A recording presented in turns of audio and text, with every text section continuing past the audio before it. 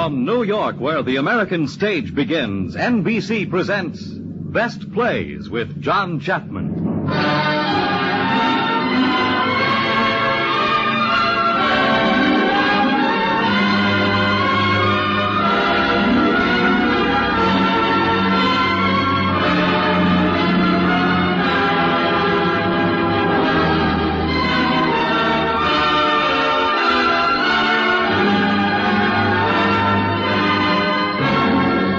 Best Plays, a series of hour-length dramas based on the famous theatrical books begun by the late Burns Mantle, now edited by the distinguished drama critic of the New York Daily News, John Chapman.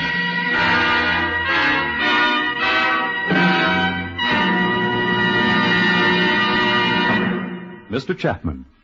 Good evening. For myself, the test of a fine play or a fine performance is a simple one. After I've seen it, do I want to stay up half the night or maybe all the night talking about it? That's just what happened to me on the cold evening of February 3rd, 1938. I was too excited to sleep, for I'd just seen the first performance of Paul Osborne's On Borrowed Time. Here was a beautiful play, brimful of humor and affection. It was one of the best plays of that season, and it's one of the best for you now. Our company has, in the part of Gramps, who just pretends to be an old crosspatch, a character actor perfectly fitted for the part, Parker Fennelly. You remember him from his Snow Village sketches, and he's worked for many years with Fred Allen. In the part of Miss Nellie, his wife, we have one of the most gifted actresses of the theater, Mildred Natwick. If you saw her, you will remember her as the spinster secretary in Shaw's Candida, and as the slightly crazy fortune-teller in Blythe's Spirit. In the important part of the little boy is David Anderson, who is a veteran actor in spite of his extreme youth.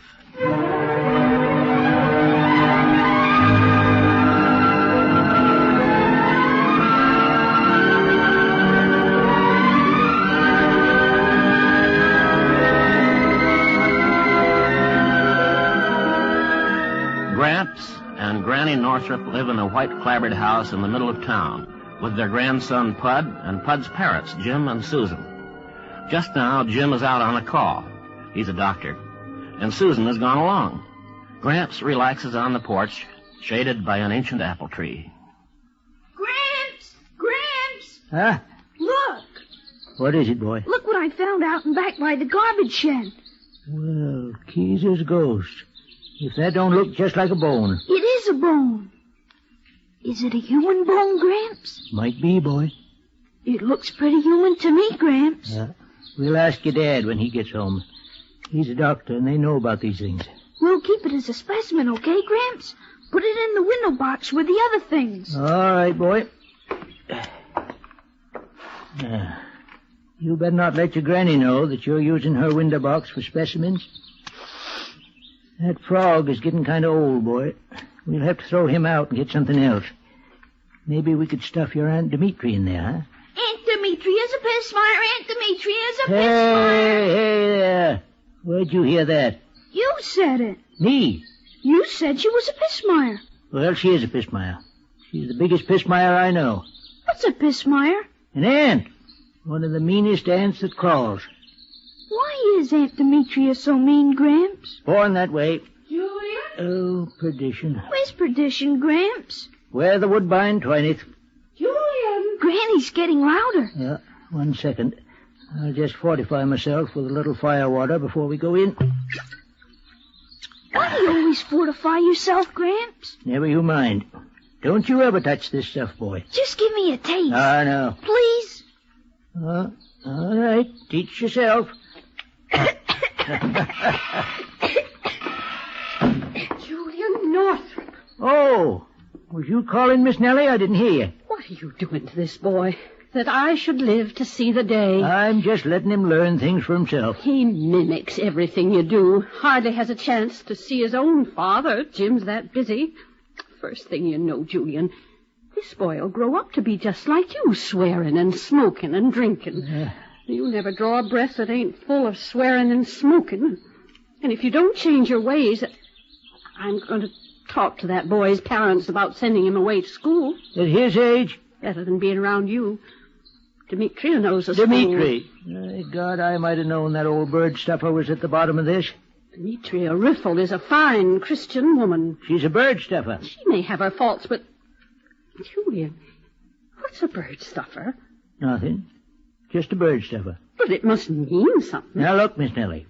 Adam saw a dog, and it looked like a dog, and he called it a dog. I saw Demi. She looked like a bird stuffer, so she is a bird stuffer. What's the matter, Nellie? Who's that man? What man? Out there by the fence gate. Oh, Tall man, black coat. I don't know. Some salesman, maybe. I don't like his looks. Now, Miss Nellie, don't go... Taking a chill all of a sudden. Pud? Pud? Yes, Granny? You come inside the house with me for a spell. Ah, heck, Granny, I'm digging up an old worm. You come inside with me, Pud, now. Julian, you come too. No, I think I'll set out here a spell. I feel kind of drowsy all at once. Well, suit yourself. Come along, Pud.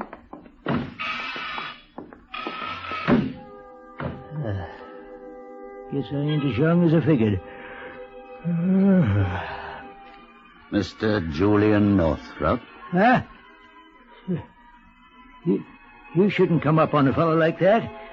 You give my heart a real twitch there. You are Julian Northrop. I am? Who are you? What do you want? I request that you come with me You do, huh? Where would that be? where the woodbine twineth. Where the Say, I said that. I just made that up out of my head a little while ago.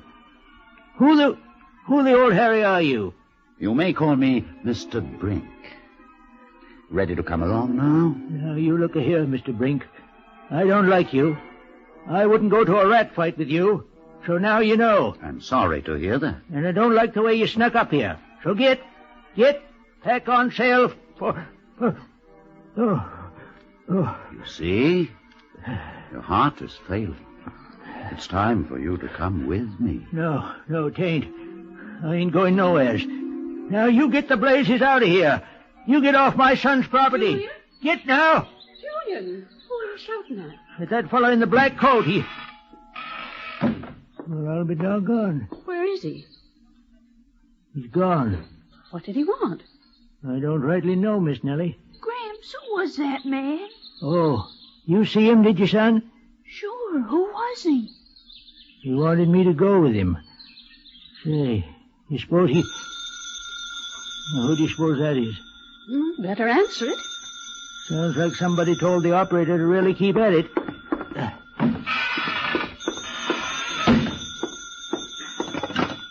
Dr. Northrop's residence?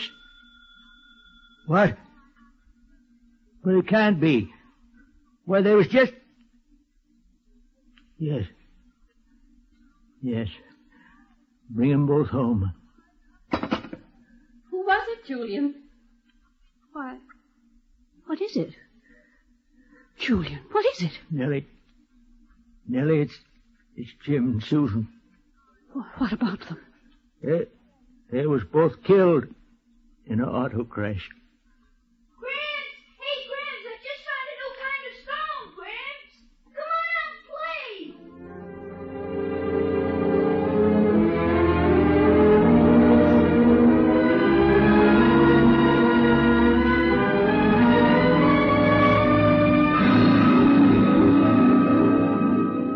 Gramps, What, boy? why is Granny crying? She's feeling kind of sad, boy. What are you doing, Gramps? Writing a letter, boy. To who? To Reverend Murdoch. He's the one who talked at the cemetery, ain't he, Gramps? Yeah, he's the one. Granny, What, Pud? my papa was a brave man, wasn't he, Granny? Yes, dear. He turned his automobile right off the road so he wouldn't hurt a little boy, just like me. That's right, dear. But I must never forget that my mama and papa were taken from me, and I will never have any others. I'm an orphan. Who told you that dribble? Ain't Demetria? That darned old pissmire. Julian, Telling a boy things like that. The old hellion... don't swear in front of Pud. I'm going to swear when I'm older. Gramps said I could. Did you say that, Julian? Yes, I said it. Now, let me finish this letter. What's so important about that letter? I'm sending Reverend Murdoch $50. $50? He looked kind of shabby when he was preaching that funeral sermon. I reckon preaching don't pay what it used to. Call it my good deed for this lifetime. Good deeds and leading a Christian life is two different things. I reckon. If you do a good deed and make a wish, it'll come true. What's that nonsense? It's true, Gramps. If you do a good deed and make a wish, the wish will come true. So make a wish, Gramps. All right. Soon as I think of a good one, boy. Who the devil's that? Come in. Why, hello, Demi. I was passing by. I thought I'd stop in. Hello, Julian. Yeah. There's my poor little lamb. Got a kiss for your Aunt Demetria. Why, what's the matter? I've had too much ladies' arms around me lately. Too many arms. Well, I'd like to have none arms around me for a while. Well, that's all right. Poor little Lammy, still thinking of his mama and papa. Oh, leave the boy alone. Julian. There, Lammy. Your Aunt Demetria understands. God has taken... Did you hear me, you old hellion, you? Would you deny the child Christian comfort? Oh, the howling blazes with Christian comfort. Come here, Pud. I hate you. Good boy. Julian, you're a demon. You whited sepulchre. Whited sepulchre, huh? You woman of Babylon. Bismarck. Come on, boy. Let's get out of here before we lose our tempers. Come on. Well, did you hear that? He called me... I know. Revelation 17:5. Don't say it, Demi. Right in front of that sweet boy. I warn you, Nellie. It was bad enough when the boy's parents were alive, but now, with only Julian to teach him, well, he'll be swearing and blaspheming before you know it. I'm as worried as you are, Demi. You can't take care of him by yourselves. Well, we've got young Marcy Giles coming to live with us. She's going to help look after Pud. Did you say Marcy Giles? Moved in this morning. She's downtown buying a few victuals. Why, what's the matter? Well, of course, it's none of my business. What ain't? But if it were my grandson... What about it, Demi? Do you know something about Marcy? I should hope so. Carrying on as brazen as you please. Marcy? And that young Bill Murdoch, Reverend Murdoch's son. Just a moment, Demi. Julian? What? Step inside a minute, Julian. It's important. Me too, Granny? You wait out there. Ah, shucks. You guard that apple tree, Pud. See that nobody steals any apples. Okay? Okay. Now, what is it? It's Marcia. Demi says that she's been carrying on with the Reverend Murdoch's son. Bill Murdoch? Good. He's a nice fella. Are you going to have that kind of woman around, Pud? What kind of woman? Stop your pussyfooting, Demi. What's she done? Kissing. Kissing? Right in the park, like you never saw. Fair to make your blood boil. They carry on like that in public. What do you suppose they do when they're alone? Well, but Demi, if they just kiss... Kissing? Ye gods, that makes me mad. That makes me so dang mad. Julian Northrop, you stop your swearing. Miss Nellie, I'm disappointed in you, listening to her. You're getting to be nothing but an old fool. Julian! Well, I'm sorry, Miss Nellie, but it's true. You can march right out of here. It's a pleasure. And old hellion even makes me fight with Miss Nellie. Did you hear that? He called me an old fool. He said he was disappointed in me. Oh, I don't see how you stand for it, Nellie. I don't. It just isn't any place to bring up a young boy. Always swearing and smoking that smelly old pipe. I wouldn't be surprised if the Lord took Jim and Susan just as a punishment to him. Oh, well, he don't mean all them things, Demi. He's just a rough-spoken man. Never setting foot inside a Christian church. Well, it ain't that he sneers at religion, Demi. He just don't have no interest. Well, it's no place for a boy of Pud's age. I suppose you're right. Sometimes I wonder if maybe you shouldn't bring him up. Me? After all, he's your own sister's child. Julian and me ain't getting any younger. Matter of fact, Demi, I ain't told a soul, but I've been feeling right peaked lately. I'm sorry to hear that. And Pud is your own sister's child. I've often thought of it, Nellie, but I couldn't afford to give Pud the things he needs. Unless Jim left a will or something. Did he, Nellie? He did, Demi. Well, think of that. And how much, is the little lammy taken care of? Jim left $15,000. $15,000? Dear little lammy. Nellie, maybe you're right. About what? Maybe I should adopt Pud. Adopt him. I could take his things over with me now, and in the morning I'll go down to Mr. Pilbeam's and have the papers drawn up for you to sign. Now, just a minute, Demi. I don't want you putting words in my mouth. Well, you said yourself. I just meant maybe he could live with you and visit over here every Well, day. if you want him exposed to all this blasphemy. I don't know, Demi. I just plumb don't know, and I'm too tuckered out to think about it. Maybe if I just put my head back and think for a moment. Very well, Nellie. You make up your own mind. Just remember that the boy is being spoiled. I'll be by in the morning. Goodbye, Demi. Goodbye, Nellie. You get some rest. You don't look very well.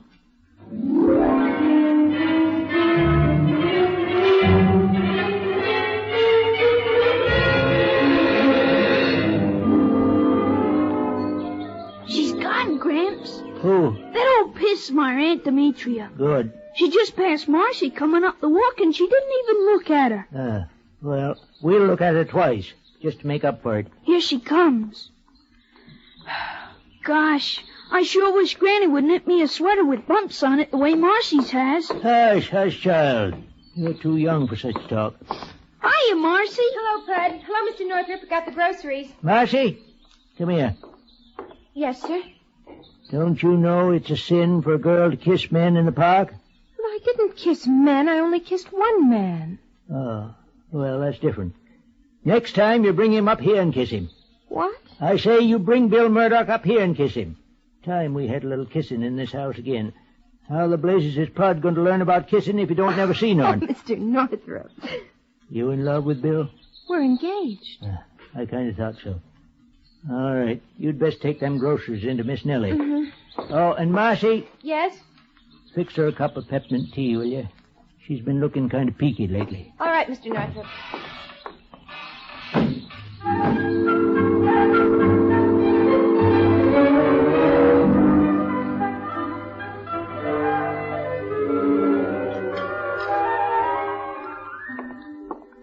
Here's your tea, Mrs. Northrop.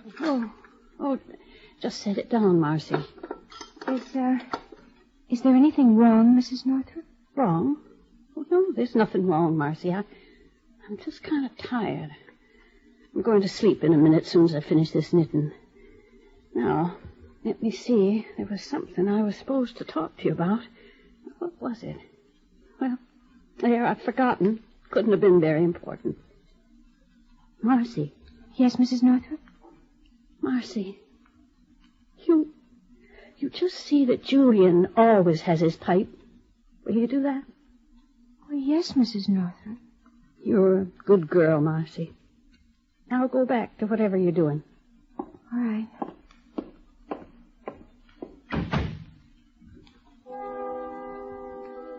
Don't you think you have done enough?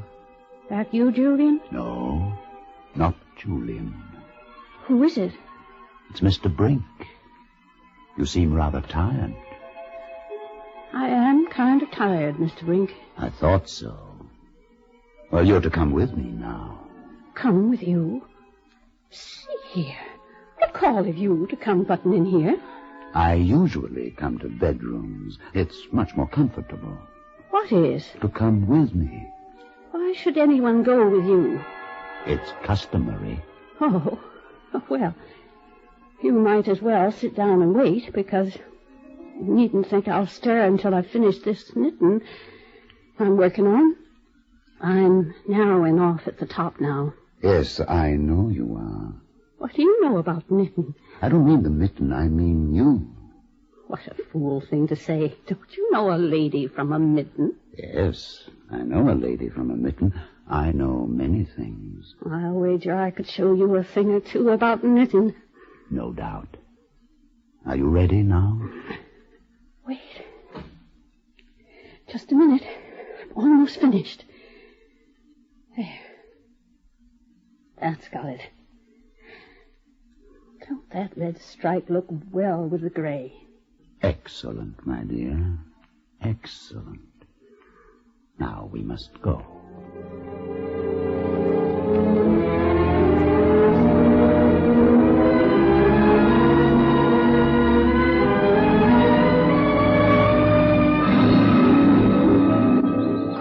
Gramps, look! Look where? The apple tree, those those boys been stealing apples again, Gramps. Oh, so they have.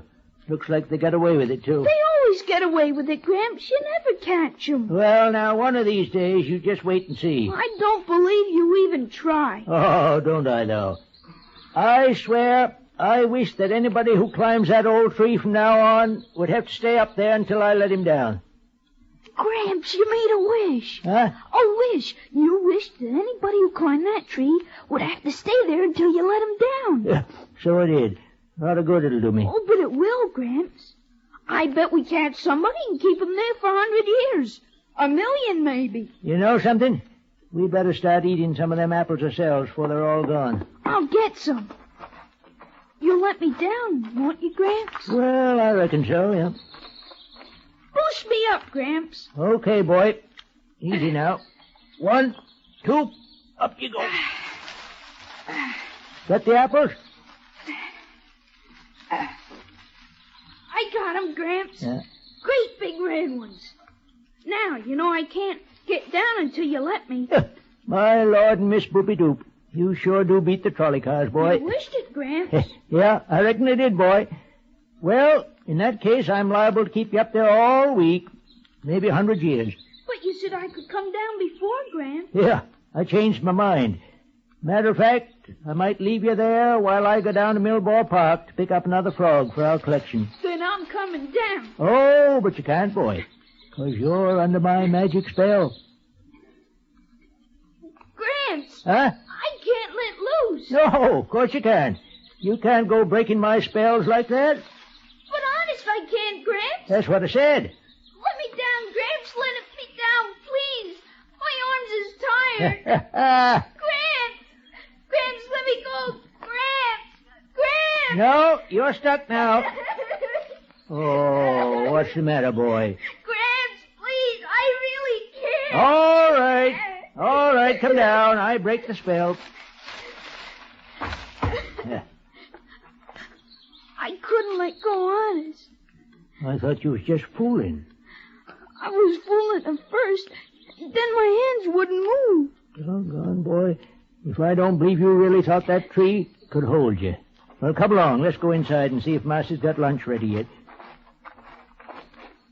Gramps. What? There's that man again. What man? The one in the black coat. He's just going down the walk. Well, sure it is. He must have come out of the side door of the house. What's the matter, Gramps? I don't know, boy. I got a sudden sort of a chill. Come on, we best go in and make sure Miss Nellie's all right. Miss Nellie? Miss Nellie? Here comes Marcy downstairs. Come quick. What is it? It's Miss Nellie. What's wrong? I'm not sure, but I think She's what? She's what? Speak up, girl. I think she's dead.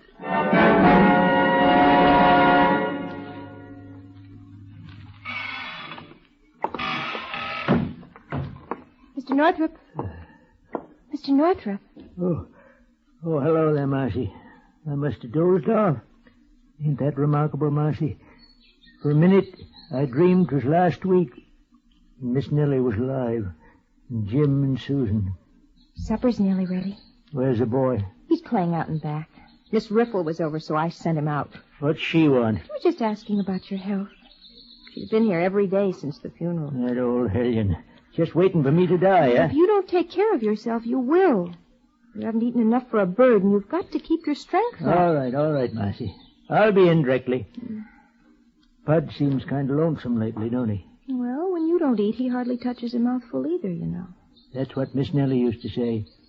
Julian, she'd say, that boy mimics everything you do. He does, too. Marcy, it's that Brink fella. Brink? He was here, Marcy. He come for her.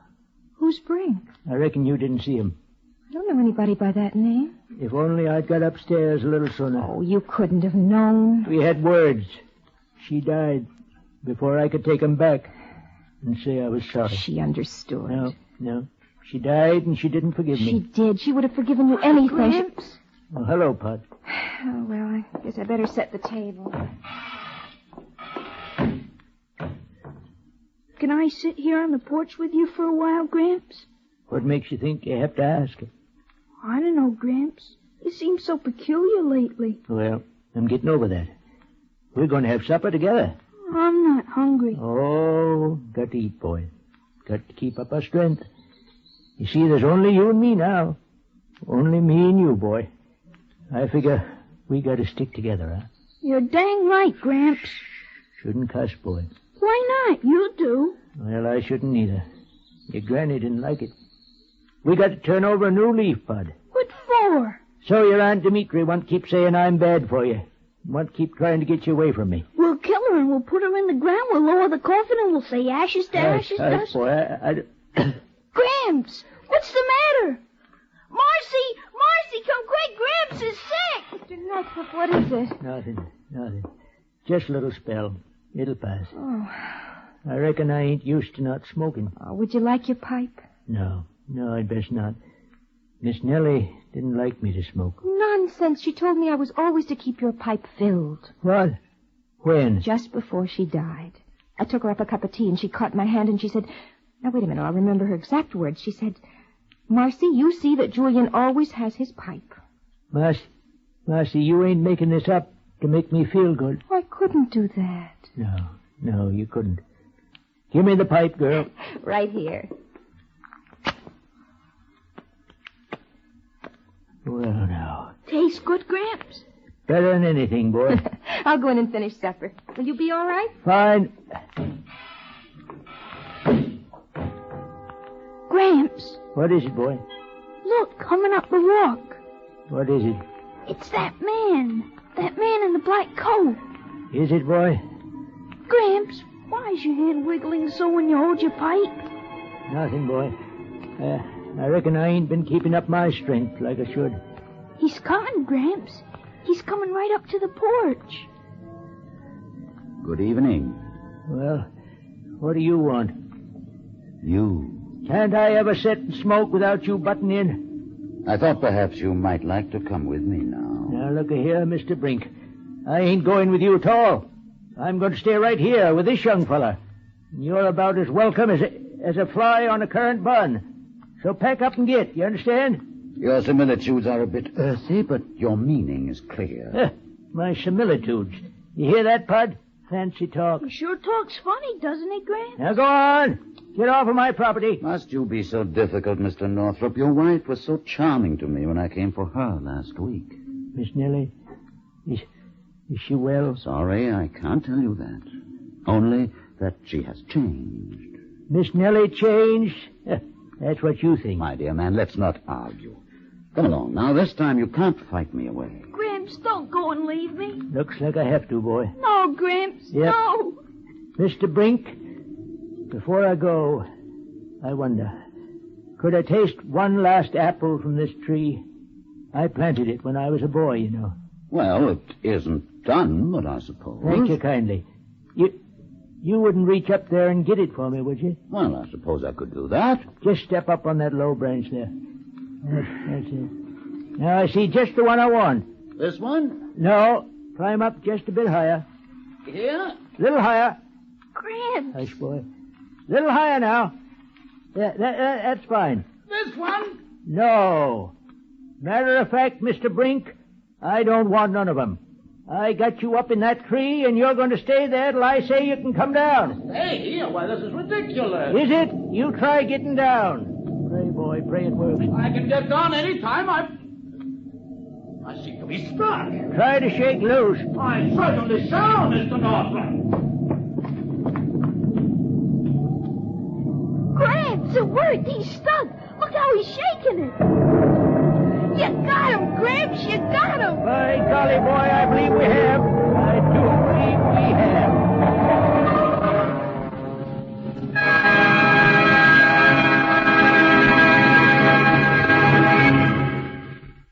In a moment, we will continue with Act Two of the Best Plays production of On Borrowed Time, starring Parker Fennelly and Mildred Natwick.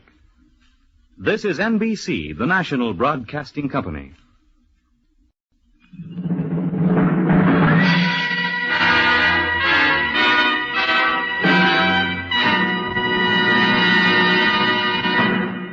We return now to the Best Plays production of On Borrowed Time, starring Parker Fennelly and Mildred Natwick.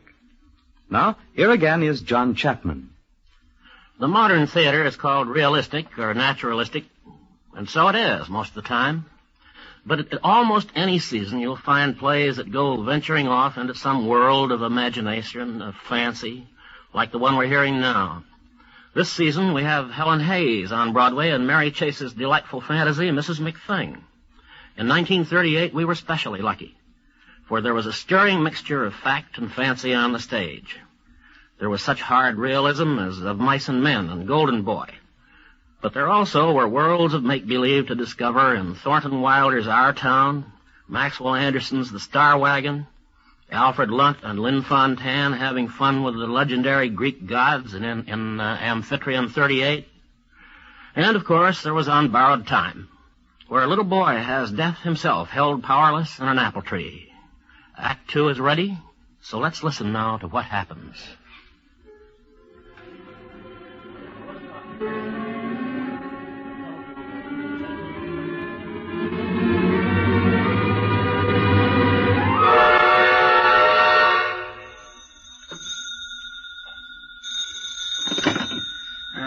Dr. Evans. Doctor, this is Demetria Riffle. Oh, yes?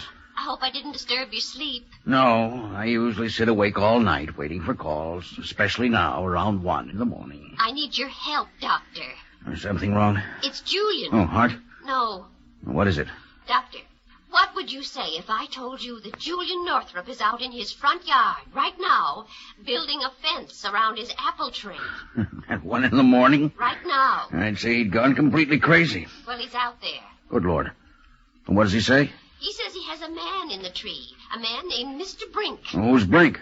Julian says he goes around taking people away with them when it's time for them to die. Holy smokes. Are you sure he said that? Not only that, Doctor, but he says that touching the tree is the only way anybody can die. There is no more death in the world until Julian lets Mr. Brink out of the tree. Now, look here, Demi. Do you think Julian really believes this, or was he just spoofing you? Oh, I think it's pretty plain what's happened, Doctor. All this death in the family's touched him. He's an old man, and his mind suddenly snapped. I find it hard to believe. I called you so you'd come over and take a look for yourself. Huh? Well, look, couldn't we make it in the morning? Dr. Evans, my nephew Pud is living in that house. If Julian is insane, I intend to get the boy away from him before something terrible happens. Well, I'm not a psychiatrist, Miss Demetria, but I'll go over there. If I think Julian's out of his head, we'll get a court order and get the boy away. You meet me there in, say, 15 minutes.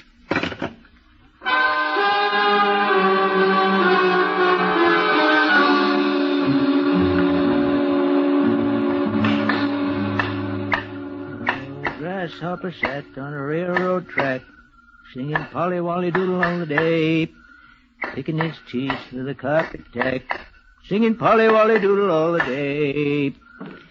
Yeah. Mr. Brink? Yes? Just making sure you're still up there. Oh, I'm still here, Northrop. Fine. I don't know what you had to go making yourself invisible for. I think it's better that way. When the time comes, the right folks will be able to see me. Don't worry. Time ain't coming till I decide. I can wait. Glad to hear it. Julian? What the devil is that old fusspot doing here this time of night? Julian, I brought Dr. Evans. I told you not to tell anybody. Oh, it's all right, Northrop. I was interested, that's all. Demetria tells me you've actually got somebody sitting up in that tree. Only we can't see him. That's right. And nobody in the world can die anymore. Not unless they touch that tree, no.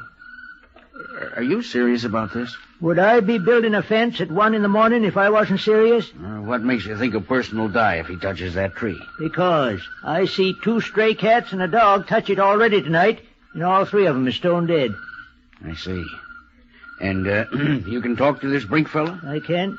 Would you? What for? Well, I thought perhaps if you talked to him, you'd find out he wasn't there. You don't believe me, eh? All right, by golly, I'll show you. Mr. Brink? Sir? See, he calls me sir. There, he thinks someone is answering. Humor him. Talk some more. I hope you ain't mad at me, Mr. Brink. I think I may be allowed some slight irritation. Well, now, I had good reason for putting you up there. You see this old bag here? Her name is Demetria Riffle. Did you hear that? Quiet. You got her on your schedule yet? Riffle? Yeah. No such name has come to my attention as yet. Well, it better, Mr. Brink, 'Cause I'm going to keep you up there till it comes time for you to exterminate her. My dear man, that may be a long time. Well, that's how it's going to be. I ain't letting you down until there ain't no chance of her getting her hands on my little grandson. Very well, Mr. Northrop, but I think you'll regret it. I'll take my chances. Well, Doc, you satisfied now? Yes. I'm satisfied that there's no one up there. You mean you didn't hear him? You were talking to yourself. And just to prove it to you, I'm going to pick an apple off that tree and eat it. But you darn fool, after all I've been telling you has happened already. I insist, Northrop. Now look out. Doc, you make one move to touch that tree, and so help me, I'll brain you with this hammer. Julian! I mean it. Doctor, look out! All right, Northrop, all right. Now calm down. I just wanted to make sure you weren't joking. Well, now you know I ain't. Yes, now I know. Well, we'd better be getting along, Mr. Mitri. I'll be by in the morning, Northrop. Anytime you please. Good night. Good night. Oh, don't worry about any of your patients dying for a while yet. Well, Mr. Brink? Well, Mr. Northrop, Fence is all finished now. I'll see you in the morning. in the morning. Don't go away. I won't.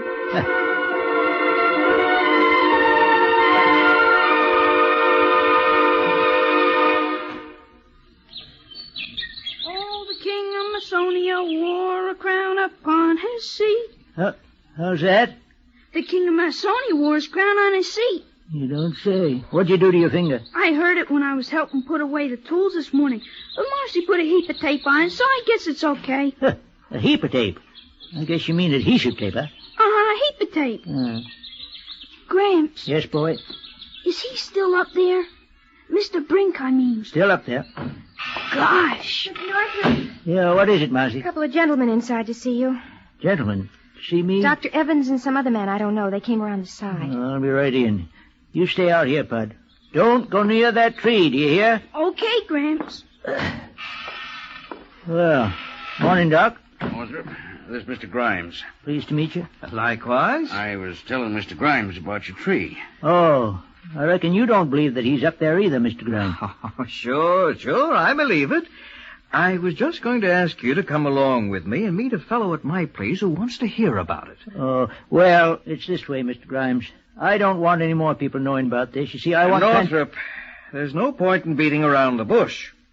I've got a court order here to take you to an insane asylum. I want... Now, it's What? this way, Northrop. Demi put you up to this so she can get the boy. There's no use fighting it, Northrop. Listen, there ain't nothing wrong with me. Now, are you coming along like a good fellow, or do I have to put a straitjacket on you? You'd do that, would you? Unless you're a good fellow. Well, I reckon I might as well go along peaceful then. That's a good fellow. Of course, I can't go without my badge. What badge? My veteran's badge. If I'm going to march up to that bug house, it's right in the desk drawer. I'll get it. Now, Northrop. It's all right, Doctor. You got to know how to handle them. That's it. Here it is, right here. Now then. Northrop, put down that gun. Hold still. Put it down. You know, you got to humor a crazy person. If you don't humor me, it's liable to drive me plumb wild. Now, be reasonable, Northrop. That's just what I'm going to do. I ain't going to no bug house. And I ain't letting that old she-cat get Pud. But I see I got to prove that what I've been saying in reference to a certain Mr. Brink ain't no poppycock. You won't get away with this. Maybe not. You got your medicine satchel, Doc? Yes, I have it. You maybe got some poison in there? Enough, say, to kill a fly? Poison? Well, of course, but... Good. I'm making a bargain with you, then. And you'd best take it, too, because otherwise I'm just liable to go wild as all get out. What's the bargain? Doc, you take the worst poison you got in that bag and put it in a tumbler. I'll catch a fly and put him in the poison. If that fly dies, I'll give myself up. But if he lives, you swear I'm sane, huh? That's fair enough. Can you trust him? I think so, Mr. Grimes. Now, don't worry. I know darn well I can kill a fly. No, you can't, Doc. Northrop, if I can't kill a fly, I'll quit medicine. Pour it out. Okay. Okay. Mr. Grimes, you get a fly. There's one on the window pane. Okay. There. Got him? Right here. I'm dropping in this tumbler. You, got poison enough? There's enough poison in this glass to kill a team of horses. Okay. He's in. Mm-hmm. He ain't much of a swimmer, is he? How long you been practicing medicine, Doc? 51 years, and I can still kill a fly. Well, you live and learn. Take him out and put him on the table. Looks kind of sick, don't he? Never saw anything better than that fly, Northrop. Wait a minute. Give him a chance. Well, Doc? He's dead. You can see for yourself. Well, you've lost, Northrop. Now, come along, nice and peaceful. Now, stick by the bargain, Northrop. Looks like something's gone wrong. I'll take the gun. Wait a minute. He moved. What? That dang fly just moved. Impossible. Look for yourself. He's drunk as a lord, but by gracious, he's moving right across that table. God, you didn't give him enough poison. I gave him enough for 1,000,000 flies. Now do you believe what I've been telling you about Mr. Brink? To heck with that. You put down that gun, Northrop. You're coming with me. Hey. I don't know what kind of trick this is, but I'm not falling for it. Grimes, you promised. I came to get him, and I'm going to do it. So you still don't believe it, eh? Put it down. And you ain't going to keep your word. Well, by God, there's another way of proving it. Doc, if a man was shot right smack in the belly, he'd die, wouldn't he? Northrop, don't do it. You crazy fool. Okay, Mr. Grimes, you're an experiment now. Grimes, look out.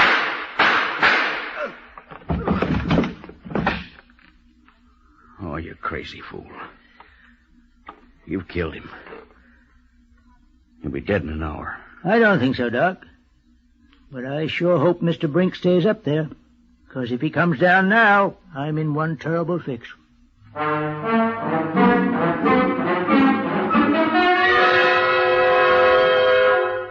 Mr. Northrop, What is it, Marcy? Dr. Evans is back. Where? Out by the apple tree. He's got Sheriff Pilbeam with him. The sheriff? Mm-hmm. Holy consternation. You don't suppose Mr. Grimes up and died? I don't think so, but the two of them are acting kind of peculiar. How's that? They've got a fishing pole, and they're fishing through that fence you built around the apple tree. Concerned fools. Let me get out there. What the tarnation is the matter with you two? Oh, hello, Northrop. Better reel in, Sheriff. Okay, Doc. Dead? Dead as a doornail. It makes 3 mice we've killed by just touching them against the tree. Well, of course. Didn't I tell you? Maybe the tree's poisoned. That doesn't explain why Grimes is still alive. He should have died 3 hours ago. You see, Doc? Yeah, I see. Northrop, you can feel right proud of yourself. What do you mean? There's a man in my hospital who's been suffering for years, in constant pain. I'm sorry to hear that. Day before yesterday, I decided to operate on him. The operation was a failure. He's in more pain than he ever was.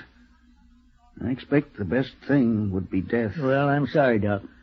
Then there's that nice old lady in 2C, Mrs. Trenner. The one that used to keep all the dogs? That's right. Say, I forgot all about her. Everybody has. She's been in that bed for 6 years with only one idea. To die as soon as possible. This is just happening in one small hospital in a small town. In Gainesville, they have 2 hospitals. There are thousands in the world. And they're full of people just like that. Now, Doc, Sheriff, I'm right sorry for them people. But if you're trying to get me to let Mr. Brink out of this tree, you're on the wrong track. Think about it for a minute. No more death. Nobody died last night. Nobody's going to die tonight or tomorrow. I don't give a hoot. Brink is up there, and he's going to stay there. Okay, Northrop. We're going. Oh, by the way, did you ever see a man 100 years old? What are you driving at? By the time Bud's a young man, you'll be about that age. Say, if I ever get like that, I'd let Mr. Brink come and get me. I ain't ever going to be no nuisance to Bud. Okay, Northrop. But I warn you, I'm going to do everything I can to make you take him down today. And so is the sheriff. Right. And, I thank you for not letting me eat that apple. You can have one now if you want it. I think you'll regret that I didn't eat it before I'm finished. Oh, come on, Sheriff. Mr. Brink, Yes? if I let you come down, I'm the first to go, eh? That's correct, Mr. Northrop. Do you think what Doc said is right? You think I might become a nuisance to Bud? I think so, my good man. Yeah. Here comes Casey, bingity bing. Ow, look out, I'm an express train. Choo, choo. Out of my way, Gramps. Here comes Casey Jones. Hey there, watch out. Boom. Help. I got you. Now Now, I ain't gonna let you go till I get a hug. Okay, Gramps. Do you love me, boy? I love you, Gramps.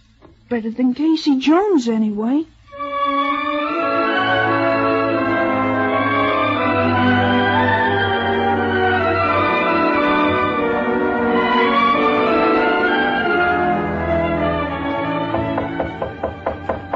See who that is, Marcy.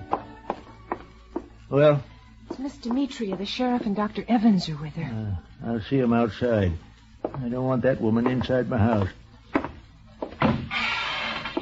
Well. What brings this delegation? I'm here because Dr. Evans asked me to come, Julian. Northrop, the sheriff here has a paper on you. What kind of paper? Read it, Sheriff. Skip the hogwash. Read the important part. Whereas Dr. James Evans, having testified that Julian Northrop is incapable of managing himself or his property, it is the order of this court that he be committed to the Gainesville Institution for the Insane. What? According to the laws of this state. And it is further ordered that custody of the child, John Guilford Northrop, known as Pud, be awarded to his aunt, Demetria Ripple. So, that's your game. That's my game, Northrop.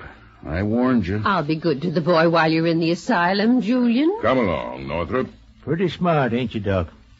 You figure I'll let Mr. Brink down before I'd go to the asylum. That's what I figured. Well, you just figure wrong.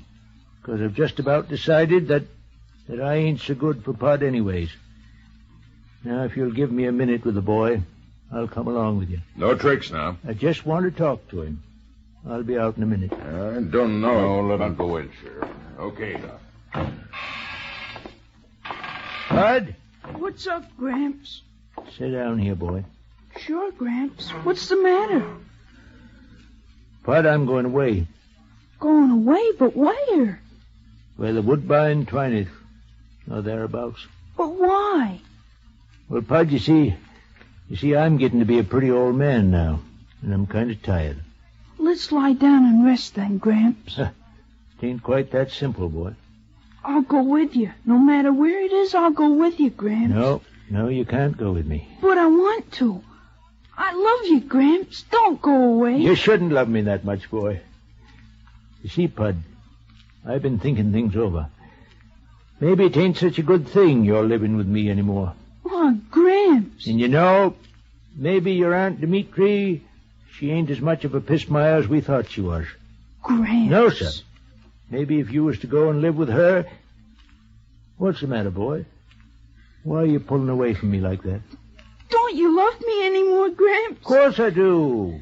It's just that I got to go away. But I'll go with you. No, you can't, boy. Please, Gramps, No, please. no. Then I don't love you anymore. I don't. I'm going away from here. I'm going far away. Pud! Oh.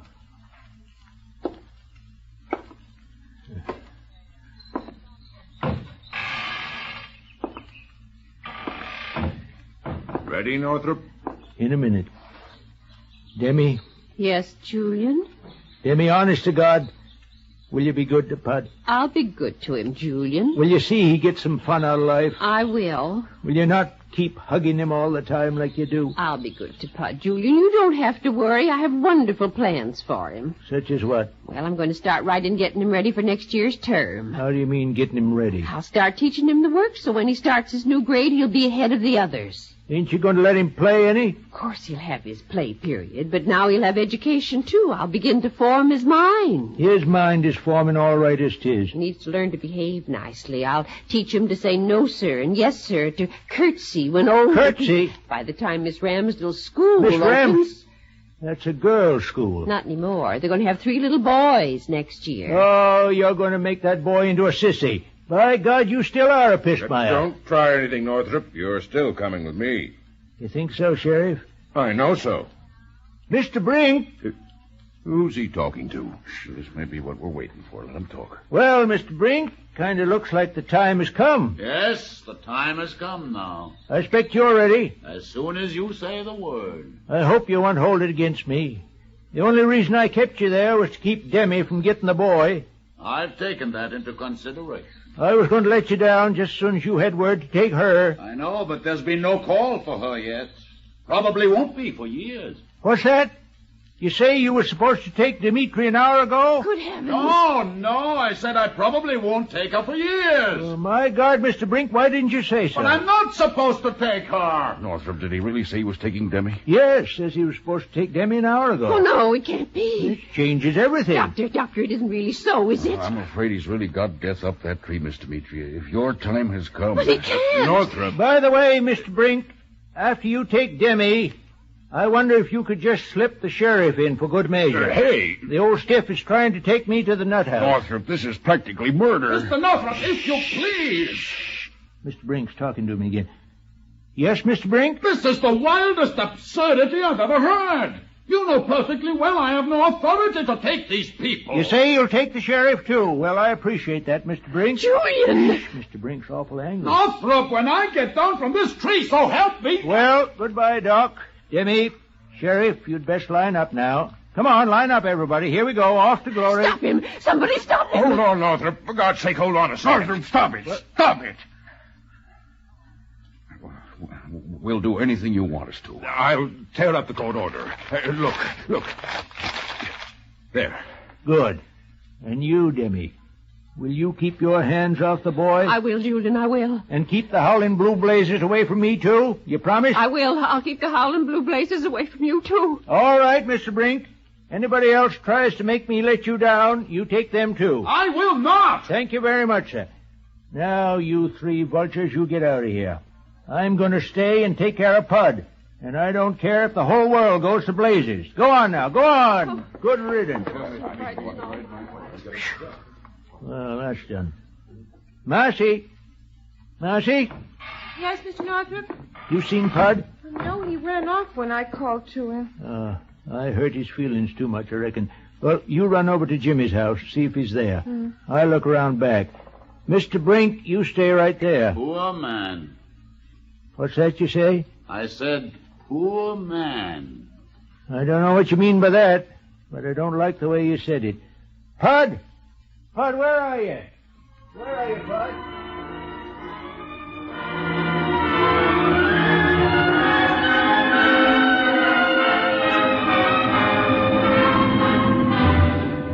Well, hello there, Pud. Hello, Mr. Brink. Your Gramps and Marcy are looking for you. I don't care. What's the matter? They don't love me anymore. What are you going to do? Run away? Oh, you're not big enough to run away, my little man. I am so, and I'm not your little man. I'll spit in your eye. I'm afraid you couldn't reach I me. could, too, and I could climb up on that fence. You'd be I afraid. would not, you big squasher hopper shoppers. I see you can make up words, I too. can do anything. Except climb this fence. I could do it with one hand. Let's see. All right. You'll never get up on that side. Better come around here. It's much easier. Ouch! What happened? I scratched my hand on the fence. I have to get some heat tape. Baby calf, afraid of a little scratch. Who's a baby calf? I'll show you. First, one foot up here, then... Splendid. Come on now. Just a little more. Get one leg over. There. You're up. Gosh, I can see far from up here. Can you see me now, Pud? Yes. Gee, why do you make your voice so whispery, Mr. Brink? Do you like it? Yes. Good. Look at me. Gee, you've got funny eyes, Mr. Brink. They make me dizzy. You've got ghost eyes. Look at me again. That's right. Keep on looking at me. Now, give me your hand. Lean forward. A little more. A little more. Now. I'm falling! Brink!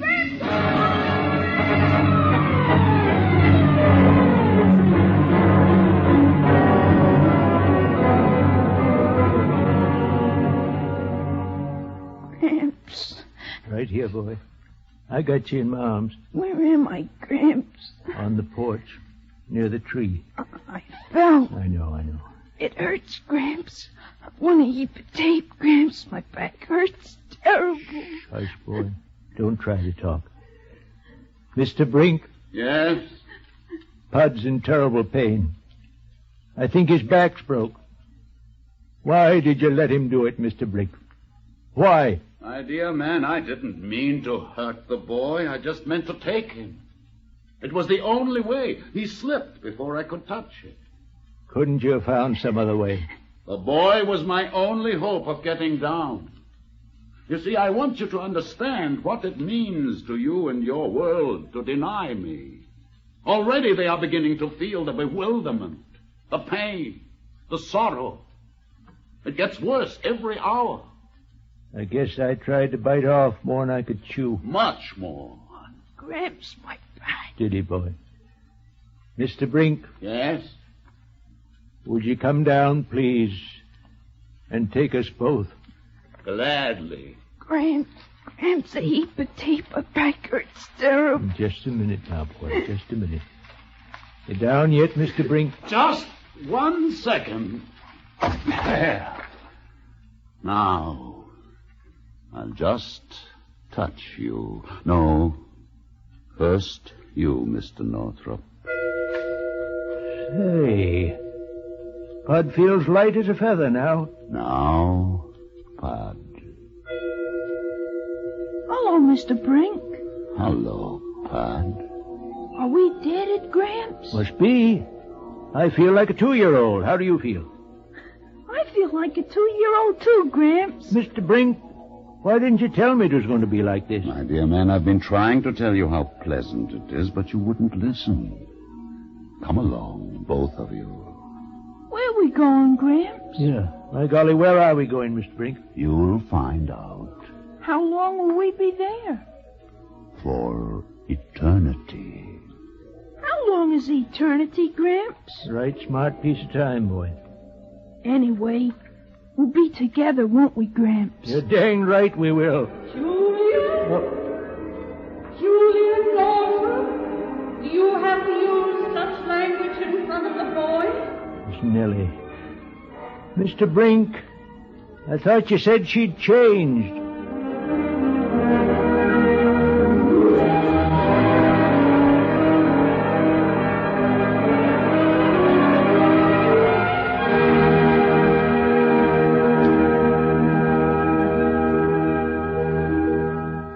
You have just heard the Best Plays production of On Borrowed Time by Paul Osborne, starring Parker Fennelly and Mildred Natwick.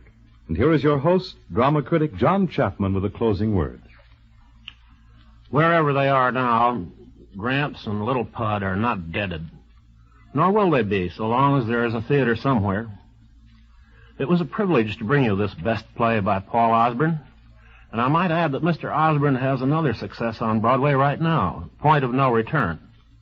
Next Sunday, for a change of pace in this series, we'll bring you what I consider the best thriller of the modern American theater, Patrick Hamilton's Angel Street. The company will include the stars who played in the Broadway production, Vincent Price, Judith Evelyn, and Melville Cooper, with Elizabeth Eustace and Marjorie Maud. This is Chapman saying goodbye until then.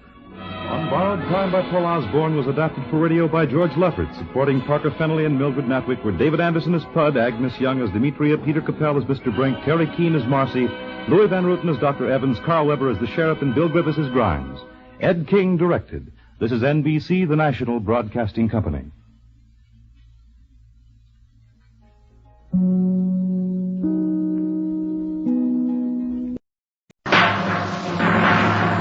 From New York, where the American stage begins, NBC presents Best Plays, transcribed with John Chapman.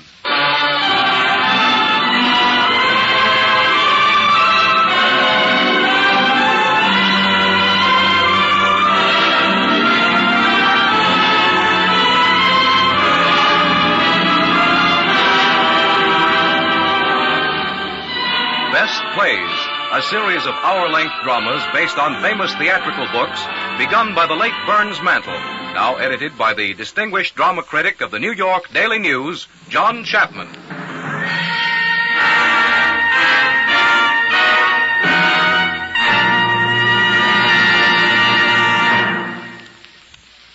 Mr. Chapman. Good evening. Somehow, I hesitate to describe the best play we are presenting here as a psychological melodrama, because that phrase doesn't have the punch it used to have. It seems to me that it used to mean a play or a movie that was enormously exciting, but still intelligent.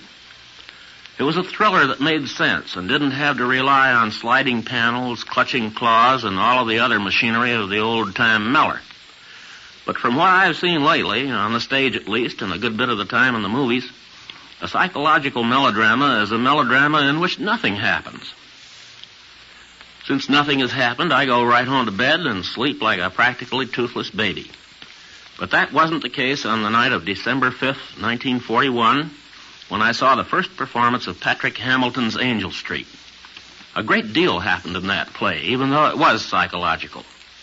It was so psychological, in fact, that it kept my head whirling for hours. What a cunning and cruel devil that Mr. Manningham was. And how clever was that very dull-looking man from Scotland Yard, Sergeant Ruff. And what a terrible time that frail, beautiful Mrs. Manningham had had. This was indeed a best play, and it was staged and acted to perfection. For our performance now, we have the original Mr. and Mrs. Manningham. Vincent Price has had many fine roles on the stage and in the films, and this ranks as one of his best. Judith Evelyn, who is one of our best actresses, won stardom in Angel Street. This season, she had the leading feminine role in another psychological thriller, and a good one this time, The Shrike. And for Sergeant Ruff, we are happy to have Melville Cooper, one of the best actors Britain ever sent us. The players are ready now, and it's time to begin.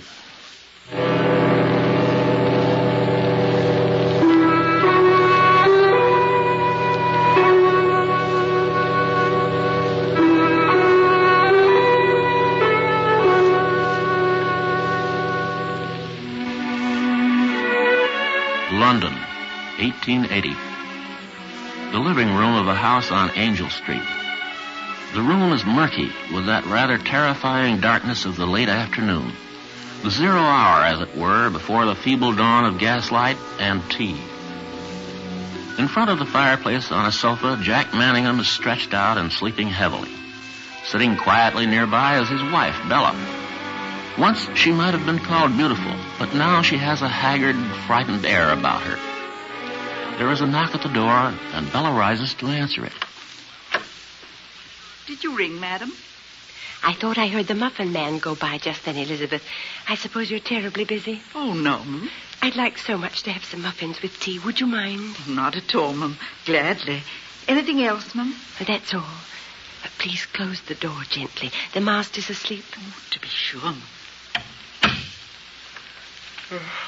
Bella, what are you doing? Oh, nothing, dear. Don't wake yourself. What are you doing, Bella? Come here. Muffins for tea. I only sent Elizabeth for muffins. Why are you so apprehensive, Bella? I was not about to reproach you. No, dear, I know you weren't.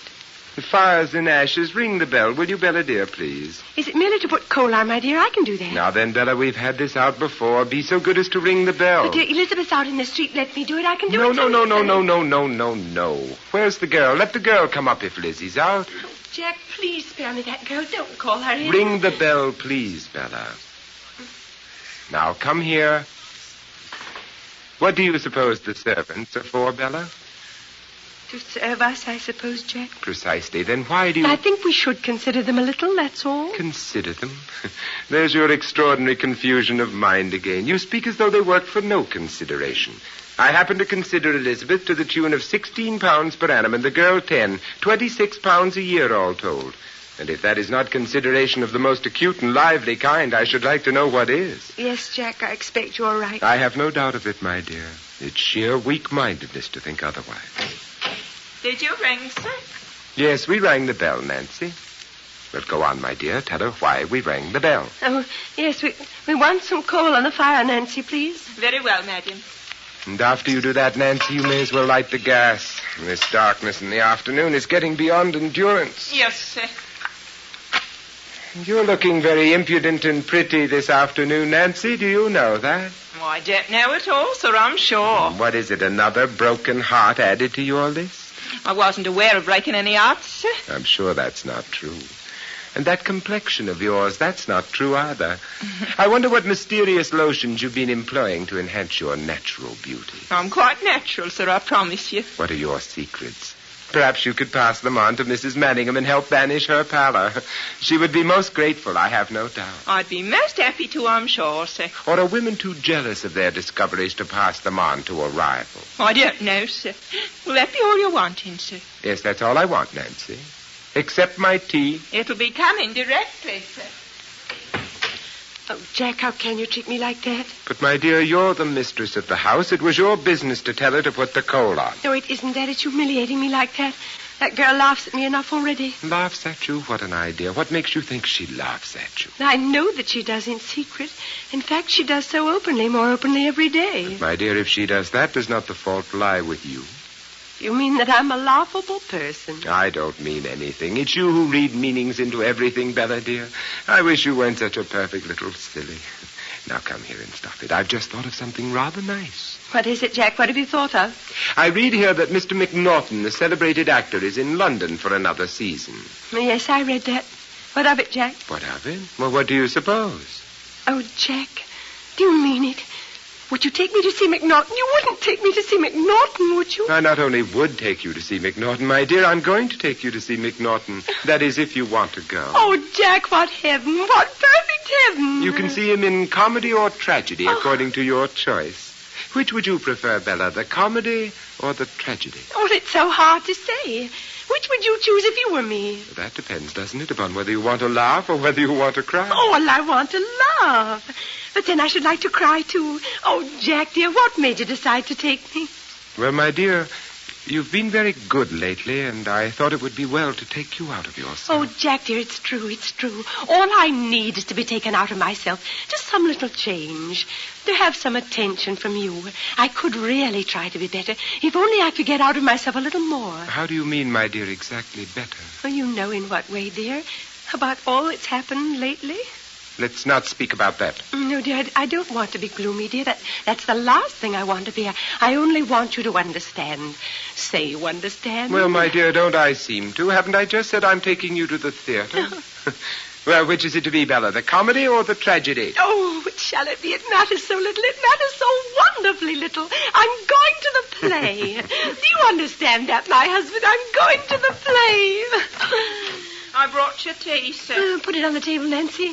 Just as you wish, madam. Tell me, Nancy, if you were being taken to the theater and had to choose between comedy and tragedy, which would you choose? Oh, I'd go for the comedy all the time. Oh, why would you choose the comedy, Nancy? I like to laugh, madam, I suppose. I dare say you're right. I must bear it in mind. Mr. Manningham's taking me next week, you see. Oh, yes? I hope you enjoy it. Will that be all, madam? You may go, Nancy. Yes, sir. You seem wonderfully pleased with yourself, Bella, dear. I must take you to the theater more often if this is the result. Oh, Jack, I wish you would. Do have your tea now. I used to adore these muffins as a child. We haven't had them since we've been married, have we? Or have we? Jack? I don't know. I'm sure I don't know. Bella. What is it? What's the matter? I have no desire to upset you, Bella, but I have just observed something that is very much amiss. If you will rectify it at once while I am not looking, we will assume that it has not happened. Amiss? Well, what's amiss? Jack, please don't turn your back on me. What has happened? Are you trying to make a fool of me, Bella? What I refer to is on the wall behind you. If you will put it back, I will say no more about it. The wall behind me? What? Yes, the picture. The picture's been taken down. Who's taken it down? Why has it been taken down? Yes, why is it being taken down? Why, indeed. You alone can answer that, Bella. Now, will you please take it from wherever you have hidden it and put it back on the wall again? No, but I haven't hidden it, Jack. I haven't hidden it. Someone else must have done it. Someone else? Are you suggesting that I should play such a fantastic and wicked trick? Oh, no, dear, no, but someone else. Well, certainly the servants would not have done so without permission or instruction. But I didn't touch that picture. Will you please leave go of me and sit down there? You're mad, Bella, and you don't know what you do. You unhappy wretch, you're stark, gibbering mad like your wretched mother before you. Jack, you promised you'd never say that again. The time has come, my dear Bella, to face facts. Jack, I'm going to make a last appeal to you. I'm going to make a last appeal. I'm desperate, Jack. Can't you see that I'm desperate? Go on, say what you wish to say. I may be going mad, like my poor mother. But if I am mad, you've got to treat me gently. Jack, I never lie to you knowingly. If I've taken down that picture from its place, I've not known it. I've not known it. Jack, if I steal your things, your rings, your keys, your pencils, and your handkerchiefs, and you find them later at the bottom of my sewing box, as indeed you do, then I do not know that I've done it. Jack, if I commit these fantastic and meaningless mischiefs, so meaningless, why should I take down a picture from its place? If I do all these things, then I'm certainly going off my head. I must be treated kindly and gently so that I may get well. You must bear with me, Jack. Bear with me. I'm trying, Jack. I'm trying. Please believe that I'm trying and be kind to me. Bella, my dear, have you any idea where that picture is now? Yes, I suppose it's behind the cupboard. Will you please go and see? Yes. Yes. Yes, it's here. Then you did know where it was, Bella. No, I only supposed it was because it was found there before. It was found there twice before. Now, Bella, as I said a moment ago, we have got to face facts, and that is what we have got to do. I'm not going to say any more about it at the moment, for my feelings are running too high. In fact, I am going out immediately, and I suggest that you go up to your room and lie down for a little in the dark. Oh, no, not to my room. Please, don't send me to my room. There is no question of sending you to your room, Bella. You know perfectly well you may do exactly as you please. Now, my dear, I'm going to leave you in peace. Have you got to go? Must you always leave me alone after these dreadful scenes? Now, no argument, please. I had to leave you in any case after tea. I'm merely leaving a little earlier, that's all. Oh, by the way, Bella, I shall be passing the grocer, and I may as well pay that bill of his and have it done with. Where is it, my dear? I gave it to you, didn't I? Yes, dear, it's on the secretary. Where is it, my dear? Is it in one of these drawers? No, it's on the top. I put it there this afternoon. Are you sure, dear? There's nothing here except some writing paper. Jack, I'm quite sure it is there. Will you look carefully? All right, my dear, all right. I'll find it.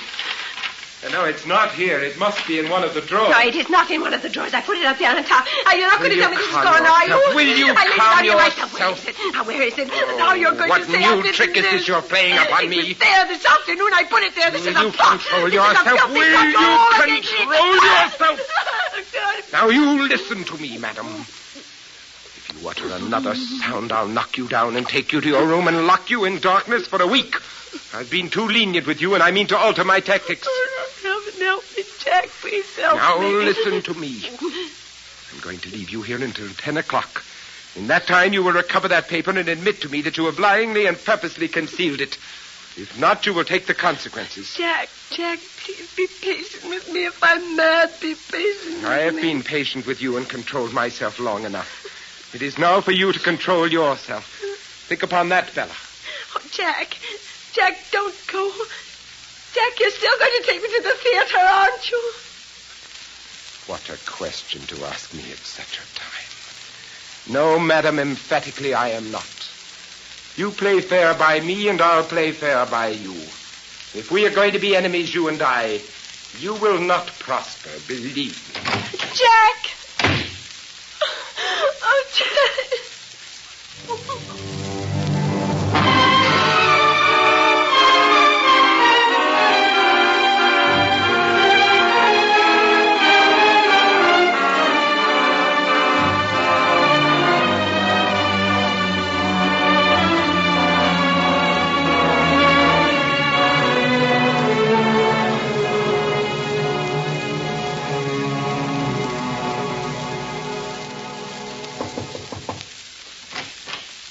Madam.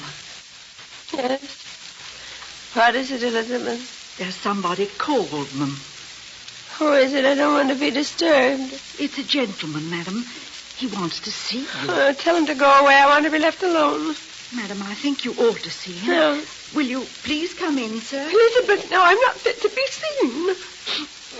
Good evening, Mrs. Manningham. Huh? How are you, Mrs. Manningham? How do you do? I'm very much afraid.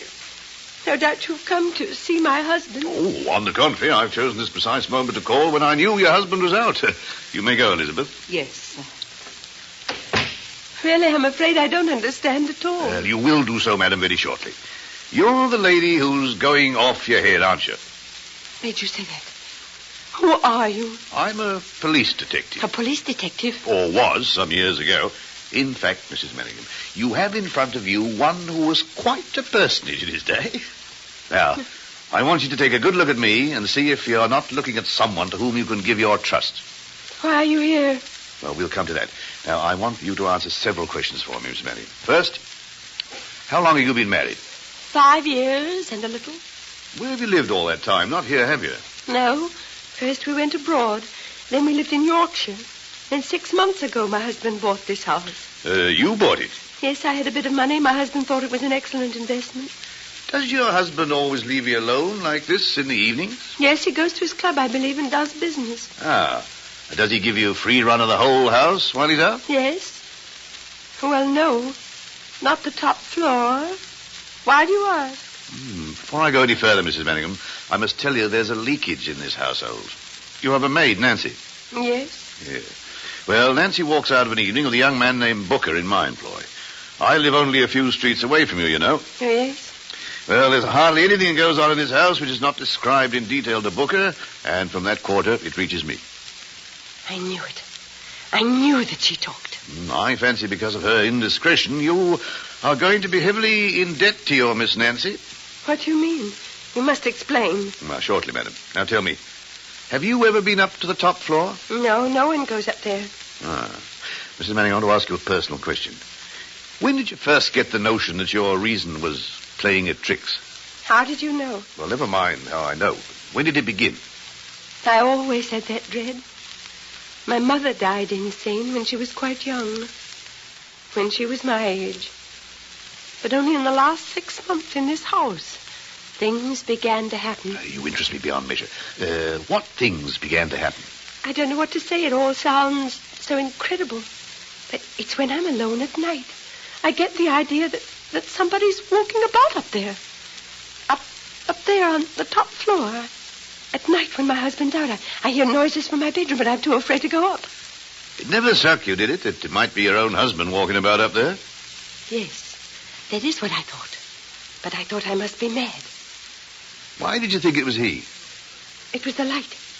The gas light. In this house, I can tell everything by the light of the gas. You see that mantle there? Mm-hmm. And now it's burning full. But if an extra light went on in the kitchen or someone lit it in the bedroom, then this one would sink down. Yes, insufficient pressure. Well, every night after he goes out, I find myself waiting for something. Then all at once, I look round the room, and I see that the light is slowly going down. I go up to my bedroom, but I daren't stay there because I hear noises overhead. I want to scream and run out of the house. I sit here for hours, terrified, waiting for him to come back. And I always know when he's coming, always, because suddenly the light goes up again. And then 10 minutes afterwards, I hear his key in the lock. And he's back again. I think you've made a very remarkable discovery, one which may have very far-reaching consequences. Far-reaching? How? Well, now, let's leave that alone for a moment. Tell me, that's not the only cause, is it, which has lately given you reason to doubt your sanity? Now, don't be afraid to tell me. Yes, there are other things. It's been going on for so long, this business of the gas. It just brought it to a head, but it seems that my mind and my memory are beginning to play me tricks. Tricks? What sort of tricks? Mr. Manningham gives me things to look after, and when he asks for them, they're gone and can never be found. I have the place for them, and he will find them lying hidden at the bottom of my workbox. Only today, before you came, that picture had been taken down from the wall and hidden. Now, who could have done it but myself? I try to remember. I break my heart trying to remember. But I can't. And then there was that terrible business about the dog. Dog? Yes. We have a little dog. A few weeks ago it was found with its paw hurt. He believes... How can I tell you what he believes? That I had hurt the dog. Oh, no. He keeps it in the kitchen and I'm not allowed to see it. So I begin to doubt, don't you see? I begin to believe that I imagine everything. Perhaps I do. Are you here? Is this a dream, too? I assure you, you are not dreaming, madam. Mrs. Manningham, did you ever hear of the cabman's friend? The cabman's friend? Yeah, her name was Barlow, Alice Barlow. She was an old lady of great wealth and decided eccentricities. In fact, her principal mania in life was the protection of cabmen. She provided these men with shelters, clothing, pensions, so forth.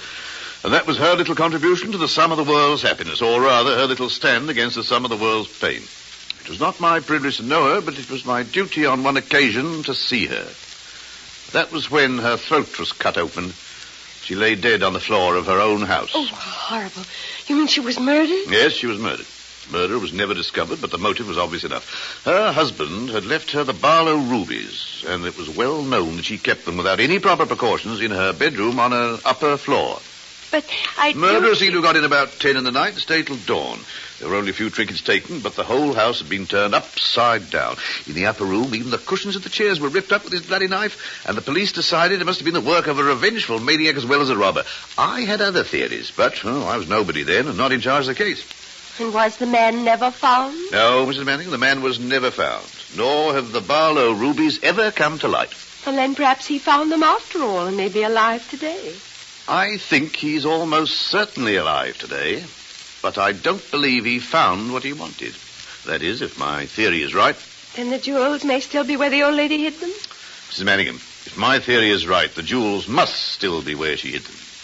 And do you conceive it possible, Mrs. Manningham, that man might never have given up hope of one day getting the treasure which he could not find the night of the murder? Yes, possibly. But what has this to do with me? Can you conceive that he may have waited years, gone abroad, got married even, until at last his chance came to resume the search begun on that terrible night? Yes. You know, Mrs. Manningham, the old theory that the criminal always returns to the scene of his crime? Yes. Yes, but in this case there's something more than that morbid compulsion. There's real treasure there to be unearthed if only he can search again. Search methodically, without fear of interruptions, without causing suspicion. How would he do that? Don't you think... What's the matter, Mrs. Manningham? Quiet. Be quiet, he's come back. Look at the light. It's going down. Wait. There. He's come back, you see. He's upstairs now. Yeah, me, that's very odd. That is very odd indeed. He's in the house. I tell you, you must go. You know you're here. You must go. How dark it is. You could hardly see to read. Go. He's in the house. Please, quiet, go. Quiet, Mrs. Manningham. Quiet. You've got to keep your head. Don't you see my meaning yet? Don't you understand that this was the house? House? What house? The old woman's house. The house here. These rooms, these walls. 15 years ago, Alice Barlow lay dead on the floor in this room. 15 years ago, the man who murdered her ransacked this house but could not find what he sought. What if he's still searching, Mrs. Manningham? What if he's up there, still searching? But my husband is up there. Precisely that, Mrs. Manningham. Your husband. You see, I'm afraid you're married to a tolerably dangerous gentleman. The idea is mad. I've been married 5 years. How can you imagine my husband is what you imagine he may be? Why, ma'am, because I was on the case when the police came to this place 15 years ago. You can understand there's a great deal of routine work to be done, interviewing your relatives, friends, and so forth. Well, most of that was left to me. Well? Among those I interviewed was a young man of the name of Sidney Power. Power? Sidney Power. Conveys nothing to you? Power? No. He was a kind of distant cousin. The only thing was that I remembered his face. Well, I saw that face again just a few weeks ago. Took me a whole day to recollect where I'd seen it before, and at last I remembered it. Well, what if you did remember it? Yeah, well, what startled me was the lady on his arm and the locality in which I saw him. Who was the lady on his arm? You were the lady on his arm, Mrs. Manningham, and you were walking down this street. You mean you think my husband is this Mr. Powers? Well, if my theories are correct. But what are you saying? You stand there talking riddles. You're so cold. You're as heartless and cold as he is. Now, Mr. Manning, I'm not cold and I'm not talking riddles. I'm just trying to preserve a cold and calculating tone because you are up against the most awful moment in your life, and your whole future depends on what you're going to do this next hour. Nothing less. You've got to strike for your freedom and strike now. For the moment may not come again. Strike? Mrs. Manningham, you are not going out of your mind. You are slowly, methodically, systematically being driven out of your mind. And why? Because you're married to a criminal maniac who steals back to his own house at night, still searching for something he could not find 15 years ago. These are the facts, wild and incredible as they seem. Now, every night for the last few weeks, he has entered his house next door from the back, climbed to the roof, and come into his house by the skylight. I know that because I've watched him. Mrs. Manningham, so far I'm only dealing in guesses and half facts. I've got to have evidence, and that's why I've come to see you. You've got to give me the evidence or help me find it. This is my husband, don't you understand? This is my husband. You must go. I must think this out. I must cling to the man I married, mustn't I? Oh, indeed, cling to him by all means, but do not imagine you're the only piece of ivy on the garden wall. You can cling to him if you desire, as his fancy women in the low resorts of the town cling to him. This is the sort of wall you have to cling to, ma'am. Women? What are you suggesting? I'm not suggesting anything. I'm only telling you what I've seen. He comes to life at night, this gentleman upstairs, in more ways than one. I've made it my business to follow him in some of his less serious excursions, and I can promise you he has a taste in unemployed actresses which he's at no pains to conceal. In heaven, what am I to believe? Madam, do I have your trust? What do you want me to do? What do you want? I want his papers, Mrs. Manningham, his identity. Papers? I know of no papers, unless his desk. It's there, but he keeps it always locked. I've never seen it open. Very well, you should see it open now. Do you mind if I take off my coat? Mrs. Manningham, one of the greatest regrets of my life is that fate never made me one of two things. One was a gardener and the other a burglar. Both quiet occupations. Now, as for burgling, I think if I'd started young and worked up my way, I should have been a genius. But you must not touch his desk. He'll know what you've done. Not if we are clever enough. You see, Mrs. Manningham, Oh, stop. there are always... Haven't you noticed something? Look. Can't you see? The light. It's going up. He's coming back. He's coming back, and you must go. Oh, bless myself. This looks as if the unexpected has entered in. Very well. You must ring for Elizabeth. Well, why do you want Elizabeth? There's no time to waste. Ring for Elizabeth, madam. Tell you what, but you must go. Please, please. All in good time. Now, he's not going to jump in through the window, you know. In fact, he can't be round the front door in less than 5 minutes. Unless he's a magician. Please go. Yes, madam. Ah, Elizabeth, come here, will you? Yes, sir. Elizabeth, you and I have got to do a little quite calm but rather quick thinking. Now, you told me you're anxious to help your mistress, Elizabeth? Why, yes, sir. I told you I was, sir. Oh, are you anxious to help her blindly without asking any questions? Yes, sir, but you see... Now, come now, Elizabeth. Are you or are you not? Yes, sir. Good, good. Now, Elizabeth, Mrs. Manning and I have reason to suppose that about 5 minutes' time the master is returning to this house. He mustn't see me leaving. Now, would you be good enough to take me down to your kitchen and hide me away for a short space of time? You can put me in the oven if you like. Yes, sir, but You must go. He won't see you if you go now. Here, what were you saying, Elizabeth? you could come to the kitchen, sir, but Nancy's down there, sir. Ah, yes, we'll find another place. Where are you going to hide me, Elizabeth? Through the door behind you, sir, is where he dresses, where he keeps his clothes. There's a big wardrobe there at the back. Ah, it'll have to suffice us. Now, we really have to hurry. Get all to bed, Mrs. Manningham, quick. And you, Elizabeth, get back to your work. To bed? Am I to go to bed? Yes, yes, and quickly. But if I go to bed... Will you go, in heaven's name? There's not a second to spare. Hurry!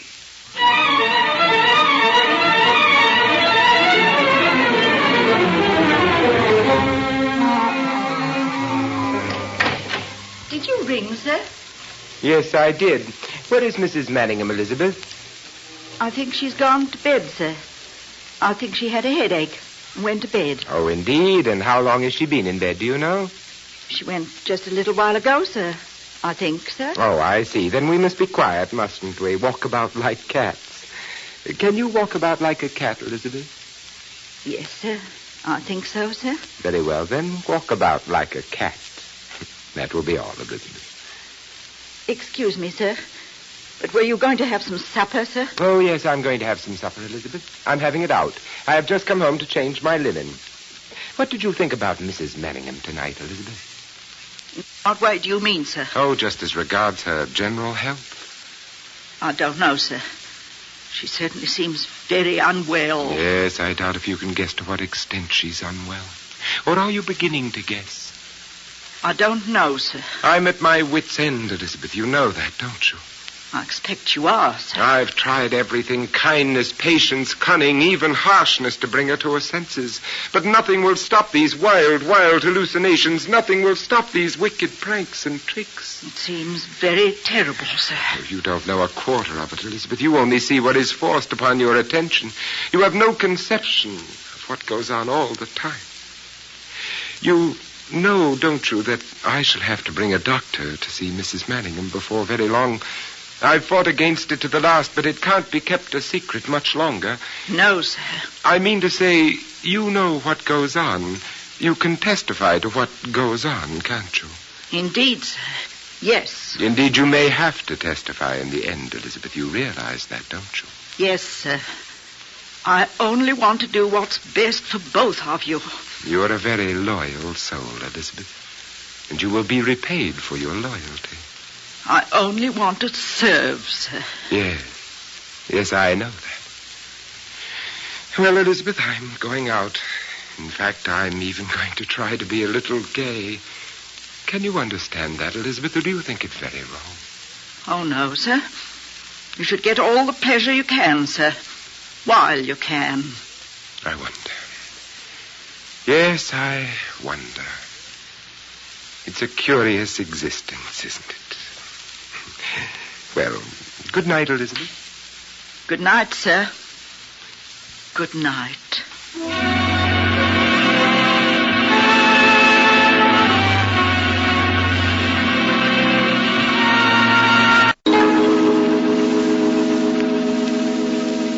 Well, now, Elizabeth, the master's safely out the house, so I think you might go and get Mrs. Manningham. Yes, sir. I'll get her, sir. I was watching from the window and saw him go. Good, madam. Elizabeth, we've been so occupied this evening that the tea things haven't been returned to the kitchen. You'll see to it, won't you? Yes, sir. What did he want? What did he come back for? He only came back to change his clothes, madam. If you need me, madam, I'll be nearby. Thank you, Elizabeth. Now, let's have another look at this desk. Let's try this one. There we are. Let's see. Well, doesn't seem to be much here, does there? When she got there, the cupboard was bare, and so the poor detective... What's that you have in your hand? What's that you have in your hand? Why, you recognize this? Why, yes, that's my brooch. Is there anything else there? Oh, look, it's my watch. Was also your property, then? This watch I lost a week ago. My brooch has been missing 3 months. And he said he would give me no more gifts because I lost them. He said that in my wickedness I hid them away. Oh, Inspector, is there anything else? Is there a bill there? Is there a grocery bill? Grocery bill? No, doesn't seem to be. Perhaps in the second drawer. No. Doesn't seem to fit, does it? Has it ever been opened to your knowledge? I think he has a special lock on it. Well, we just have to force it. But you must not do that. What shall I say to my husband when he comes back? I've no idea what you will say when he comes back, Mrs. Manningham, but then I have no idea what you will do if I have no evidence to remove you from his loving care. I'm afraid. What can I do? There's only one thing to do. I'm going to force it and gamble on finding something. Are you with me? No, but don't you see that... All right, force it, but be quick. Now, let's have a look. Is there anything there? Mr. Manningham, letters, papers, No, we've lost our gamble. Nothing we want here. What are we going to do? Now, first, let's get these things back to begin with. The watch? Yes, here. The brooch? Yes, here it is. Yeah, it's a nice piece of jewelry. Where did he give it you? Soon after we were married. But it was only second-hand. How did you know? There's an inscription to someone else inside. It says from CB to AB. From CB to AB? How very odd. What are these spaces here for? Well, there were some beads in it, but they were all loose and falling out, so I took them out. Have you got them by any chance? Yes, I think so. I put them in the vase on the mantel. May I see them, please? Yes, they should still be here. There should be 9 altogether, I think. That's right. Yes, here they are. Yes, they're all here. Let me see. Oh, how very odd. My dear Mrs. Merriman, have you ever been embraced by an elderly detective in his shirt sleeves? Oh, what do you mean? Well, that is your immediate fate at this moment. Oh, my dear, dear Mrs. Merriman, don't you understand? Don't you see? No, what are you so excited about? Madam, you are looking at the Barlow rubies. These beads are 12,000 pounds worth of rubies. Take a good look at them before they go to Her Majesty the Queen. And I had them all the time. I had them all the time. All because he could not resist a little common theft along with a big game. Well, it's I'm after the big game now. What time do you think he'll be back? I don't know. He's not usually in until 11. Oh, well, then we put the brooch back where we found it, on the down there, on the right. On the that's right, yes. Right. Yes. Now, I want you to go to your room. Lock your door and do not leave your room under any circumstances. Oh, please don't leave me. I have a feeling. Don't leave me. You have nothing to fear so long as you remain in your room with your door locked. Now, you'll do that, won't you? Yes, Inspector. I'll say my headache is worse. Only don't make me stay there long. I'm so afraid.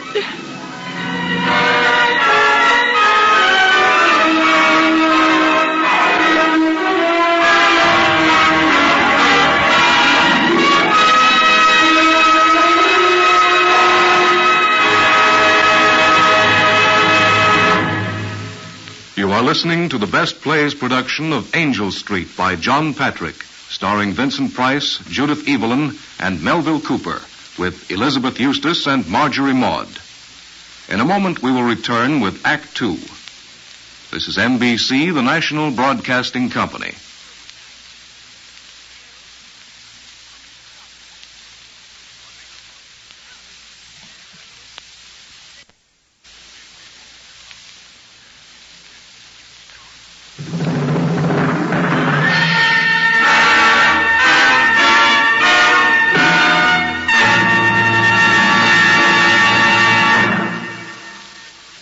And now, before we resume with Act Two of John Patrick's Angel Street on Best Plays, here is John Chapman.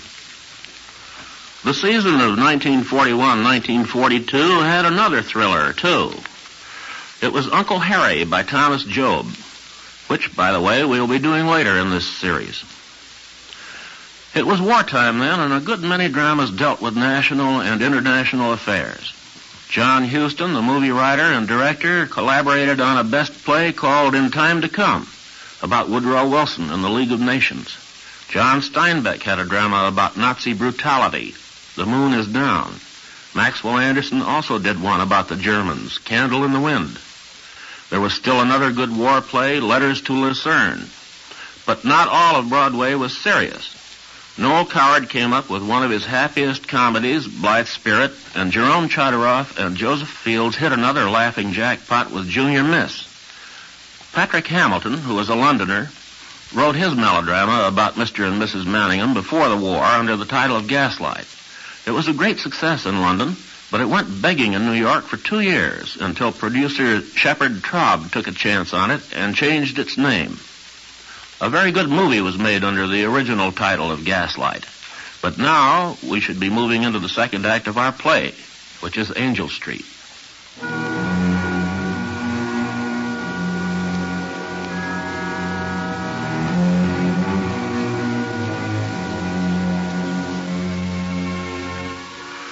It is now 11 o'clock. In the living room of the house on Angel Street, Mr. Manningham has just returned. He enters the room and in a slow and deliberate way pulls the bell cord. After a few moments, the door opens and Nancy enters. Yes, sir? Nancy, will you please go upstairs and tell Mrs. Manningham that I wish to see her down here? If I may say so, sir, I doubt if she'll come. Elizabeth says she has an headache and is trying to sleep. Oh. Did you ever know a time when Mrs. Manningham did not have a headache, Nancy? No, sir, hardly ever, sir. Will you be so good as to come a little closer, Nancy, where I can see you? Yes, sir. What do you do with your evenings, Nancy? I usually spend them with friends, sir. You know, Nancy, when you say friends, I have an extraordinary idea that you mean gentlemen friends. Well, sir, possibly I might. You know, gentlemen friends have been known to take decided liberties with young ladies like yourself. Are you alive to such a possibility? Oh, no, sir, not with me. I can look after myself. And are you always so anxious to look after yourself? No, sir. Not always, perhaps.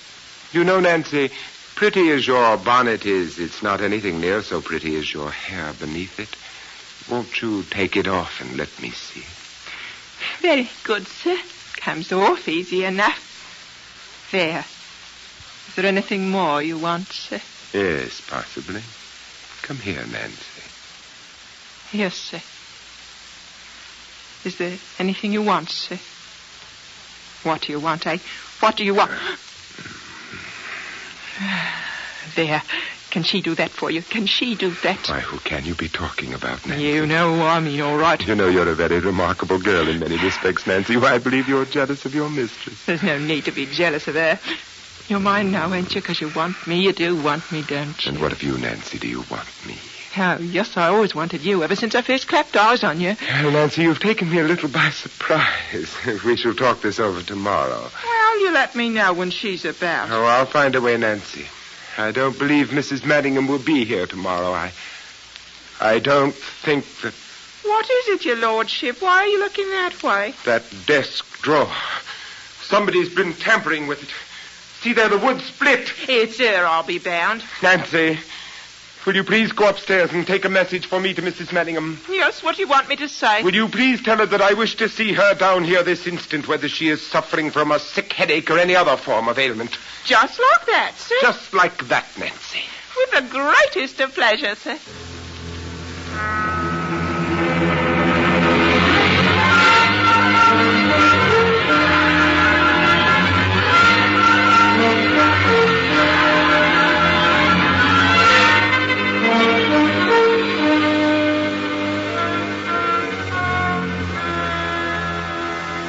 Well, Nancy? She won't come. What do you mean she won't come? She says she can't come. She's not well enough.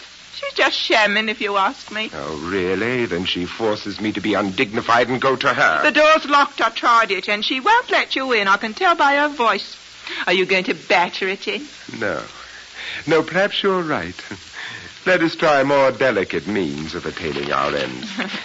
Perhaps you will take a note to this wretched imbecile and slip it under her door. Yes, I'll do that. What are you writing to her? Never mind what I'm writing. I'll tell you what you can do, though, Nancy. Just go down in the basement and fetch me the little dog, will you? The dog? The dog, yes. What's the game? Never mind, just go and get it. All right. Or on second thought, Nancy, perhaps you need not get the little dog. We'll just let it be supposed we have the little dog. Here you are, Nancy. Please go and put this note under her door. What have you written? No, nothing very much. Just a little smoke for getting rats out of holes. Run along. You're a rum beggar, ain't you? Go along, Nancy. And after you deliver the note, I would be obliged if you will go to bed at once. Good night. Give her what for, won't you? Ta-ta.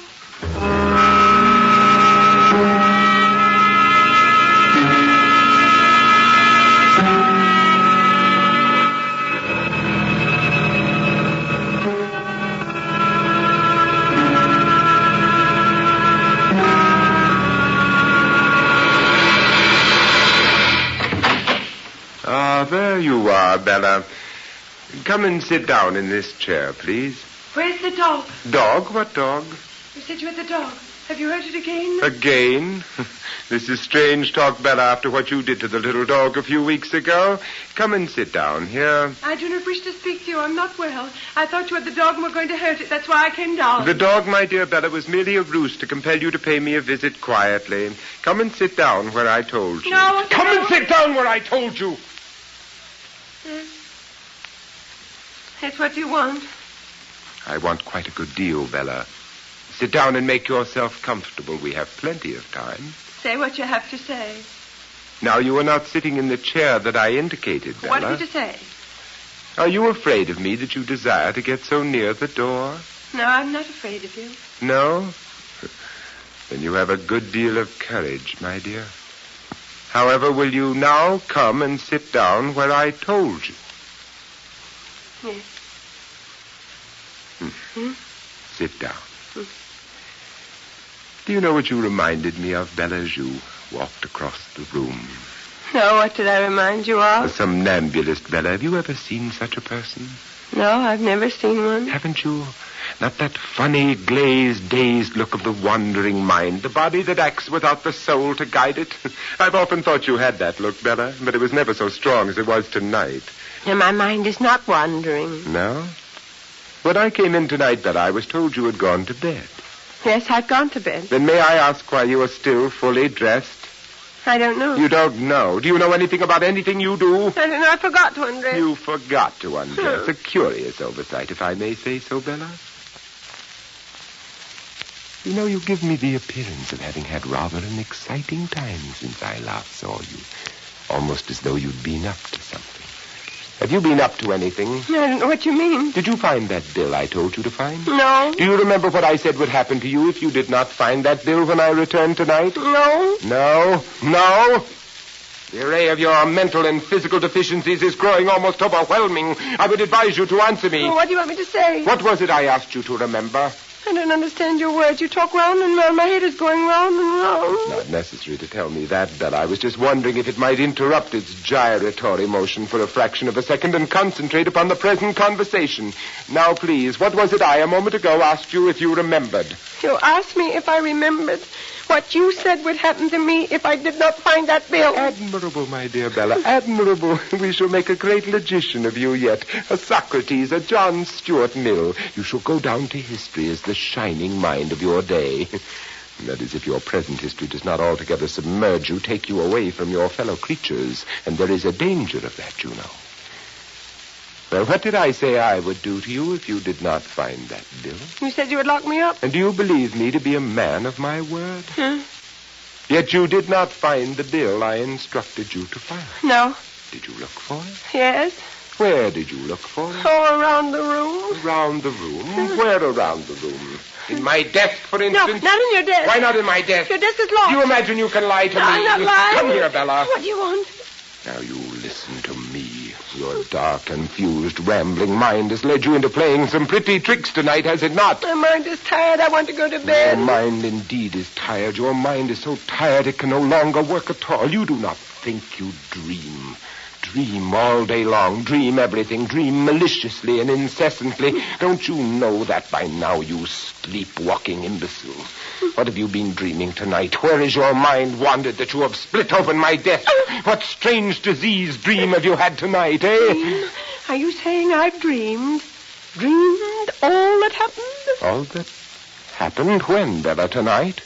Of course you dreamed all that happened, or rather all that did not happen. Dreamed tonight? Are you saying I've dreamed? How have I dreamed? Have I dreamed again? Have I not told you? I haven't dreamed. I haven't. Don't tell me I've dreamed. Don't tell me. What was this dream of yours, Bella? You interest me. I dreamt of a man. I dreamt of a man. You dreamed of a man? What man did you dream of, pray? A man that came to see me. Oh, let me rest. Pull yourself together, Bella. What man are you talking about? I dreamed a man came I here. know you dreamed it, you gibbering wretch.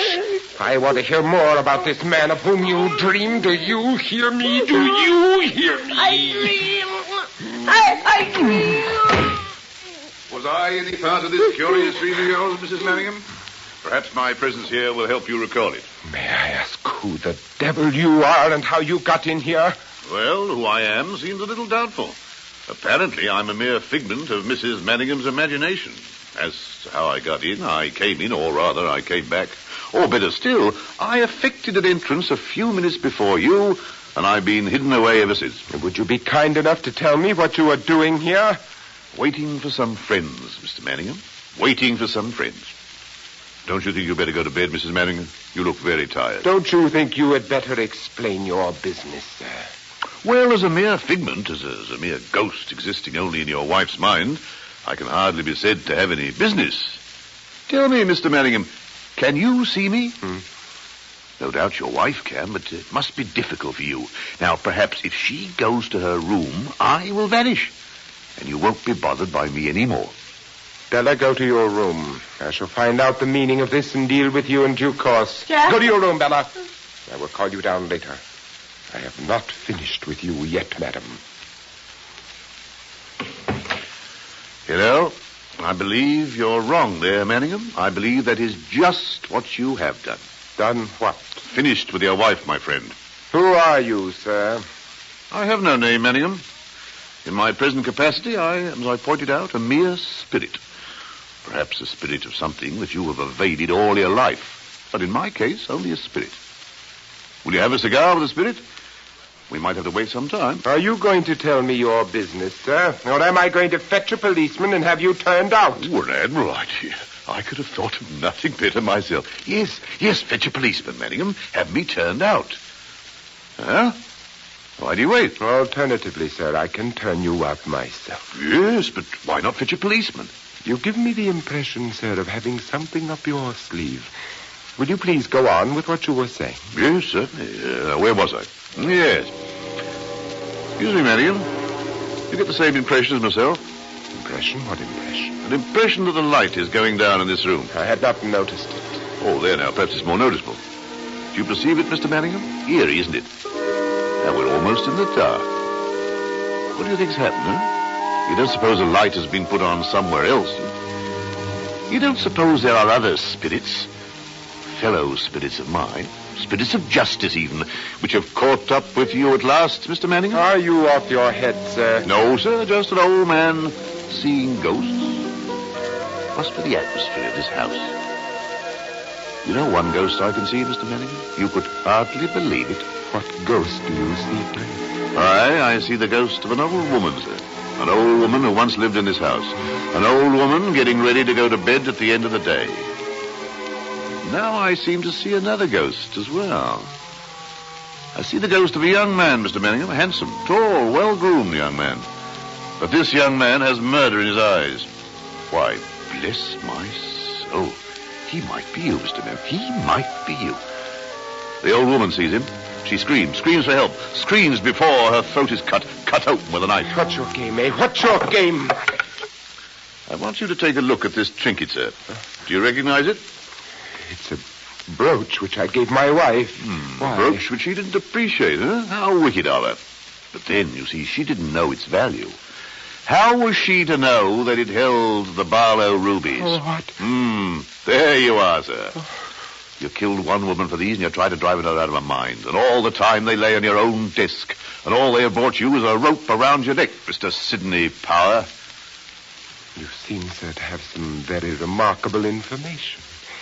Do you imagine that you are going to leave this room with such information in your possession? Do you imagine, sir, that you are going to leave this room without suitable escort? May I ask what you mean by that? Only I've men in the house already.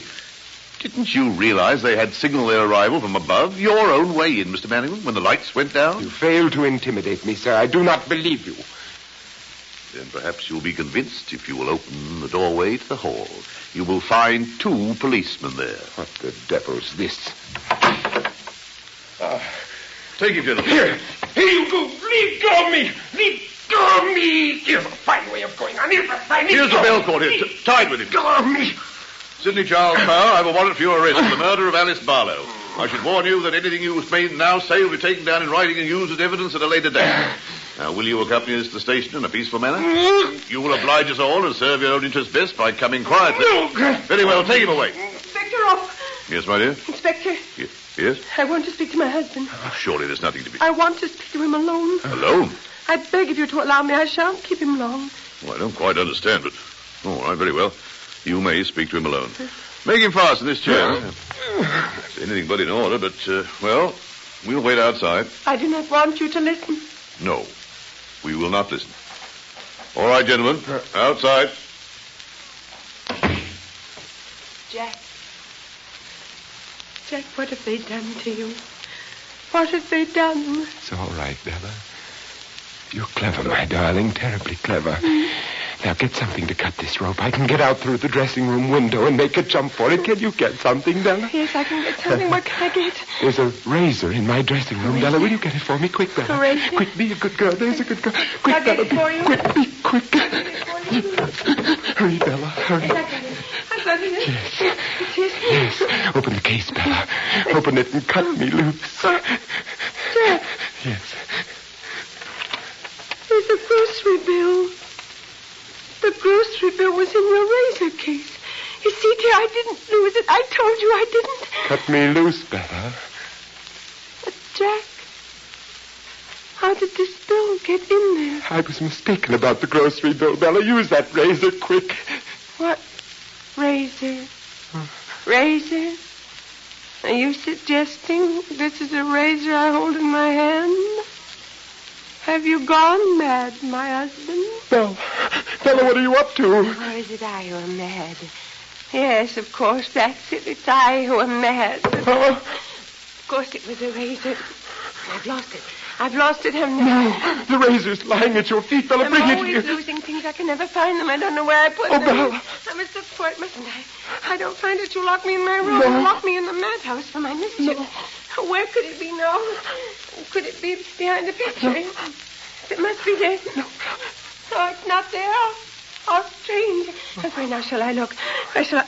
The desk. Perhaps I put it in the desk. Oh, it's not there. How strange. But here's a watch. Here's a bill. See, I found them at last. But they don't help you, do they?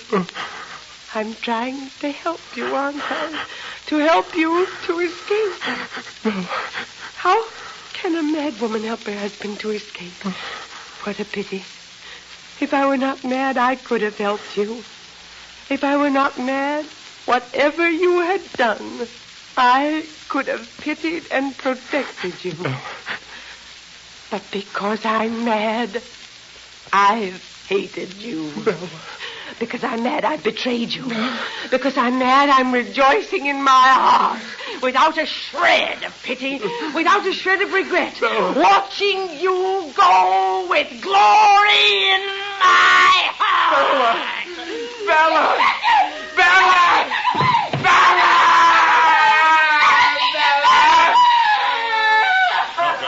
Take this man away. Take him away. All right, gentlemen. Remove him. Elizabeth, quick. Glass of water for Miss Manningham. There, my dear. Now, come. Sit down.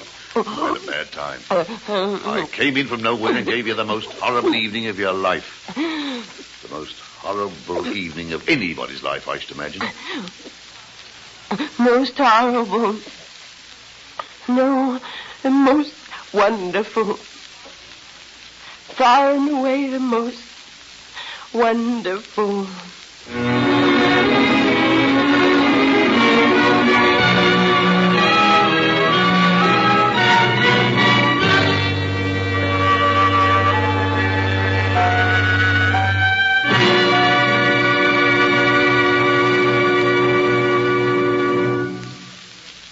You have just heard the Best Plays production of Angel Street by John Patrick, starring Vincent Price, Judith Evelyn, and Melville Cooper, with Elizabeth Eustace and Marjorie Maud.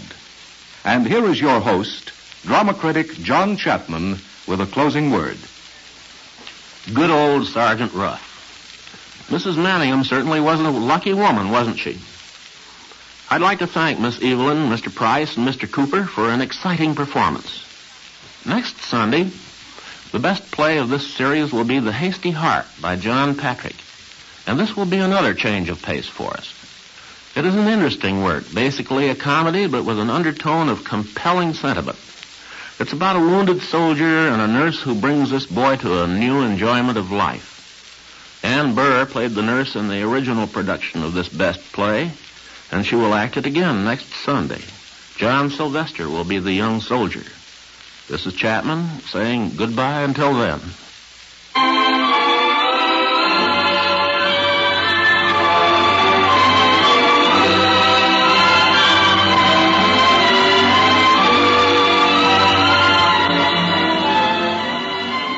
Angel Street was adapted for radio by Earl Hamner. Vincent Price was Mr. Manningham, and Judith Evelyn was Mrs. Manningham. Melville Cooper was Sergeant Ruff. Elizabeth was played by Marjorie Maud, and Nancy by Elizabeth Eustace. Best Plays is an NBC production, supervised by William Welch and directed by Edward King. Your announcer is Howard Reed.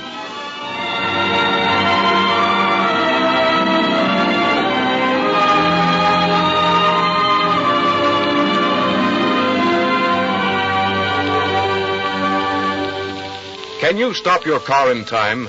Ask yourself that question the next time you're on the highway. If the car in front of you should jam on his brakes to avoid a stray dog, if a child should dash across an intersection, if a tire should blow out, could you stop in time to save a life? From New York, where the American stage begins, NBC presents Best Plays, transcribed with John Chapman.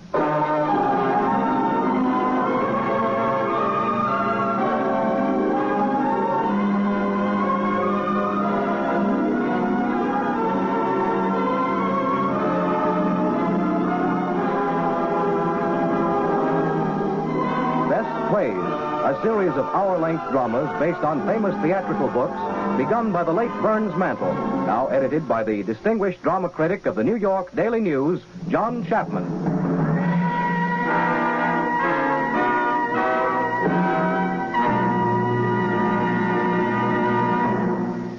Mr. Chapman. Good evening. Almost 600 years ago, a man named Geoffrey Chaucer coined a phrase. He couldn't spell very well, apparently, so what he wrote must have sounded to him something like this. Mordre wall out, certain, it wall not file. We've been practicing up on spelling and pronunciation during the last few centuries and have figured out that what Chaucer meant was, murder will out, certainly. It can't miss. And so it can't. It rarely misses in the theater. The season of 1940-41 was an excellent one for murder and for comedy and the best plays of the Broadway theater. Owen Davis had adapted a novel by Francis and Richard Lockridge, Mr. and Mrs. North, about an attractive young couple blundering their way into the detective business, and this play was a hit. Joseph Kesselring wrote another one about murder by the dozen, which he originally titled Bodies in Our Cellar. This turned out to be Arsenic and Old Lace, which had 1,444 performances. Only 6 other plays in the history of the Broadway stage have run longer. In the company on the first night of January 10, 1941, were Boris Karloff, Jean Adair, and other fine comedians. Now, in this Best Plays performance, we have Mr. Karloff and Donald Cook as 2 strangely different brothers. Mr. Cook currently is starring in the Broadway hit The Moon is Blue. Our company also includes Jean Adair and Edgar Staley from the original production, and Evelyn Varden as the nice little lady who likes to give all her guests elderberry wine. The performance is beginning.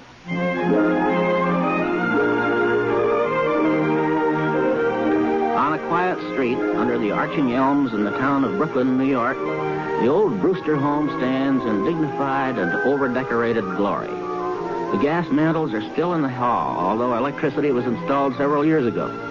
It's tea time, and Miss Abby Brewster pours. The minister is visiting, and Miss Abby and her nephew Teddy are most attentive.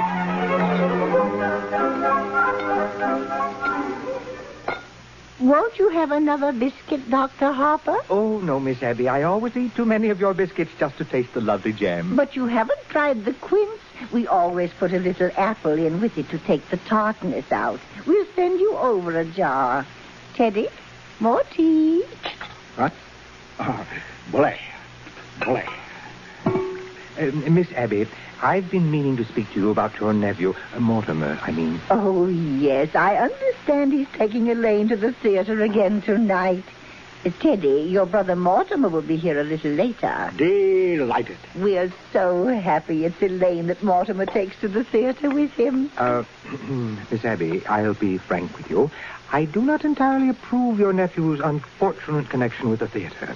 A drama critic is constantly exposed to the theater, and I fear some of them do develop an interest in it. Well, not Mortimer. You need have no fear of that. Why, Mortimer hates the theater. Really? Oh, yes, he writes awful things about the theater, but you can't blame him, poor boy. He was so happy writing about real estate, which he really knew something about. And then they just made him take this terrible night position. My. But, as he says, the theater can't last much longer anyway, and in the meantime, it's a living. Oh, now, who do you suppose that is? I'm coming. Oh, hello, Miss Brewster. How are you, Officer Brophy? Come in. Thank you. Oh, afternoon, sir. Sir, what news have you brought me? Colonel, I have nothing to report. Splendid. Thank you, sir. At ease. We've come for the Christmas toys, Miss Brewster. That's a splendid job you men do fixing toys for the children. Yeah, well, it gives us something to do when we sit around the station. You get tired playing cards. Then you start cleaning your gun, and the first thing you know, you've shot yourself in the foot. Teddy, dear, go upstairs and get that big box from your Aunt Martha's room. Delighted. That's right, dear. Up the stairs. How is Mrs. Brophy today? Pneumonia. Oh, I'm sorry to hear that. Oh, she's much better now. A little weak still. Well, I'm going to tell Sister Martha, and she'll bring you over some beef broth for her. And I'll be right back. Oh, don't bother, Miss Abby. You've done so much for her already. Oh. Hey, Colonel, you promised not to do that. But I have to call a cabinet meeting to get the release of those supplies. He used to do that in the middle of the night. The neighbors complain about him. Oh, he's quite harmless. Oh, sure. I suppose he does think he's Teddy Roosevelt. It's a shame a nice family like this hatching a cuckoo. The grandfather made $1 million. Patent medicine. Well, Officer Brophy and Dr. Harper. How nice. Hello, Miss Martha. I come to get the Christmas toys. Oh, yes. Teddy's Army and Navy. They wear out. Oh, you're back, Martha. How is poor Mr. Benitsky? Well, dear, it's pretty serious, I'm afraid. The doctor was there. He's going to amputate in the morning. Can we be present? No, dear, I asked him. But he said it's against the rules of the hospital or something. Oh, here's Teddy with the Army and Navy. Oh, thanks, Colonel. This will make a lot of kids happy. What's this? The USS Oregon? Oh, no, Teddy, dear, put it back. But the Oregon goes to Australia. Thank you again, ma'am. Pinch, halt! Yes, sir, Colonel. Dismissed. Yes, sir. I shall retire to field headquarters.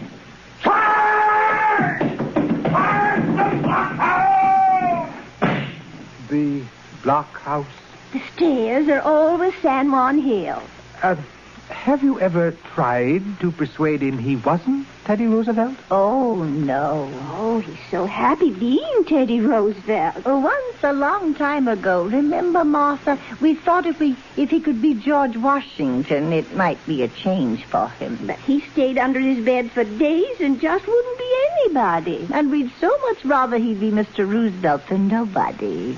Well, if he's happy, I'd better be running along. Give our love to Elaine. And Dr. Harper, please don't think too harshly of Mortimer because he's a dramatic critic. Somebody has to do these things. Goodbye. Did you just have tea? Isn't it rather late? Yes. And dinner's going to be late, too. So? Why? Teddy! Yes, Aunt Abby? Good news for you. You're going to Panama and dig another lock for the canal. Delighted. That's bully. Just bully. I shall prepare at once for the journey. Oh.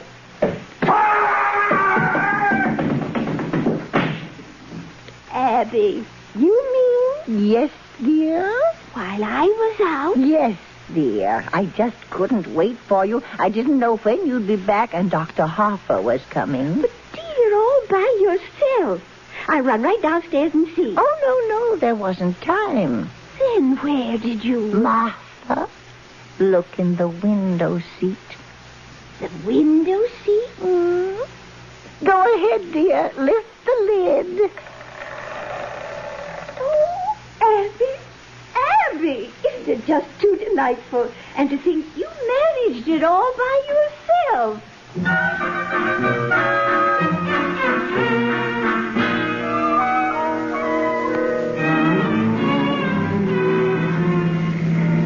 We're almost home, Elaine. Now make up your mind. Where do you want to go for dinner? No, I don't care, Mortimer, really. Well, suppose we wait till after the show. Well, that'll make it pretty late, won't it? Not with a little stinker we're seeing tonight.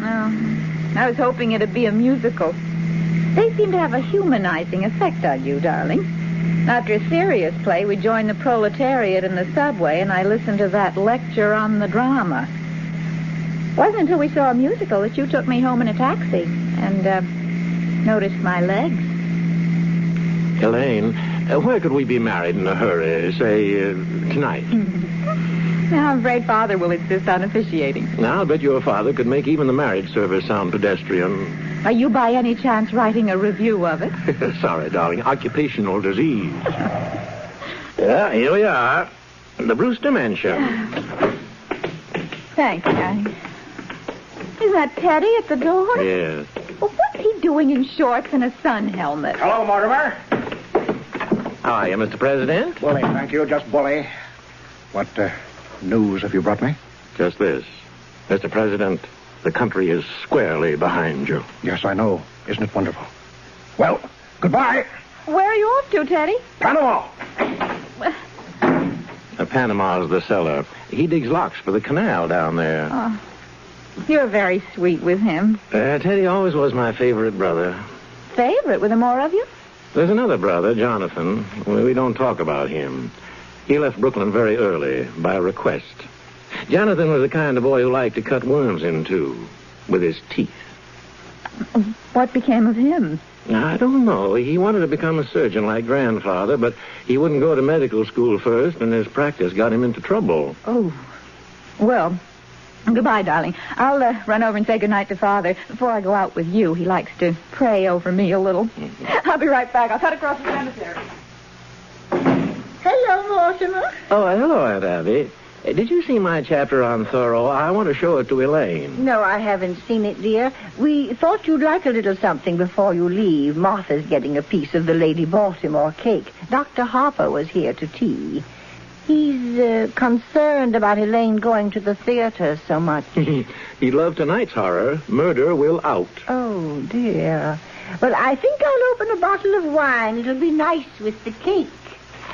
Yeah, I can see it all now. The same old thing. When the curtain goes up... where is that chapter? The first thing you'll see, maybe in the window seat, will be a dead body. Sure, just like this one. A dead body. A dead body. There is a happy land far, far away. Lady Baltimore cake is so nice with a little wine, don't you think, dear? Aunt Martha, Aunt Abby. Yes, dear? You told me you were going to make plans for Teddy to go to that sanitarium, Happy Dale. Yes, dear. It's all arranged. Teddy has to sign the papers. He's got to sign them right away. You've got to know sometime. I'm frightfully sorry, but I've got some shocking news for you. Teddy's killed a man. Nonsense, dear. There's a body in that window seat. Yes, dear, we know. Oh, well, you know? Now, Mortimer, just forget about it. Forget you ever saw the gentleman. Forget? We never dreamed you'd peek. But who is he? His name is Hoskins, Adam Hoskins. That's really all I know about him, except that he's a Methodist. Well, what's he doing here? What happened to him? He died. Martha, men don't just get into window seats and die. No, he died first. Well, how? Oh, Mortimer, don't be so inquisitive. The gentleman died because he drank some wine with poison in it. How did the poison get in the wine? Well, we put it in the wine because it's less noticeable. When it's in tea, it has a distinct odor. You put it in the wine? Yes. And I put Mr. Hoskins in the window seat because Dr. Harper was coming. Oh, so you knew what you'd done. You didn't want Dr. Harper to see the body. Well, not at tea. That wouldn't have been very nice. Now you know the whole thing, Mortimer. Just forget about it. I do think Martha and I have the right to our own little secrets. Butter plates, Martha. Butter plates. Yes, of course, dear. Oh, Abby. While I was out, I dropped in on Mrs. Schultz. She's much better. Yes, and she would like us to take Junior to the movies again. Well, we must do that tomorrow or the next day. Yes, but this time we'll go where we want to go.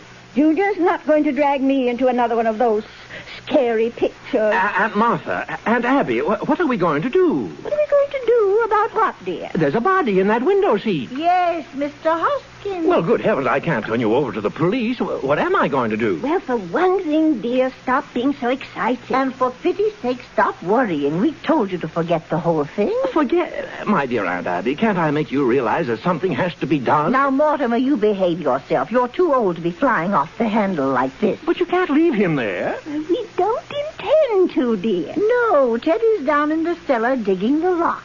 You mean you're going to bury Mr. Hotchkiss in the cellar? Hoskins, dear. Oh, yes, dear. Of course, that's what we did with the others. Oh, no. You can't bury Mr. Others. The other gentleman. When you say other, do you mean others? More than one others? Oh, yes, dear. Let me see. This is 11, isn't it, Abby? No, dear, this makes 12. Oh, I think you're wrong, Abby. This is only 11. No, dear, because I remember when Mr. Hoskins first came in, it occurred to me that he would make just an even dozen. Well, you really shouldn't count the first one, dear. Oh, well, I was counting the first one, so that makes it 12. Now, hello. Hello? Al? Oh, my, it's good to hear your voice. 12. 11. Al? Oh, checking up. Well, I know I didn't pick up the tickets. Yeah, I'm glad you called. Now, get a hold of George right away. He's got to review the play for me. Yeah, I'll explain later. Now, let's see. Where were we? 12? Yes. Addie thinks we ought to count the first one, and that makes it 12. Well, all right. Now, all right. Who was the first one? Mr. Midgley. He was a Baptist. He came here looking for a room. He was such a lonely old man. All his kith and kin were dead, and it left him so forlorn and unhappy. We felt so sorry for him. And then when his heart attack came and he sat in that chair looking so peaceful. Remember, Martha? Mm-hmm. We made up our minds then and there that if we could help other lonely old men to the same peace, we would. He dropped dead right in that chair? Oh, how awful for you. Oh, no, dear. Why, it was rather like old times. Your grandfather always used to have a cadaver or two around the place. Well, I know, but... You see, Teddy had been digging in Panama, and he thought Mr. Midgley was a yellow fever victim. That meant he had to be buried immediately. So we all took him down to Panama and put him in the lock. And that's how it started? Of course, we realized we couldn't depend on that happening again, so... You remember those jars of poison that have been up on the shelves in Grandfather's laboratory all these years? You know your Aunt Martha's knack for mixing things. You've eaten enough of her piccalilli. Well, dear, for a gallon of elderberry wine, I take 1 teaspoonful of arsenic, then add half a teaspoonful of strychnine, and then just a pinch of cyanide. Should have quite a kick. Yes, as a matter of fact, one of our gentlemen found time to say, "How delicious." Yes, he did. Oh, well, we'd have to get things started in the kitchen for supper. I wish you could stay, Mortimer. I'm trying out a new recipe. Couldn't eat a thing.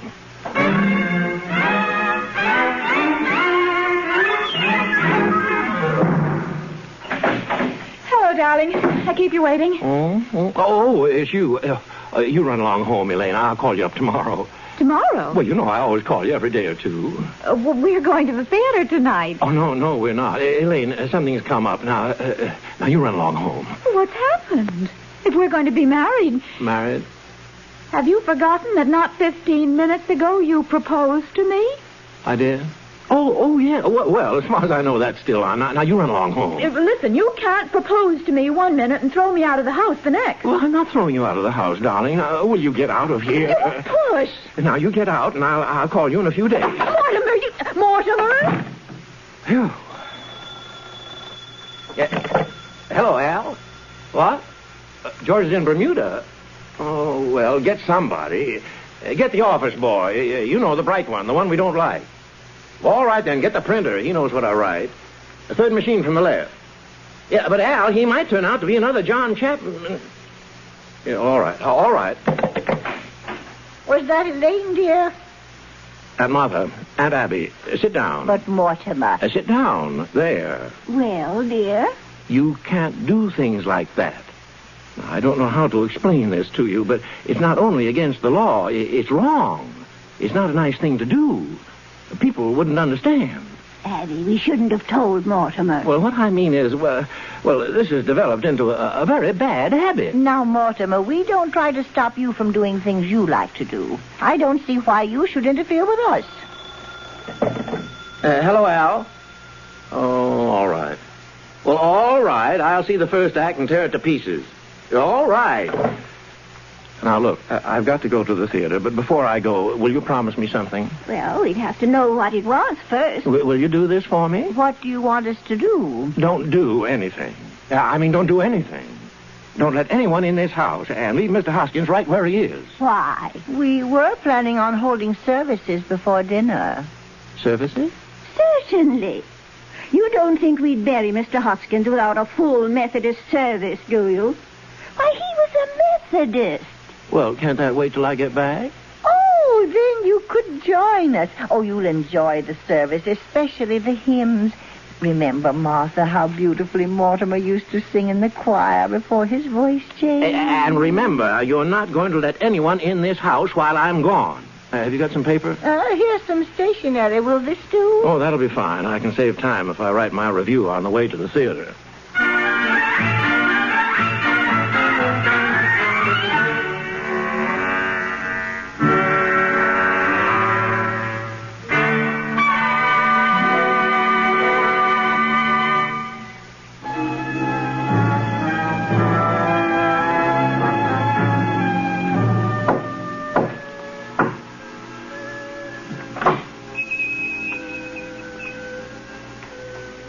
Come in, Doctor. I'm right behind you, Johnny. Well, this is the home of my youth. As a boy, I couldn't wait to escape from this place.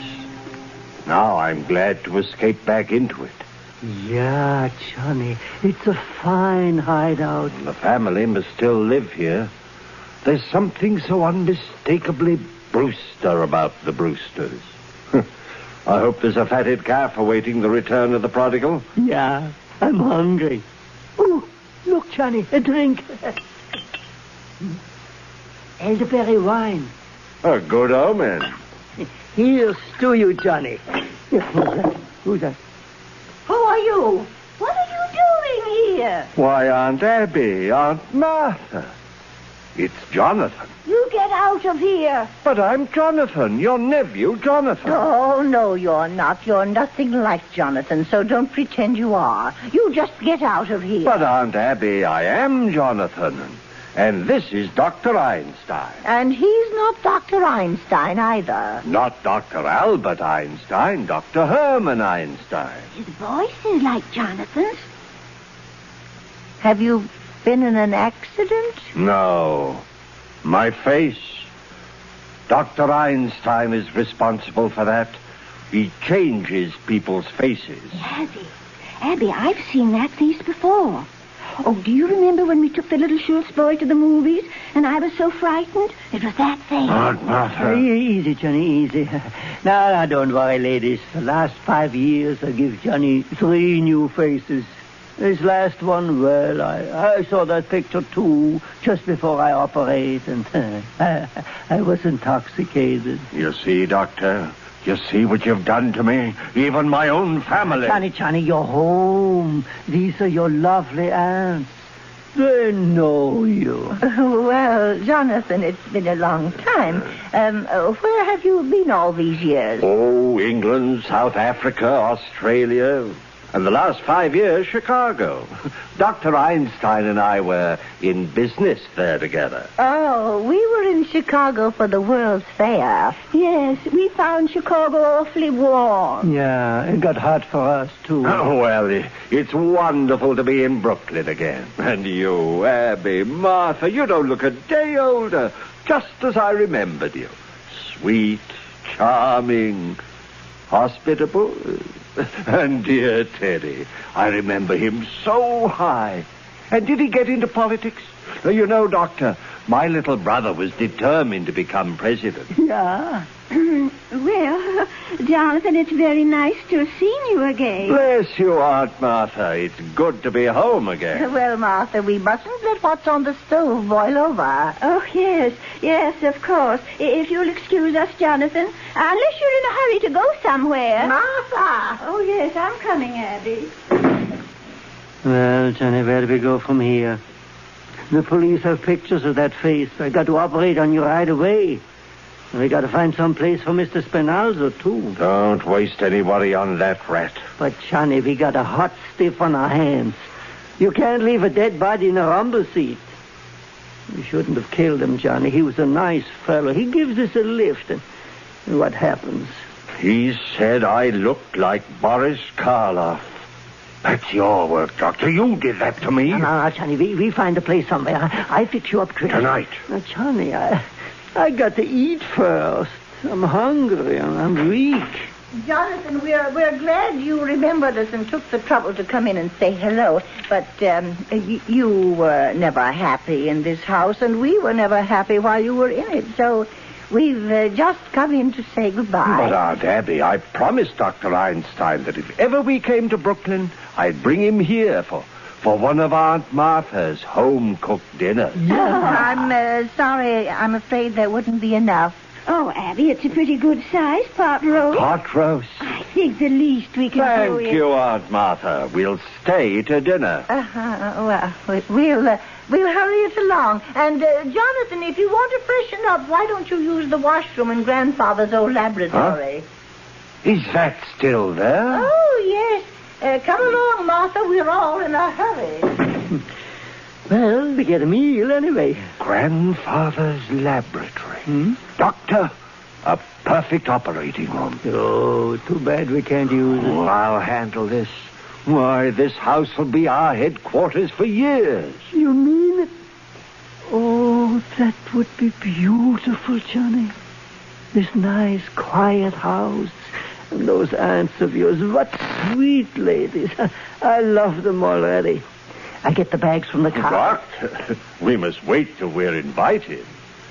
And if they say no... Doctor, two helpless old ladies. Oh. Oh, it all comes true. A beautiful dream. It's so peaceful. That's what makes this house so perfect for us. It's so peaceful.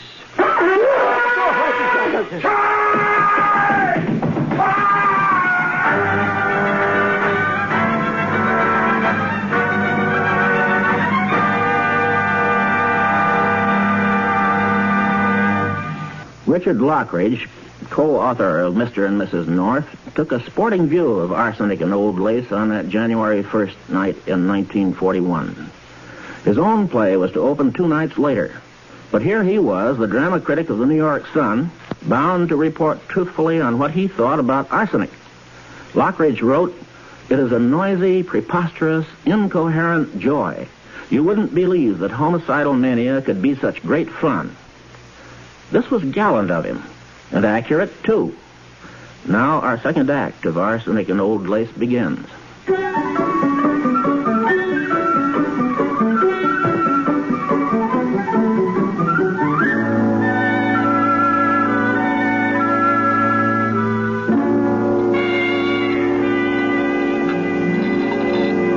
Aunt Martha, you haven't lost any of your skill. Why, thank you, Jonathan. And now I know you and Dr. Einstein both want to get where you're going. But, my dear aunts, I'm so full of that delicious dinner, I just can't move a muscle. Yeah, it's so nice here. Well, after all, it's very late. I found it. Did you lose something, Teddy? I found it. The story of my life, my biography. You see, here we are, both of us. President Roosevelt and General Goethals at Culebra Cut. That's me, General, and that is you. My, how I've changed. Well, you see, that picture hasn't been taken yet. We haven't even started work on the Culebra Cut. General, we will both go to Panama now to inspect the locks. No, Teddy, not to Panama. Yeah, Panama's a long way off. Nonsense. Just down in the cellar. The cellar? Yes, we let him dig the Panama Canal in the cellar. General, as President of the United States, I demand that we inspect the locks immediately. Teddy, I think it's time you went to bed. I beg your pardon? Who are you? I'm Woodrow Wilson. Go to bed. No, you're not Wilson. But your face is familiar. Let me see. Yes. Perhaps I meet you later on my hunting trip to Africa. Yes. You look like someone I might meet in the jungle. Teddy? It's your brother, Jonathan, dear. He's had his face changed. Oh, so that's it. A nature faker. And perhaps you had better go to bed, Teddy. Jonathan and his friend have to go to their hotel. General Goethals, inspect the canal. But Johnny... Inspect the canal. All right, Mr. President. We go to Panama. Bully. Follow me, General. Oop, have to wear a sun helmet. It's down south, you know. Of course.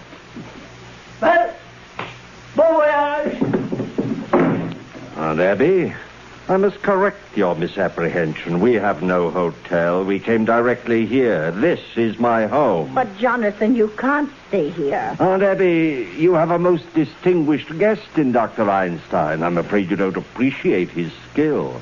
In a few weeks, you'll see me looking like a very different Jonathan. Oh, but he can't operate on you here. I forgot to tell you. We are turning Grandfather's laboratory into an operating room. We expect to be quite busy. Hey, Johnny, down in the cellar. Dr. Einstein, my dear aunts have invited us to live with them. Oh, you fixed it. Well, you're sleeping here tonight. Aunt Abby, please get our room ready. But... Now. Well, come along, Martha, dear. Johnny, when I go down in the cellar, what do you think I find? What? The Panama Canal. The Panama Canal. It's a hole Teddy dug 6 feet long and 4 feet wide. Down there? And it just fits Mr. Spinaldo. Rather a good joke on my aunts. They're living in a house with a body buried in the cellar. Come on, we'll bring it in through the window.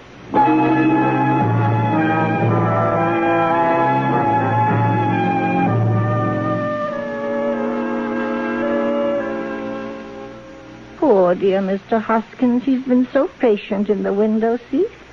I think Teddy had better get Mr. Hoskins downstairs right away. Abby, I will not invite Jonathan to the funeral services. Oh, no. We'll wait until they've gone to bed and then come down and hold the services. The general was very pleased. He says the canal is just the right size. He says that... Teddy, there's been another yellow fever victim. Oh, dear me. This will be a shock to the general. But I'll have to tell him. Army regulations, you know. No, Teddy, we must keep it a secret. Yes. A state secret? Yes, a state secret. Promise? You have the word of the President of the United States. Cross my heart and hope to die. Now, Teddy, you must take the poor man down to the canal. And we'll come down later and hold services. You may announce that the President will say a few words. Where is the poor devil? He's in the window seat. Oh, seems to be spreading. We've never had yellow fever there before. Well, up we go. He died for his country. Open the cellar door, Aunt Abby.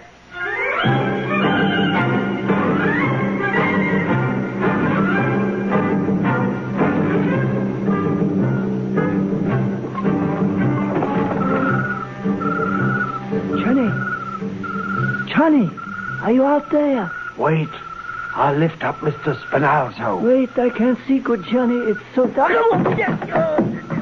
What happened? Someone left the window seat open. I fell in. Well, get out. Take Mr. Spinalzo. Oops. I lost the leg. Here. Johnny, somebody's coming. Get him in the window seat. Quick. All right. Give me a hand in through the window. Here. Are you in? Yes. Miss Abby? Miss Martha? Miss Abby, it's so dark in here. Who are you? Elaine Harper. I live next door. Turn on the lights, Doctor. Yeah. Oh, who are you? Where are Miss Abby and Miss Martha? Perhaps we'd better introduce ourselves. This is Dr. Einstein. Dr. Einstein. I suppose you're going to tell me you're Boris. I'm Jonathan Brewster. Oh, you're Jonathan? Oh, you've heard of me. Just this afternoon. Well, I'll be running along home now. I think she's dangerous. She's seen us. Baby, let her go, Johnny. She saw us. Remember that. Stay away from me. Take your hands off me. Oh, Teddy. It's going to be a private funeral. Teddy, tell these men who I am, please. What? That's my daughter Alice. Oh, no. Doctor, your handkerchief. Oh, help. Get it out of the cellar, quick. This way, come, please. What's going on down there? What are you doing? We caught a burglar, a sneak thief. Go back to your room. Look out, Johnny. She got away. Let go of me. Elaine? Mortimer, where have you been? At the Henry Miller Theater. Why, who's this? This is your brother Jonathan, and this is Dr. Einstein. Well, I know this isn't a nightmare, but what is it? I've come back home, Mortimer. Jonathan? Jonathan? What? You always were a horror, but you have to look like one? Mortimer, Have you forgotten the things I used to do to you when we were boys? Remember the times you were tied to the bedpost, the needles under your fingernails? It is, Jonathan. Oh, I remember. I remember you as the most vicious, venomous form of animal life I ever knew. Now, don't you boys start quarreling again the minute you've seen each other. Jonathan, you're not wanted here. Now get out. Well, I'm sleeping here tonight in your room. Johnny, maybe we better sleep down here, on the window seat. Window seat? Window seat? Yeah, the window seat. Oh, the window seat. Well, maybe I'd better sleep down here. Oh, we wouldn't trouble you. We insist on sleeping down here. Doctor, we'll go up and get our bags. You can have the room in a moment, Mortimer. Mortimer, What's the matter with you, dear? I have almost been killed. You've almost been... Abby. Martha. Oh, no, it was Jonathan. He mistook her for a sneak thief. Would you like some coffee, dear? Oh, great idea. Coffee, sandwiches. I haven't had any dinner. Well, we'll get it ready. Come, Abby. No wine. No, dear. I'm sorry I'm so late, Elaine, but it's after 12, and I... 12? Elaine, you've got to go home. What? Mortimer, I want to know where I stand. Do you love me? I love you very much, Elaine. I love you so much I can't marry you. Have you suddenly gone crazy? Oh, I don't think so, but it's just a matter of time. You see, insanity runs in my family. It practically gallops. Now, just because Teddy is a No, it goes way back. The first Brewster, the one who came over on the Mayflower. You know, in those days, the Indians used to scalp the settlers. He used to scalp the Indians. But, darling, this doesn't prove you're crazy. Well, look at your aunt. They're Brewsters, aren't they? And the sanest, sweetest people I've ever known. Well, even they have their peculiarities. Mortimer, you're not even looking at me. Come away from that window seat. Yeah, right away, Elaine. Another one. Elaine, you've got to go. Something very important has just come up. Up from where? We're here alone together. Elaine, if you love me, will you get the devil out of here? Mortimer, will you kiss me goodnight? Why, of course, darling. Quickly. Oh. Well, good night, dear. And I'll call you in a day or two. You critic. And Martha, Aunt Abby, come in here. Yes, dear. What is it? Oh, where's Elaine? You promised me... Who is that in the window seat? No one, dear. Look. And it is not Mr. Hoskins. Well, who can that be? Are you trying to tell me you have never seen that man before? I certainly am. Now, Aunt Abby, don't try to get out of this. That's another of your gentlemen. Mortimer, how can you say such a thing? That man is an imposter. And if he came here to be buried in our cellar, he's mistaken. But, Aunt Abby, you put Mr. Hoskins in the window seat. Now, this man couldn't have just gotten the idea from him. By the way, where's Mr. Hoskins? In Panama, waiting for the services, poor dear. We haven't had a minute with Jonathan in the house. Oh, dear, we always wanted to have a double funeral, but I will not read services over a total stranger. A stranger? Aunt Abby, how can I believe you? There are 12 men down in the cellar, and you admit you poisoned them. Yes, I did. But you don't think I'd stoop to telling a fib?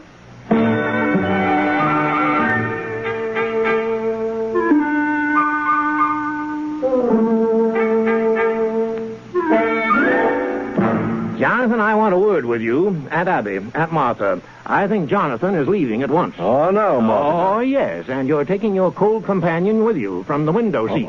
The window seat? You're my brother, and I'm going to give you a chance to get away. And if you don't take it, I'm going to call the police. Mortimer, remember, what happened to Mr. Spinalzo can happen to you, too. Oh, dear. Come in. Why, Officer Brophy. Oh, hello, Miss Martha, Miss Abby. I saw your lights on, and I thought there might be sickness in the family. Oh, come in, officer. This is my brother, Jonathan. Oh, hey, he looks familiar. Ain't I seen him somewhere? I don't think so. It's too bad Jonathan can't stay, isn't it? Well, if everything's all right. Oh, don't go, officer. Stay and have some coffee and a sandwich. Well, if you say so. We'll all go into the kitchen while Jonathan collects his things. All his things. Come along, officer. Yeah, sure. Say, Mr. Brewster, I've been meaning to ask you about a play I've been writing. Doctor, This affair between my brother and me has got to be settled. Now, Johnny. We're going to sleep right here tonight. With a cop in the kitchen and Mr. Spinalzo in the window seat? That's all he's got on us. So we take Mr. Spinalzo down and we dump him in the bay and come right back here. Hide the suitcases in the cellar. Go on. I think we should get out, Johnny. Johnny, come quick. What is it? That hole in the cellar. We got an ace in the hole.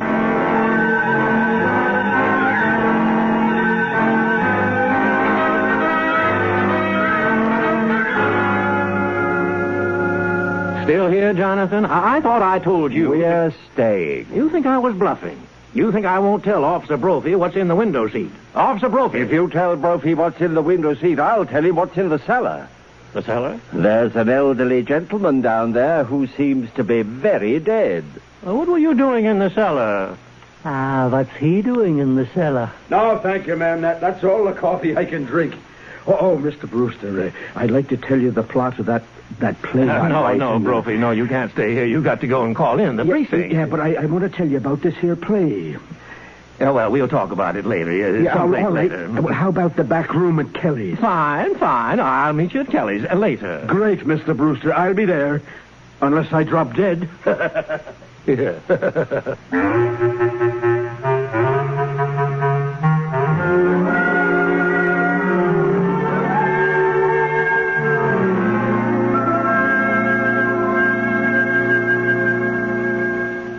Is that you, Mortimer? It's Jonathan, Aunt Abby. Mortimer went out.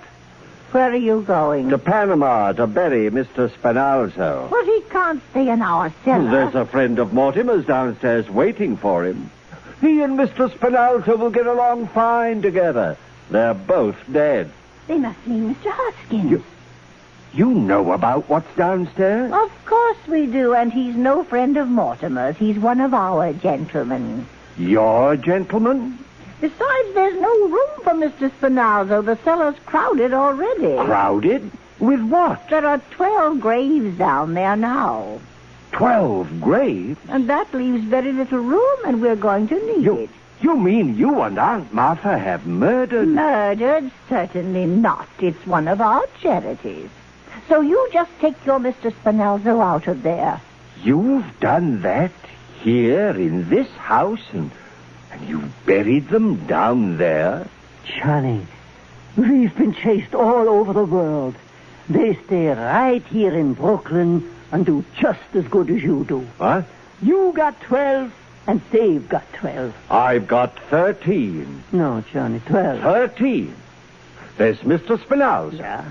Then the first one in London, 2 in Johannesburg, 1 in Sydney, 1 in Melbourne, 2 in San Francisco, 1 in Phoenix. Phoenix? The filling station. Oh, yeah. The 3 in Chicago and the 1 in South Bend. That makes 13. But you can't count the one in South Bend. He died of pneumonia. He wouldn't have got pneumonia if I hadn't shot him. No, Johnny, you got 12 and they've got 12. The old ladies are just as good as you are. Oh, they are they? Well, that's easily taken care of. All I need is 1 more, that's all. Just 1 more. Well, here I am.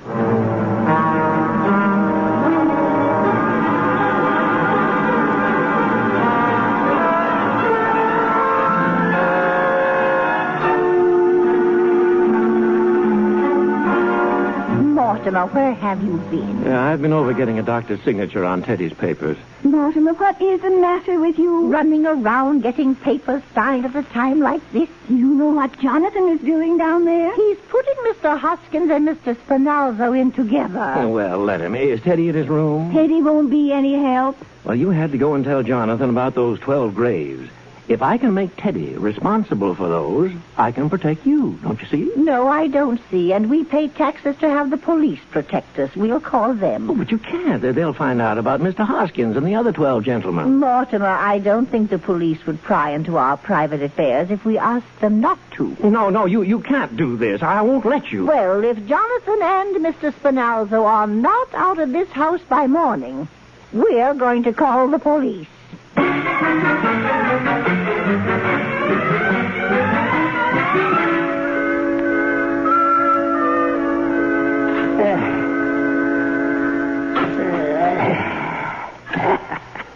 There. It's all done, Johnny. Mr. Hoskins and Mr. Spinalzo all put away, neat and tidy. We're all done. You're forgetting, Doctor. My brother, Mortimer. No, Johnny, no. Tonight, and we do that tomorrow, or the next day. No, tonight, no, now. Johnny, please, I'm tired. And tomorrow I got to operate. Tonight we go to bed, huh? Doctor, it's going to be done tonight. Johnny, I know that look. Okay. But the quick way, huh? The quick twist, like in London. No, Doctor. This calls for something special. I think perhaps the Melbourne method. Johnny, no, not that. 2 hours. When it was all over the fellow in London, it was just as bad as the fellow in Melbourne. Get your instrument. No, Johnny. Get them. We operate tonight, Doctor, on Brother Mortimer.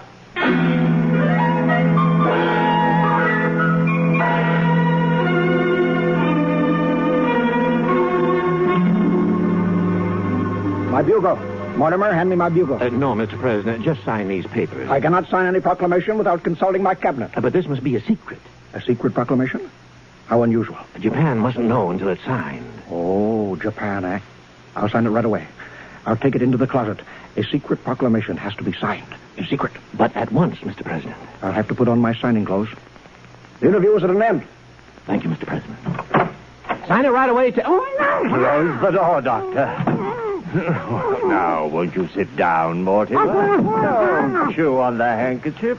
It's imported lace. Doctor, the curtain cord. Yeah. Mortimer, I've been away for 20 years, but every night I've dreamed of you. In London, I dreamed of you, and in Melbourne, There. Tight and neat. Now, Doctor, your instruments. We go to work.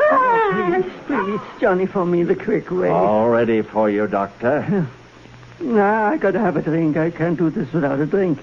That wine, remember, this afternoon. Where did the old lady put... Oh, here. Elderberry wine. I split it with you. We both need a drink. Very well, Doctor. We'll drink to Mortimer. To my dear dead brother. Cabinet meeting on the double. That idiot. He goes next. No, not Teddy. That's where I stop. I draw the line at Teddy. Now we've got to work fast. Yeah, the quick way. Yes, Johnny. Doctor. One quick twist of the silk handkerchief. Hey, the colonel's got to stop blowing that horn. It's all right, officer. We're taking the bugle away from him. We promised the neighbors he wouldn't do that anymore. Oh, hey, Mr. Brewster. Why are you all tied up? He was explaining the play he saw tonight. That's what happened to the fella in the play. Oh, yeah? Gee, they practically stole that from the second act of my play. I'll tell you now. No, wait a minute. I'm going to leave you this way. This time, Mr. Brewster, you listen to the plot. Well, it starts in my mother's dressing room where I was born. Only I ain't born yet.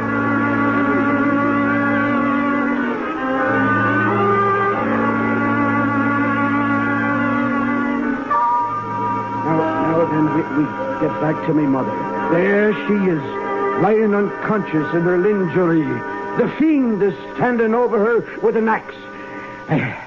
There. How do you like it so far, huh, Doctor? Well, it put Johnny to sleep. Oh, that's just the second act. Now the third act. Johnny, wake up. I can't wake him. What's going on? Johnny, it's Cop. Brophy. Oh, hiya, Lieutenant. This is Mortimer Brewster. He's going to help me write me play. Did you have to tie him up to make him listen? The whole precinct is out looking for you. It's 8 o'clock in the morning. Give me the phone and untie him. Oh, gee, Mr. Brewster, I'll have to run through the third act quick. Hello, Captain. Brophy's here. You don't have to worry. Yeah, we found him in the Brewster house, so you can call off the big manhunt. You want us to bring him in? Manhunt? Oh, so I've been turned in, huh? Oh, no, buddy, you got it wrong. I suppose you and that stool pigeon brother of mine will split the reward. Reward? Grab him, Brophy. You stay still, Mac. Now I'll do some turning in. There are 13 bodies buried in our cellar. Oh, yeah? I'll show you. You come on down to the cellar with me. 13 bodies. Maybe you better go down, Joe. With him? Not me. He looks like Boris Karloff. Ah! Get him off me, Rooney. Help me. Help me. Get your head out of the way. Oh. Well, what do you know about that? Imagine him claiming there was 13 bodies buried in the cellar. Get him out of here. Well, I'll have to drag him by the feet. We'll take him into the kitchen. What a story. 13 bodies buried in the cellar. Sir, there are 13 bodies buried in the cellar. Who are you? I'm President Roosevelt. What is this? He's the one that blows the bugle. Oh, dear me. Brother Jonathan, a yellow fever victim. No, Colonel. He's a spy. We caught in the White House. Well, will you get him out of here? Now, you. Didn't anybody untie you yet? Here, I'll do it. Oh, now, Lieutenant, listen to me. That crazy brother of yours has got to be put away. We don't want no more bugles blowing. Oh, yes, I know. I have the papers right here. Teddy's going to Happy Dale. Now, about those 13 bodies. Yeah. Can you imagine what would happen if that cockeyed story got around? And now he's starting a yellow fever scare. It's lucky I didn't fall for that story. 13 bodies.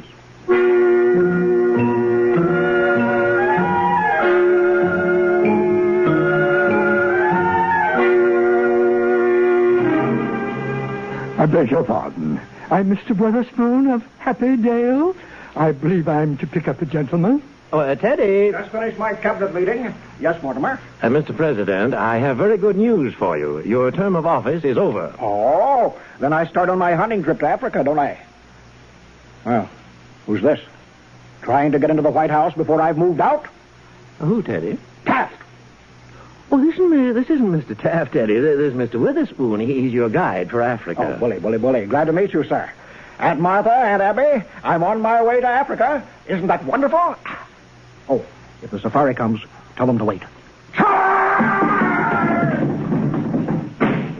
Aunt Abby, Aunt Martha, this is Mr. Witherspoon from Happy Dale. Teddy is going with him. No, he is not. Not while we're alive. The police want him to go. He blew his bugle again. That's right, ma'am. Well, if he goes, we're going with him. Yes, we won't be separated from Teddy. But we can't take sane people at Happy Dale. Look, will you settle this? There are still murders to be solved in Brooklyn. Yes. Oh, are there? Teddy's got to go. With the story he's telling, we'd have to dig up the cellar. He says there are 13 bodies buried down there. But there are 13 bodies buried in our cellar. I'll take your word for it, lady. I'm a busy man. How about it, Witherspoon? Well, they'd have to be committed. Well, Teddy committed himself. Can't they commit themselves? Can't they sign the papers? Certainly. Oh, well, then, if we can go with Teddy, we'll sign the papers. Where are they? Yes, where are they? Sign them up, Witherspoon. I want to get this cleaned up. Oh, my, we've overlooked one thing. We're going to need the signature of a doctor. A doctor? Oh, yes, a doctor. Dr. Einstein. Me? Come over here. We'd like you to sign some papers. Yes, please, I must go. No, just come right over here, Doctor. At one time last night, I thought Doctor was going to operate on me. Please, yes, Doctor, please. just come right over here. Sign right here, Doctor. Yes, very well. Here. There. Are you leaving us, Doctor? I think I must go. Oh, aren't you going to wait for Jonathan? I don't think we're going to the same place. There now. Everything's quite in order. Well, I'm almost relieved. I'm really looking forward to going. The neighborhood here has really run down, so...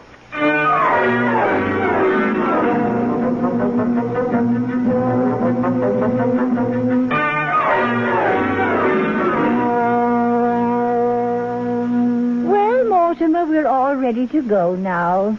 The house will be yours, and we want you to live in it. Oh, no, Aunt Abby. The house is too full of memories. Oh, dear, but you'll need a house when you're married. I'm afraid I can't ever marry Elaine or anybody. Oh, there's something else, Mortimer. You signed our papers as next of kin. Oh, of course, why not? But you see, dear, you're not really a Brewster. Not a Brewster? No, dear, your mother was a widow when she came to us as a cook, and you were born about 3 months afterward. But she was such a good cook that we didn't want to lose her, so Brother married her. I'm not really a Brewster? Now, don't feel badly about it, dear. Oh, no. Oh, it's a tragedy, isn't it? Nobody knows who your father is. He might be anybody. You're right. You're right. Well, isn't it wonderful? He might be anybody. I've got to tell Elaine. He might be anybody. All right, Jonathan, come on. I'm coming, Lieutenant. Goodbye, aunties. So this house is seeing the last of the Brewsters. Well, I can't bet on my record now, but neither can you. At least I have that satisfaction. The score stands even. 12-12. Jonathan always was a mean boy. Never could stand to see anybody get ahead of him. I wish we could show him he isn't so smart. Well, ladies, perhaps we'd better be going. Martha? Yes, Abby? Oh, yes. Mr. Witherspoon, does your family live with you at Happy Dale? I have no family. Oh, that must make it very lonely for you. I suppose it does. Martha? Mm-hmm. Mr. Witherspoon, I think at least we should offer you a glass of elderberry wine. Elderberry wine? You grow your own elderberries? No, but the cemetery is full of them. You don't see much elderberry wine nowadays. I thought I'd had my last glass of it. Oh, no. Here it is. Well, ladies, to a long life.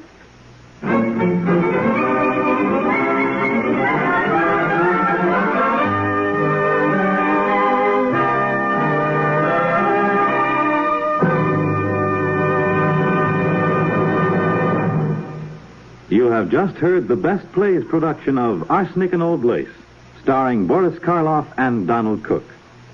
Now, here again is your host, drama critic John Chapman. Joseph Kesselring never wrote a sequel to Arsenic and Old Lace, so we don't know what happened to Mr. Witherspoon. Perhaps someday the author will get around to it. In the meantime, we will have another best play for you next Sunday. It will be a rather strange and quite lovely piece, Dark of the Moon, which Howard Richardson and William Burney made from the old hillbilly folk song about Barbara Allen. Our star will be Alfred Drake. Let's all meet again next Sunday in the mountains called the Great Smokies. This is Chapman saying goodbye until then.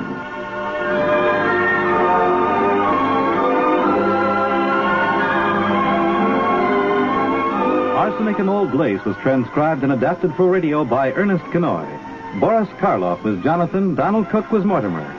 Evelyn Varden and Gina Dare appeared as Abby and Martha, Edgar Staley as Dr. Einstein, Wendell Holmes as Teddy Brewster, Joan Tompkins as Elaine, Arthur Maitland as Mr. Witherspoon, Ted Osborne as Reverend Harper, and Ed Latimer as Brophy. Best Plays is an NBC production, supervised by William Welch and directed by Edward King. This is Fred Collins speaking. Tonight, America's Press Conference. It's Meet the Press on NBC.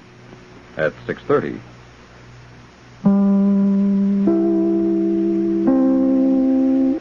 KFI Los Angeles. Listen, a new Packard four-door sedan costs just $29.20 plus tax and license, delivered right here in Southern California. Packard costs less for what you get than any other car. Up to 30 months to pay at Earl C. Anthony Incorporated, 1000 South Hope or 9130 Wilshire Boulevard.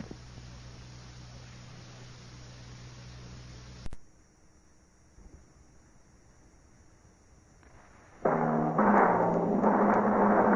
New York, where the American stage begins, NBC presents Best Plays with John Chapman.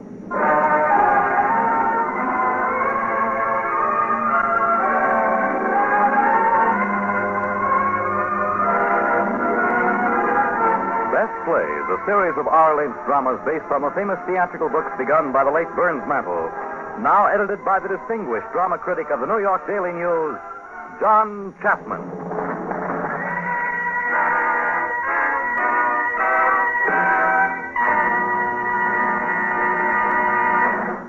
Mr. Chapman. Good evening. Our play this time is one of Maxwell Anderson's most eloquent historical dramas, Elizabeth the Queen. This play made its first appearance in 1930 with Lynn Fontanne in the title role and Alfred Lunt as the Earl of Essex. That was the season, you may remember, in which a civic repertory theater production, Allison's House, won the Pulitzer Prize. And, of course, Eva Le Gallienne was in the leading role. The same Eva Le Gallienne who is going to play Queen Elizabeth for us on this broadcast. With her, as Essex, we have that able young actor, Richard Waring.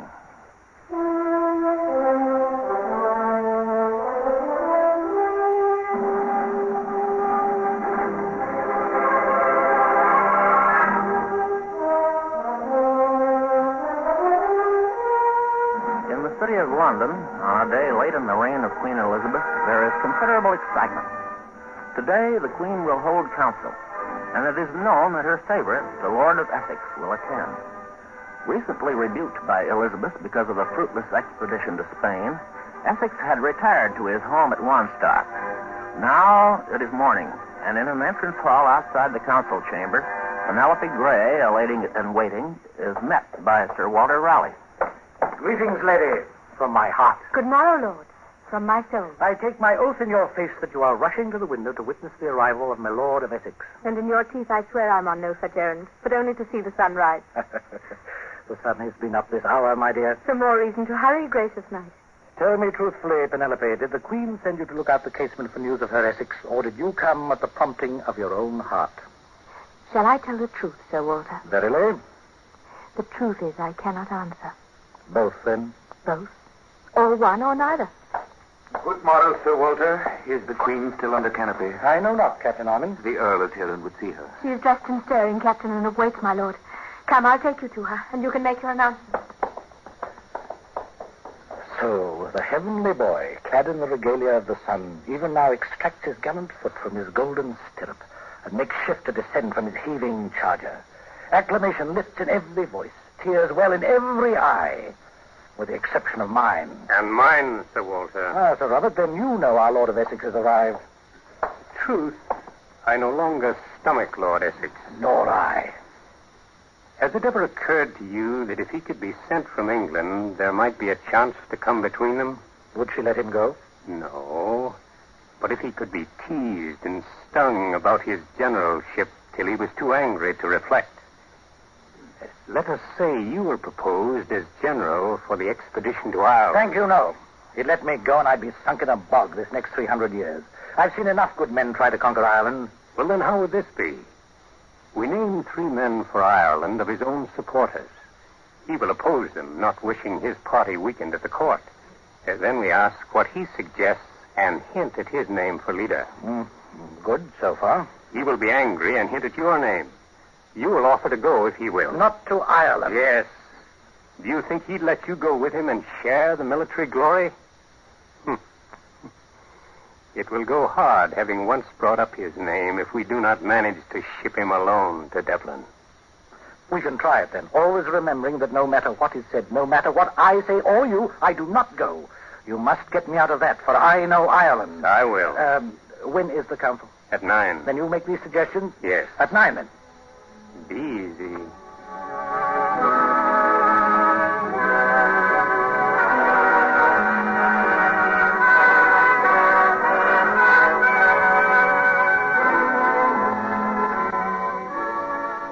My Lord of Essex, I would speak with you. Yes, Sir Francis. You're going to the Queen? Yes, God help us both. Then hear me for a moment. Speak, Schoolmaster Bacon. Listen to me this once. You have quarreled with the Queen against my judgment. Can a man quarrel or avoid a quarrel at will? Certainly, if he knows his way. Not I. You quarreled with her because she wished to keep peace, and you wanted war. We are at war with Spain, but such a silly, frightened, womanish war as only a woman would fight. She is a woman and fights a womanish war. But if we are at war, why not let some blood? But ask yourself one question and answer it honestly, dear Essex. And perhaps you will see then why I speak sharply. You are my friend and patron. Where you gain, I gain. Where you lose, I lose. But I see you riding straight to a fall today. And I'd rather your neck weren't broken. Ask myself what question? Ask yourself what you want. To retain the favor of the Queen, remain her favorite, keep all that goes with this, or set yourself against her and trust your fortune to popular favor. I'll not answer that. Yes, I have done. Oh, forgive me. My dear friend, forgive me. You know my answer in regard to the Queen. I must keep her favor. Only I cannot endure it. It maddens me. This utter mismanagement. When a man's hand and brain are needed and cannot be used. Let me answer for you. You are not forthright with yourself. You have caught the people's hearts till the streets ring your name whenever you pass. You are loved better than the Queen. That is your danger. She will not suffer a subject to eclipse her. She cannot suffer it. Make no mistake, she will not. And I must wait, hold myself back. There is one man in all her kingdom she fears, and that man's yourself. She has good reason to fear you. You are a man not easily governed, rebellious, moreover a general, popular and acclaimed. And last, she loves you, which makes you the more to be feared. Whether you love her or not. I do love her, I do. My lord, a man as young as you. If she were my mother's kitchen hag, toothless and wooden-legged, she'd make all others colorless. You play dangerously here, my lord. I've never yet loved or hated for policy nor a purpose. I tell you she's a witch, and has a witch's brain. I love her, I fear her, I hate her, I adore her. That side of it you must know for yourself. I will walk softly. Here's my hand. Distress yourself no more. Only count not too much on the loves of queens. I'll remember.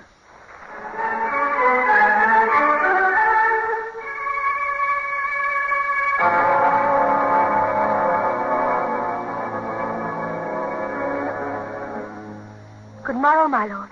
Good morrow, Penelope. Have I kept the Queen? Would I acknowledge Her Majesty would wait for you? I commend me to your discretion. Only to my discretion. Take her what message you will. Only tell her I am here. My lord, may I have one moment? She's not quite ready. As many as you like. What is it, my dear? Do you love the Queen? Is that a fair question as between maid and man? An honest question. Then I will answer honestly. Yes, my dear. Dearly. Yes. I would you loved someone who loved you better. Meaning whom? No one. Myself, perhaps, that's no one. Or anyone who loved you better. Does she not love me, my sweet? She loves you. Loves you not. Loves you not. And why do you tell me this? Because I am afraid. For me? I have heard her when she thought she was alone walk up and down her room soundlessly, night long, cursing you. Cursing you because she must love you and could not help herself. Swearing to be even with you for this love she scorns to bear you. My lord, you anger her too much. But is this not common to lovers? No. I have never cursed you. And I have good cause. But if I were your lover, you would, my sweet. So thank God I am not. I'll tell her you are here.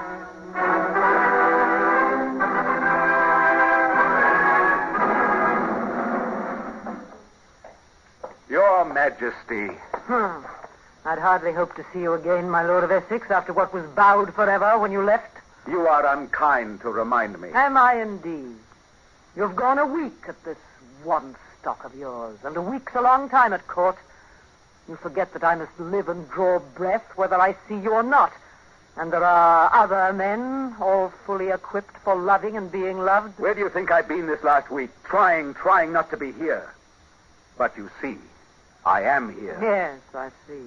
Why did you plague me without a word? Why did you not come? You are a queen, my queen. You let it be known. I would not be admitted if I came. I may have meant it at the time. I think I have a demon, and you are it. If ever a mocking devil tortured a woman, you're my devil and torture me. Let us part and quickly, or there'll be worse to come. Go. I will not. Come to me, my Essex. Let us be kind for a moment. I will be kind. You need not be. You're young and strangely winning and strangely sweet. My heart goes out to you wherever you are, and something in me has drawn you. But this same thing that draws us together hurts and blinds us until we strike at each other. This has gone on a long while. It grows worse with the years. It will end badly. Go, my dear, and do not see me again. Oh, this is what I said when last I went away. Love someone else, my dear. I will forgive you. What would you have to forgive? I have tried to love others. It's empty as ashes. What others? No one. What others? Everyone. If we must quarrel when we meet, why then let us quarrel. At least we can quarrel together. I think if we are to love, we must love and be silent. For when we speak... I'll be silent then. You shall speak. If you would sometimes heed me. Only sometimes. Only when I'm right. If you would say to yourself that even your lover might be right sometimes. But you were wrong. A campaign into Spain's pure madness. Think of the drain in men and the drain on the treasury. There's no richer country in Europe in men or money than England. It's this same ancient, unprofitable niggardliness that pinches pennies and wastes a world of treasure. Never yet has a warlike expedition brought me back what it cost. You've tried half measure. If we are to trifle, we might better sit at home forever and rot. Ha! Seems to me we rot to some purpose here. I have kept the peace and kept my people happy and prosperous. They've had time for music and poetry. And at what a cowardly price. I am no coward either. Requires more courage not to fight than to fight when one is surrounded by hasty hotheads urging campaigns in all directions. They will set you down in histories as the weasel queen who fought and ran away. Is it my fame you think of, or your own, my lord? Have you not built your name high enough? When we ride in the streets, it's Essex they cheer, and not their queen. Is it for this hollow cheering you hold me back from Spain? It's because I believe in peace and have no faith in wars or what wars win. You do not fear me? I fear you, too. You believe yourself fitter to be king than I to be queen. You believe you'd rule England better because you're a man. That last is true, I would. It's because I love you that I can see wherein you fail. It's because you cannot act and think like a man. Why should I think like a man when a woman thinks wiser? What do you plan? To take over the kingdom? Depose me? You are a touchy queen. I had bad bringing up. Tell me, my dear, do I tire you? Do I wear upon you a little? Never. Oh, you'd have to say that because you wouldn't hurt me and because I'm your queen. And so I'll never know until everyone else has known and is laughing at me when I've lost you. Wait. Let me say this, please. When the time does come and I seem old... You are not old. I will not have you old. And you love someone else? Tell me the first. Will you do that in all kindness in memory of a great love past? No, you could not. It's not in a man to be kind that way, nor in a woman to take it kindly. I think I'd kill you in a first blind rage. Kill me when I can say it. Love, will you let me say one more thing that will hurt you? Anything. Your blood's on fire to lead a new command now that you've won so handsomely in Spain. And when I need a general anywhere, you'll ask to go. Don't ask it, and don't go. You're better here in London. Was this all you wanted? To make me promise this? Not for myself, I swear it. Not because I think you reckless with men and money, though I do think that. Not because you might return in too much triumph and take my kingdom from me, which I can imagine, and not because I want to keep you here and hate to risk you, though that's also true, but rather, and for this you must forgive me, because you're more a poet than a general, and I fear you might fail and lose what you have gained if you went again. Whom would you send? I asked you not to be angry. Not to be angry?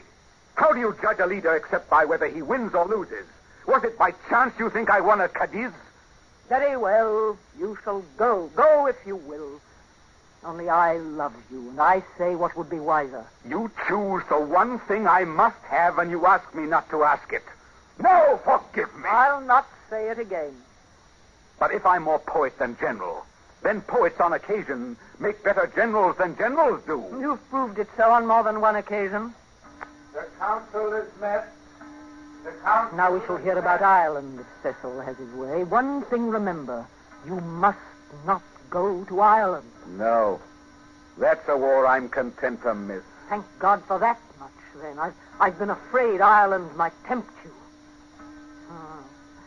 Now, what can come between us out of heaven or hell or Spain or England? Nothing. Never again.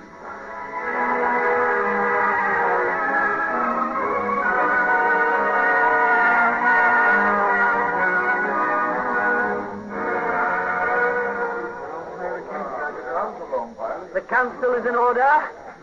What business is there before us? Your Majesty. Sir Robert Cecil.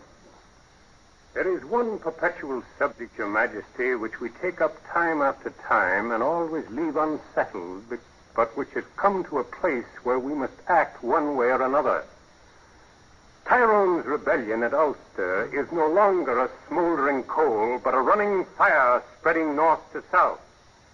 We must conquer Ireland finally now, or give over what we have won. Lord Burleigh, you shall speak first. What's to be done in Ireland? We must stamp out this fire or lose the island. This means men, money, ships? Yes, madam. And more than that, a leader. What leader? The best man we have. What man? Name one. We should send a proved and able general of no less rank than Lord Howard here. Lord Essex. Sir Walter Raleigh. Knollys or Mountjoy. I ask you for one and you name a dozen, Sir Robert. Why should one go alone if it comes to that? Why not two expeditions? One to Dublin, one into Ulster, meeting halfway. Are there two who could work together? Knollys and Mountjoy. They are friends and of one house. Yes, of my house. Essex, whom would you name? Why, since Sir Robert feels free to name my followers, I shall feel free to name one or two of his. In other words, you would rather Knollys and Mountjoy did not go. I will spare one of them, if Sir Robert will let Sir Francis Vere go with him. Lord Essex names Sir Francis Vere because he knows full well I cannot spare him, Millie. Is this appointment to wait for all our private bickerings? Can we send no man of worth to Ireland simply because to do so would weaken some house or party here at court? I hope I betray no secret, Sir Walter, if I tell the council that I spoke with you before the session and asked you if you would go into Ireland if the Queen requested it, and that you said yes, should the Queen desire it. That's good answer. But I believe, as Sir Walter believes, there should be more than one hand in this. That if he goes, Lord Essex should go with him. With him? In what capacity? Leading an equal command. Two generals of coeval power landing north and south and meeting to crush Tyrone. Would you set up two Lord Protectors in Ireland? It was my thought that we name Raleigh as Lord Protector. And I under him? So it seemed to me. This is deliberate. An insult planned. It is no insult, my lord, but plain truth. I speak for the good of the state. You lie! You have never spoken here or elsewhere for any cause but your own. No more of this. Am I to swallow this from a clerk, a pen pusher? To be told I may have second place for the good of the state? Whoever makes you angry has won already, Essex. They have planned this. I say no more. Raleigh will go to Ireland as Lord Protector and go alone if the Queen asks it of him. It is a task both difficult and dangerous. I cannot blame Lord Essex for refusing to risk his fame there. There speaks the white rat again. Yet even a rat should know. I have never refused a task out of fear. I said I would not go as second in command. Then would you go as Lord Protector? You've named your man. Sir Walter Raleigh. With your Majesty's gracious permission, I'll go if Essex goes. Is Sir Walter afraid to go alone? I don't care for it, and neither does our Essex. If I'm challenged to go to Ireland, then I'll go. Give me what men and horses I need, and put me in absolute charge. And if I fail to put the rebellion to sleep forever, take my sword from me and break it. I'll never use it again. Will you listen? They've challenged me. If you volunteer to go to Ireland, there's none to stop you. Your Majesty, I can see that Raleigh and Cecil have set themselves to bait me in Ireland. My lords, Since this is a challenge, I go and will return.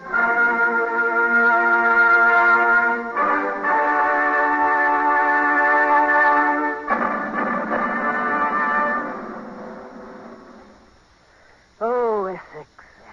What malicious star danced in my sky when you were born? What malicious star danced over Ireland, you should ask? You're a child in council.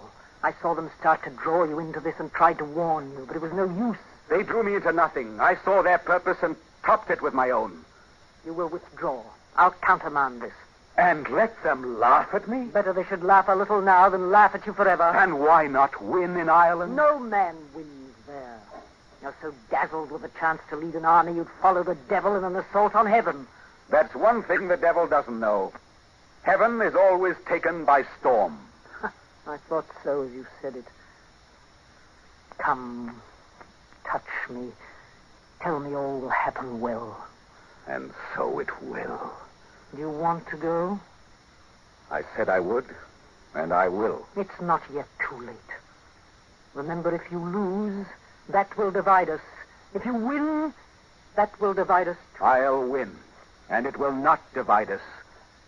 Is it so hard to believe in me? No, I'll believe you, and even forgive you if you need it. Here, my father gave me this ring, and told me if ever he lost his temper with me, to bring it to him, and he'd forgive me. And so it saved my life long after, when he'd forgotten. Long after, when one time he was angry. Darling, if ever you're angry, rings won't help. I'd think of you as you are now, and it would. Take it. I have no pledge from you. I'll take it to remember you in absence. Take it for a better reason. Take it because the years are long and full of sharp, wearing days that wear out what we are and what we have been and change us into people we do not know living among strangers. Lest you and I, who love, should wake some morning strangers and enemies in an alien world far off. Take my ring, my lover. You fear you will not always love me. No, that you will not let me. That you will not let me love you.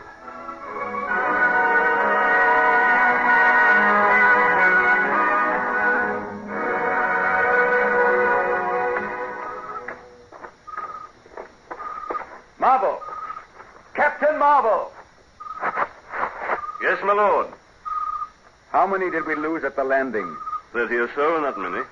That's 30 less to wonder whether they'll see their wives again. But then they're lucky to be rid of Ireland. This country's barren, festering with fever bogs. There are no roads, no food. Are the men deserting? Some, my lord. There have been no other losses. Only at the landing. There was an ambush there. Yes, my lord. It's not losses we should fear now, though we have lost more than I would like to think. It's going on against a retreating enemy, venturing further from our base when we are not supplied. I think we have been forgotten in London. Nay, worse than forgotten. My lord, if I may make so bold, there must be some reason for such a strange policy. The Queen has written? Aye, she has written. Lord Essex will confine his invasions to the near coast. Lord Essex will prepare to shorten his campaign. How can one fight thus? My lord, the men have not been paid. Are they muttering? They want only one thing. To follow you to London. And why to London? Forgive my saying this. They wish to make you king. Have they forgotten the Queen? They're willing to forget her. But I am not. We wait here. Lord of Essex? Yes? I'm a courier, come from the Queen. I bring you this missive. This letter came from the Queen's hands? It is as I received it from the Queen's hands. Good news, my lord? We break camp tomorrow for London. We march tomorrow? Yes. Under orders from Her Majesty? No. My lord. Here is her message. Lord Essex is required to disperse his men and return to the capital straightway on his own recognizance to give himself up. To give himself up? And nothing but this? There is a limit to my humiliation. Give the necessary orders. We embark at daybreak. Yes, my lord. And it is as well it falls out this way. By right of power and popular voice, it is your kingdom, this England. More mine than hers, as she shall learn. There's victory in your path, my lord. The London citizens will rise at the first breath of your name. And I am glad for England. She has lain fallow in fear too long. Her hills shall have a spring of victory. And for this order from the Queen, I received it not.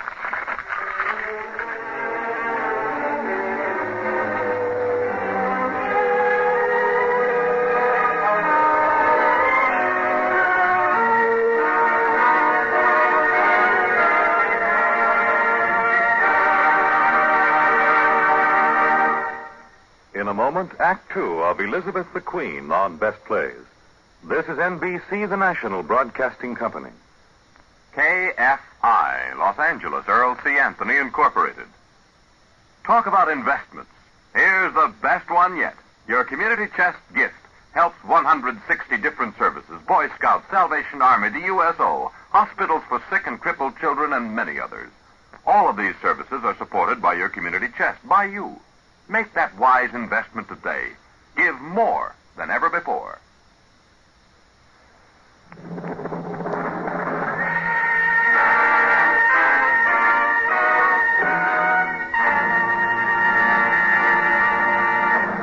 Now, Act Two of the Best Plays production of Elizabeth the Queen, starring Eva Le Gallienne with Richard Waring. And here again is John Chapman.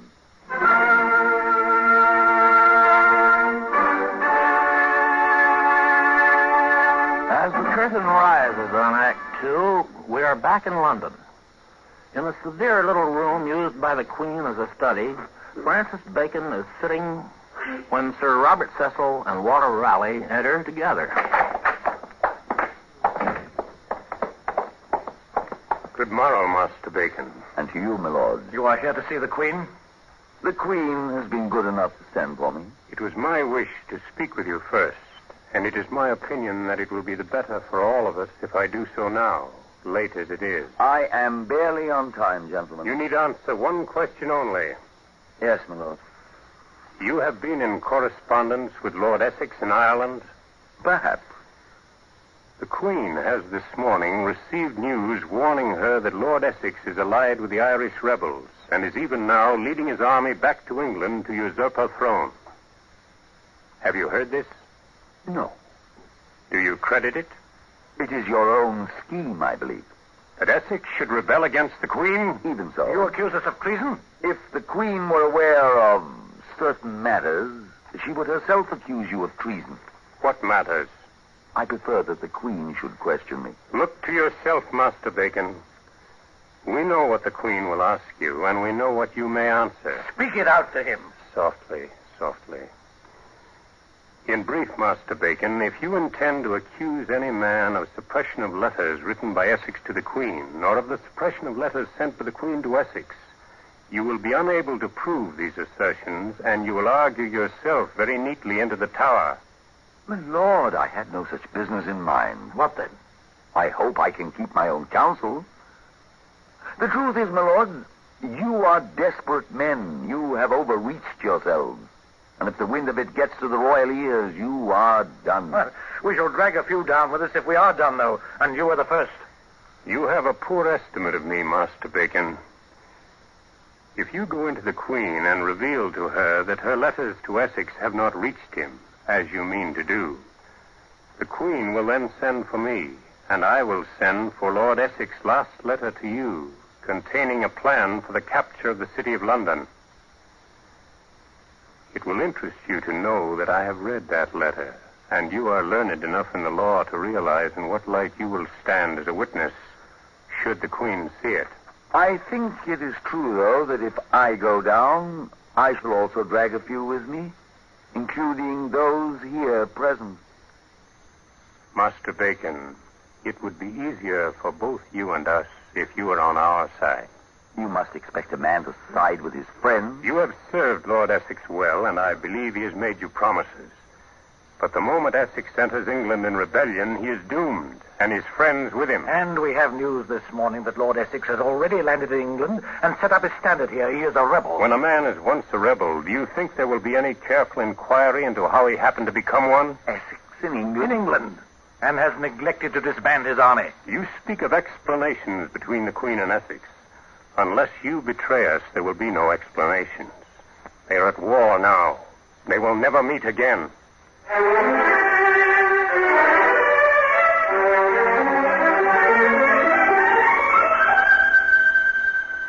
Master Bacon, I have heard that you are a shrewd man.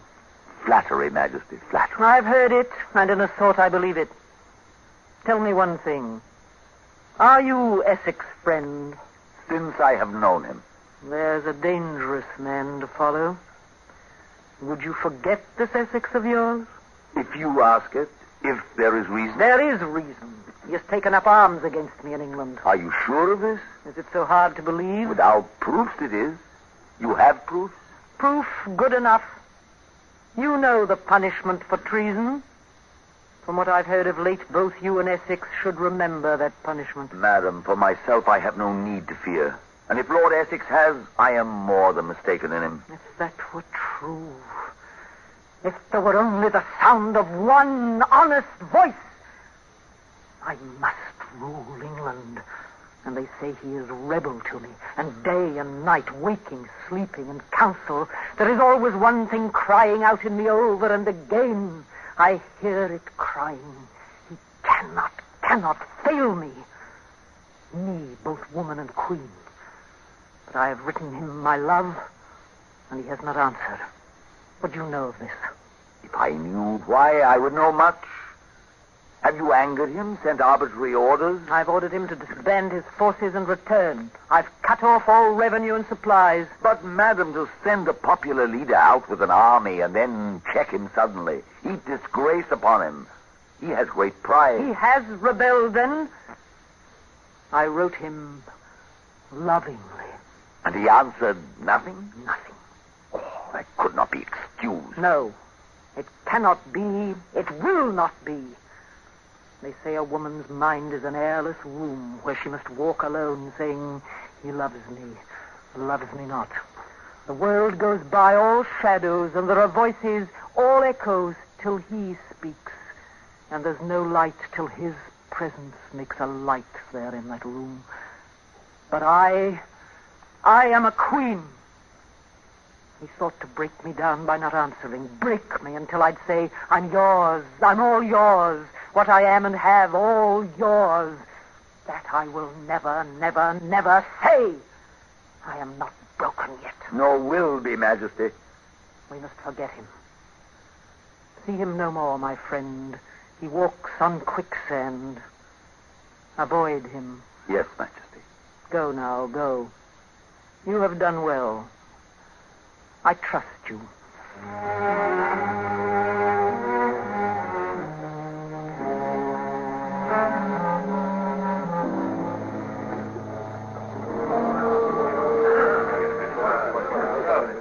Madam, I entreat you earnestly that you speak with me alone for a moment. There is nothing you can tell me, Sir Robert, that I would not wish you to say here before the court. But if your Majesty were aware of the nature of this business... I am aware.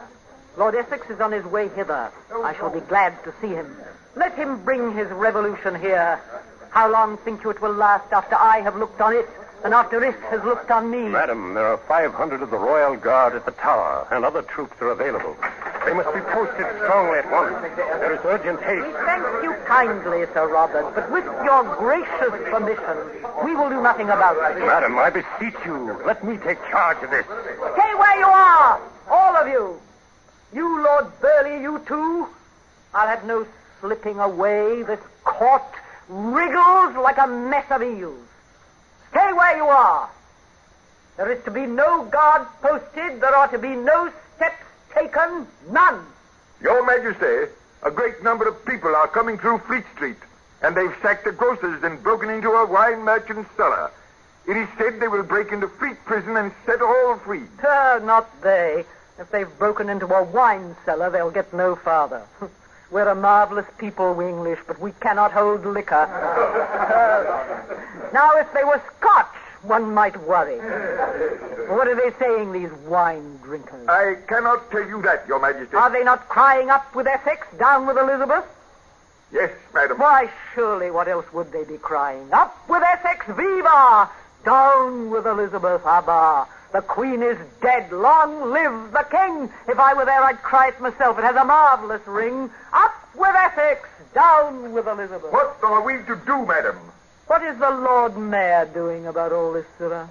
Nothing, madam. How like a Lord Mayor. And how sensible. That's the first principle of government. Never do anything. Let the others make all the mistakes. Majesty, Lord Essex has landed from the river with a complement of soldiers. As captain of your Majesty's guard, I ask authority to act immediately. I alone will be responsible if he enters here. No, Sir Walter, I alone will be responsible. But your Majesty, this is madness. The Queen! Defend the Queen! Make way for the Lord. Stand back, my lords! Let him enter.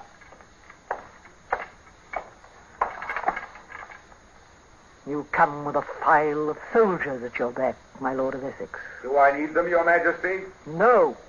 You have your orders, Marvel. Stay with your men. Yes, my lord. They told me you would not see me. They were wrong. I will see you. Seems you're in rebellion. State your grievance, if you have grievance. For myself, I have a great affection for rebels, being one myself much of the time. As to my being a rebel, that's for you to judge. But being newly arrived from Ireland and bearing news of your subjects there, I venture to come to see you. And your army. You have an army with you. I have brought my men home to London. You received my orders, no doubt, directing you to disband. I did. But is your Majesty not aware that an army turned loose becomes a mob? And who paid them, then? I believe your supplies were cut off. I have paid them.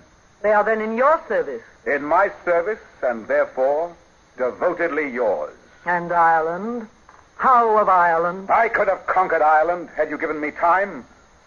I left it worse than I found it. An honest answer, at any rate. So, you held no parleys with our friend Tyrone? I did. It was part of my plan. Your plan? Your plan? Why did you write me nothing of this? Your plan? Am I a witch?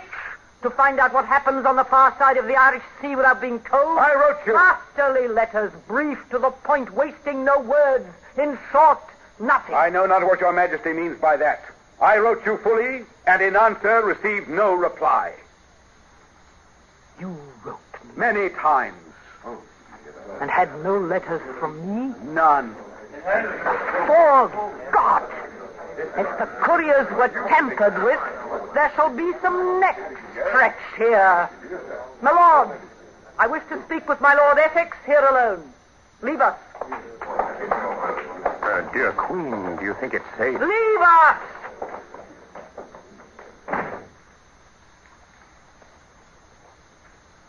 What did you write me? I wrote you, my love, for I thought you loved me then. And I pled with you not to bring me home in the midst of my mission. And then, at last, angrily, for I had not heard, but always to say, I loved you, always. But is this true? Would I lie? Someone has lied and will pay with his life if this is true. What did you write to me? I wrote, my love, God keep you safe. And then, not hearing, I wrote, God knows what madness, as to a rebel, thinking you no longer mine, faithless, thinking... I was in torment. Forgive me. How I hated you. Planned to put you to torture. I have been in torture. Put your arms around me if you love me. Do you still love me? Yes. Yes, yes. Ah, if this were false, then truly, then I should die. I thought because I was older, you see. Someone else. No one. Never a breath. Is it all as before? We have not changed. No. Then hell's vanished and here's heaven risen out of it.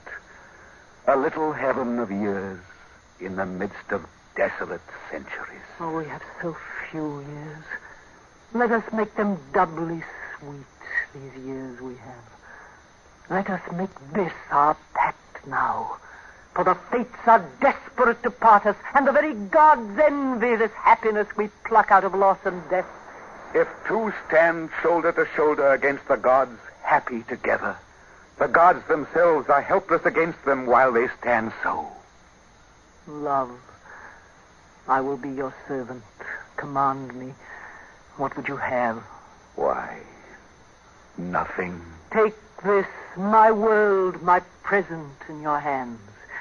You shall stand back of my chair, and together we shall build an England to make the old world wonder and the new world worship.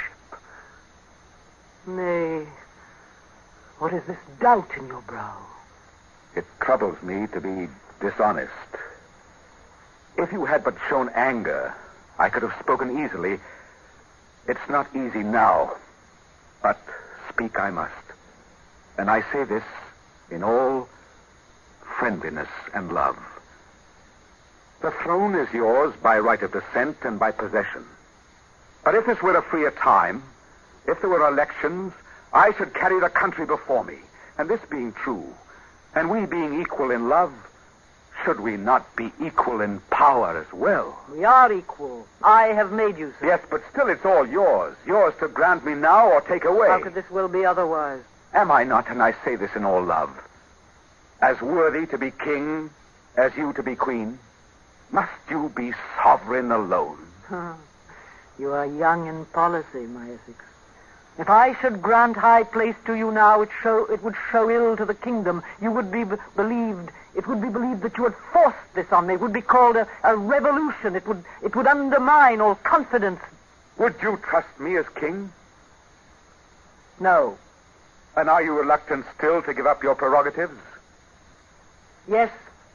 Then now, when the country is mine, the court is in my hands, you my prisoner, must I send my men away, disband my army, give back your kingdom to you, and know I have been king for a moment only and never will again? I am your prisoner. The palace and the city are in my hands. This England is mine now for the taking. This is your friendship. This is your love. As water finds its level, so power goes to him who can use it. And soon or late, the name of king follows where power is. Now I do know at last what it was you wanted. You wanted my kingdom. You have it. Make the best of it, and so shall I. What are your plans? I have none. The tower, the block. You could hardly take a queen prisoner and have no thought of her destiny. These are heroics. You know you're as free as air. Is it so hard to share your power with your love? I could have had all. And I offer to share with you. Let's have no more pretending. You do not love me, no, nor want me. God knows I want you. I wanted power, believed myself fitted to hold it, but not without you. If you wanted me, would you rise and strike at me with an army? Never. You'd have come to me quietly, and we'd have talked of it together as lovers should, and we'd both have our way and none the wiser. But not take the palace, hold me prisoner, no. What you truly wanted you've taken, and that is all you shall have. This is your kingdom, but I am not yours. But I am yours, and always have been. If I could have given freely, but not to a victor. Put me where I will do least harm. I cannot, could not, will not. I ask one word from you. Give me this one word, and these soldiers shall leave, and you shall be free. I'll believe that when it happens. I'll believe you when you promise. Then I promise. You shall share the realm with me. As I am queen, I promise it. Then, this is my answer. Marvel! Marvel! Yes, my lord. Return the palace into the queen's hands. Retire with all our forces to the Strand. Release all prisoners. Release the queen's guard and send them to their stations. Form for retire! Form for retire! Form for retire! Ready to march!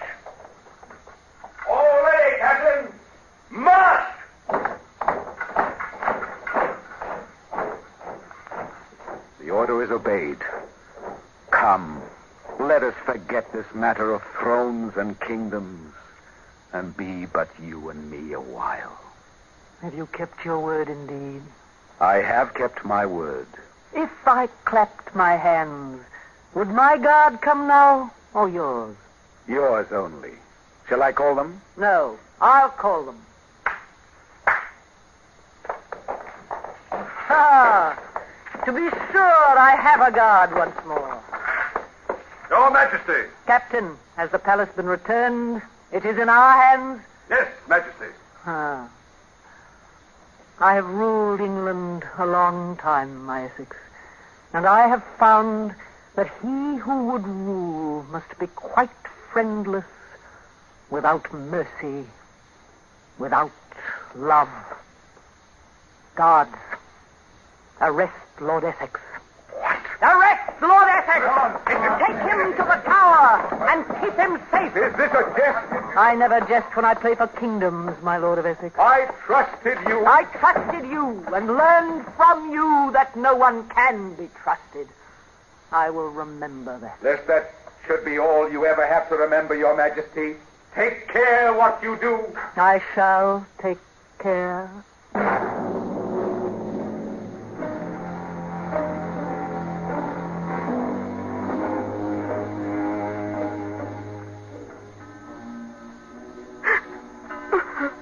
Why should you weep, Penelope? I ask myself why I should weep for Essex. He never wept for me. The Earl's not dead yet, remember? No. And she'll never let it happen. The clock struck 5. He's to die at 6. Why has she not sent to him? We were awake all night. She's been waiting for word from him, but he's as silent as if he wanted to die. Will she let them kill him if he says nothing? She wants him to beg her pardon or something like that. But he's not said a word or sent a message since his arrest. And the Queen has not slept? No. She says she gave him a ring once. If he ever wanted forgiveness, he was to send the ring. And he sits there stubbornly with the ring on his finger. Penelope! Go. She should not find you here. Penelope! Yes, Your Majesty. Give me the little book of prayers. Yes, Your Majesty.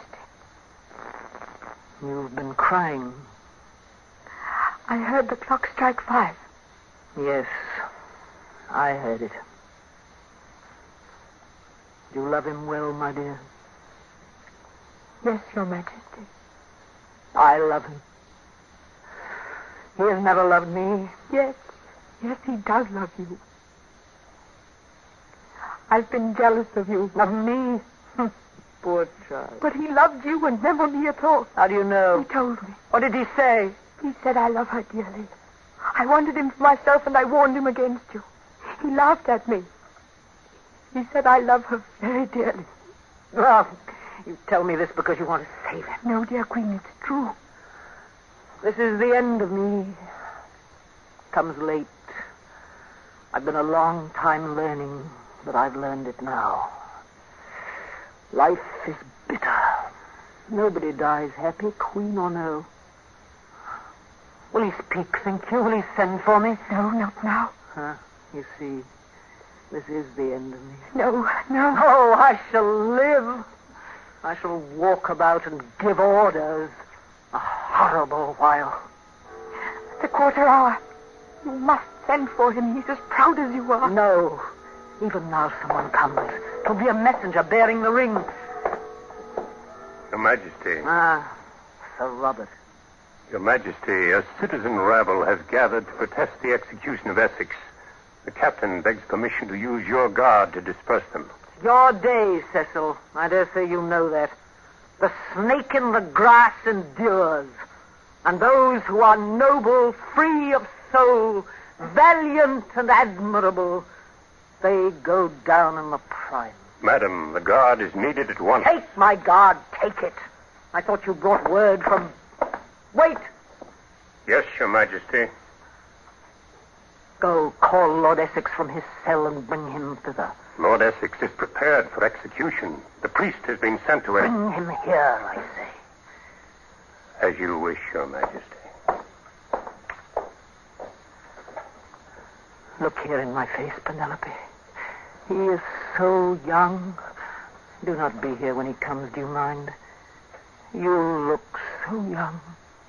Yes, madam. But you're beautiful. Still? I was once. You'd not believe it now. Oh, yes. You're always beautiful. You've always been. Go now. He'll come.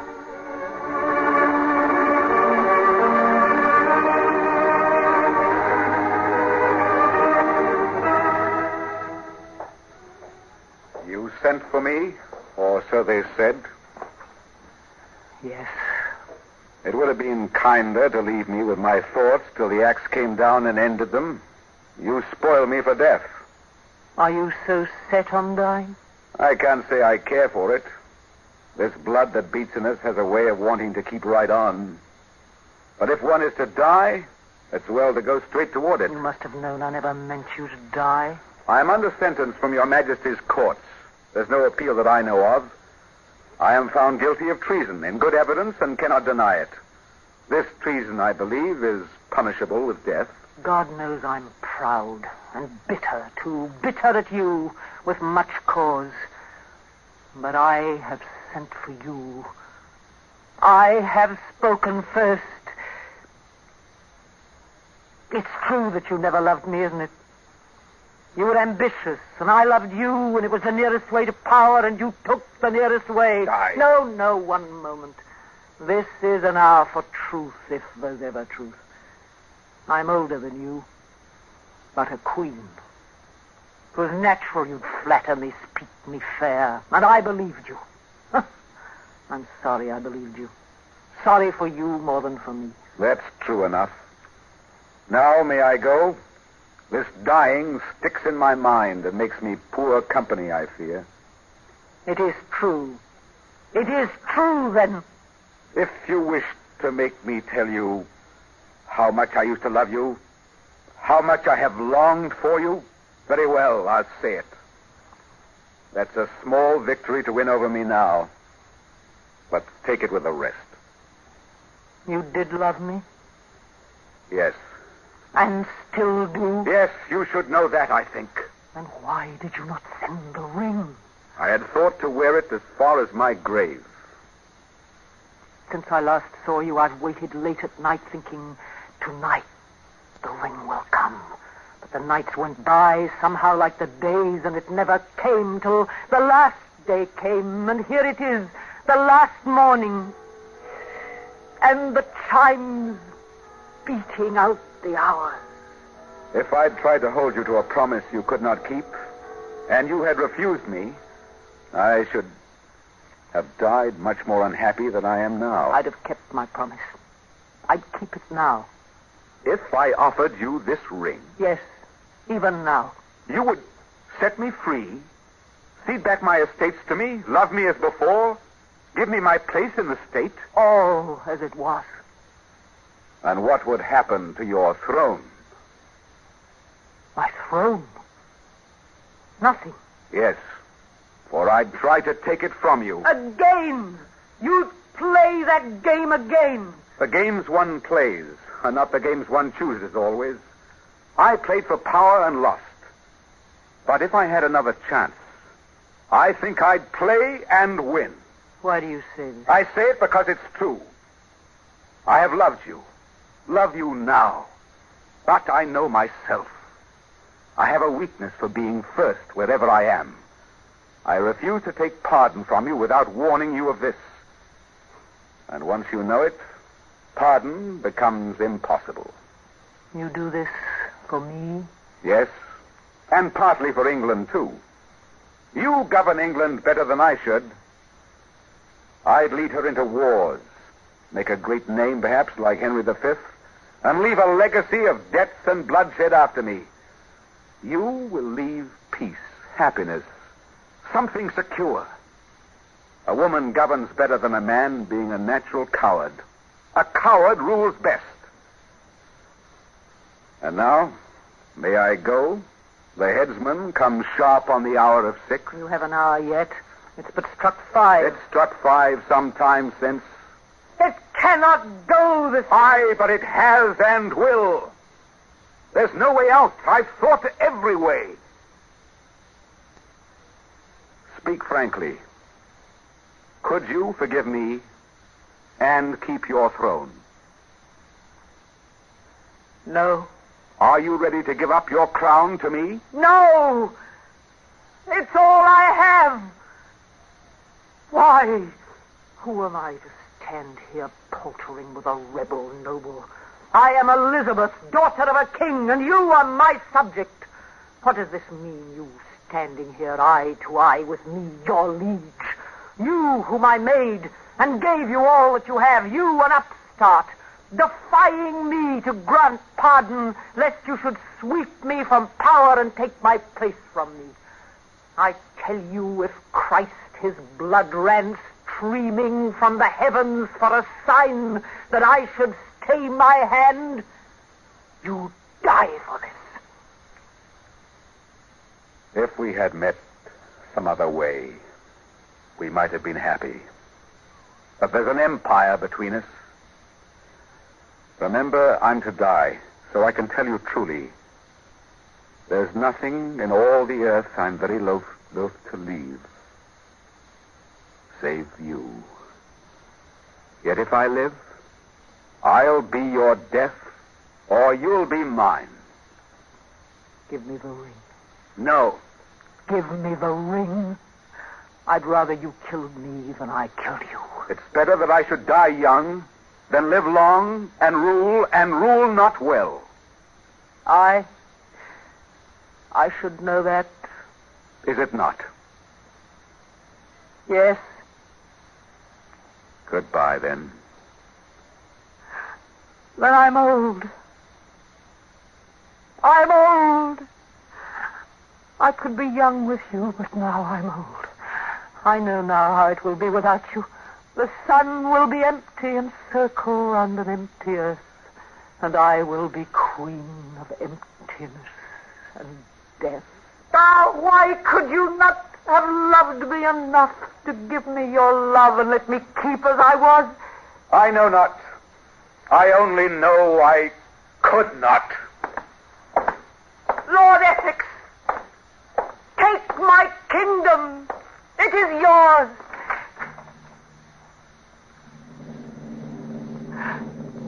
I'm old.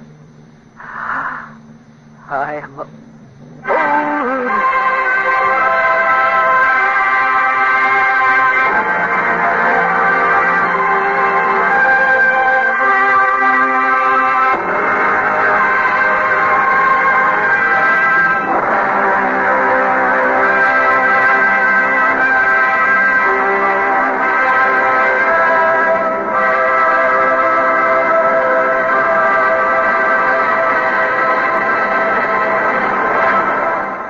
Just heard the Best Plays production of Elizabeth the Queen by Maxwell Anderson, starring Eva Le Gallienne with Richard Waring. And here again is John Chapman.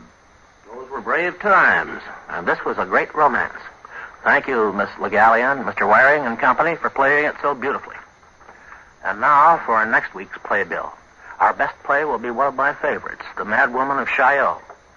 It's a funny and ironic fantasy involving some very strange inhabitants of Paris. Aileen McMahon will play the Mad Woman. This is Chapman saying goodbye until next Friday. The 1951-1952 edition of the Best Plays volumes published by Dodd Mead & Company and edited by John Chapman is now on sale at all bookstores. This edition includes such fine Broadway successes as Mrs. McThing, I'm a Camera, Point of No Return, and The Four Poster.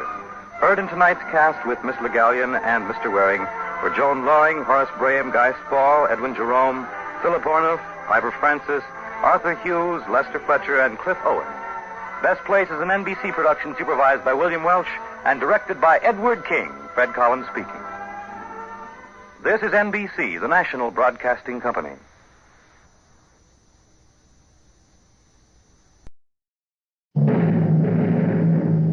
From New York, where the American stage begins, NBC presents Best Plays with John Chapman.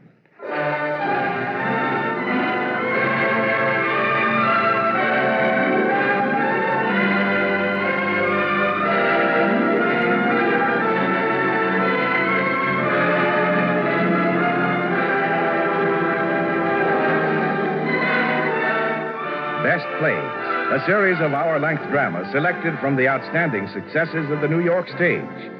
Now, John Chapman, editor of the Theatrical Yearbook, Best Plays, and drama critic of the New York Daily News, is here to introduce Judith Evelyn and John Beale in Craig's Wife.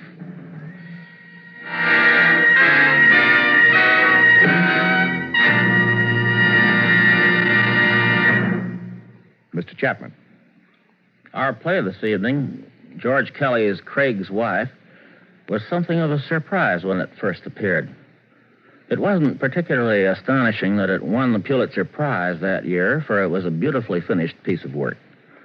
The surprise was that Craig's Wife had become a hit. And more than that, the kind of success known as a woman's play.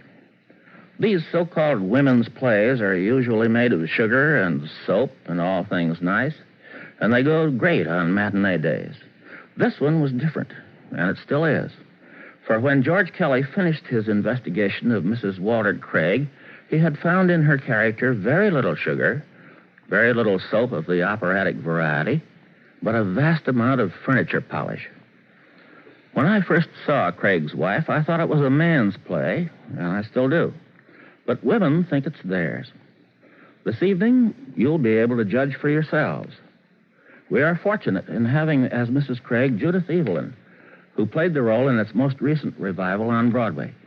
We are equally fortunate in having John Beale in the part of Walter Craig. Now, to begin.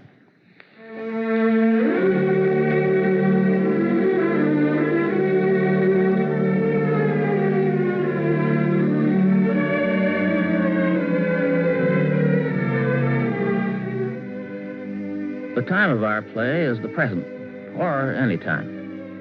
The scene is the living room of Walter Craig's home in a fashionable suburb. And since the whole story will unfold before us in this room, we might as well take a careful look at it, for it has something to tell us. The room is a picture of orderly, frozen grandeur. The light-colored carpets, the polished furniture, the gleaming ornaments are in the most perfect taste. They are rich, elegant, and cold. We would know also, even if the room did not tell us, that those who live here are people of some means. For as the curtain rises, there is a uniformed maid standing at the front door and a housekeeper just coming in to speak to her. Maisie, someone come in? No, Mrs. Harold. I was just getting the afternoon paper off the porch. Oh, well, bring it out with you when you come. Don't leave it laying around in here. Be just like the lady to walk in on us. I thought you said she wouldn't be back from Albany until Saturday. Yeah, that's what she said. But it's just as well to keep a day or two ahead of a woman like Miss Craig, Maisie. If she gets an idea there's a pin out of place around here, she'll take the first train out of Albany. Yes. Didn't you tell me you worked out on Willows Avenue at one time? 2 years for Dr. Nicholson. Did you know any people out there by the name of Passmore? J. Fergus Passmore? No. Why? Listen to this.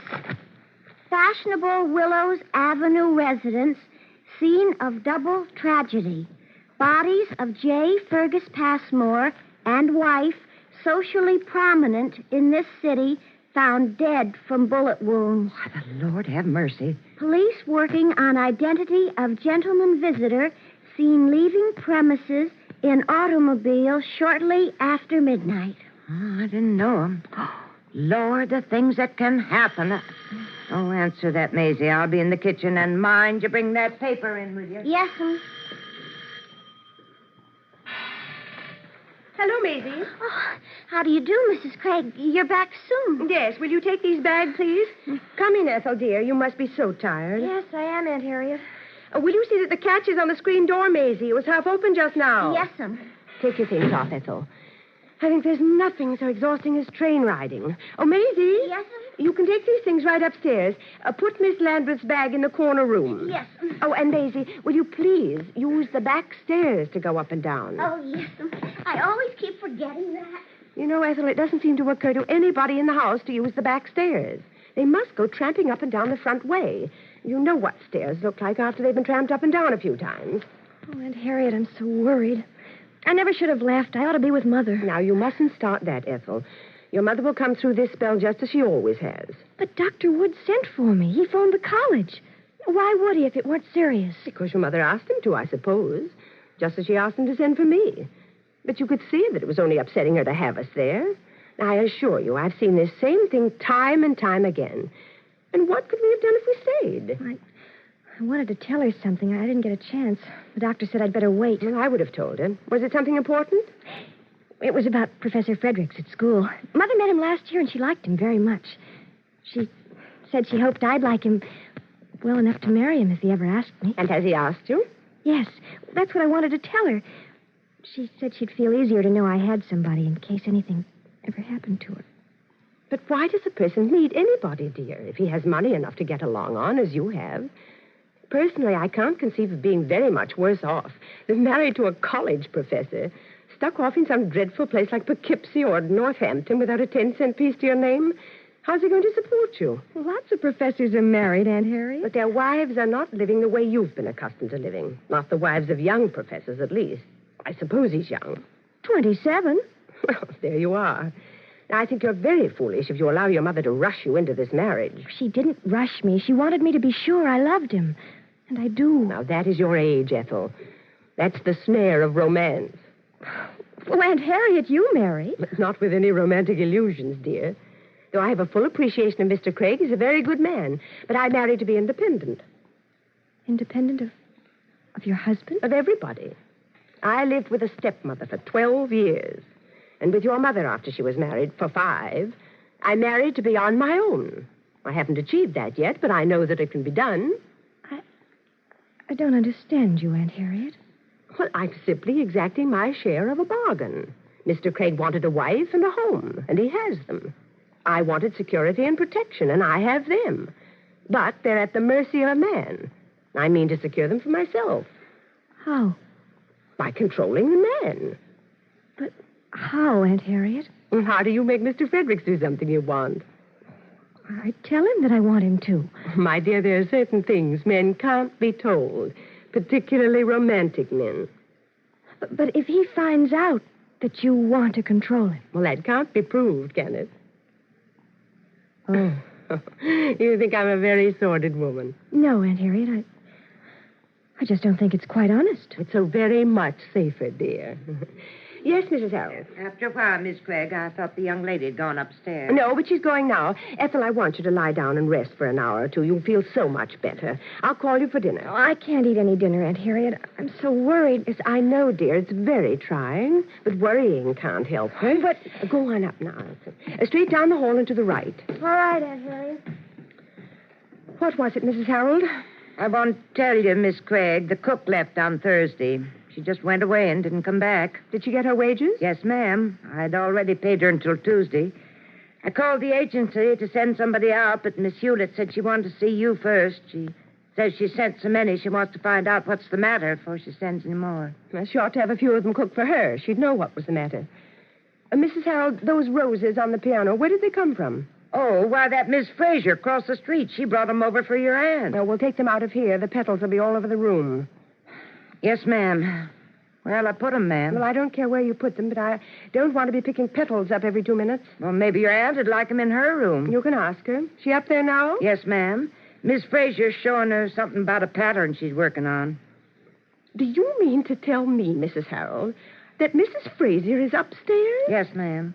Well, how did she get up there? Well, I'm sure I don't know, Miss Craig, unless Miss Austin asked her up. All right.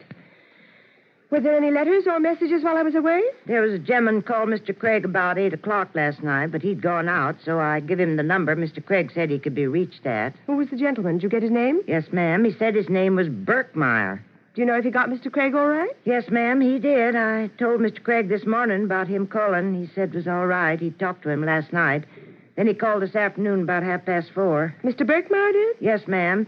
He said for Mr. Craig to get in touch with him as soon as he come in. Would you remember the phone number, Mrs. Harold, the one Mr. Craig gave you? Oh, yes. I wrote it down here. Oh, here it is. It was Levering 3-100. All right, Miss Harold. Oh, and will you get another vase for those roses before you take them upstairs? That one belongs down here.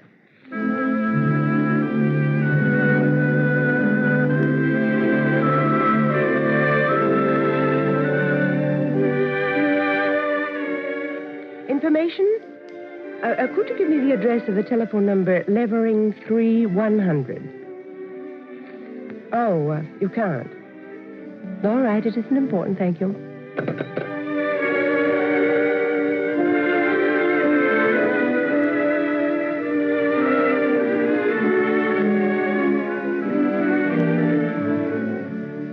Harriet, why didn't you wire me? I'd have met you. Well, I never thought of it, Walter, to tell you the truth. I just got in. Oh, here, dear, don't put your hat on the chair. How is Estelle? Well, I couldn't see there was anything wrong with her more than usual. Good. Well, am I glad to have you back again. Oh, Walter, stop it. Stop, you're breaking my bone. Oh, it's better. Oh, look, you've dropped your newspaper, and this room's a sight. Your aunt's company will be scandalized. Hattie Austin has company? Who is it? Mrs. Frazier from across the street. She's upstairs, I'm told. Oh, the lady with all the rose bushes in her yard. They certainly are beautiful, aren't they? You might not think so if you had to sweep the petals up from the lawn. It's a wonder she wouldn't bring a few of those roses over here once in a while for Auntie Austin. Well, I guess she knows if we wanted roses, we'd plant some.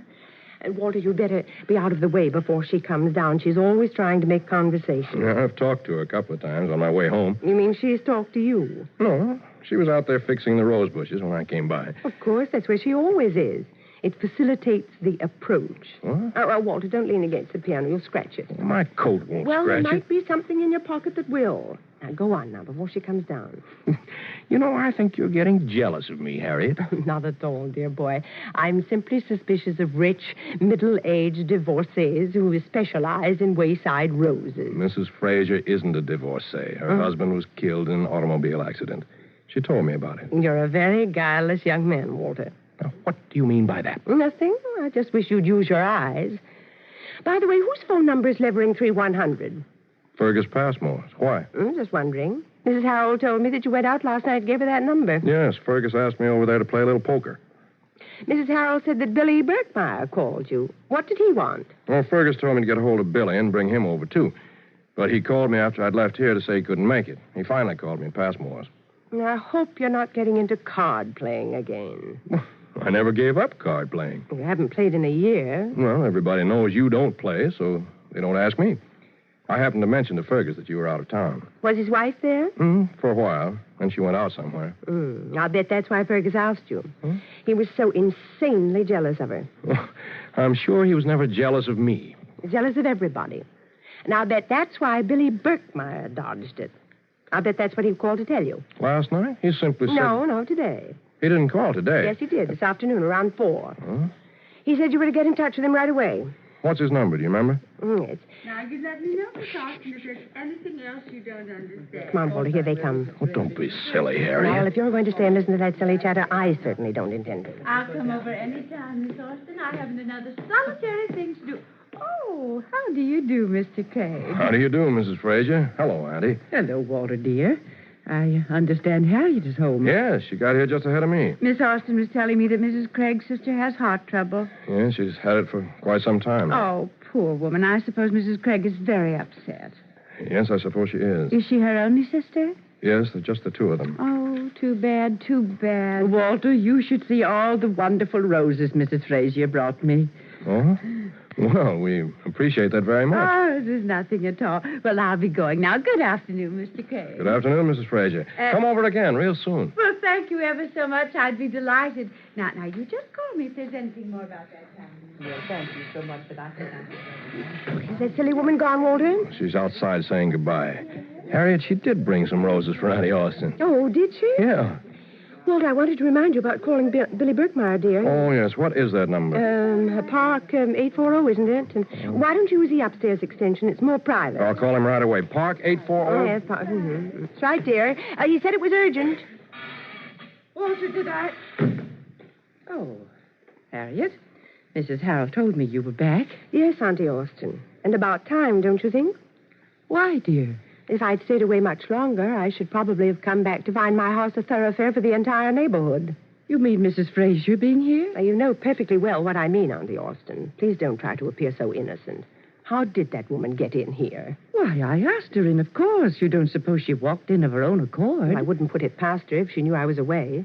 Let her tend to her own house. She'll have plenty to do. I don't want a lot of idle neighbors on visiting terms. A good neighbor is a very good thing sometimes. Well, you may have them. I don't want them running in and out to me. None of them has ever run in and out to you that I remember. One has just left. She wasn't here to see you. She was in my house. And your husband's house. And I don't think you'd find him much in accord with your attitude if he knew about it. Well, you'll probably tell him. Oh, I've got lots of things to tell him, Harriet. Only I want you to be here when I tell him, so that you won't be able to twist what I say. I'm not at all interested. And I resent intensely your having brought Mrs. Fraser in here. Oh, be honest about it at least, Harriet. I am honest. I don't want her here. You don't want anybody here. I don't want her. You don't want your husband. Only that he's necessary to the upkeep. But if you could see how that could be managed without him, his position wouldn't be as secure as the position of one of those sofa pillows. Well, I must say, Miss Orson, that's a very nice thing for you to say to me. It's the truth. You want your house, Harriet, and that's all you do want. And that's all you'll have at the finish, unless you change your ways. People who live to themselves, Harriet, are generally left to themselves.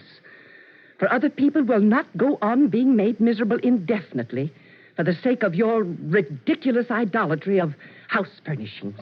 You seem to have borne it rather successfully. I did it for Walter's sake. But now I've decided to make a change.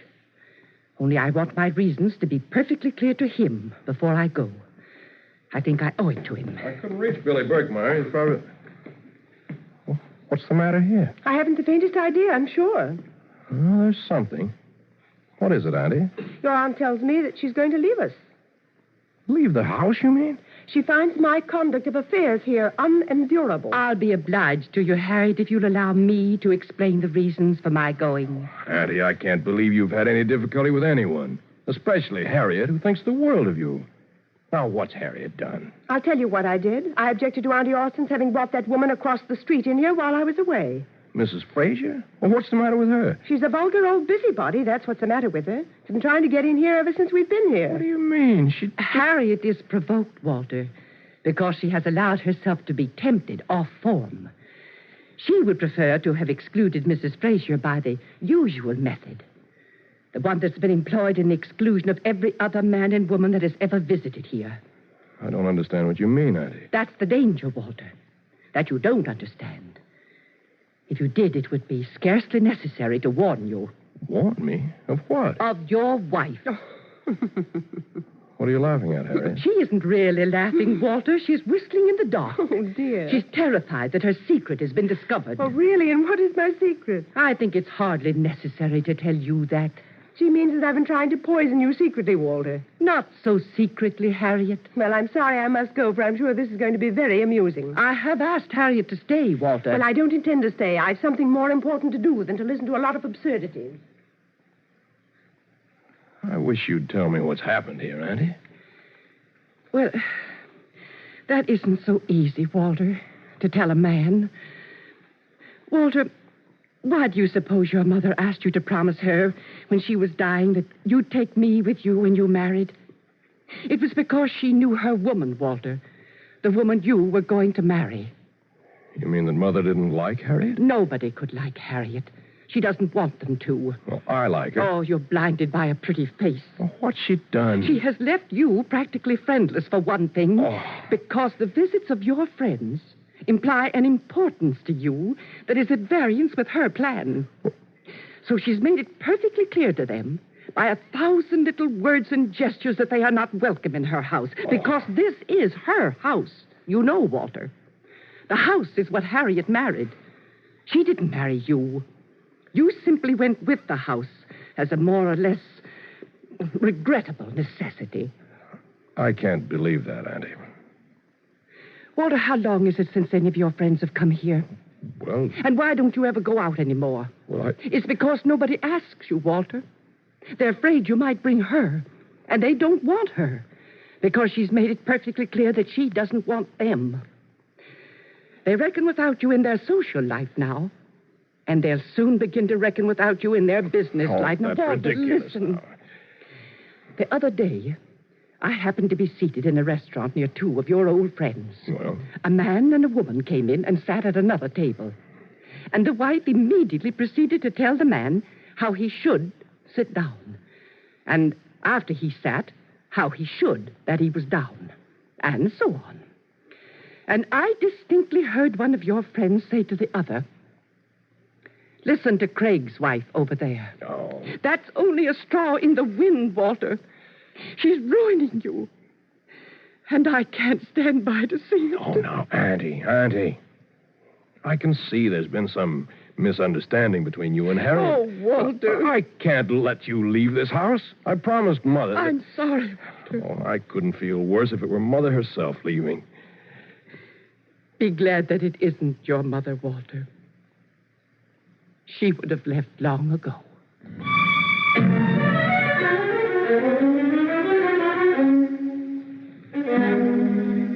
A gentleman to see you, Mr. Craig. Who is it, Maisie? Oh, Billy. Hello, Walter. How are you? I called your house a while ago. I've been trying to get hold of you since 4 o'clock, Walter. I thought I'd better come over. Will I take the gentleman's things, Mr. Craig? No, I've got to get right back to the house. Well, never mind then, Maisie. You look worried, Billy. What is it? That's what I want to know. What about it? What about what? About Fergus Passmore and his wife. Haven't you seen the papers? No, why? Then you don't. Here, look at this. On the front page. Dead? What in the... Fergus Passmore and wife. Good Lord. I nearly had heart failure when I read it. I saw her at the Ritz last night at 12 o'clock. She was with that military gent she's been stepping out with lately. That's my hunch on this, Walter. You know how jealous Fergus always was of her. But I was out there last night until 12 myself. Did Adelaide get in before you left there? No, she didn't. Oh, I think I ought to get in touch with the police headquarters right away, Billy. That's why I wanted to get in touch with you. It says here they're looking for a man seen leaving the place after midnight. Well, sure, that's me. That's the time I got away from there. That doesn't mean anything. Only it's a good idea to let them know. Oh, this is a terrible thing, Billy. Terrible. I haven't got it through my head yet. Come on, quit reading. The thing for us to do is to hop out to Passmore's and try to find out what's going on. Maybe it's all cleared up by now. If they haven't found out anything, we'll get in touch with police headquarters and let them know where we are. Well, you weren't out there, Billy. No, I wasn't. But I talked to you on the telephone out there from my house. What? In a thing of this kind, they trace phone calls and everything else. Yeah. Come on, I've got my car right out here. Well, I'll just get my hat. I guess the quickest way is across the park. Sure, we can be there in 10 minutes. Come on.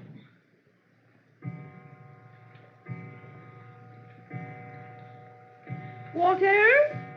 Did you get... Walter? Oh, for heaven's sake. Maisie?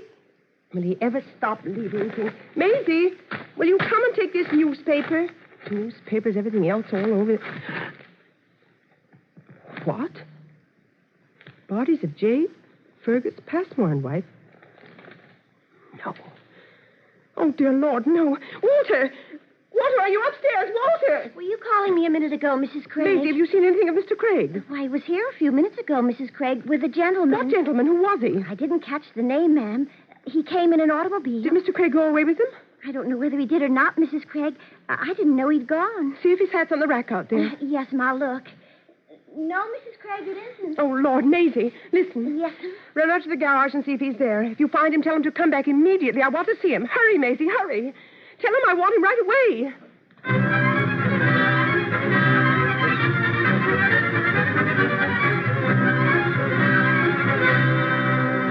He isn't there, Mrs. Craig. Are you sure, Maisie? Yes, both the cars are in there, Mrs. Craig. I looked. I guess he must have went away with the gentleman. All right. I'll answer that. Yes, Oh, Maisie. Yes, Go up and see that my niece's door is closed. Yes, Be very quiet and don't disturb her if she's asleep. I won't, Mrs. Craig. Hello? Yes, all right. Hello, this is Mrs. Craig speaking. Oh, Miss Landreth is lying down just now. Who is this? I see. Oh, why, not a thing, Mr. Fredericks, except that she's very tired. You what? Oh, no, I don't see why you should put yourself to that trouble, Mr. Fredericks. There wouldn't be anything you could do when you get here. Well, I'd rather not call her, if you don't mind. Can I give her a message? I see. Well, it's very nice of you to be so solicitous, Mr. Fredericks, but I really don't care to disturb her just now. I'm very sorry. Maisie? Miss Landwick's door was closed, Mrs. Craig. All right, see who's at the front door. Yes'm. Is Mr. Craig in? No, sir. He went out about 20 minutes ago. Oh, you expect him back? I couldn't say, sir. I guess he'll be back in time for dinner. Is his wife in? Yes, sir. Will you step in? Who is it, Maisie? Good evening, ma'am. You Mrs. Craig? Yes. I called to see Mr. Craig, and maybe you could give me the information I'm looking for. Yes?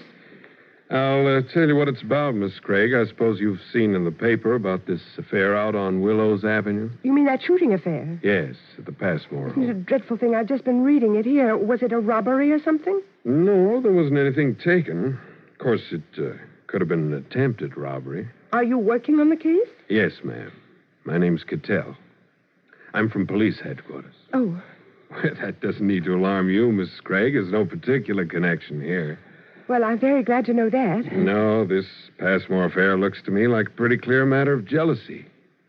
Of course, there was a man seen leaving the house around midnight, but that wouldn't account for the death of Mrs. Passmore because she didn't get in until after 3 o'clock. I see. But you understand, we have to follow up on any little outside clue that might throw any light on it. That's what I wanted to see Mr. Craig about. You mean you think Mr. Craig might be the man that was seen leaving there last night?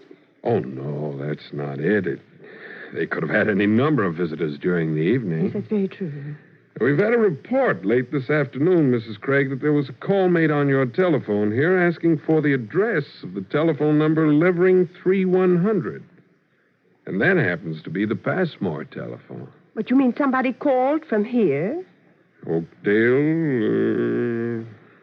623, that your number? Well, yes, but I can't imagine who it would be. The report says it was a woman's voice. Well, how extraordinary. Although it might have been one of the servants. They probably saw it in the paper. Was curious to know where it was. Well, you see, ma'am, the address is in the paper, and the phone number isn't. It's curious why anyone would have that particular phone number and not the address when it's been in all the paper since 2 o'clock. And this call wasn't made till after 5. Well, it does seem strange. Yeah. Has this phone been used at all, do you knowledge, Miss Craig, since 5 o'clock this afternoon? Why, I answered a call a few minutes ago from Northampton, Massachusetts. Well, do you know if anybody from outside has been in here since 5 o'clock? Well, there was a neighbor, Mrs. Frazier, from across the avenue. She brought some roses, but I scarcely think she would have used the phone. I'll ask my husband's aunt if you like. If you don't mind. No, not at all. Miss Austin? Miss Austin? Yes? Would you come down for a minute or two? Why, of course. She'll be right down. I suppose I'd better call the servants, too, hadn't I? Yes, I'd like to see them for a minute. Maisie, would you come here for a minute? Mind if I use this phone, Miss Craig? No, not at all. Go right ahead.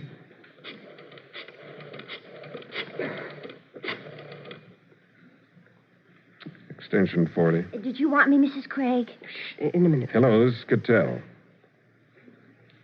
Oh, that's so. I got away from there before 6. Period. What are you trying to do, break my heart? All right, I'll be right over. I won't have to bother you any more right now, Miss Craig. There's been a bit of additional information come in over at headquarters that'll hold things up temporarily. Do you want me to have Mr. Craig get in touch with you when he comes in? No, we'll get in touch with him if it's necessary. And you don't want to question the rest of the people now either? Not just now, Miss Craig. I'm sorry to have had to trouble you. No, that's quite all right. You can explain the circumstances to Mr. Craig, if you will. Yes, I will. Thank you very much, Miss Craig. Good evening. You're very welcome, I'm sure. Oh, did you want to see me about something, Harriet? Not now, Miss Austin. It isn't necessary. I'm sorry to have troubled you. Mrs. Craig? That will be all, Maisie. Yes'm. But Mrs. Harold wants to know if she'll serve the dinner now, Mrs. Craig. Dinner? Oh, no, Maisie. Tell her not yet for a while. We'll wait for Mr. Craig. I'm sure he'll be here any minute.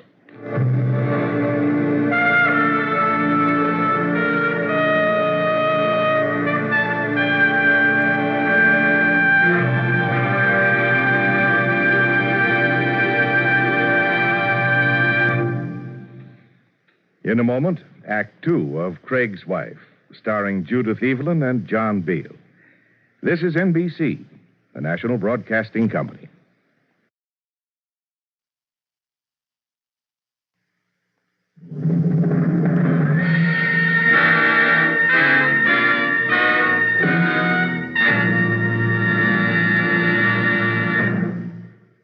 Now, Act Two of the Best Plays production of Craig's Wife by George Kelly, starring Judith Evelyn and John Beale. And here again is John Chapman.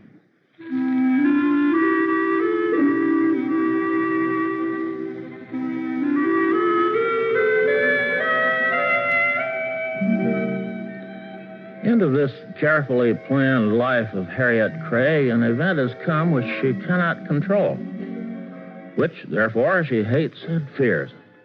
Now, in agitation and panic, she is waiting for her husband to return home. She has not long to wait, for just after 7 o'clock...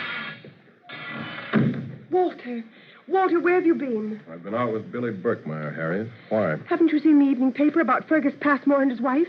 Yes, I've seen it. I've been nearly out of my mind for the last hour. I couldn't find you anywhere. I went out with Birkmeyer. Maisie said there'd been a man here in an automobile, so of course I didn't know what to think. I thought probably you'd been arrested or something. What would I be arrested for? Why, in connection with this thing, of course.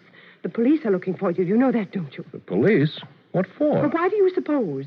Doesn't it say in the paper there that you were seen leaving Passmore's house at 12 o'clock last night? It doesn't say I was seen leaving there. It says a man. Who else could it have been but you? They don't know that. Oh, don't be absurd, Walter. Someone must have seen you. Somebody always sees. Nobody that I know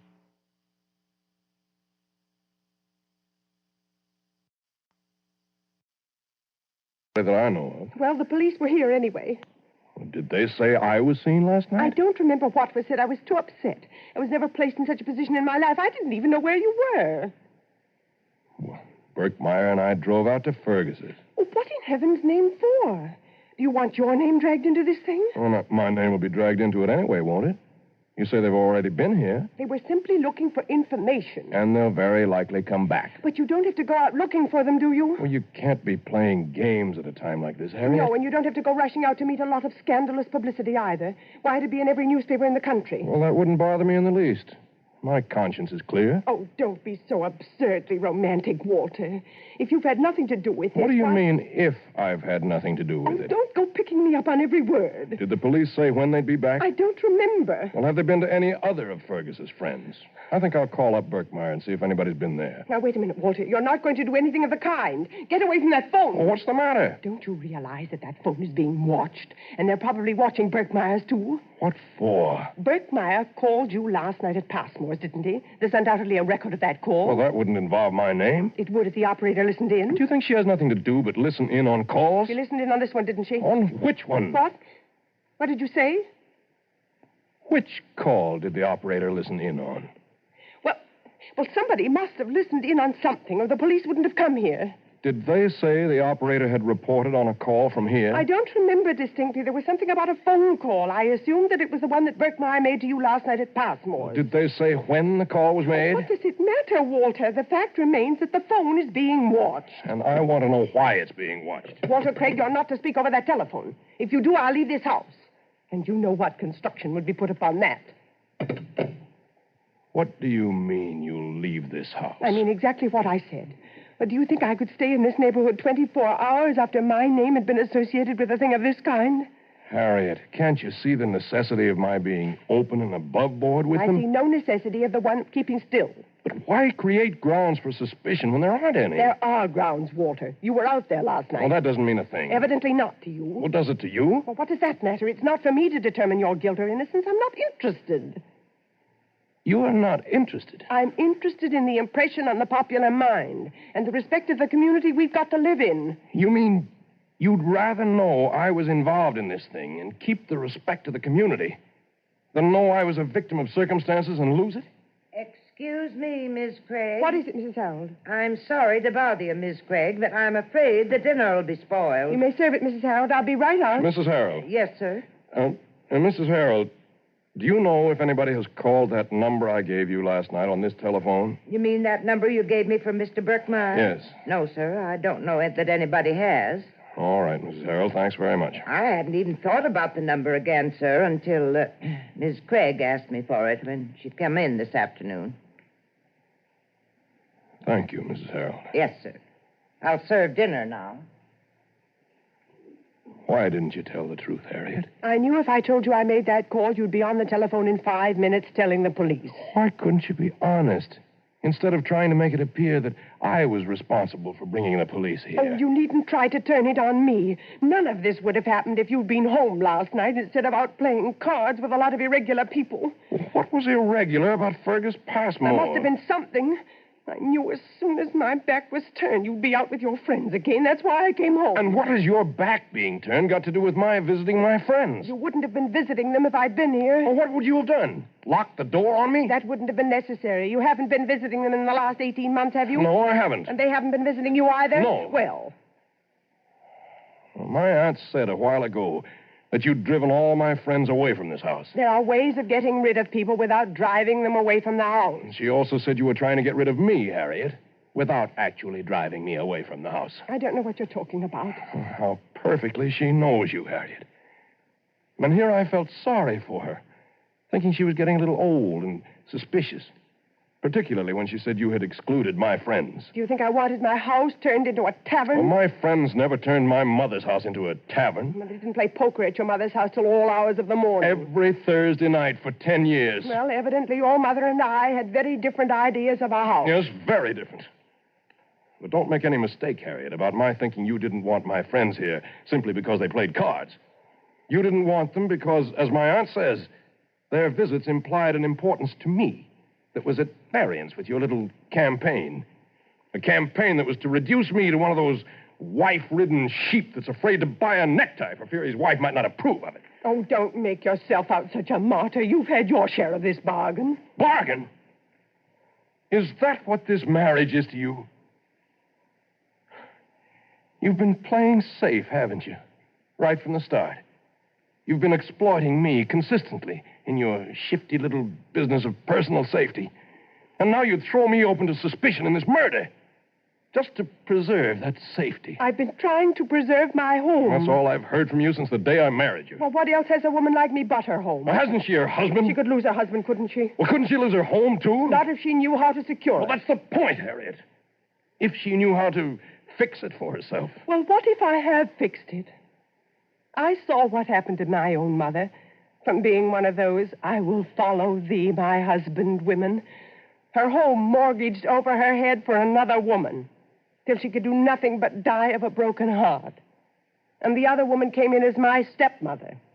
But the house was never mortgaged over her head, I'll promise you. She saw to it that it was put in her name, and she kept it there. Well, why didn't you ask me to put this house in your name? Would have been more honest. I haven't done anything that wasn't honest. How would you know, Harriet? I've simply tried to be practical.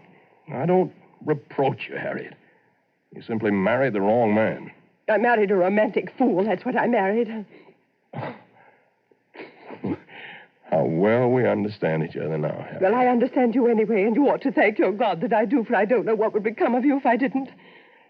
The presumption of you. What? The presumption that you could make a remark like that. Excuse me, Mrs. Craig. That you could set yourself up to control Yes, me. Maisie. As though I was some sort of mental incompetent. Will you? What is it, Maisie? Excuse me, ma'am, but Mrs. Harold sent me to see if you were coming in to dinner. Well, yes, right away. The mental incompetent. But I'd like to see you for a minute first, Maisie. Yes, ma'am. Romantic fool. Make a show of yourself in front of Maisie. Maisie, what is this card here? Why, it's the society card, Mrs. Craig, of the Mutual Benevolence. Well, what is it doing here on the mantelpiece? Couldn't you find any place for it but back of that ornament? Why, I was... After all the times I've told you never to put anything on that mantelpiece. Yes, you have told me, Mrs. Craig, but when I why do you do it? Must I keep telling you the same things indefinitely? Now, you know perfectly well I never allow anyone even to dust that mantelpiece but myself. And yet the minute my back is turned, you use it as a catch-all for everything in the house. Mrs. Harold asked me something when I am came not in, and interested in what anybody asked you. That does not excuse you. I've told you over and over again never to put anything back of those ornaments, and you deliberately disobey me. But, Madam, And when a girl will not do as she is told, the best thing for her to do is to go someplace where she will be made to do it. So I want you to get your things together tonight and leave this house tomorrow morning. Yes, Mrs. Here's the card. Find some place for it besides back of an ornament.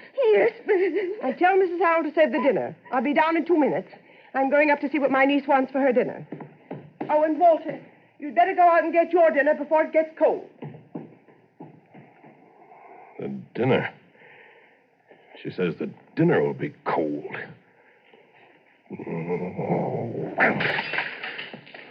That's better.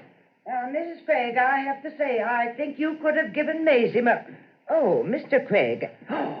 Glory be to God this day and this night. How did that ornament get broke? Did it fall off the mantelpiece? No, I smashed it, Mrs. Harold.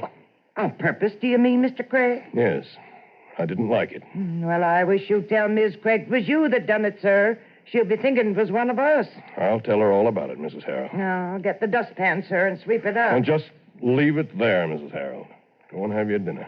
Now, ain't you coming in, Mr. Craig? No, I don't want to think. I'm just going to sit here and smoke. Yes, sir. Walter, did something fall down there? No, nothing fell. Are you sure? It sounded as though the house fell down. Maybe it did, Harriet. I'm just sitting here wondering.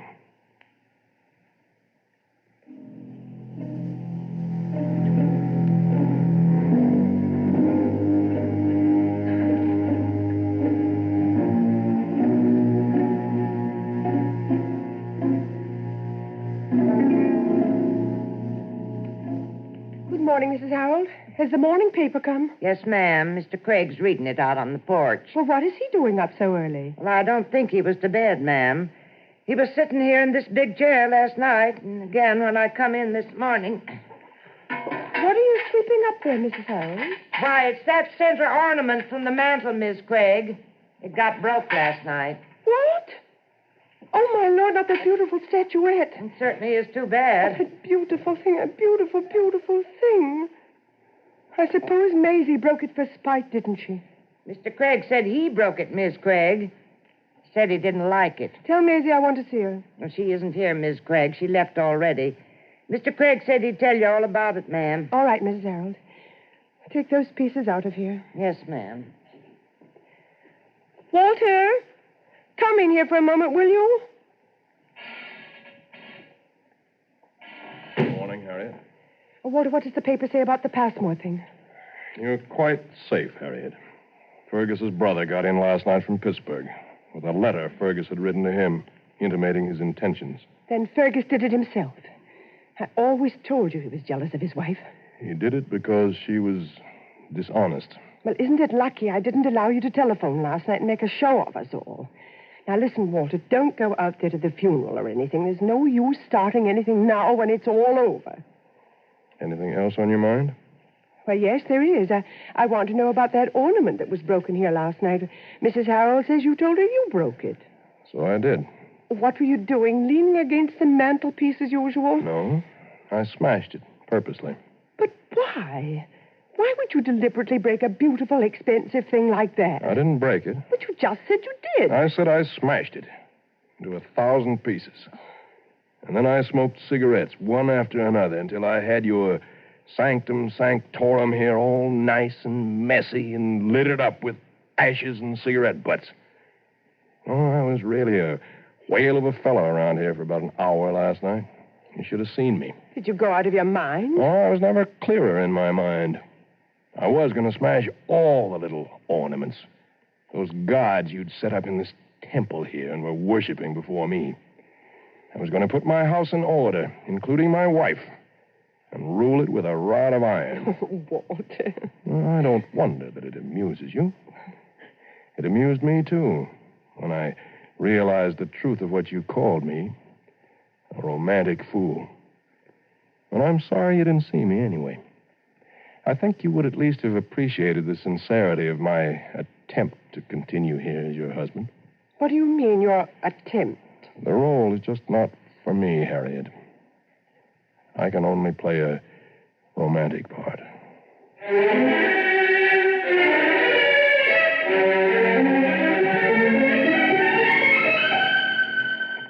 Ethel, dear child, what are you doing up so early? Harriet, I'm must go home. I'm too troubled in my mind to stay here any longer. Oh, now, Ethel, I'm sure you're upsetting yourself unnecessarily. Anyway, you can't go immediately. I must. There's no train until the 9:17. It's 9:15 now. Well, all right, dear. I can get a cab in 5 minutes. There's no use calling it already. I really should call Gene long distance. I simply left him a note when I rushed away from school. He won't know what to think. Well, I wouldn't worry myself too much about what he'll think, dear. I want you to consider very seriously what I've said to you. You're not married to Mr. Fredericks yet. Now, don't let him hurry you. I don't know what to do, Aunt Harriet. Just think it over, dear. You don't want to be a burden to him, do you? Of course not. Well, what else would you be? Now, just remember, there's no hurry about anything. Now, go into the breakfast room, dear. Mrs. Harold will give you your breakfast. Well, Aunt Harriet, I couldn't touch a thing. You can't start on that trip home without something, Ethel.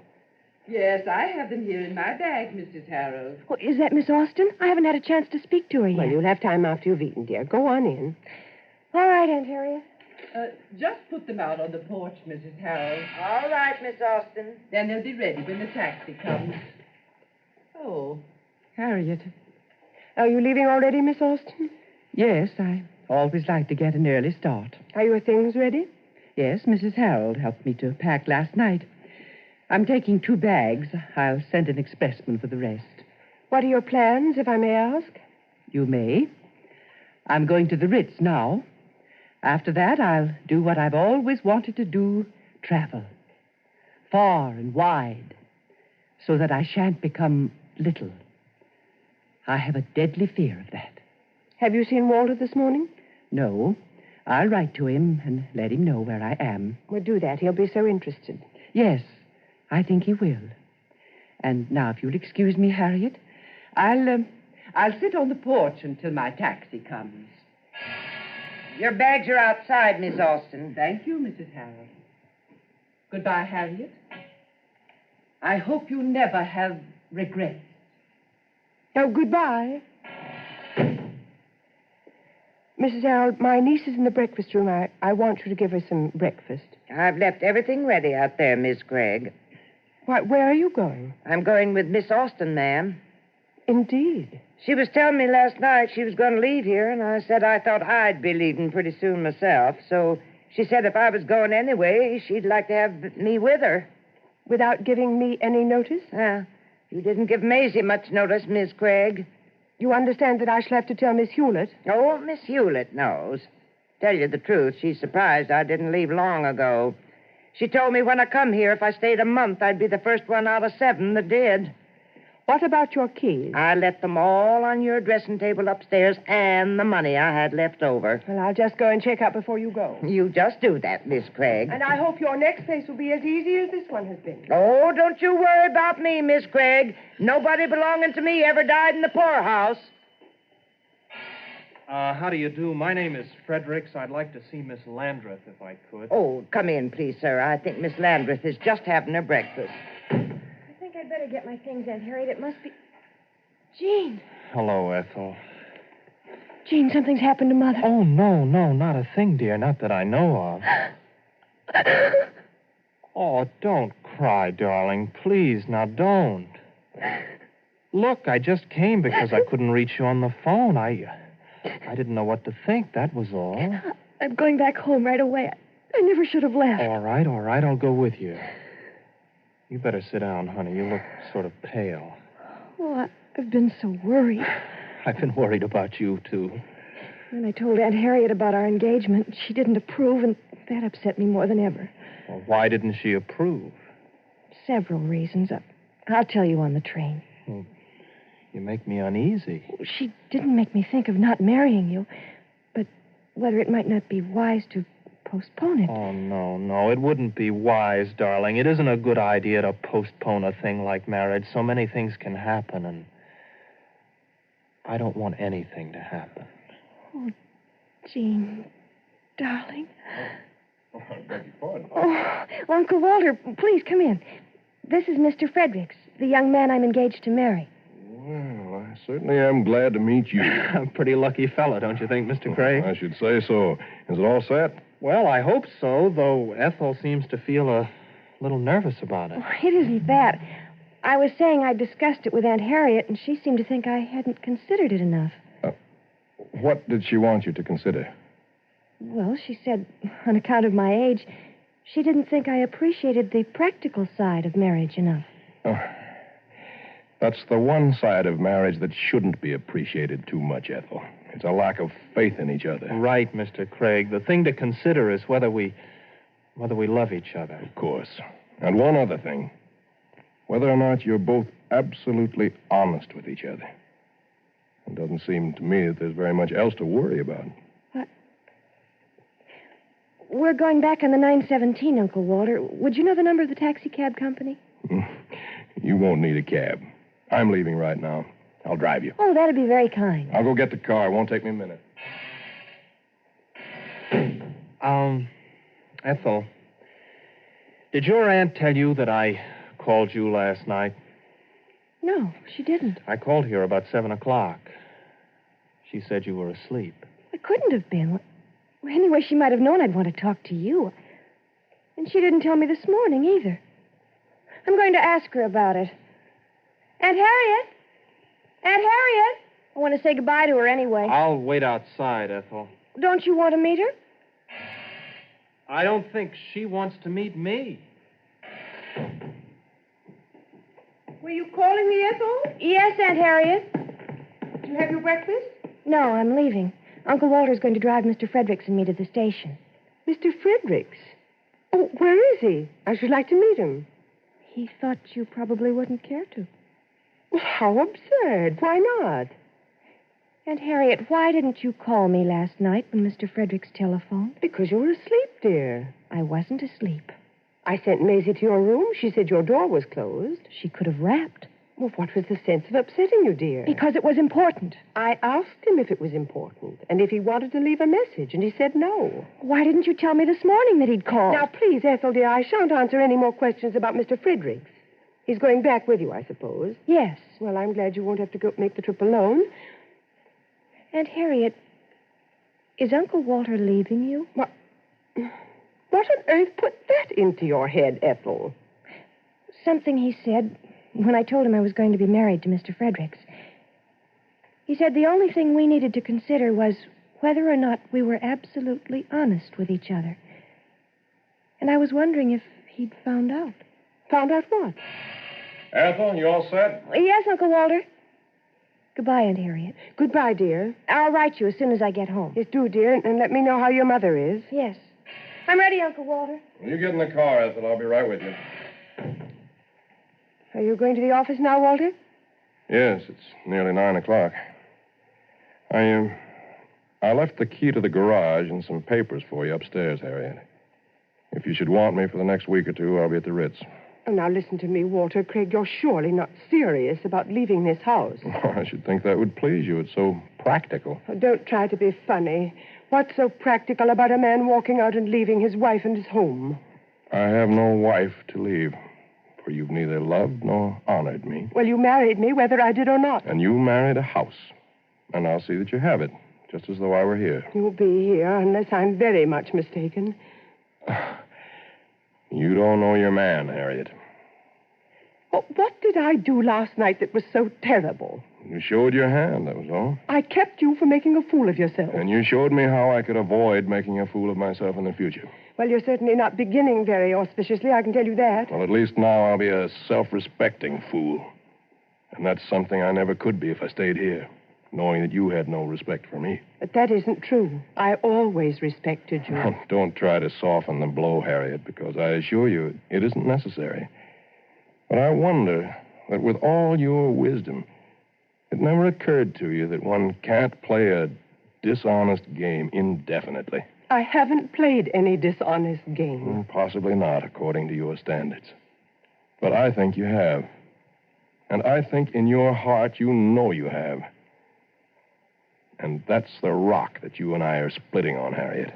If this Passmore affair hadn't revealed you, something else would have. So my going may as well be today as tomorrow. Goodbye, Harriet. Walter. Goodbye, Harriet.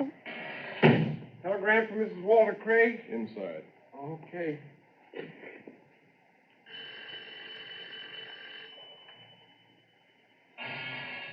Yes? Telegram. Sign here. Oh. Thank you. Thank you.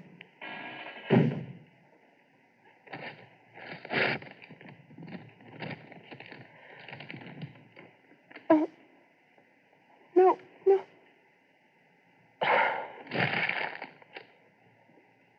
Good morning, Mrs. Craig. May I come in?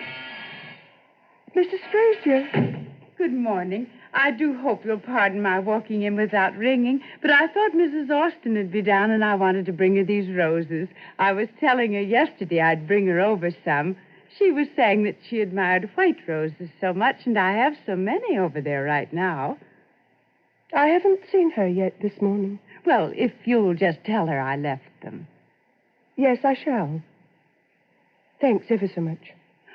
Oh, have you had any word about your sister this morning, Mrs. Craig? I saw the boy with the telegram, and I wondered. Miss Austin was telling me yesterday that she was quite ill. She died this morning at 6 o'clock. Oh, dear, dear, dear. That's too bad. I'd no idea she was so ill. I should never have come back. Dear, dear, dear, I'm so sorry. Oh, I shouldn't have bothered you at all. That's quite all right. But I'm sure you have my sympathy. Thank you.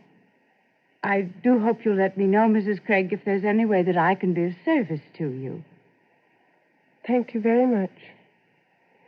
I don't think there's anything anybody can do. I suppose you'll have to go right back up there again, won't you?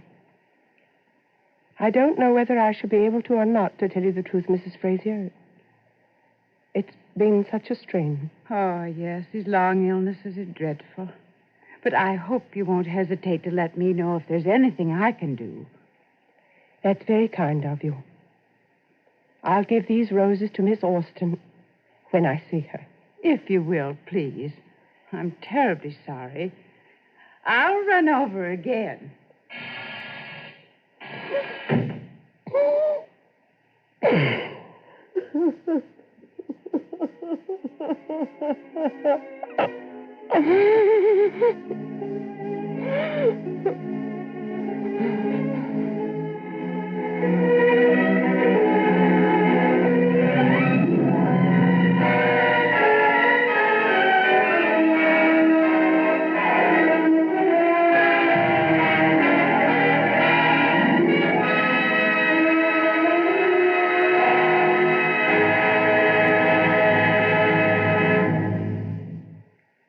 You have just heard the Best Plays production of Craig's Wife by George Kelly, starring Judith Evelyn and John Beale. And here again is your host, drama critic John Chapman. It was Auntie Austin who said, "People who live to themselves, Harriet, are generally left to themselves." Well, what did you think of this best play? Was it a man's play or a woman's? You might start arguing about it after I finish.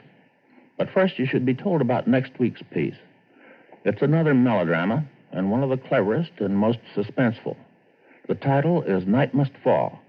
The author, Emlyn Williams, wrote it for himself so that he might play a particularly evil hotel bellboy. Our cast will include Alfred Drake as Dan, the sweet-talking bellboy with murder in his soul, and the beloved Mary Boland as the old lady who befriends him. Another member of the company will be Carmen Matthews. This is Chapman saying goodbye until next week.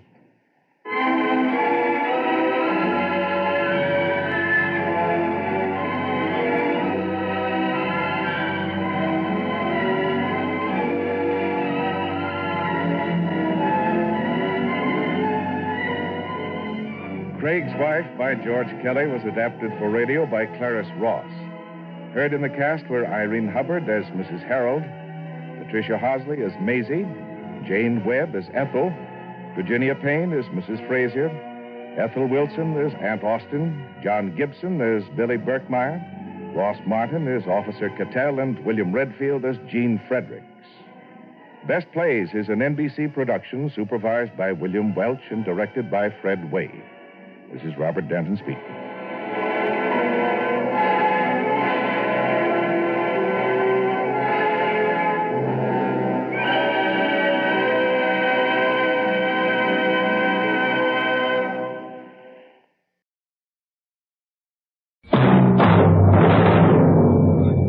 from New York, where the American stage begins, NBC presents Best Plays with John Chapman.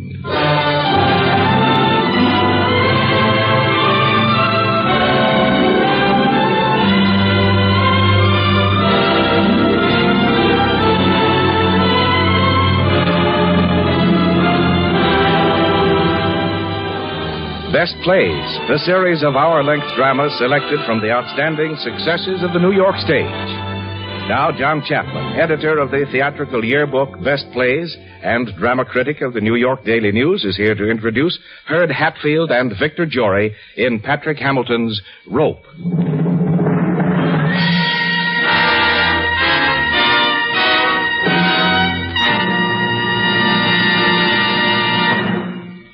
Mr. Chapman.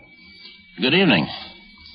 Patrick Hamilton of London is one of the best men at the business of scaring innocent audiences like yourselves. He has a fondness for writing about characters who are somewhat on the lunatic side. Previously on this program, you may have heard Angel Street, but anyhow, you must know it. And you'll remember the sinister Mr. Manningham who tried to make his wife as crazy as he was. This evening's best play is Mr. Hamilton's Rope, which was a Broadway success some years back under the title Rope's End. In Rope, we shall meet some rather weird characters and hear some strange events. The two principal characters in this cat-and-mouse drama about a murder in the usually calm precincts of Oxford University will be played by Herd Hatfield and Victor Jory. Are you ready? All right, we'll begin.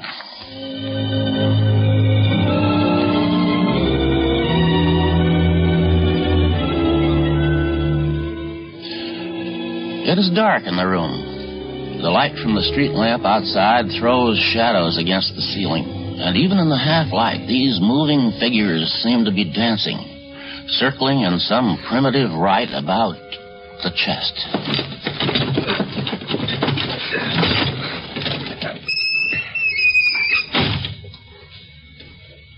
The lock. It won't? Give it to me.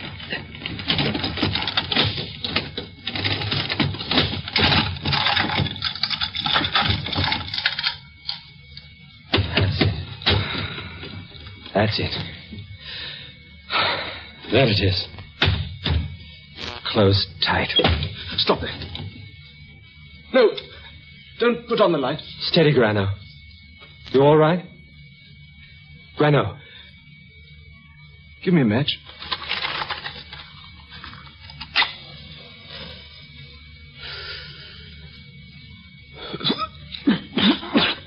You all right? It's time you pulled yourself together. Brandon, you understand what we've done? Yes. I know what I've done.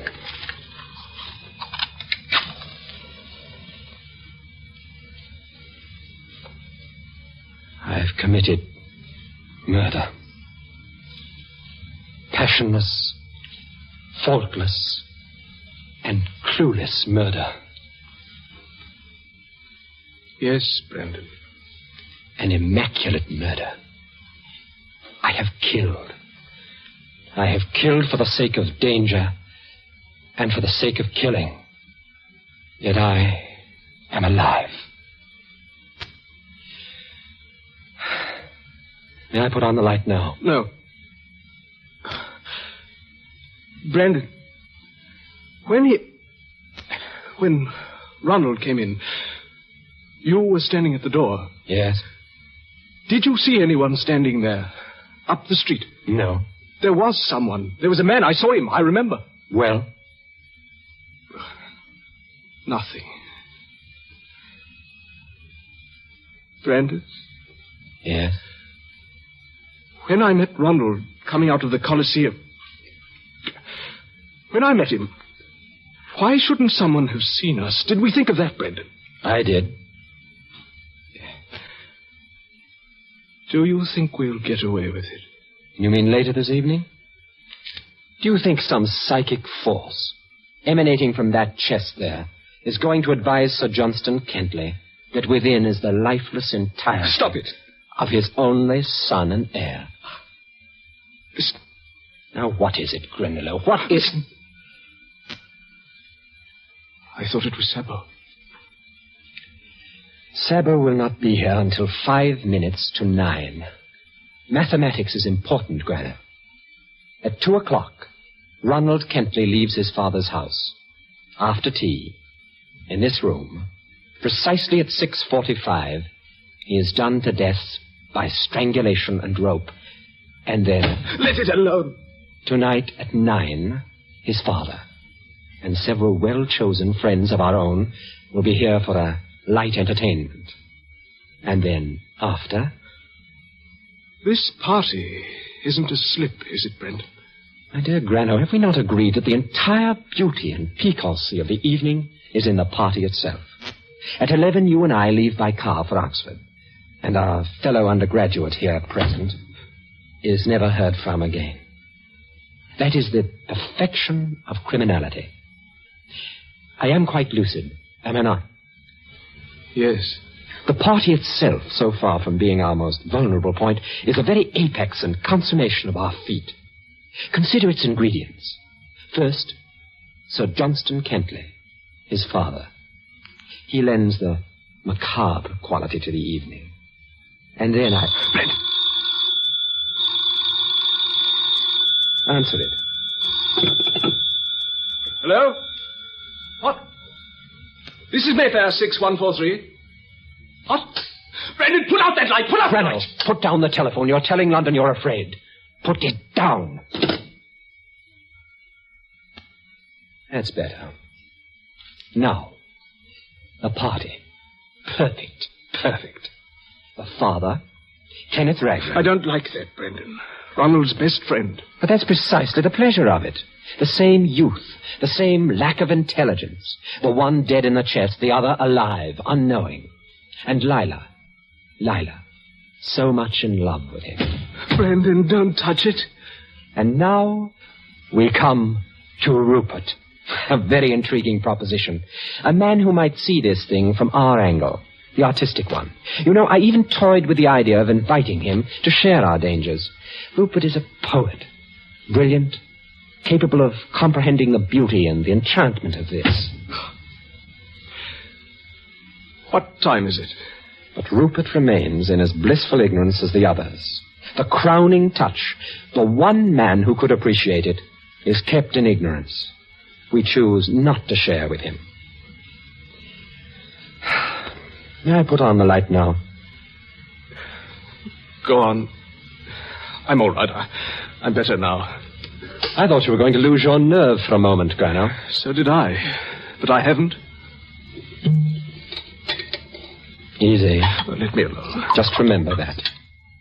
You idiot! I told you to clean up in here. What's the matter? Ronald's ticket to the Coliseum. It's caught under this chest here. Help me get it out. It's tearing. Now, wait. I'll lift the chest. All right. How in heaven's name? Granillo, do you realize we could hang on that? Brendan, listen.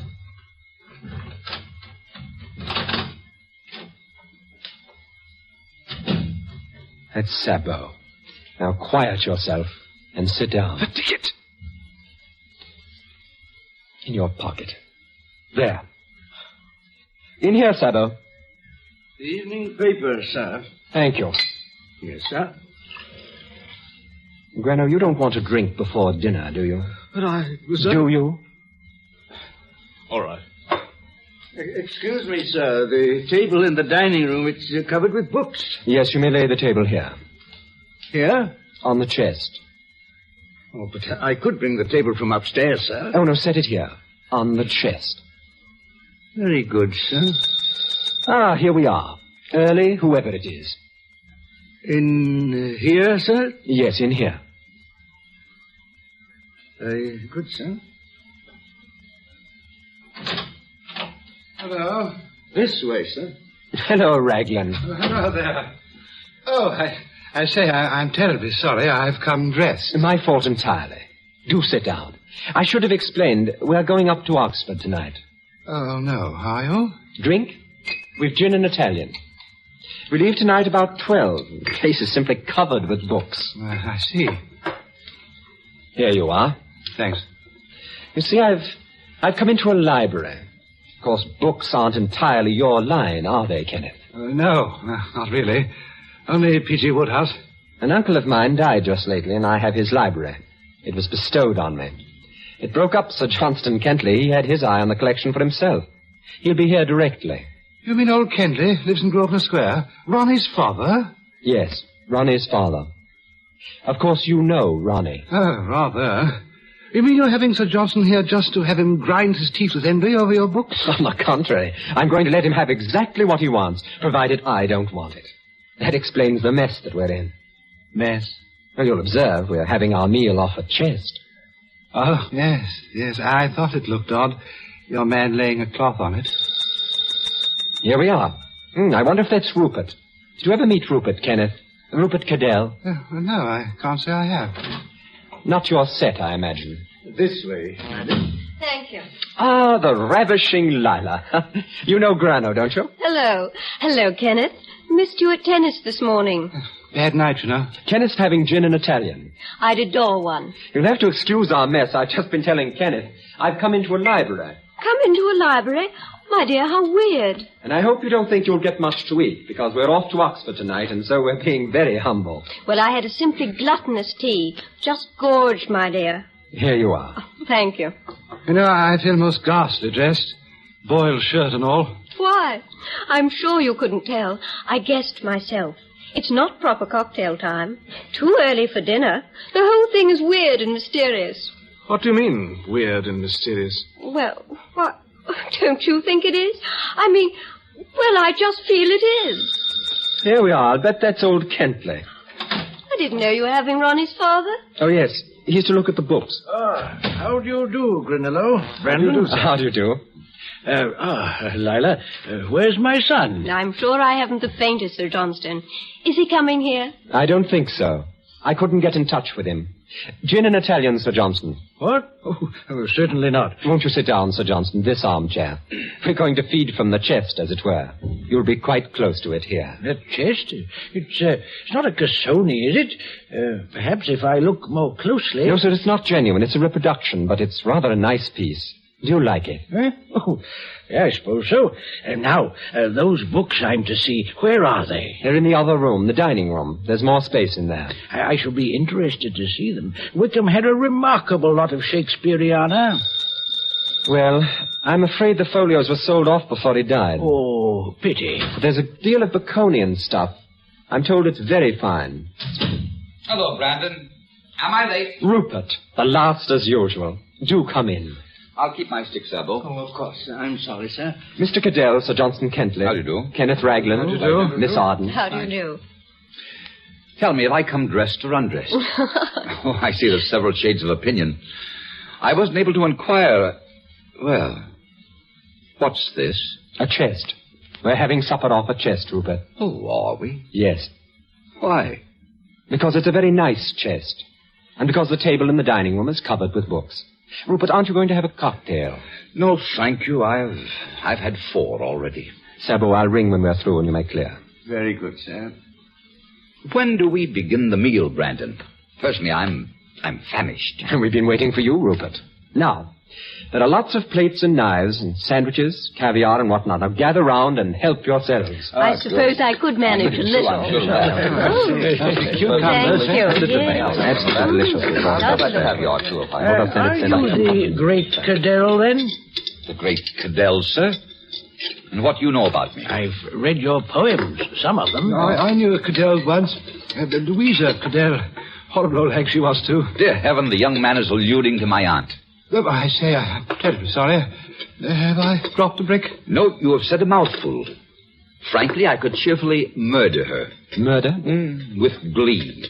A horrible old woman. The world would be well rid of her.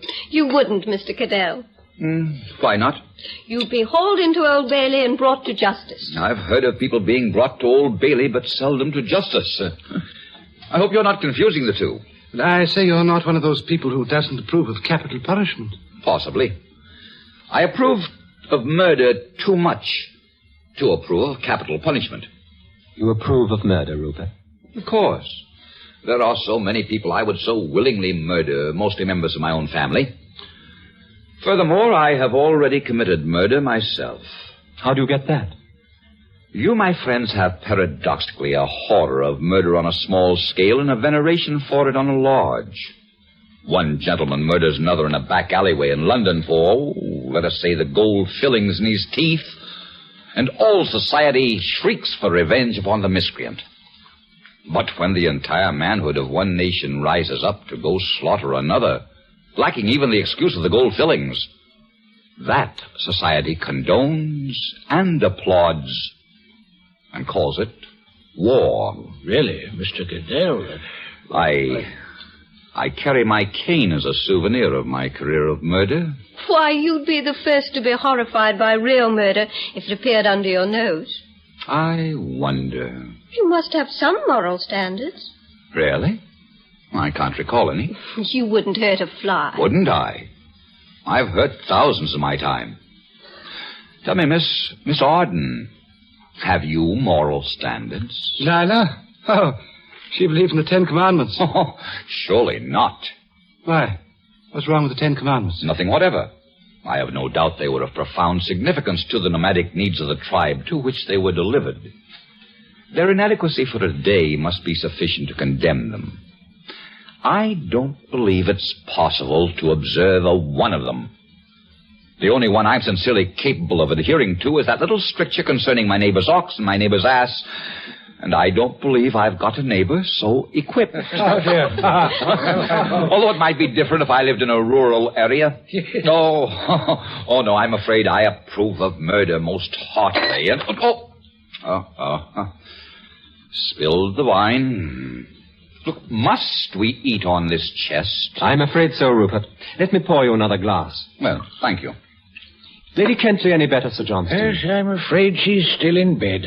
And how's Ronald getting on? Merely idling, just like you and Granillo here. Does he like it, or does he want to get back to Oxford? Oh, Granillo, he doesn't want to get back. He has a great time. Do I remember seeing Ronald's portrait in the papers recently? Something about winning the high jump or some other form of violent exercise. That's right. Oh, yes, I do remember. I remember quite well. There was a picture of me right next to it. Was there? I didn't know you were athletic, Mr. Cadell. Oh, no. There had been some unpleasantness with my publisher, and he was suing me for breach of contract. Ronald looked quite the healthier of the two photographs. So I remember he was some 6 feet off the ground, hovering over the bar. Yes, he's a sprightly lad, is Ronald. Lively, full of life. All right, Granner? Yes. Went down the wrong way. Ronald's rather like Kenneth here, don't you think so? Good heavens, no. But he is. Oh, in what way? Well, he's a sort of general youthfulness. Ronald's rather like Kenneth here, don't you think so? Good heavens, no. But he is. Oh, in what way? Well, he's a sort of general youthfulness, too. I'm afraid they won't feel like that for long, though. No, they won't.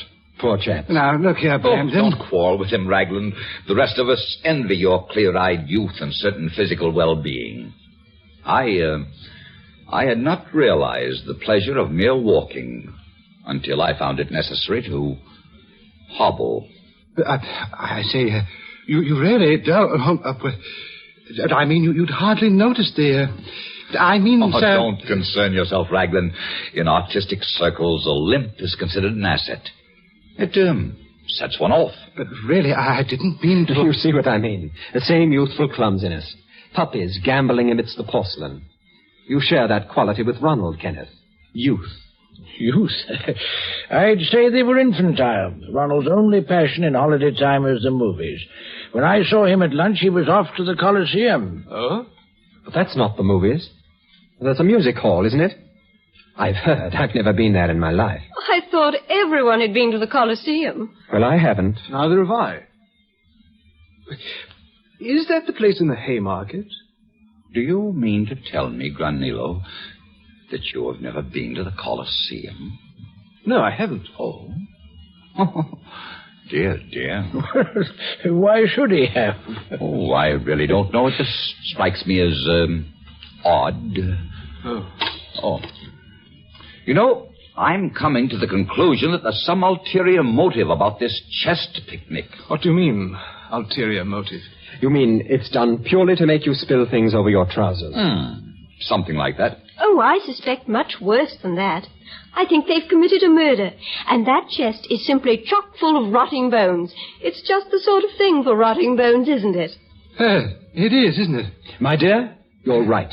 I wouldn't let you see the inside of that chest for worlds. And don't you try to bluff me out and pretend you're willing to let me see what... But, my dear, that's just what I said I wouldn't do. Yes, but surely a murderer, having chopped up and concealed his victim in a chest, wouldn't invite all his friends to come round and eat off it. Not unless he were a very stupid and conceited murderer. Very stupid and very conceited. Which, of course, he might be. In fact, it's exactly what all criminals are. Oh, no. I don't think so. Well, now how about the books? We can all go in and browse about for a bit. Excellent. Brandon, you say there's a good deal of Baconian material. Come on, Kenneth. Let's pretend we both can read. Well, books aren't exactly in my line, but I say the last P.G. Wodehouse was absolute blizzard. Well, Rupert, not interested in books? Only my own. You look fagged out, Grano. Do I? I don't feel it. No? Look, what have you been doing with yourself? Doing with myself? Nothing. Nothing. Oh, touchy, Grano. I was sleeping most of the afternoon. Always puts me out for the rest of the day. Writing anything lately? Yes. A little thing about doves and a little thing about rain. Both good. Very good, in fact. Then, of course, I'm getting ahead with the big work. Is that going well? Oh, yes, very. Indeed, it promises to be not only the very best thing I have ever written, but the best thing I have ever read. May I have that ashtray, if you don't mind? I'll just reach across you. Oh, I'm sorry. Sorry to have bumped into you. No. So, you and Brandon leave tonight for Oxford. That's right. Arriving about 3 a.m. Peculiar form of enjoyment. Why? Lovely moonlight night. Moonlight, it's raining. It's not. Open the window and see. It is coming down. It's quite a dismal night, in fact. On such a night as this, there should be portents. Blood in the streets, you know. What do you mean, blood? Classical illusion. Oh. Would you want another, Rupert? No, you go ahead. A night like this demands a stiff bracer. Eh, Grano? Yeah. Yes. Grano. Hello? Grano, you're wanted. In here. I'm coming. Come along, Rupert. I'm all right in here. Won't you join us? Grano. There's no... All right. Excuse me, Rupert. Not at all.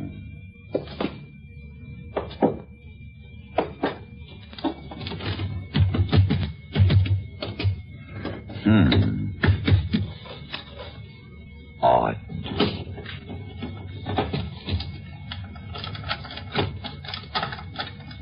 Beg pardon, sir? Oh, yes, Sabo? I must clear, sir. I'll go right ahead. Thank you, sir. Oh, it's going to be a dirty night, eh, Sabo? Yes, sir. I suppose Mr. Brandon's still going? I suppose so, sir. Can I pour you some more coffee, Mr. Caddell? No, thank you. Have you been getting into trouble lately, Sabo? Trouble, sir? Yeah. Trouble? What kind of trouble, sir? Why? Have you a selection? Indeed, sir, life is full of trouble. I mean with your employers. Me, sir? No, sir. Why should you think so, sir? Well, I telephoned this house at 7:45, and I heard most hysterical noises. Noises, sir? I was wondering whether you were the cause of it. No, sir. I was not here till 8:55. Oh. You were perhaps at the Colosseum. Pardon, sir, the Colosseum, the music hall? Yeah. No, sir, I haven't been there for many years. No. Not lately? No, sir. Tell me, Sabo, Mr. Brandon, has he... Mr. Brandon, sir? Yes. Mr. Brandon. What's all this about Mr. Brandon? I was asking the good Sabo whether Mr. Brandon would still travel to Oxford in all this rain. Wasn't I, Sabo? Yes, sir. I hope he told you we were. Sabo, is a sherry in here? In the cabinet, sir. I'll get it. What's a little rain, anyway? You take this inside, Sabo. That'll be all for the evening. Very good, sir. Good evening, Mr. Cadell. Good evening, Sabo. Do sit down, Rupert. Your stalking about like that always makes me nervous. All right, I'll just perch here on the chest. Do. It makes an admirable dais, does it not? Brandon, I just thought of something rather queer. Queer? What's that? All this talk of rotting bones in chests. What about them? Do you remember when you were an infant, Brandon? We used to sit about your father's fire and you would tell precocious stories to astound your elders. Yes, I remember. Do you remember your chest complex, Brandon? My chest complex? Yes. Whatever the story was, piratical, detective, murder, adventure, or ghost, it always contained a marvelous denouement with a bloody chest containing corpses. Well, just such a one as this one.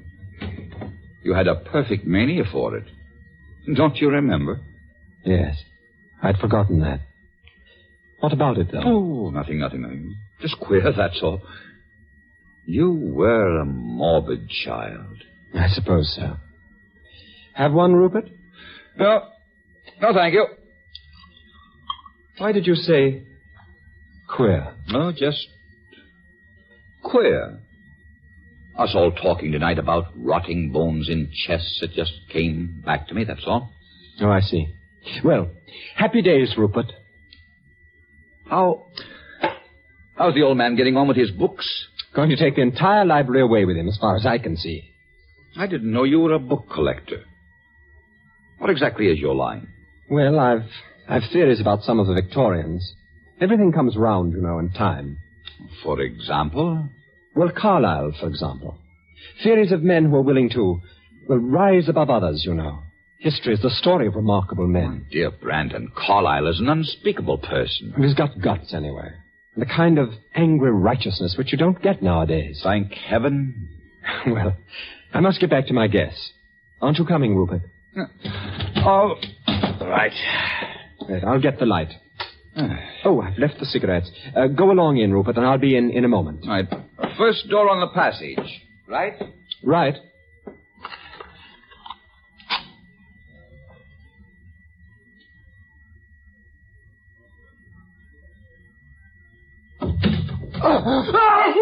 Breno! Breno, what the devil are you doing in here?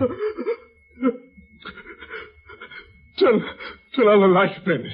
What's the matter? Tell me what's the matter. I thought it was him. Here, drink this.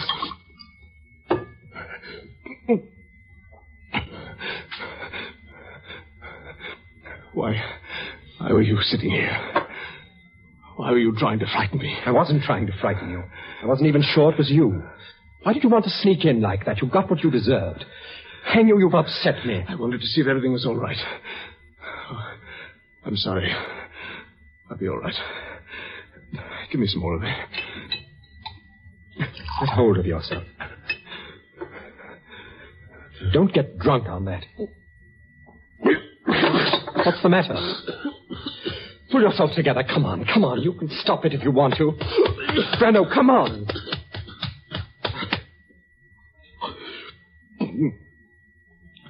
It went down the wrong way. Let's go back. Ronald's Coliseum ticket. Not so loud. I haven't got it. Don't be a fool, Breno. I gave it to you. You didn't give it to me. Breno. Oh, wait. My pocket. A waistcoat pocket? No. Trousers. No. It must be. Which pocket was it, Brent? Look again. No. Look in your wallet. You didn't give it to me. I never had it. I gave it into your hand. You didn't. I never had it. I gave it into your hand. See if you got it. I haven't. Look in every pocket. Remember, we lifted the chest. It was right here, and I gave it to you. Breno, where is it? Where is it? Hear us. I put it in your waistcoat pocket. Where is it now? Where is it now? Here, Brandon. What have you lost? My temper, Rupert. That's all. I should think so. I heard you pounding on the chest out in the passage. I'm sorry, Grano. That's all right. That's all right. We often have outbursts, eh, Grano? About trifles. Yes. On this occasion, it was a question of a volume of Baconian research which poor old Grano couldn't produce. Odd thing to quarrel about. Yes, but we do quarrel about odd things nowadays, don't we, Grano? We do. Will you join me in another, Rupert? No, thank you. As a matter of fact, I came in here on an errand. An errand? Yes, I wanted some rope. Rope? Yes, luckily I found a piece in the hall in a vase. Just the right length, isn't it? Hello. Here we are. I thought it was coming.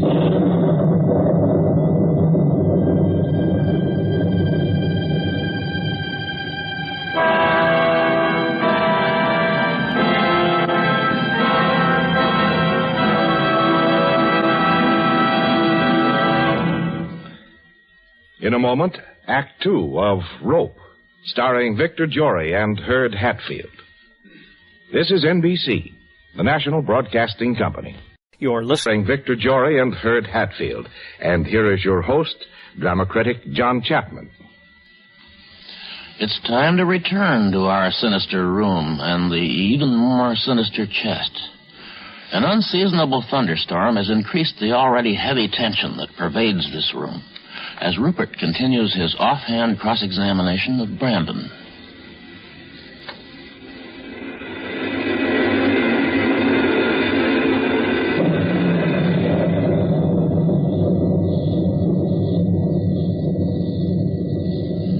Well, quite a storm, eh, Brandon? What did you want that rope for, Rupert? Well, the young people are busy, doing up the old man's books, and they need a bit of rope to tie up the Well, a bit nervous, Grano? Don't like the thunder. Where's Sebo? You'd better mop it up with your handkerchief. Whiskey and varnish are not the best of friends. Did you hear that, Kenneth? I'm coming. I'm just terrified of thunder, aren't you? Well, I wouldn't exactly say that. Be careful with the books, Kenneth. Oh, dear, it's simply coming down in sheets, isn't it? Surely you two aren't going up to Oxford tonight. Certainly we are. But you can't. You'll be flooded. Did you locate a piece of rope, Cadell? Yes, sir, I did. Most conveniently tucked away in a vase in the passage. Odd place, huh? Very odd. Not really. Sherlock Holmes kept his tobacco in a Persian slipper. Oh, so he did. All right, Kenneth. You hold the books while I manage the rope. If you'll excuse me, Brandon, I'll go back to the rest of the books. Of course. Don't clean me out, sir. What? No, of course not. Grano. What? Do tear yourself away from the sideboard and see to Sir Johnston inside. In a moment. Will you go in? Now. Just stop for a spot, that's all. He's feeling no pain, eh? Came on quickly. Grano never could hold it. Oh. Listen to that one. Are you afraid of storms, Lila? It's hereditary. My mother hides in cupboards. Really? If it comes on again, you shall probably all see me take a violent plunge into this chest. Can you get in, or is it locked? Brandon, I said, is the chest locked? Sorry, I was looking for a match. You can get into it if you want to. Isn't there a lock on it, though? Yes, there is. But we've forgotten Rupert. He's got a murdered man in there. That's right. Put your finger on this rope, Kenneth. The parcel won't hold still. Now, he's been committing murder. There. Now the rope's right. Isn't that right, Brandon? Ah, Lila, you don't know how near the mark you are. Oh, but I know exactly what's inside that chest. What? A body. A dead body. What sort? An old man. You did him in for the gold fillings in his teeth. I see you've been following me. Let's see. Oh, it is locked, isn't it? A padlock at that. What have you got in it, Brandon? You've told us. Now I'm just dying. Where's the key? In my waistcoat pocket. Well, I shan't rest till I look inside. Hand it over. I'm hanged if I do. But why not? If you're really innocent, my dear. But I'm not. My hands are red with a crime committed less than 3 hours ago. If I had a strong man here, he'd force the key from you. But, I'll be your strong man, Lila. Now then, Brandon, hand it over, or it'll be the worse for you. Come and get it, Kenneth. Well, I'll give him 10 seconds, eh, Lila? Afraid, Kenneth? Oh, of course not. 1, 2, 3, 4... Brandon. 5, 6... Do surrender. 7, 8... No. 9, 10... Give it here, Brandon. No. What men will do for me? Get away from me, Kenneth. There. Oh, my arm.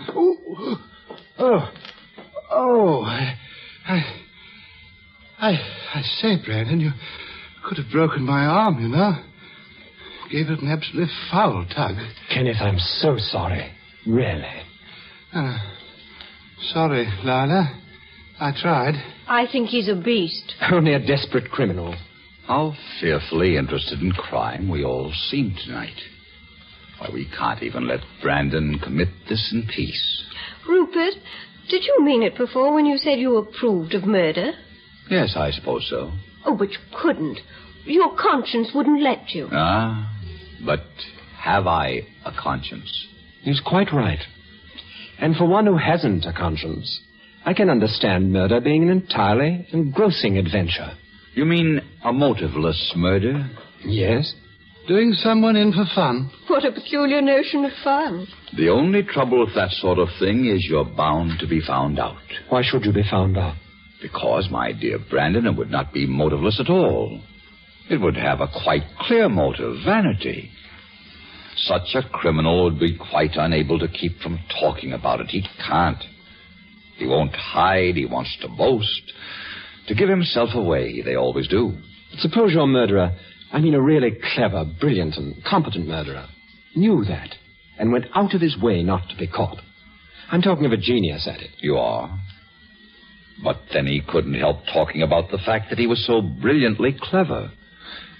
He'd give himself away just the same. But suppose that he was so very... Your pardon, Brandon. Of course, Sir Johnston. I must be off, and I should like to use your phone, if I may. Of course. On the table, sir. Thank you. Grosvenor 8432. Yes. It's about time I'm off, Brandon.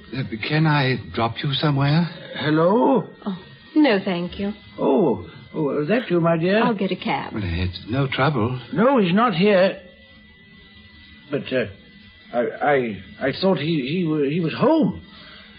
Yes, I'll be along soon. Bye. Lila. Yes, Sir Johnston? Ronald hasn't come back.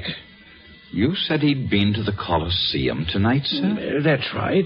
The bill was over 2 hours ago. He was expected back for tea. My wife is worried. Well, he probably had trouble getting a cab in the rain. He'll be there when you get home. Yes, I expect so. I have your hats and coats in the hall. I've never known Ronald to fail an appointment. Very odd.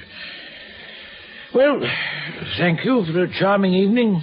I shall always remember it when I read the books you so kindly gave me. A pleasure, sir. I'll help you on with your things. Good night, Mr. Cadell. Oh, but I'm leaving now as well. Night, Brandon. Good night. Good night, my boy. Good night.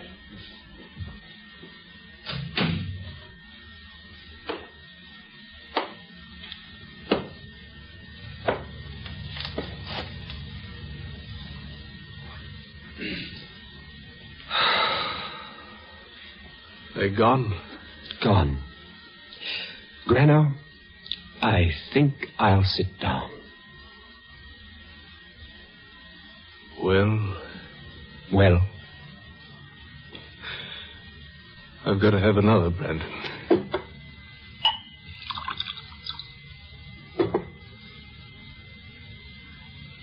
I thought he'd got onto it. Who? Rupert. So did I. For a few moments. But that's what gave spice to the evening. He hadn't. You sure he hadn't? Quite sure. I sometimes rather wish he had. If he had been in on this, you wouldn't have gotten drunk, Granner. I'm not drunk. A little blurred, that's all. That's all. What's that? What? Thought I heard something. Oh, be yourself, Granner. I thought it was the bell. Well, what of it? I'll go. Pour me a drink, will you, Granner?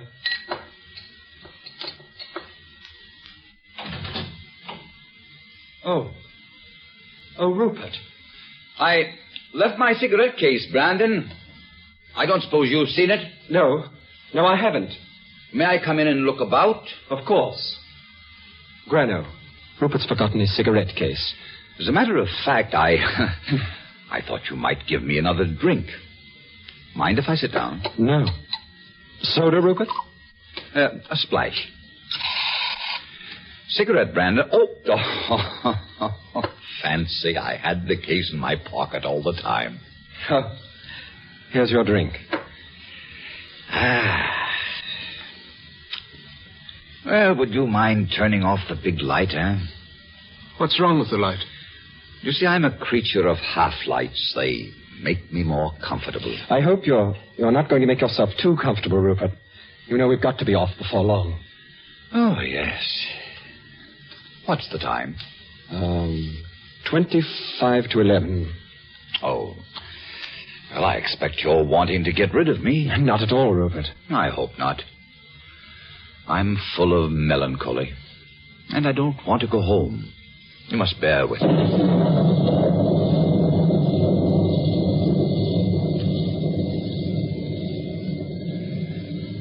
It's been a strange evening. Strange evening? Why? Why strange? I can't tell you, that's my trouble. I suppose it's the thunder and one thing and another. Thunder always upsets me. Besides, I'm always melancholy at this hour. 25 to 11. It's a curious hour. Did you ever read Goldsmith's Night Piece? No. I can't actually recall it. No. You should. It's about the city at night.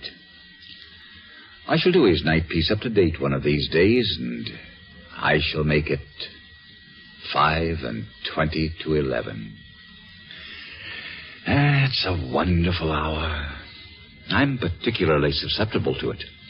Why so wonderful? Oh, because it is.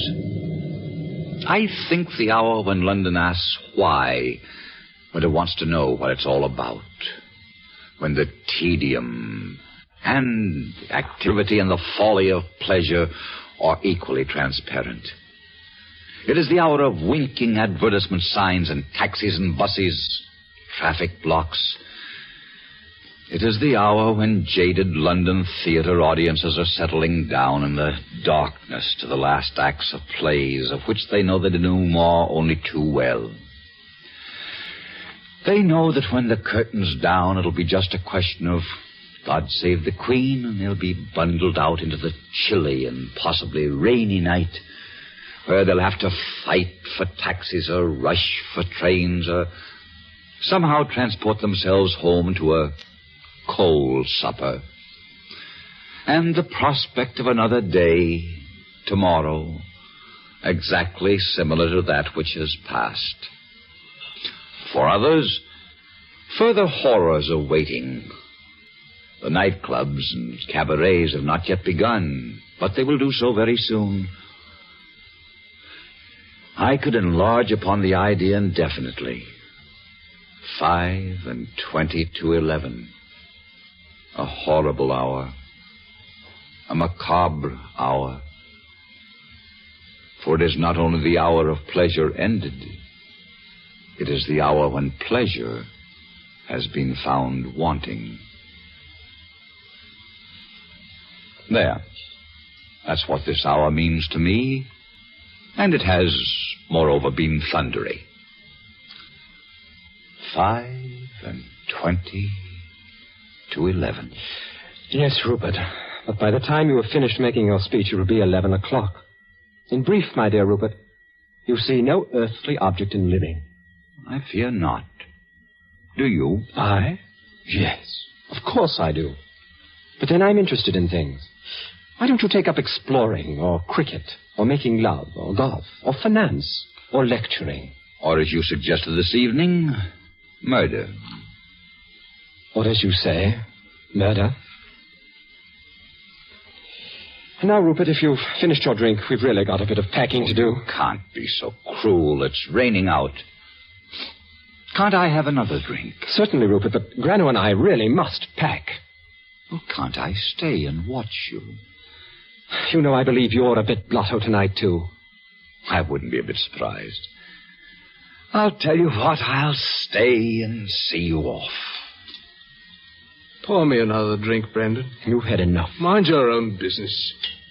Well, Rupert, it doesn't look as if we'll get off with Grano in this state at all. I'm perfectly sober. Grano. Why does he want to stay and see us off? That's what I want to know. My dear Grano, Rupert has no earthly reason for staying. Come along, Rupert. Finish up now and let me take care of him. Oh, I've got to go then. What do you mean, Rupert? You've got to go. I don't want you to go. You don't? No. All right, then. I'll stay. Don't bother. I'll mix myself another drink.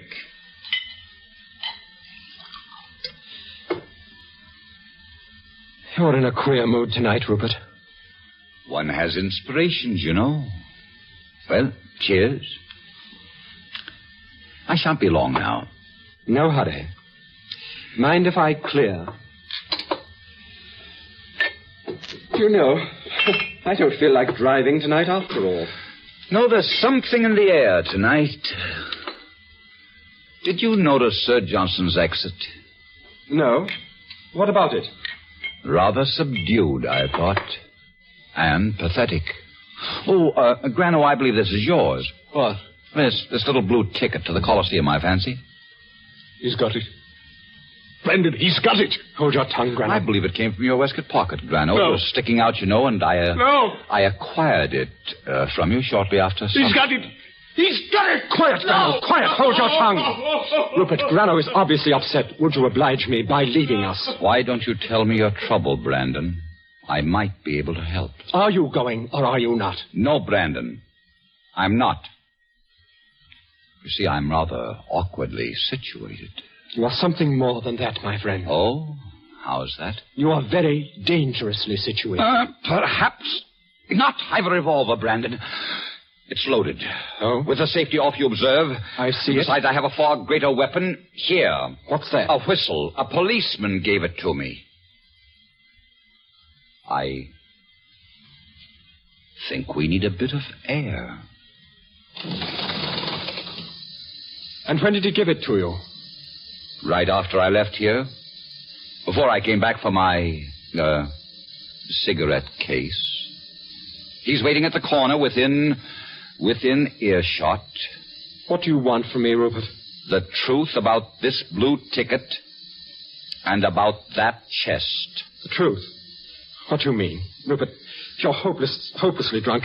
You'd better go home. I mean, it's more than suspicion. Brandon, I phoned this house at 9:15 and heard Grano crying there, crying for the dark. Good heavens, what do you suspect? Murder. The murder of Ronald Kentley. Rupert, hear that, Grano. He suspects us of murder.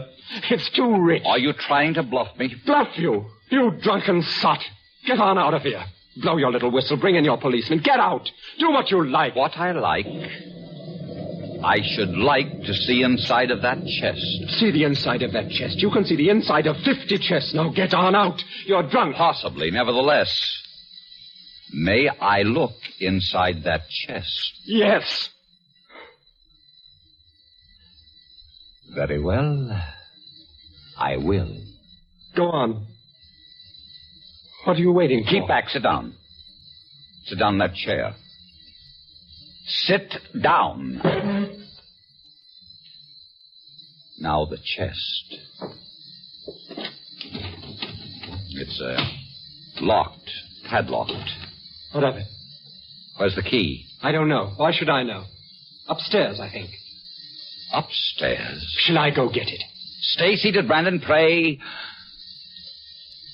I can shoot the lock off. Must I? Must I? Here's your key. Here. Thank you. Now look, and get what's coming to you. Thank you. Get back in that chair. You'll be sorry, Rupert. You'll be sorry. Sit down.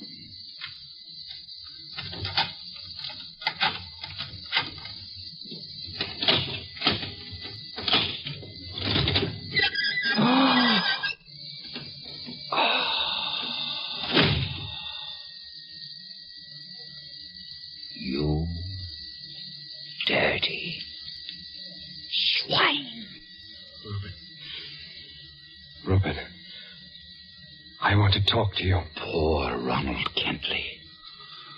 What had he done to you? Rupert, listen. Listen to me.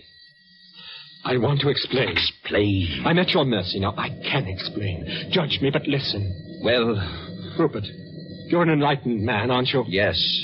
It's in your power to have me hanged. Yes. Remember our talk tonight about the Old Bailey and justice? Well... You said it yourself. You wouldn't be giving us up to justice. And something else. You're not a man of morals, are you? No, I'm not. Now listen, Rupert, listen. We have done this thing, Grano and I, for adventure and danger. You read Nietzsche, don't you, Rupert? Yes.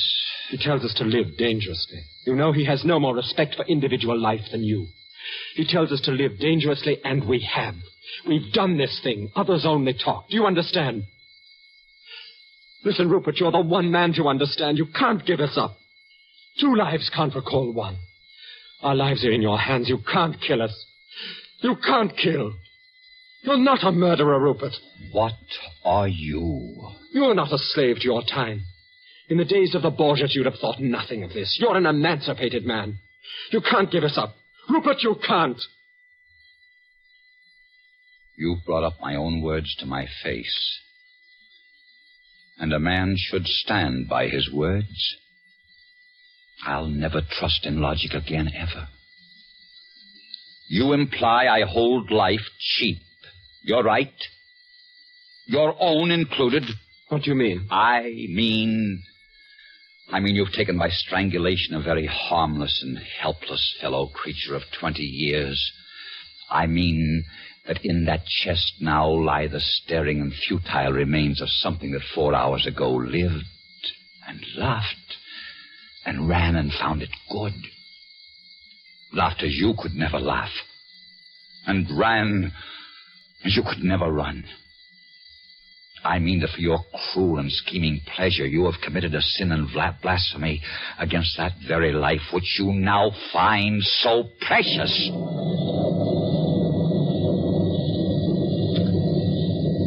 And you have done more than this.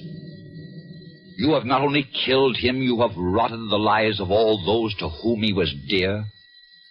You've dragged here his father, an equally harmless old man, and a girl who loved him, and a friend, and played on them tonight an infamous, lewd jest, and a bad jest at that. And if you think, as your type of philosopher generally does, that all life is nothing but a bad jest, then you will now have the pleasure of seeing it played upon yourselves. What are you saying? What are you doing? It's not what I'm doing, Brandon. It's what society is going to do. And what will happen to you at the hands of society, I cannot say. But I can give you a pretty shrewd guess. Rupert! Rupert, no! You are going to hang, you swine. Hang, both of you. Hang!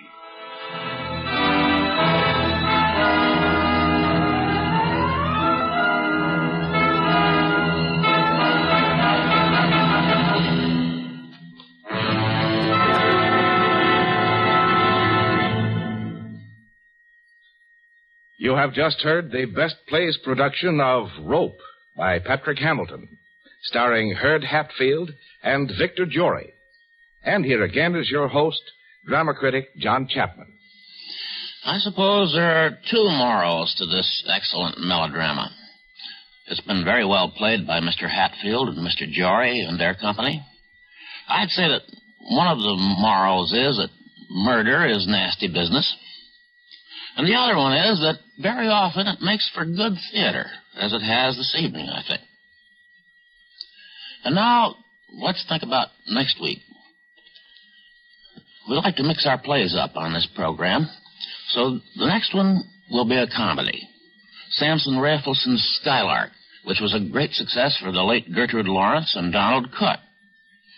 Mr. Cook will be playing his original role for us, and Miss Lawrence's part will be played by June Havoc. This is Chapman saying goodbye until next Friday.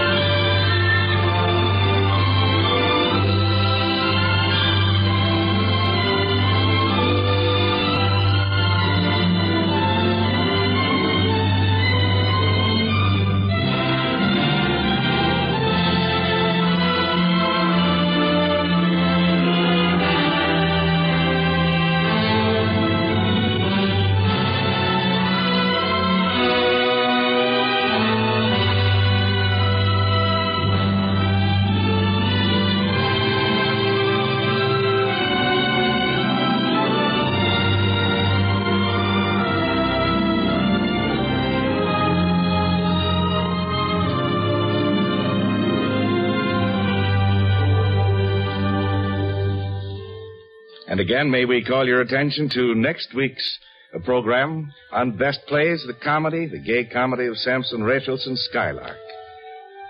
The parts will be played by Donald Cook, who appeared in the original role, and Miss Lawrence's part will be played by June Havoc. You're most cordially invited to attend next week at the same time for Best Plays. Rope by Patrick Hamilton was adapted for radio by Ernest Kenoy. In the cast were Herb Hatfield as Brandon, Victor Jory as Rupert, Lloyd Bachner as Grenolo, William Podmore as Sabot, Ivor Francis as Raglan, Deirdre Owens as Lila, and Guy Spall as Sir Johnston. Best Plays is an NBC production supervised by William Welch and directed by Fred Way. This is Robert Denton speaking.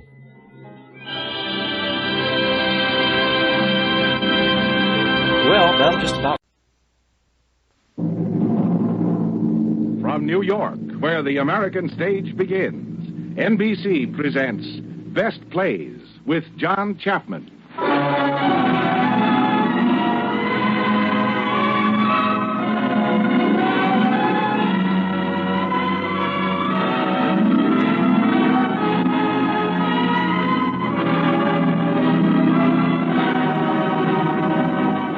Best Plays, a series of hour-length dramas selected from the outstanding successes of the New York stage. Now, John Chapman, editor of the theatrical yearbook Best Plays and drama critic of the New York Daily News, is here to introduce June Havoc and Donald Cook in Samson Raffleson's Skylark.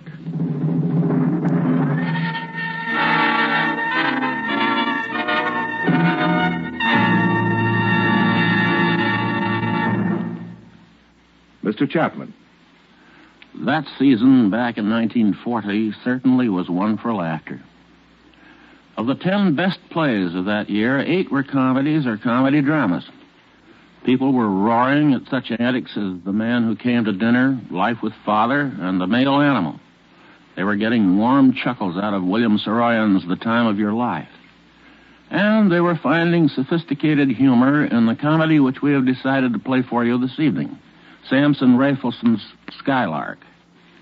Mr. Raffleson stole this play, but he was never sued for plagiarism because he stole it from himself. He had written a magazine short story called Skylark, and after he read it in print, he thought it would make a fine stage piece for Gertrude Lawrence and Donald Cook. And so it turned out to be. Our heroine this evening will be played by one of my favorite comedians, June Havoc. And our hero is the same and original Donald Cook. Mr. Cook, incidentally, has been quite busy on Broadway, for he's been giving one of his fine comic performances in The Moon is Blue since March 8, 1951. I've mentioned sophisticated humor in Skylark. Naturally, the proper place for stylish goings-on is a fine country house near New York. The time is a Saturday evening in late summer, and Mr. and Mrs. Tony Kenyon have the place all fixed up for a party.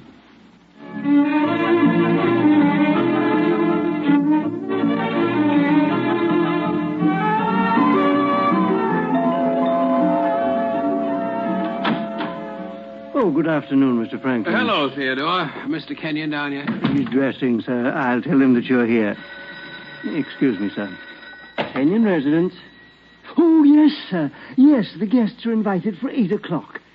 Oh, you're very good, sir. Mr. and Mrs. Kenyon will be expecting you. Theodore, 2 to 1 says that was Mr. Valentine. How did you guess, sir?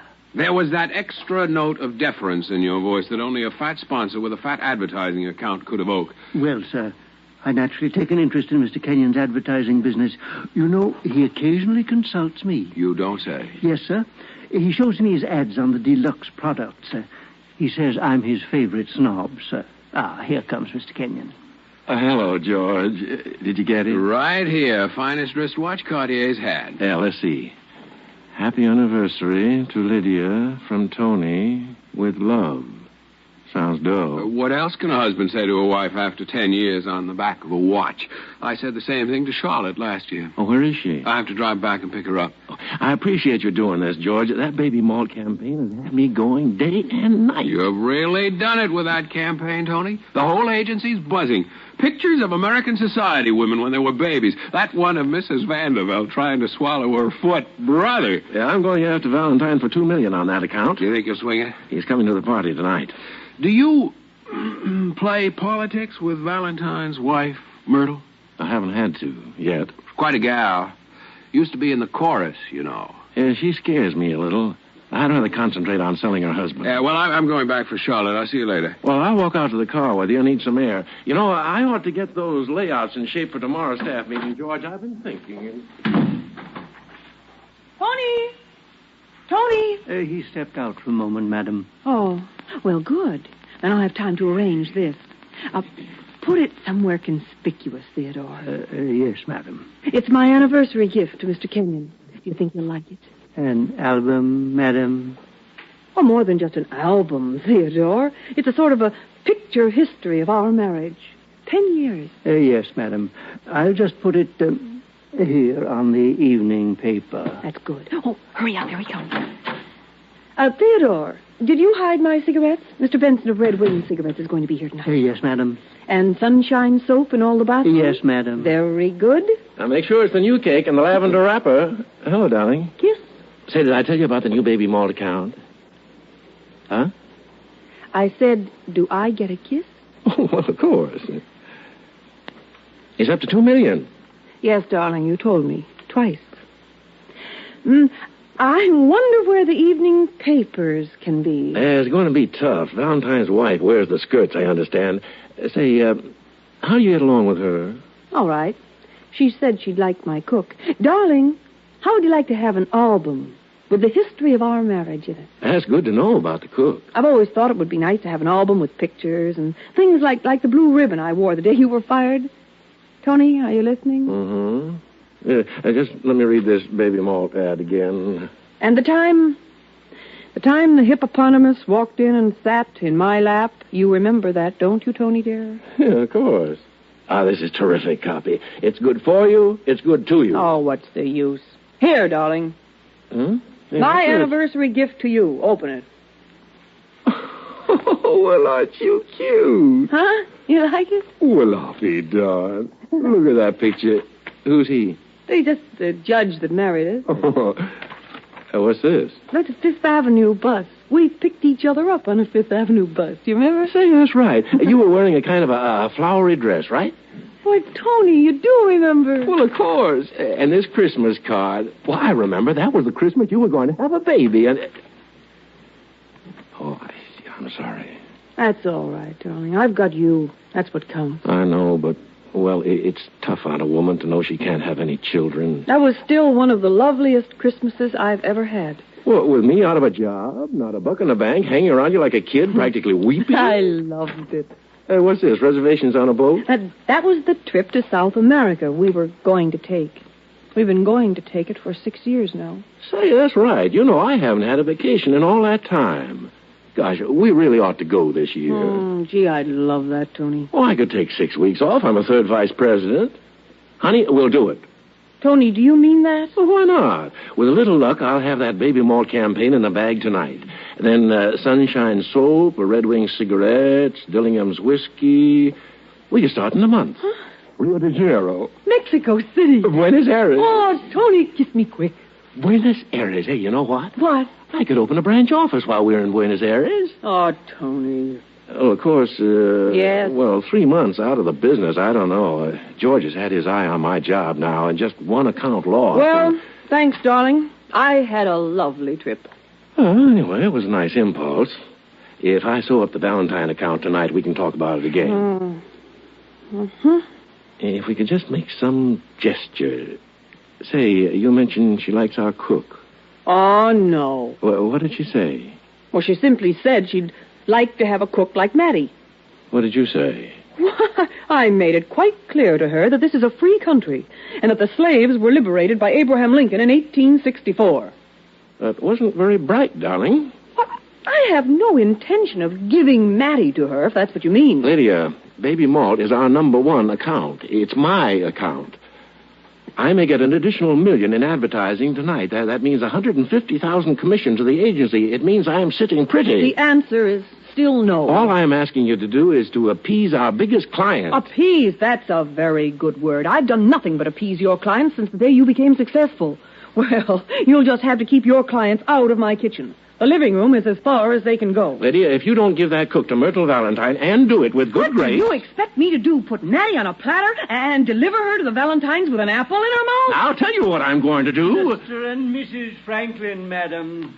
Oh, good Lord, I forgot the watch. Oh, here, darling. Huh? Happy anniversary. A watch? Oh, Tony. Oh, it's beautiful. Happy anniversary to Lydia from Tony with love. You really like it? I love it. You love me? Oh, very much. Then, what about Mattie? Tony, so help me. One of these days I'm going to... Well, a happy married couple. Hello, Tony. Lydia. Hello, Charles. Hello. What's going on here? Do I sense a little discord? No, nothing at all.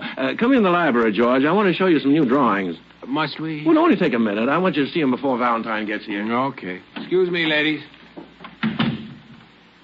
Well, what happened between you two? For 2 cents, I'd walk right out. And where would you go? I don't know. Probably around the block. Isn't it too late for that? Why? Why is it always too late? Is a woman doomed just because she's over 30? What would you do? I'd get a job. Well, it sounds like fun. I'll bet it wouldn't be. What do you suppose we'll be like in 10 years, Charlotte? I can't imagine. I can. We'll be 10 pounds heavier. Is that all marriage is? Anniversaries and starches and fats? Excuse me, madam. The guests are arriving. Very well, Theodore. Once more into...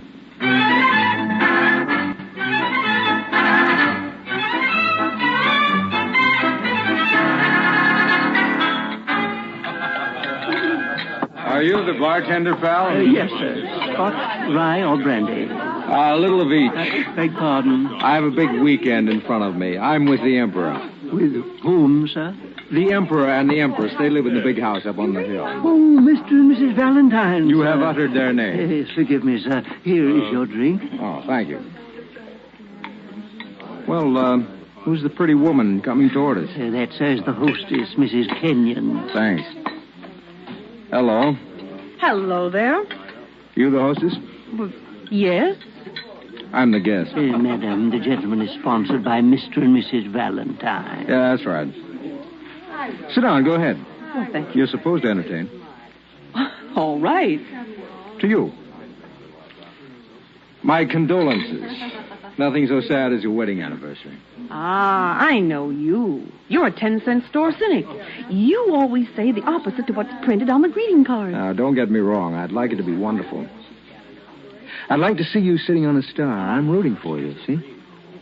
You know, I think I'm glad to meet you. I doubt it. Why?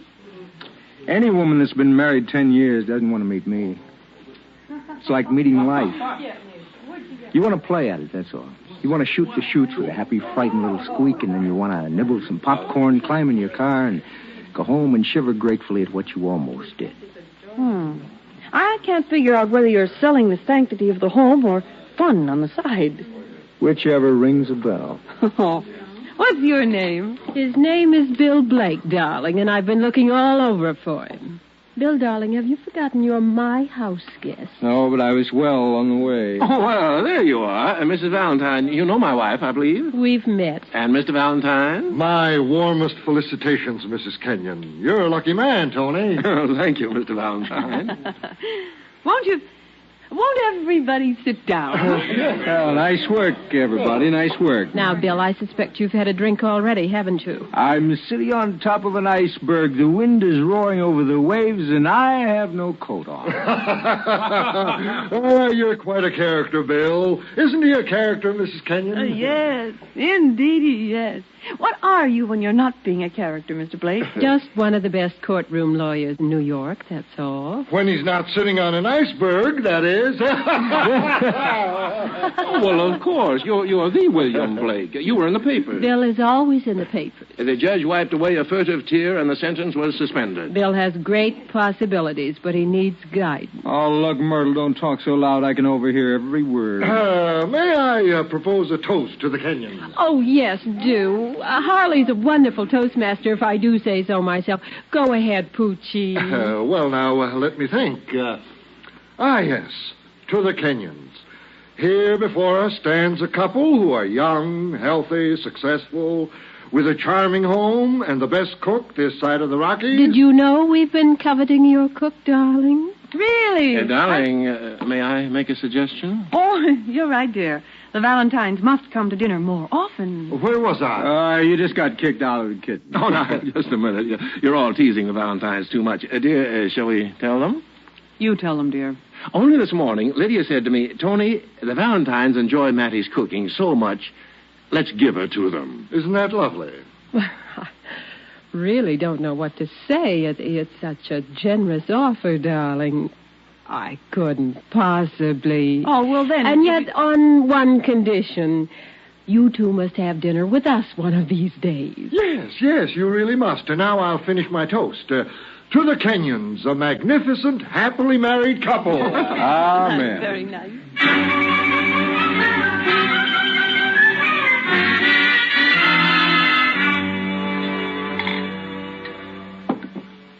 Another drink, Mr. Valentine? Oh, what time is it, Franklin? Oh, it's only 4 a.m., Mr. Valentine. The evening's young.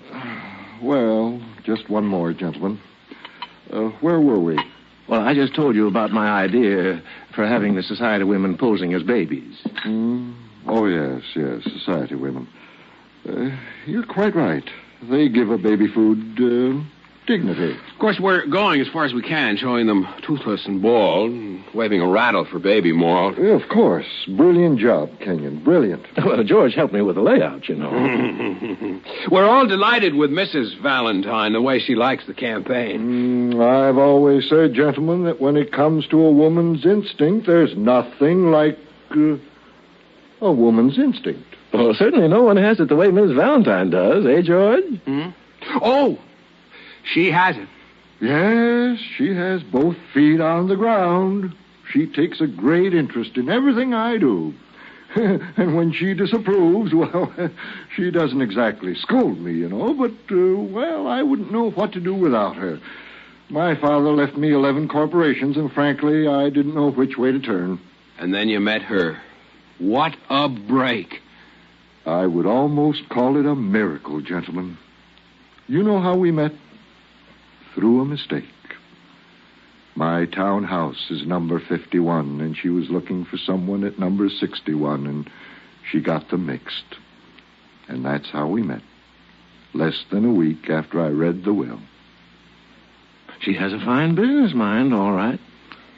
Well, still talking shop? Oh. As a matter of fact, we were just talking about you, Miss Valentine. Oh, really? The boys were commenting on your feminine intuition, pussycat. You think highly of it? I think it's a real gift. Well, I've just been using it. You see, I don't seem able to find Mr. Blake. No? Yes. It seems that he and your wife wandered away more than an hour ago.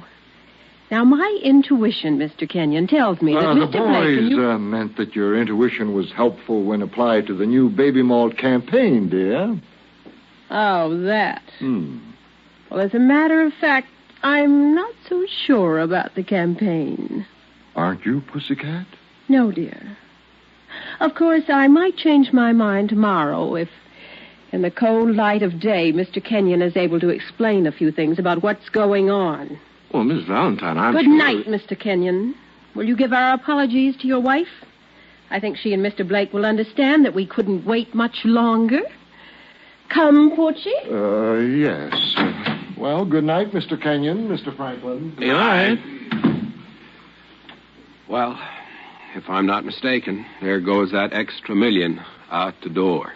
Well, what's she sore about? Why shouldn't Lilia go for a stroll? Tony, old man, do you think this Bill Blake is merely a house guest at the Valentines? You mean He isn't her godfather, you know. Well, how did we...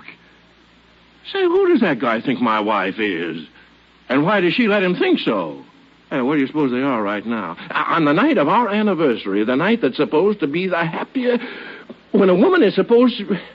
So who is this heel Blake? Yeah, now look, Tony. Well, it's her fault more than his, too. Any woman in her right mind, a louse like that comes within 10 feet of her, she ought to know enough not to go walking in the moonlight with him. Take it easy, Tony. Take it easy. I'm going to tear the roof off when she gets home. She'll remember this anniversary, all right. 10 years of marriage and do a thing like that. Doesn't you think I have any feelings? Yeah, Tony, keep your shirt on. $1 million account, $150,000 in commission to us after the way I work. You want some advice? Be a nice guy when she comes in. A nice guy? I know how to handle these things. My wife, Charlotte... Charlotte isn't walking in the moonlight with that heel. You can never predict how a woman will react. I know a woman who will retaliate by giving you something to be mad about. Oh. Yeah, well, maybe you're right. Well, there's no use having a scene. What the heck? I know Lydia's okay. She probably just took a little ride with him and didn't realize how the time was passing. Yeah, sure. Oh, that's what's happened. Probably.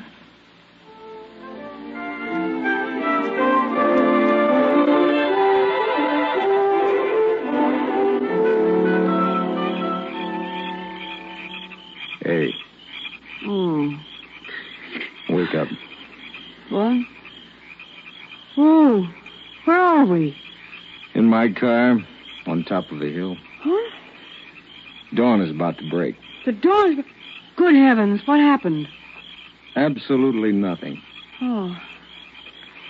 You fell asleep, so did I. But it's almost daylight. Mm-hmm. But... You tired? No. Sorry? No, not a bit. All my life I've wanted to do something like this. To just walk out on a party. I love you. You mustn't say that. What are you going to do about it? Now, just a moment, Mr. Blake. The ride in the night air was lovely. The view from the hill is enchanting. One ride, one hill, one view. Add up to anything? Mm-hmm. The dregs of my 10th anniversary. Want to go home? Uh-huh. What for? To fight. No, not you. You can't lick our time. Not when you're married to it. You'll drink a little and flirt a little just the way you did tonight, but that's all. You drink a little and flirt a little until maybe on your 20th anniversary... Bill, don't, please. On your 20th anniversary, you'll become like me. Without the bottle, I'm nothing. And with the bottle, Myrtle Valentine. Myrtle? I'm trying to put my cards on the table. Oh. Oh, what do you see in her? Myrtle? I don't know. She's fireworks, which is better than total darkness, I suppose. Then there's my law firm. We get half of our business from Mr. Myrtle. And that's the story of your life. Careful, it could be the story of yours someday. What do you want, Bill? Look, we walked out on a party a couple of hours ago. It wasn't so hard. Why can't we just keep walking? I got a boat on the Sound, 60 feet at the waterline with a diesel auxiliary. a woman could be comfortable on that boat. What kind of a woman? Well, she'd have beauty. Otherwise, I wouldn't want her. And she'd have bitterness and pain. Otherwise, she wouldn't want me. And she'd have courage, like yours. What would she find on your boat, Bill? The sea. I get seasick. The sky. I got the sky when I married Tony. I think I'm getting sky sick, too. Okay. No sail. Bill, have you ever had a passenger? No. No. I'm beginning to feel sorry for you. I'm sorry for myself. I was in the war. It had no beauty, and I tried basking in the electric lights. They hurt my eyes, so I quit. I'm yellow, see? Well, I'm not. You haven't even tried. What do you think I'm doing now? Why do you suppose I came out with you? What? Let's not talk about it anymore, I know what I want. I've always known. Lydia. Let me be now. Now, just let's go home. Bill, I want to go home. Okay. You can get car sick, too, I guess.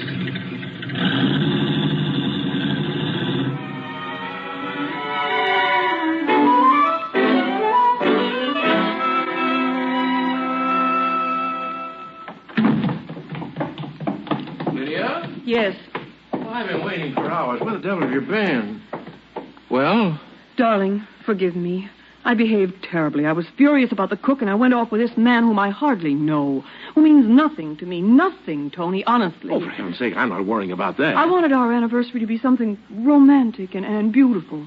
I could have forgotten all those last years if only it made tonight belong to us. And instead, you made it ugly. You made it all conniving and advertising and bootlicking. So I tried to make it ugly, too. Oh, what terrible things people do to each other. We punish each other and hurt each other when so little could heal everything. Don't you see how much I love you, Tony? It isn't too late, is it, darling? No, it isn't too late. I hope. We'll see. Operator, Crescent 553. What are you doing? I'll tell you what I'm doing. I'm ordering you to get on the phone and apologize to Myrtle Valentine. Tony. Don't you know who this Bill Blake is? He's her boyfriend, that's who. And you almost lost me $1 million in accounts tonight with your antics. Accounts? Is that all this means to you? It meant that... Mrs. Valentine, please. Oh, hello. This is Tony Kenyon. My wife wants to talk to you. Now, take it and talk fast. All right, Tony. Hello? I hope you haven't gone to bed yet. Yes? Yes, he left about 5 minutes ago. I'm very sorry we got back so late. You see, I went out for some air, and he was wandering around, and so... really, Mrs. Valentine, I'm quite past that sort of thing. Yes, he should be there now. Good night. All right, Tony. Good. Well, thank heaven you didn't ruin our anniversary by losing that account. No, I wouldn't have wanted to do that. I'm exhausted. Let's go to bed. In a moment. You go ahead. Okay. Don't be long. No. No, I won't.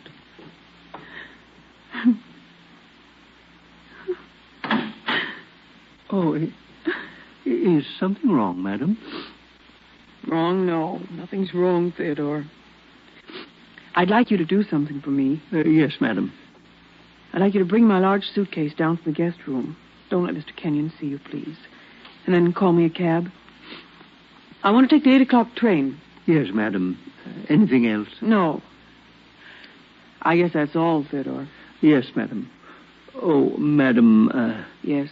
many happy returns of the day.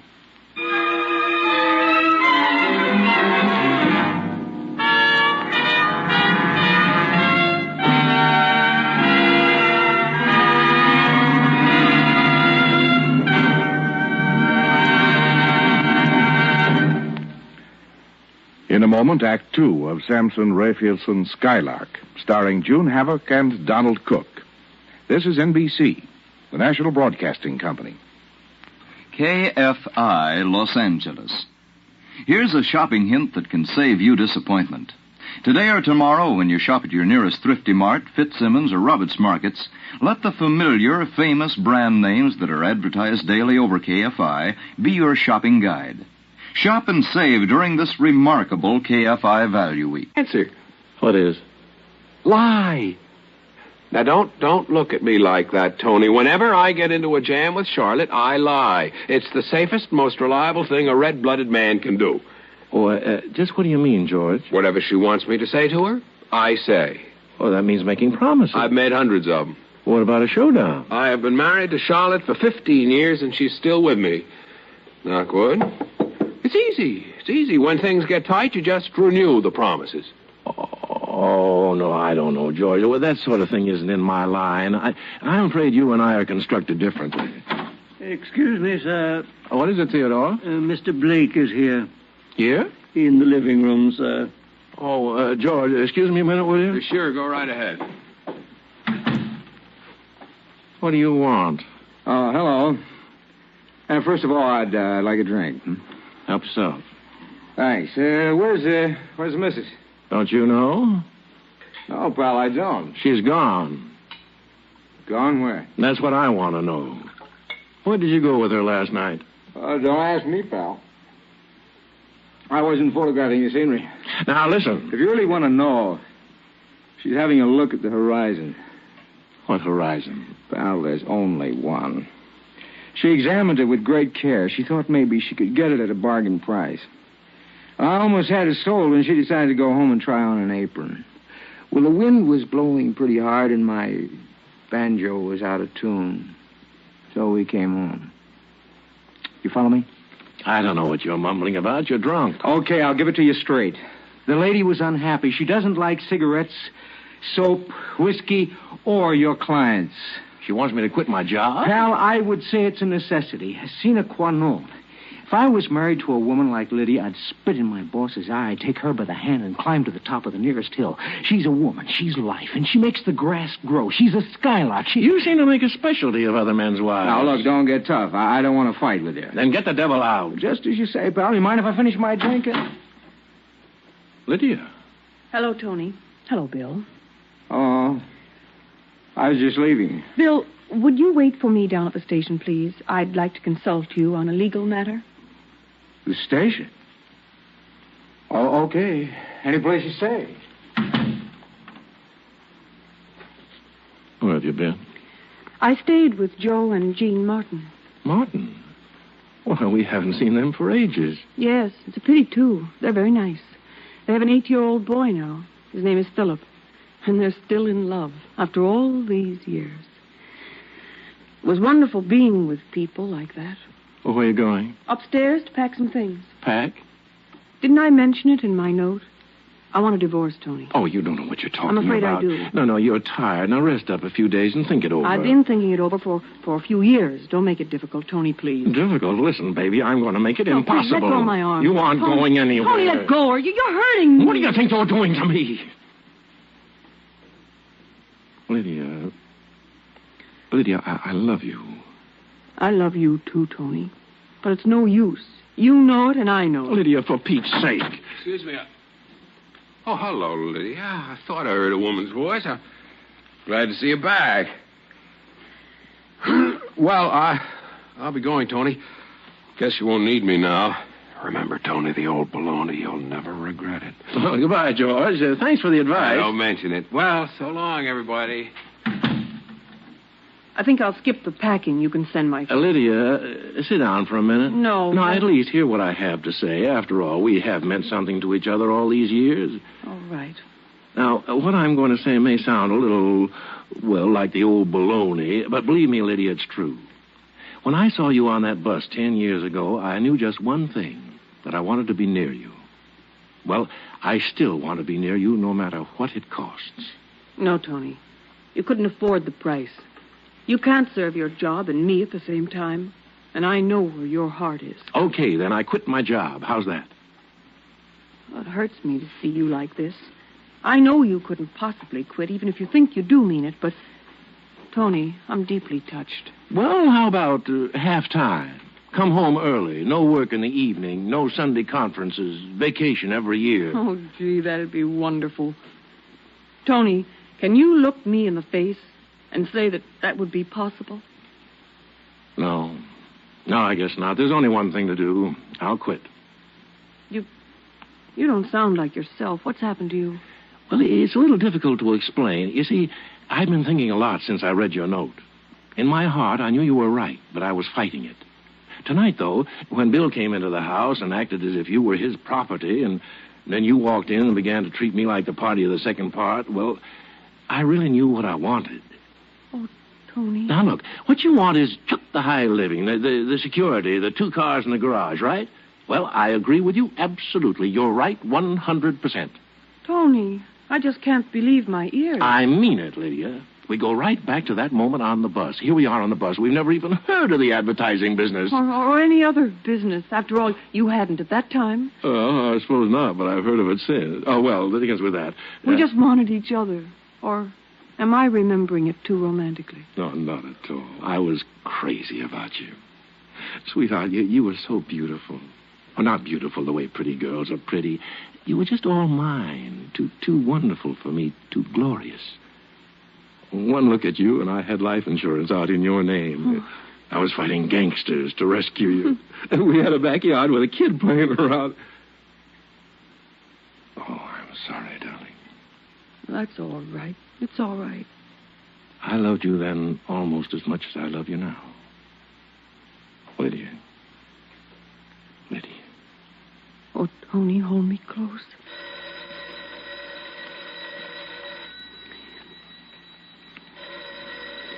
Let's telephone, darling. Yeah, let it ring.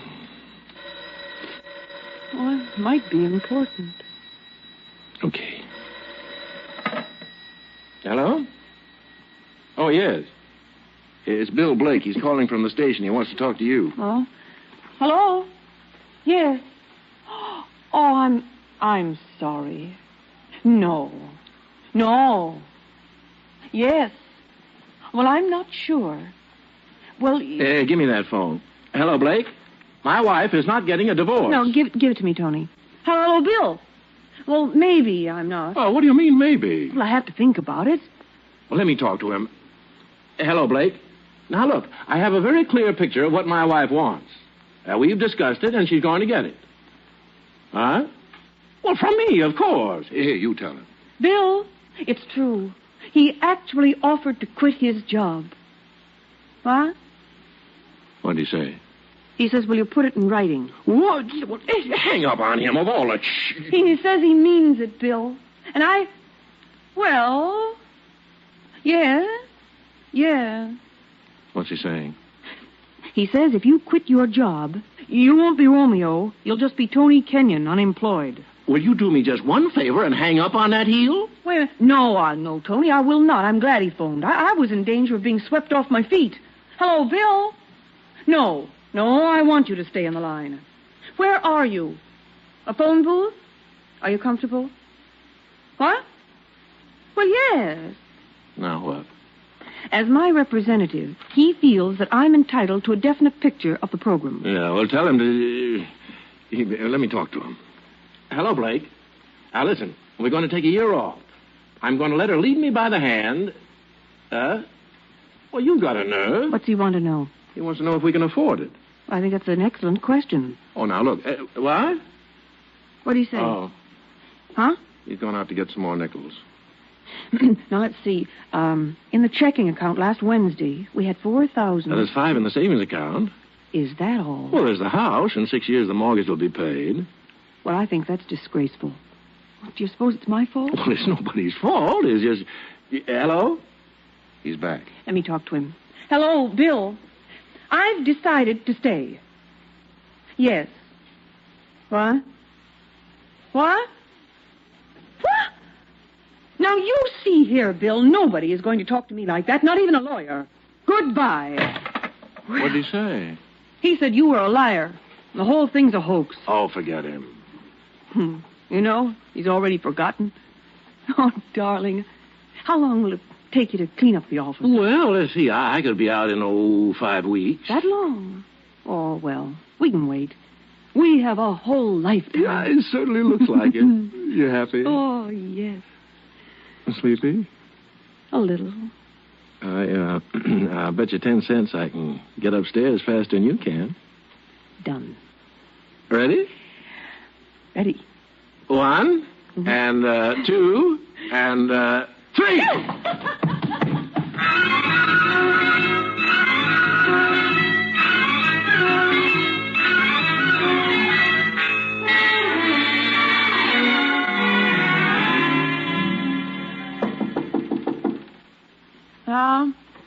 Beg pardon, madam, but Mrs. Valentine is downstairs. Are you awake, madam? What do you suppose she wants? I don't know. Well, it must be about the cook. Have you talked to Mattie? Well, I haven't exactly had time, darling. Are we awake yet? It's 10 a.m. Sure, of course. I'll go down and see her. Tell her I'm coming down, Theodore. Yes, madam. I'll be down as soon as I dress. Oh, never mind. I can handle her. Oh, darling. Yes? Might as well give her the cook. After all, Mattie will be looking for a job in 6 or 7 weeks anyway. Well, that's true. Yeah, and don't say anything about my quitting. It might seem like gloating. I suppose you're right. Heck with her, huh? See you in a minute.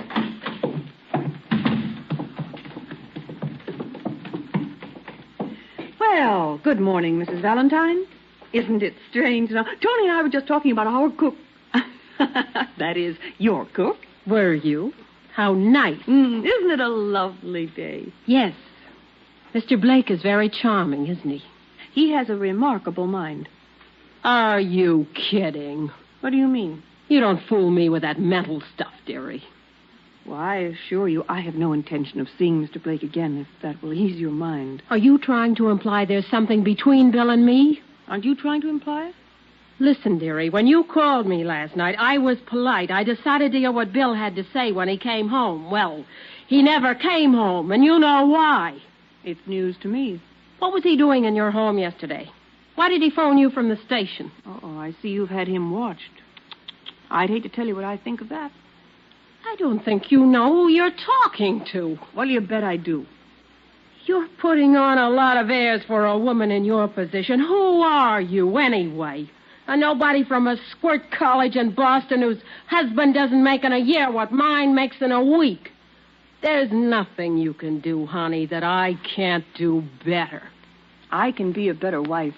Really? I gave my husband a baby at the end of 1 year, which is more than you'll do in a lifetime. You get out of here. Not till I'm ready. I'm giving the orders, Mrs. Kenyon. Hands off Bill Blake or your husband will be looking for a job. Are you personally threatening to discharge my husband? One more crack and he's through right now. Do you think for 1 minute that all the years Tony has put into his work can be tossed aside by a greedy little tramp like you? He's out. Do you hear me? He's fired. When Tony quits, it will be of his own free will and on the day and hour he chooses. That's just fine, providing it's Monday morning at 9 o'clock. Mrs. Valentine, I wasn't going to tell you this, but I will. Tony was going to quit anyway. Oh, that's a hot one. It doesn't matter whether you believe that or not. It happens to be true. I should actually thank you. Goodbye. Don't slam the door. You dirty little witch. Why? Oh. Tony! Oh, Tony!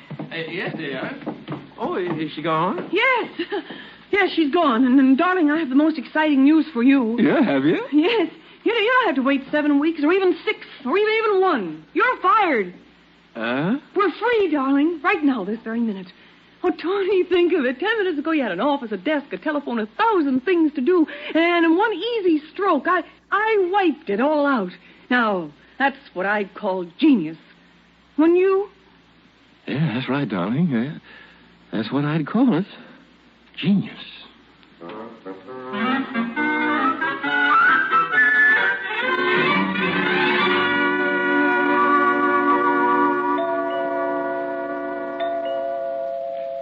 Press it again. Maybe they're upstairs. George, do you suppose they really want to see us? Don't be ridiculous. It's over a week since I was promoted to Tony's job. The least I can do is drop in on him. Press the bell again. Before I do, now just how much am I supposed to know? Am I supposed to know that Tony has been lying to Lydia? Am I supposed to know how he happened to get fired? Tony knows you worm everything out of me.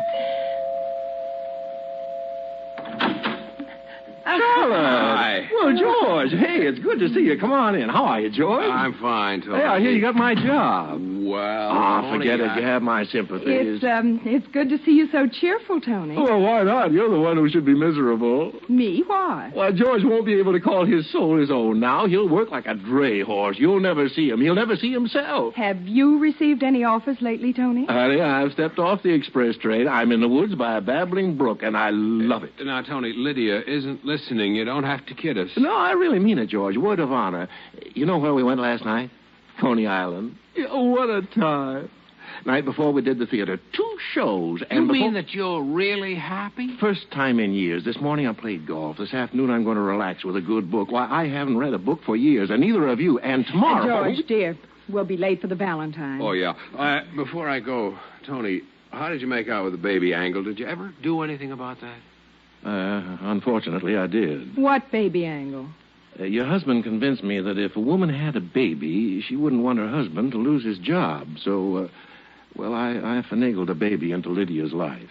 Well, just how does one do a thing like that? Well, I just sent her to her doctor for a checkup and then arranged to have this foundling lying around the office where she could ask questions. Here's his picture. What? He's adorable. Tony, how far did it get? Well, fortunately, she didn't seem very interested, and I'm hoping she'll forget it. Oh. After all, if I'm going to be on a vacation for the rest of my life... Tony, I think you're a stinker. I'm glad you failed. From the viewpoint of last Monday, I failed, but now that I don't want a job... I don't believe it. Well, hello, you two. Tony says he doesn't want a job. Isn't it wonderful? Honestly, when I think of all the fun we've been having this past week... Darling, did you tell them about the Roomba lesson? Yeah, I forgot. We've really got to run. The Valentines are waiting. And about the book, Tony. Can you imagine? Tony joined me in reading a book. Bye, old man. And look, Charlotte. No Red Wing cigarettes on the table. And then that stuff over there, that isn't Dillingham's whiskey. And you know, I haven't touched Sunshine soap in a week, and I never felt cleaner. Congratulations. Goodbye. Come along, George. I see you, Tony. Bye, Lydia. Now, what do you suppose is the matter with George and Charlotte? Well, they came here to feel sorry for us, and they found out we were sorry for them. Oh, dear. You know something? I'm frightened. Everything is too perfect. I go around frightened to death that it won't last. Tony, kiss me. Oh, darling, let's be careful, Be sure you don't slip in the bathtub. And when you cross the street, ask a policeman to help you, please. I promise. Tony. Yes, dear. I hate to sell the house. Well, I thought you wanted to sell it. Lydia, you've got to make up your mind. Are we going away or aren't we? Well, I suppose we are. Yes, sure we are. Thank you, darling, for helping me. I needed somebody to bully me. Goodbye, windows.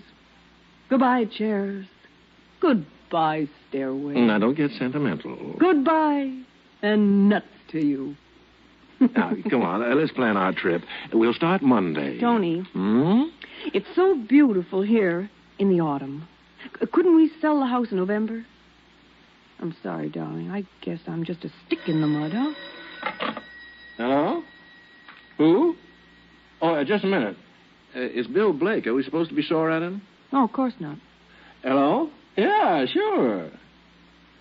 He says he's going to kick Myrtle Valentine in the pants, and then he says, can he come over? Well, why not? It looks as if he's going to be our best friend, whether we like it or not. Yeah, sure. Yeah. So long, pal.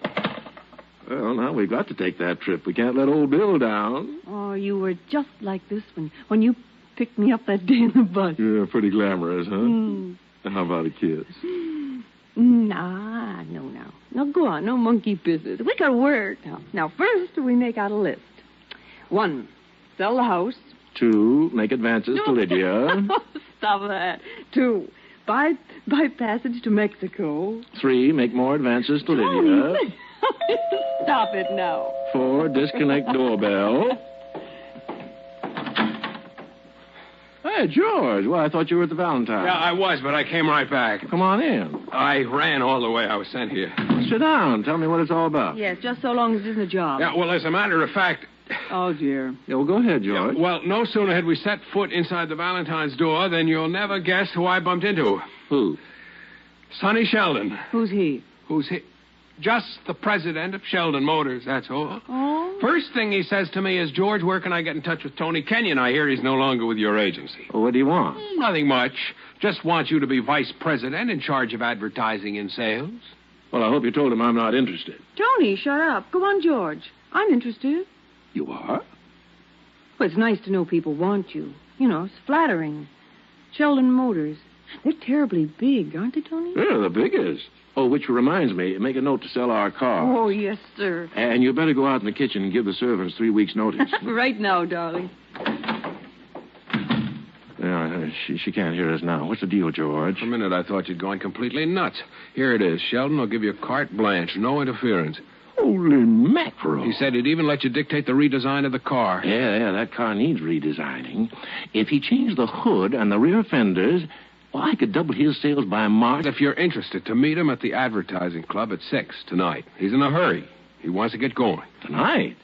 Couldn't he wait till next week? Tony, you know better. His season starts right away. Yeah, you're right. Oh, what the heck's been the matter with me? Oh, you're all right. You need a little rest. We all get that way. No. 5 minutes ago, I meant every word I said. Yeah, 5 minutes ago, you didn't have a job. Oh, Lord, what am I going to do about Lydia? I just talked her into selling the house and taking a trip, and now... Here she comes. I just called American Express, darling. We can get a reservation to leave Monday afternoon. Aren't you jealous, George? I'll tell the world. Well, I have to get back to the Valentines. Oh, by the way, Tony, I can get you a better deal on those used cars in town. Oh, really? Yeah, sure. Why don't you have a drink with me at the advertising club at, say, 6 o'clock?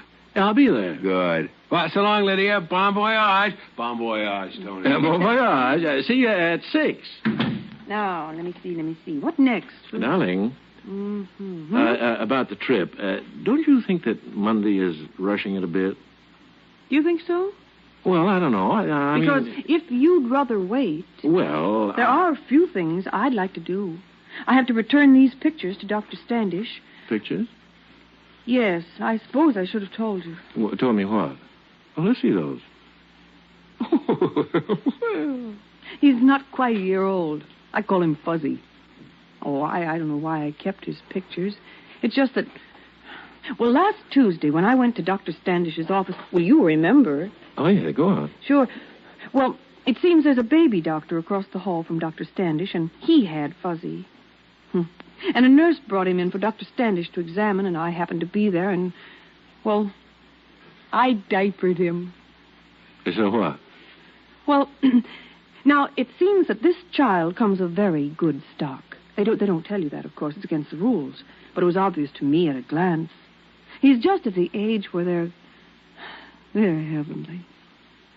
His eyes are hazel green with flecks of gray and blue. And you can see from the picture how wonderful his hands are and his ears. And there's definite character in his little mouth. Lydia, were you considering adopting this baby? And I knew it was impossible in every way. I knew how anxious you were to take this trip and, to get away from responsibility. Yeah. Well, let's have another look at those pictures. Yes, there's a nice smile on the kid.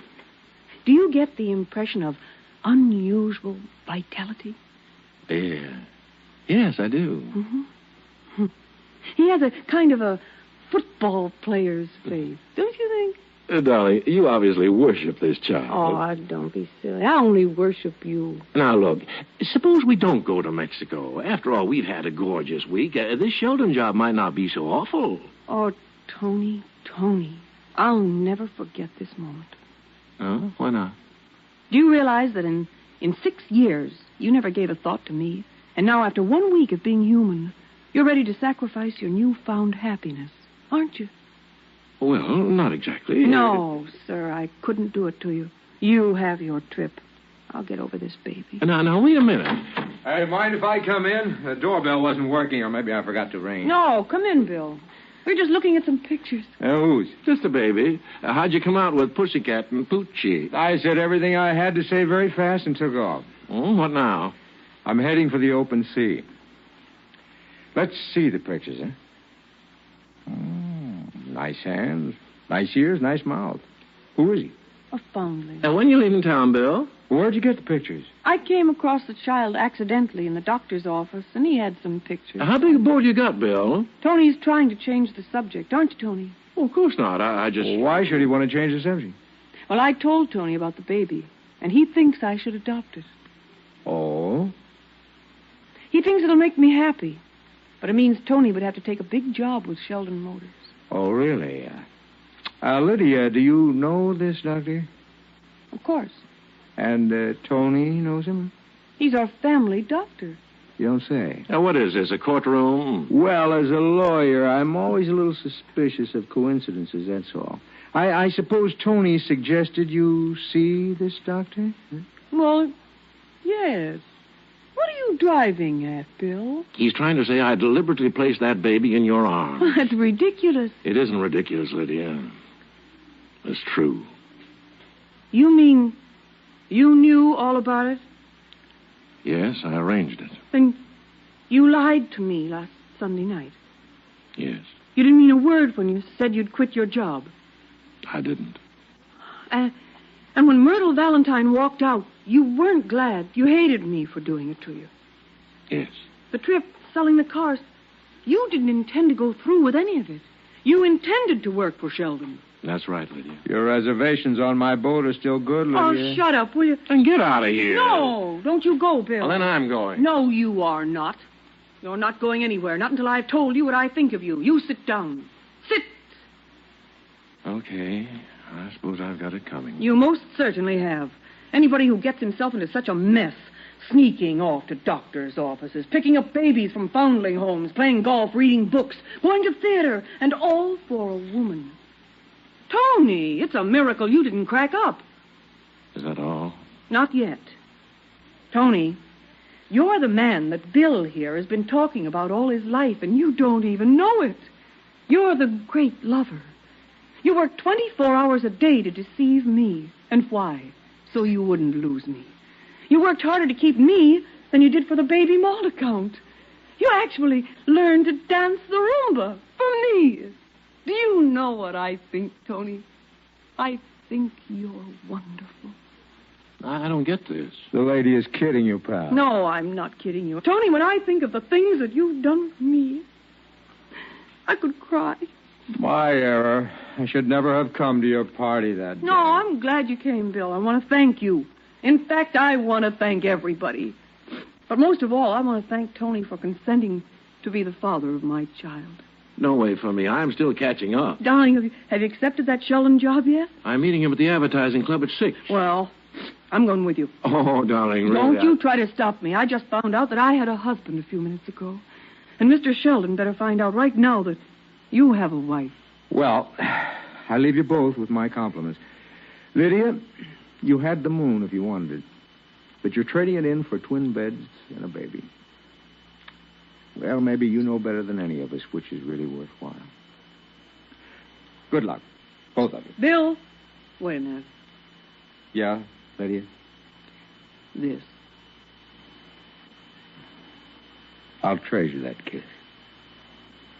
So long, people. So long, Bill. Bon voyage, pal.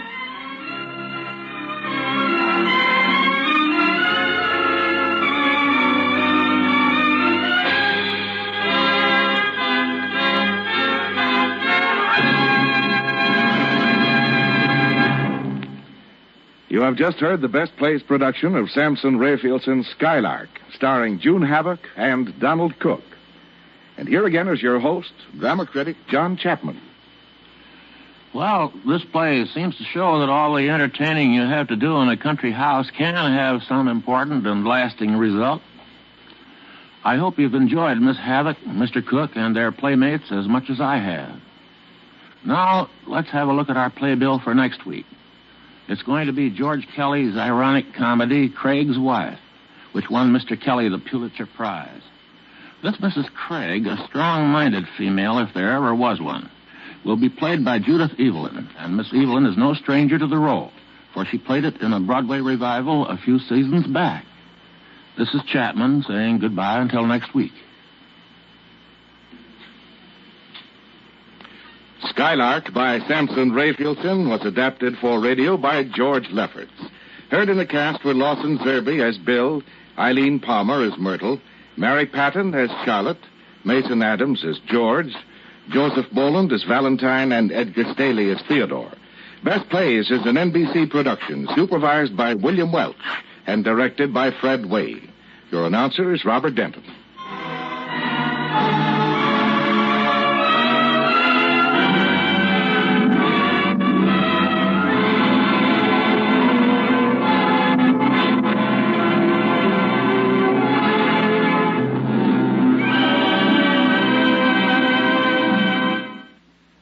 Best Plays was a transcribed presentation of NBC, the National Broadcasting Company. This evening, Theater Guild on the Air presents The Damask Cheek, starring Rosalind Russell and Kevin McCarthy. Hear Theater Guild on the Air at 5:30 over KFI Los Angeles, Earl C. Anthony Incorporated, California distributor of Packard Motor Cars.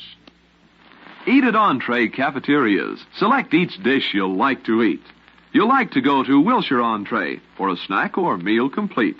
Remember 3 other convenient Entree Cafeterias. Tonight at 8:30, The Standard Hour, followed by The Stranger from the Sea. From New York, where the American stage begins, NBC presents Best Plays with John Chapman.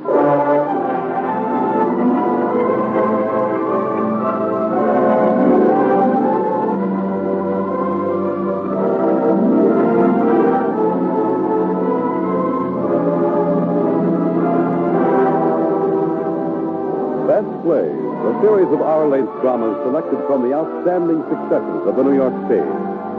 Now, John Chapman, editor of the theatrical yearbook Best Plays and drama critic of the New York Daily News, is here to introduce Richard Basehart in Sidney Kingsley's Men in White.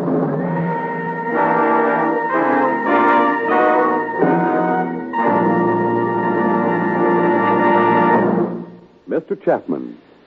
Our play this evening is Men in White by Sidney Kingsley. And I'd go so far as to call Mr. Kingsley a distinguished dramatist. Certainly, he has gained enough distinction, what with the Pulitzer Prize, 2 Critics' Circle Awards, and numerous other literary honors.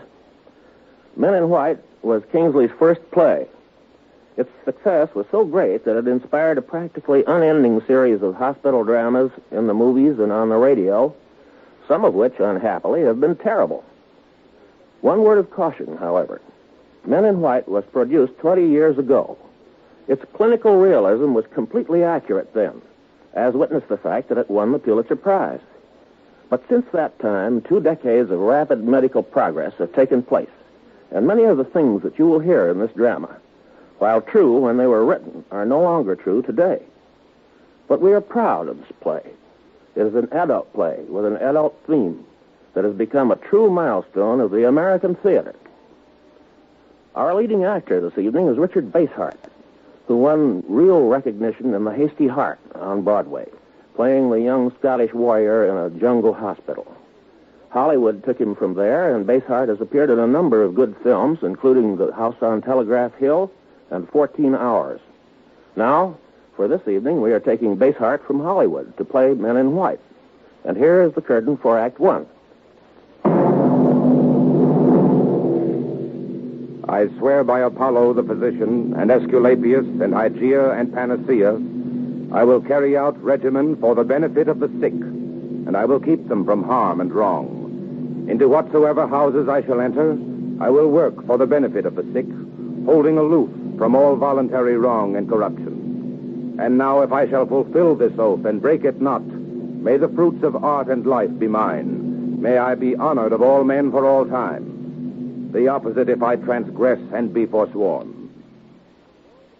The oath of Hippocrates the physician, sworn by the men of medicine from ancient Greece through the centuries and still used today.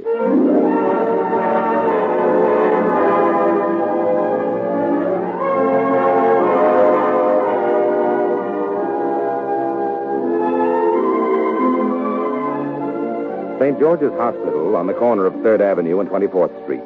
The original building of sandstone and brick was built in 1895. The new wing was added in 1905 on the death of Horace Livingston, original chairman of the Board of Trustees, who left the bulk of a fortune based on Nevada copper to St. George's in endowment. Architects' plans for an added maternity wing, tuberculosis center, and outpatient clinics gather dust in the files of the board. The year is 1933, the time of the Depression. Dr. Hopper, Dr. Vitale, Dr. Rand, Dr. Gold. The halls are crowded in St. George. During visiting hours, sad-faced relatives and anxious husbands and wives fill the lobby and press into the wards as the hands hit 2:30. Dr. Otis, The sensible heels of the nurses click on the linoleum floors. Their caps are varied. The frilly Dixie cup of the St. Luke's Nursing School, the broad white of Mount Sinai, with the white and black stripe of the St. George School predominating. Morning, Dr. Hochberg. Good morning, Miss Rand. How is that post-operative in B ward? Off critical. Good. The doctors pass quickly through the halls. Interns and housemen in unpressed baggy whites, a stethoscope stuffed in the back pocket. The life of the hospital. Dr. Otis, Dr. Taylor, Dr. Gross, Dr. Through that door is the hospital library. An oasis of relaxation, overstuffed chairs and backdate professional journals. Oh, Dr. Hochberg, I've been waiting for you. Hello, Josh. There's a patient I want you to see. We'll look at him in a minute. George Ferguson isn't here, is he? Shall I call him, Dr. Hochberg? Please, Michael. My eyes are bothering me. Trying to read all this new medical literature certainly keeps piling up. How can these young men ever keep up? They manage. There's so much. In my father's time, appendicitis was a fatal disease. Today, it's nothing. These youngsters take all that for granted. They work. Good men in medicine will always have work. We're using Dakin tubes in my stool. I could take them up to the OR and deride all that dead tissue. Oh, excuse me, Doctor. Did you want me, Dr. Hochberg? Yes, Ferguson. How is 217? She's pretty restless during the night, but her temperature's down to normal now. Good. And Ward B, bed 3? Fine. As for a drink of whiskey. He will be all right. He is all right. I gave him the drink. It won't hurt him. By the way, George, we are sending Mr. Hudson home Tuesday. Tuesday? Say, that's great. Does Laura know yet? I phoned her this morning. I wish you'd let me tell her. I should have thought of that. She happy? Naturally. For you, George. Oh, excuse me. Excuse me, Doctor. What? It's Dr. Levine. I didn't recognize you. Yes, I know. Dr. Gordon, you remember Dr. Levine? Why, of course. Where have you been, Levine? Must be 5 years. 6. 6? My. Nothing much changes in the hospital, eh? Only people, we change, we get old, break up so quickly. Well, I've got to look at that boy in 401. Glad to have seen you again, Dr. Levine. Thank you. Dr. Mason, Dr. Warnke. Well, Levine, Gordon, how are things with you? Oh, getting along, Doctor. How is Catherine? Not so well. She has a slight persistent cough. Her lungs. I've some x-rays here. George. Yes, Doctor. Look at these. That shadow there, right apex? Yes, I was afraid that... Have you examined the sputum? I brought a specimen. My microscope is broken. We will look at it for you. I'll have the path lab check up on this. Serious case? My wife. Oh. Dr. Ferguson, Dr. Levine. How do you do? How do you do? I'll have the report tonight. Drop into my room, 106. 106? That's my old room. You interned here? Oh, of course. Bellevue, aren't you? He's 23. Professor Drury mentions you quite often. Oh, he still remembers me. He thinks a great deal of you. George here is one of his prize pupils, too. And does he want you to study abroad? I'm going to study on von Eiselberg in Vienna. I'm sort of combining it with a honeymoon. You'll find it hard mixing the two. I know von Eiselberg. He'll have a fight. You don't know Laura. Anyway, the real work won't start till I get back. I'm working for a year with Dr. Hochberg. Believe me, I will drive you, George, with a whip. You're lucky. I once looked forward to that. Remember, there's only one Hochberg. Every minute with him is precious. Well, you'll excuse me now. I'll have that report this evening, Dr. Levine. Thank you. Come along, Levine. Tell me everything that has happened to you. Excuse me. Sure, Doctor. Dr. Ferguson. Yes, nurse? That drink worked wonders. Bed 3 sitting up and taking notice. It's a new school of therapy. Hey, Ryan, you're not looking so hot. You ought to stay home one night, get some sleep. I'm doing all right. I'll bet you are. Ryan's all right, huh? I suppose so. You got a lot of that redhead on pediatrics? I didn't notice. Well, that's the trouble with being in love. You know, I was in love once myself, but when it began to interfere with my appetite, well, no woman's worth that. Pete, did you check that little girl we operated on? Yeah, coming out of ether nicely. I was kind of worried about that pre-op, insulin. How much you give her? 40 units. 20 would have been enough. I know. Well, why 40 then? You might have hurt the kid. Dr. Cunningham ordered it. He's the attending physician. That ignoramus. Look, if that happens again, tell me. I don't want any shock on the operating table. Ferguson. I just saw 401. He may need another transfusion. 401? You'll have to go pretty deep to find a good vein. Well, that's what I'm worried about. I want you to be there to do it. Tonight? I'm sorry, Ferguson. When the house needs you... I'd like to, Doctor, but the same thing happened last week. But this is my night out. My fiancé's made arrangements. Dr. Gordon, couldn't I do that transfusion? I'm afraid not, Michelson. The superficial veins are thromboses. Ferguson knows the veins we've used. If I disappoint my fiancé once more, I won't have one. Well, I don't like to impose, but I want this boy to have every chance. Well, Doctor? All right, I'll stay. Thanks. And if your sweetheart kicks, send her around to me.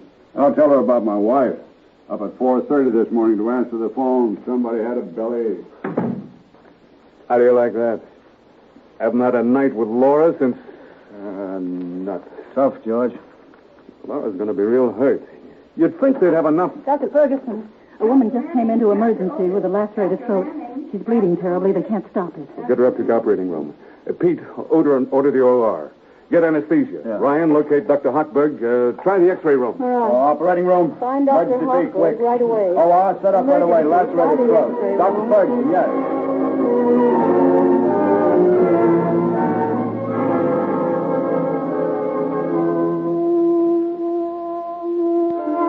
A rolling stretcher glides down the hall. A woman lies on it, crying hysterically. An intern walks on one side, a nurse on the other, holding a thick gauze pad to her throat, the white darkened by a slow-spreading stain. The elevator is waiting. The operating room is prepared.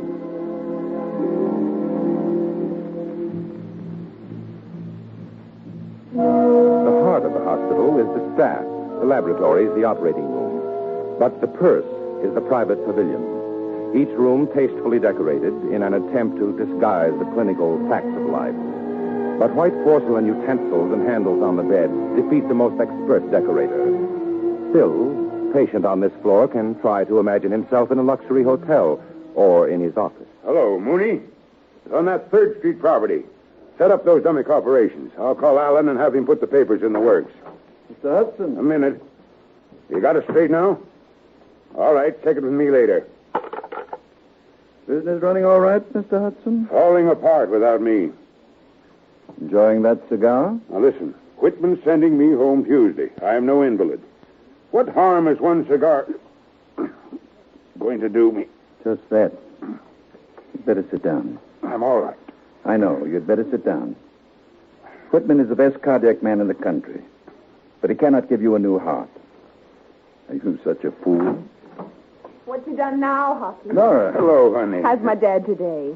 Nora, can't you do anything with him? Why, smoking again? Yes. Oh, Dad. Oh, don't worry about me. Well, how was Doris's party last night? Noisy. Too bad George couldn't make it. Where is that boy, Hockey? Upstairs, busy. I haven't had a real kiss in 3 days. Can I get him on the phone? He will be down soon. I want to see him. He's in the operating room. They make a slave out of that boy.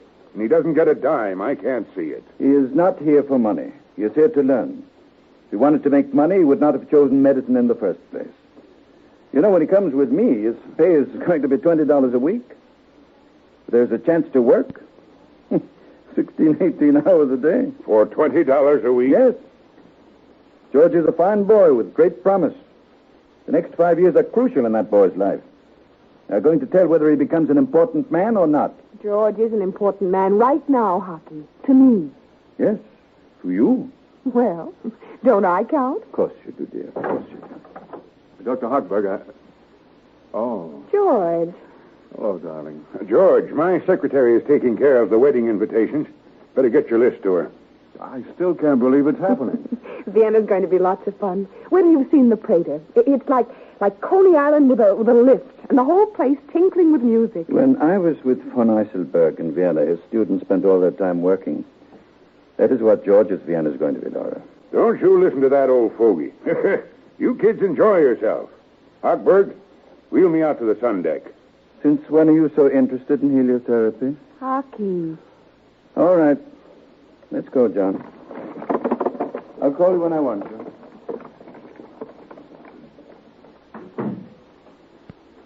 Sweetheart, how's my boy? Laura, you're lovely. Oh, George, if you knew how I've been aching for you. Laura.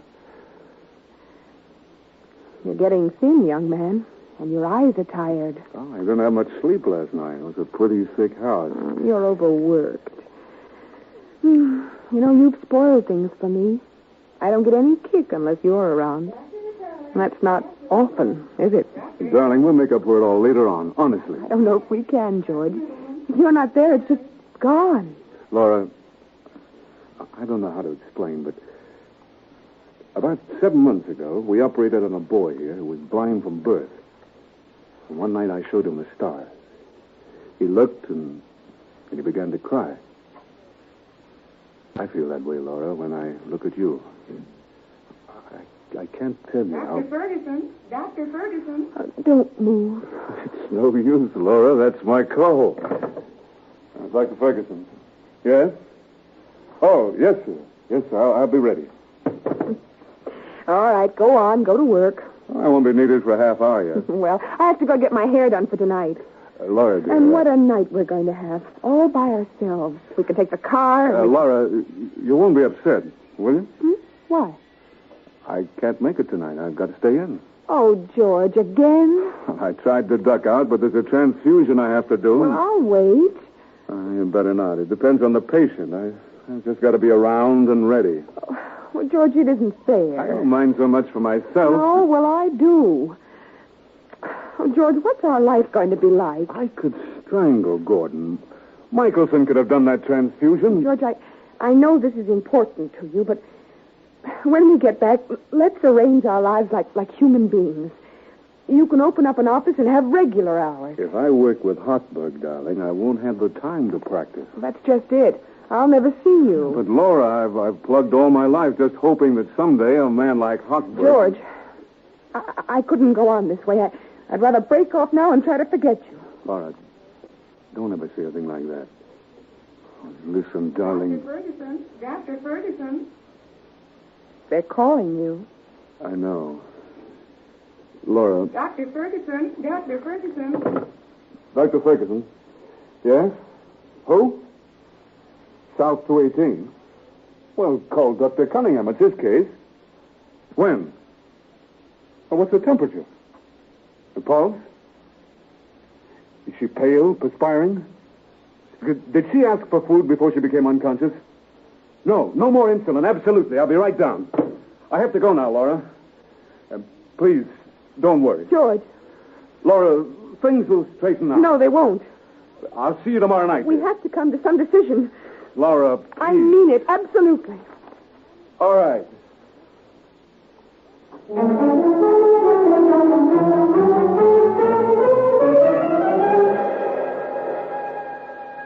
South 218, the children's ward. One bed screened off. The patient, 10 years old, eyes closed, skin pale, clammy. South 218 calling Dr. Ferguson. Emergency. Why isn't he here? Get Dr. Ferguson. No. Dr. Cunningham, thank heaven you're here. Now, what's happened to you? A complete collapse about 2 minutes ago. Let's have a look. Let's have my stethoscope. Pulse is barely... Diabetic coma. Miss Denning. Prepare some insulin, 40 units with 50 grams of glucose. But, sir, Dr. Ferguson advised against Ferguson, this is my patient, 40 units, quick. Yes, sir. No, yes, Doctor, I was afraid of shock. This isn't shock, it's diabetic coma. With her temperature subnormal? Yes. Nurse, is that insulin ready yet? Doctor, isn't insulin contraindicated here? No, it's our last chance. Hypodermic, Doctor. Doctor, I mean no offense, but it looks like shock, not coma. No. Alcohol. But the clinical picture, pale, cold, clammy, temperature subnormal. She's complained of hunger. Suppose you let me handle this case, young man. A nurse, prepare the arm. Please, doctor, call in one of the other men. Ask them, anybody. There's no time. Take your hand off. That insulin is going to prove fatal. Fatal? Get out of here, will you? I'm treating my patient. Give me that hypo. What are you... You fool, you dropped it. Nurse, shock position. Go ahead, elevate that bed. Yes, Doctor. What the devil? Out of my way. Nurse, Yes, sir. sterile glucose, quick. 30 cc syringe. There's some glucose here, sir. How much? 50 grams. Half of that. Apply a tourniquet, right arm. Yes, sir. Never mind the glucose. Hypo of adrenaline. Get some hot packs, blankets. Well, come on now, hurry. Is the arm ready? What do you think you're doing? I'll have you brought up before the medical board. I'll have you thrown out of the hospital. All right, have me thrown out. I don't care. I don't really care. Pardon me. Ready, sir. Let me have that glucose. Swab the arm. Never mind the iodine. A good vein. You pay for this, young man. That patient's life is on your hands. Adrenaline, doctor. Here we are.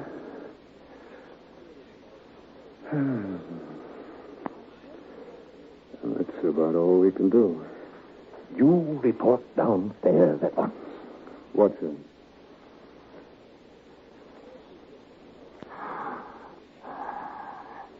Dr. Ferguson. Quiet. Dr. George. Yes, Dorothy. I'm thirsty. I want a drink. You good, sweetheart. Water.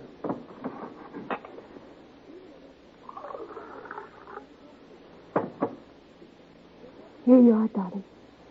I feel so funny, Dr. George. Disney-like. What happened? Nothing. You fell asleep. That's all. All right, honey. Drink this now. All of it. Okay. I ought to report you, of course, meddling young puppy, but under the circumstances, I guess I can be lenient this time. But if you ever dare interfere in one of my cases again, order a blood sugar. If there are any new developments, phone my secretary at once. Yes, sir. Well, she's all right now. I can go. Yes, sir.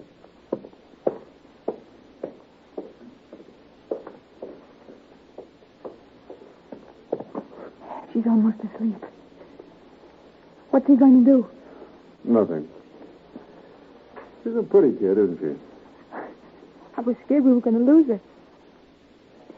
I think it was wonderful for you to stand up against Dr. Cunningham as well. Clean up that hypo, nurse. Yes, sir. What's the matter with you? This was the first time I was on the children's ward. I'm only a student. I mean, of course, you know, but I got to like Dottie an awful lot. I see. What's your name? Barbara Dennis. You're going to be a swell nurse, Barbara.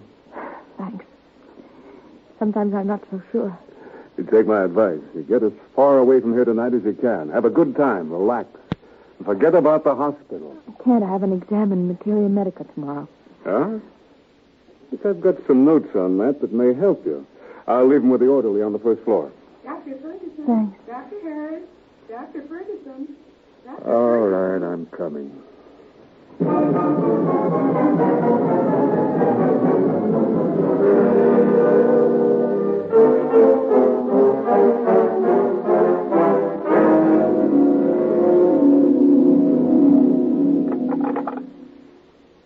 Outside wire. Atwater 90032. Hello. Hello, Laura? How are you, dear? You feeling better? Well, look, I can make it tonight after all. The patient, well, they won't need me. Oh, but, darling, let's not go into that. But listen, Laura, the chance to work with Hochberg is one of the best breaks I've ever had. You don't expect me to throw it over at a moment's notice because you have some crazy idea. No, I don't want to talk about it. I'm tired of 3 operations, and I can't make decisions tonight in a minute. Laura, what are you doing? Punishing me? All right, I'll see you tomorrow night. Goodbye. I'm sorry if I... Oh, Dr. Levine, come in. Well, it hasn't changed. The room, I mean. Like yesterday. That report... I just called about it. It's coming down. Poor Catherine. She's had so much. Things were different when I was here. Levine, that fool, they said he had a chance to work with Hochberg, and he turned it down for a pretty girl. Poor Catherine. It's tough for doctors these days. Look at me. 50 cents a patient. Tenements. Why do we kill ourselves for it? Well, my dad used to say, above all, humanity. He was a fine man. Small-town physician upstate. When I was about 13, he came to my room one night and apologized because he was going to die. His heart had gone bad on him. He knew if he gave up medicine and took it easy, he could live for 20 years, but he wouldn't. Above all else, humanity. Not good, too much suffering. Killed something in you. A doctor shouldn't have to worry about money. That's one disease he's not trained to fight. It either corrupts him or it destroys him. We can't let outside things or people interfere with us. We can't. Even if we have to tear out our hearts to do it. Sorry, it's something personal. Yes? Finn sent this down from pathology. Oh, thanks, Pete. Oh, this is it, all right. Oh. What? What is it? It's been checked. I knew it. I knew. Tuberculosis. Poor Catherine. Sit down, Doctor. She'll come through. Maybe. Maybe. That means giving up what little practice I have and starting all over again. I don't know if we can do it. We're not young any longer. I don't know. Well, got to go. Is there anything I can do? No, thanks. Thanks. Hey, George, you free? Why, what a roast beef sandwich. I just had at Fleisch's. Got a toothpick? Oh, never mind. Hey, you know that Miss Simpson in X-ray? She was down, all dressed up in street clothes. I never seen her without that lab coat. Man, what she's hiding. Ah. Hey, Pete, I want to do some reading. Will you get out of here? Oh, sure. Sorry.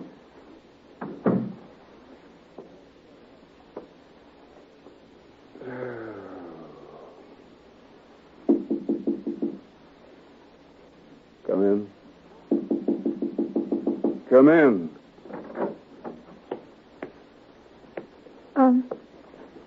I came down for those notes. Oh. I forgot to leave them, didn't I? What was it? Materia Medica? Yes. Have them here someplace. Suppose I oughtn't to have come in. The pathology, histology. I hope nobody saw me. Yeah, Materia Medica, here. Here you are. Thanks. I hope they help you. Is there anything wrong? No. Oh. Well, I'd better... Thanks. Oh, What is it? head nurse outside. Wait here. She'll be gone in a minute. Sit down. Thanks. You know, if Dr. Cunningham said anything, I'd go right down and tell him the whole truth. It's not Cunningham. What is it, then? Something's wrong. You work very hard, don't you? Work? Sure. What else is there but work? I'm sorry. Let's see this note.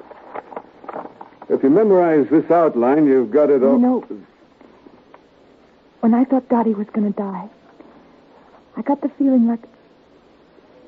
I can't put it into words. No. I know that feeling. You too? And me too, up to here, Barbara. I'm tired of work and blood and sweat and pain. That man in 341 is dead. Levine's wife is going to die.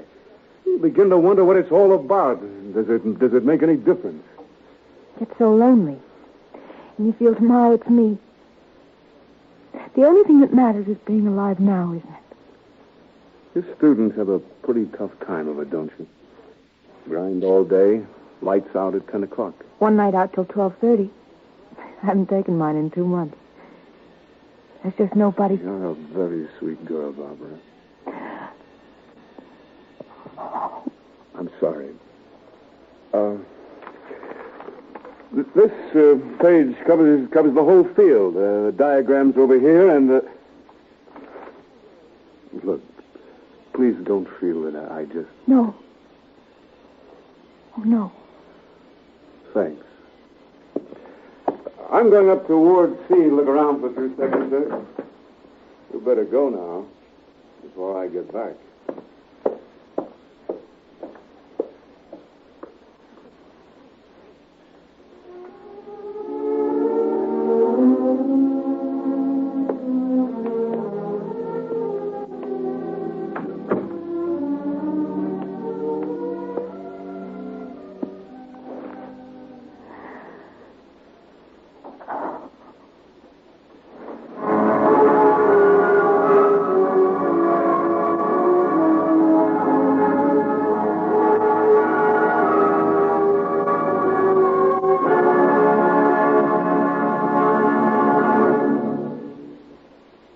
In a moment, Act Two of Men in White, starring Richard Basehart, with Patricia Wheel and Santos Ortega.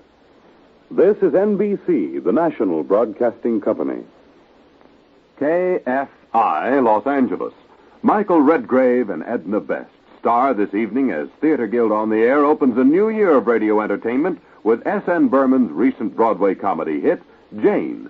Miss Best will recreate her original title role. Be sure to hear Jane this evening at 5:30 on KFI, your NBC station in Los Angeles.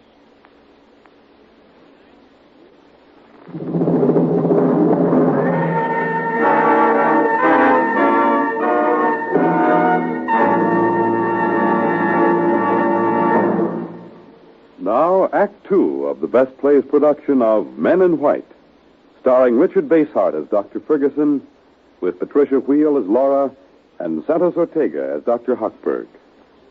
Here again is John Chapman. Let's return now to the year 1933 and to that imposing structure on the corner of 3rd Avenue and 24th Street, which we call St. George's Hospital.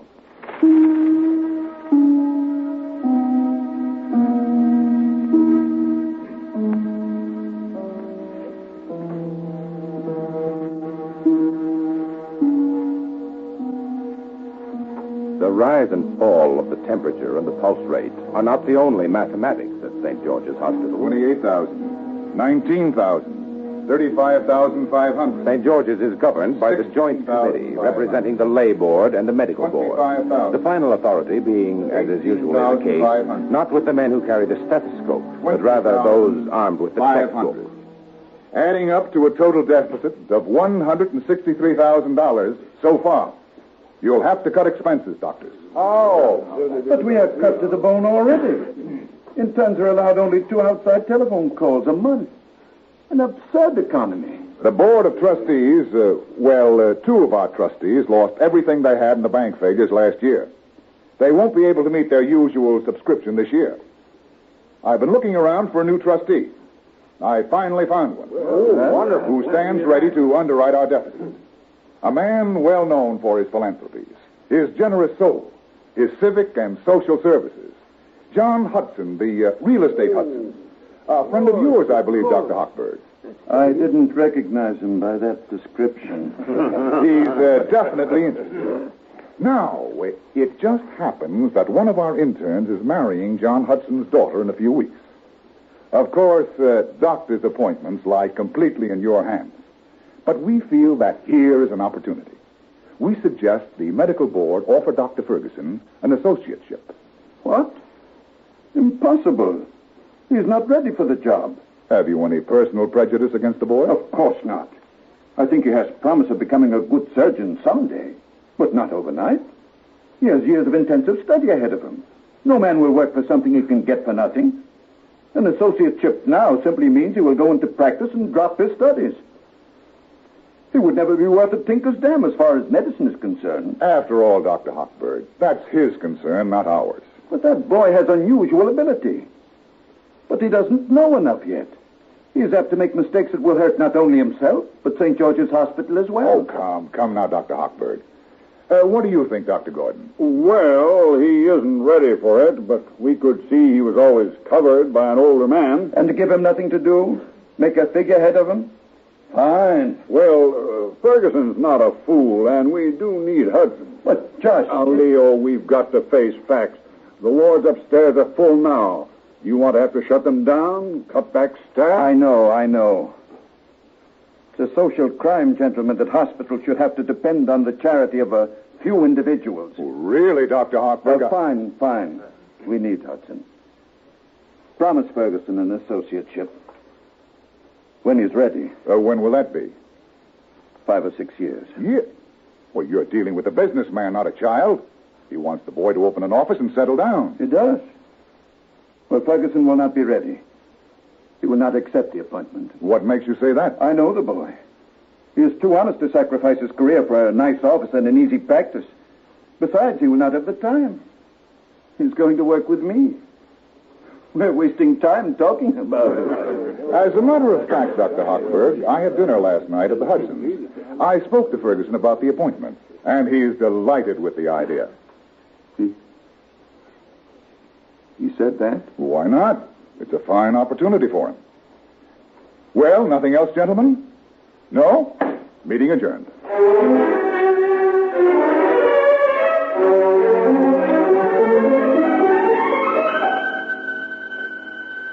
Dr. Wren, Dr. McCabe, Dr. Otis, Dr. Bradley. Wow. The prospective bridegroom. How was it, George? Horrible. Any calls for me? Quite a few. Am I allowed in here? It's only the library. How was the wedding rehearsal? I'll take spinal anesthesia first. You better phone in. Cunningham's looking for you.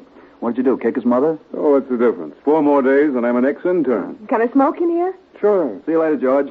Miss Hudson? You look very high today, George. I worried last night when Mr. Houghton spoke to you about the appointment. I was afraid you might change your mind. Not a chance.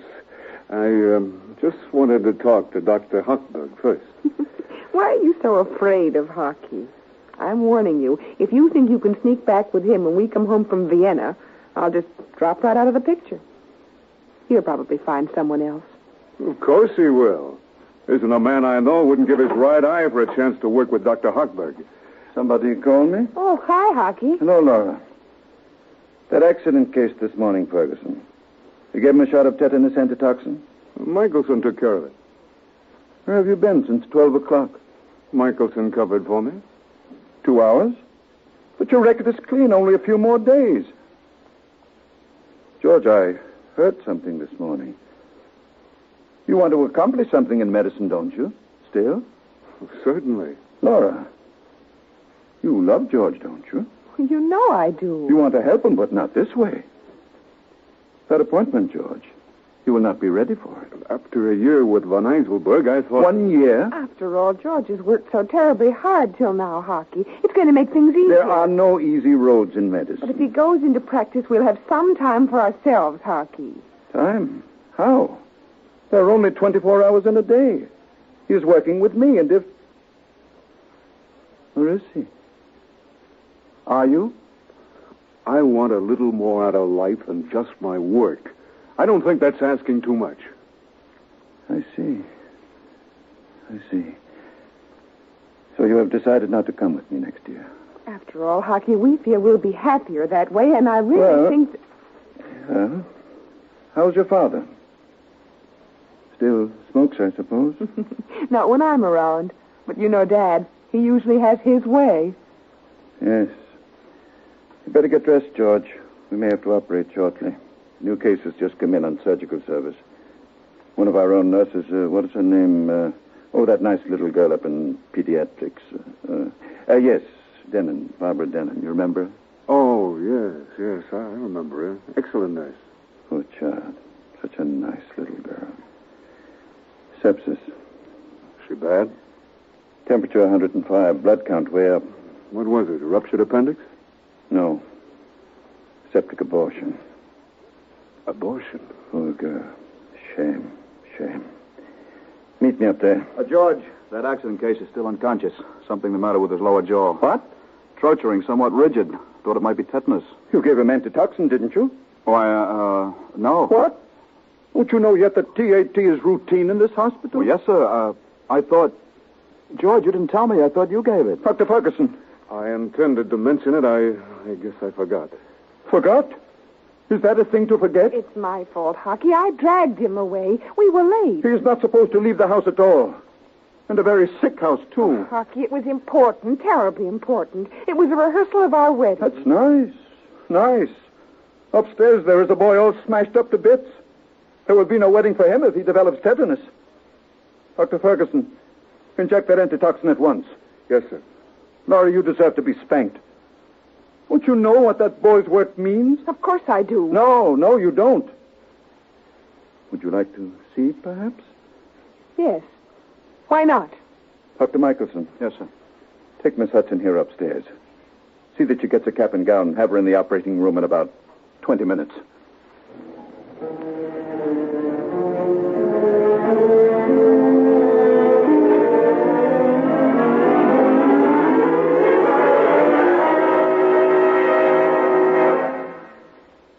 How is she? Not so good. The temperature? 106. Delirious? She was before. She kept calling for you. For me? Yeah. Aggie, get these towels to 401.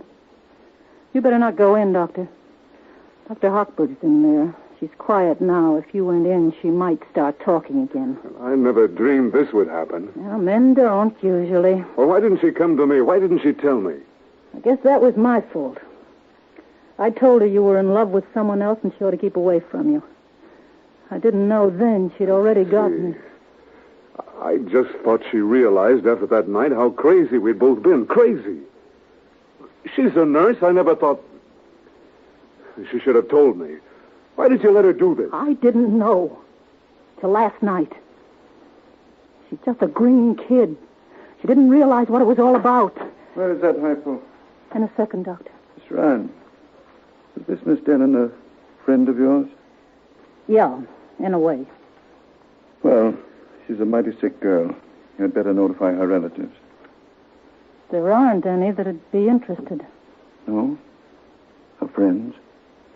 She hasn't got anybody. To top it all, she's going to be kicked out of here. They wouldn't do that. Wouldn't they, though? Ask Miss Hackett. And she won't get into any other hospital either. They'll see to that. Poor kid. Yeah. Might just be a lucky break for her if she passed out. She's got to pull through. Why do they go to butchers like that? Doctor, she couldn't have come here. No, she couldn't. What are your findings, Doctor? Sepsis. Better order the operating room at once. Hysterectomy. But if we put her in Fowler's No, position... the infection is localized. Only way to save the patient is to remove the focus of infection. Otherwise, she does not have a chance. She was on the children's ward. She loved them. Yes. Order the operating room. Yes, sir. Operating room. The man. Does he realize what has happened? I suppose so. Who is he? I don't know. Operating room. Hello? How soon can we have the OR ready for a hysterectomy? Dr. Hochberg. Yes. Ready now, Doctor.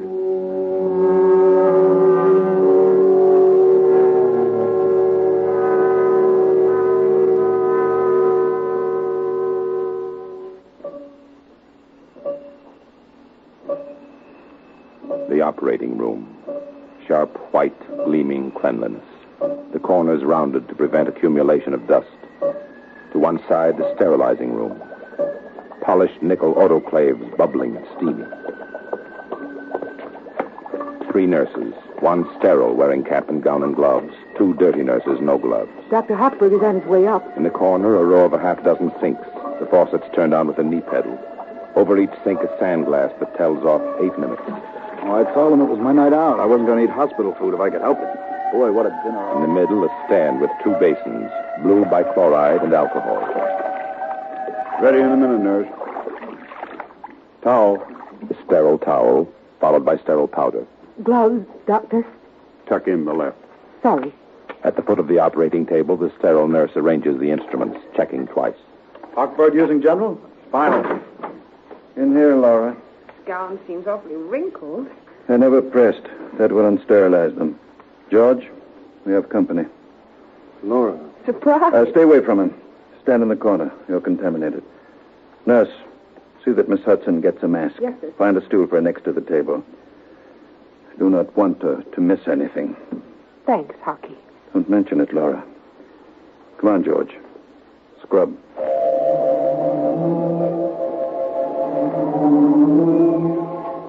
The same routine. Soap and water, bichloride, alcohol, sterile towel, sterile powder, gown, gloves, mask. Orderly, bring the patient in.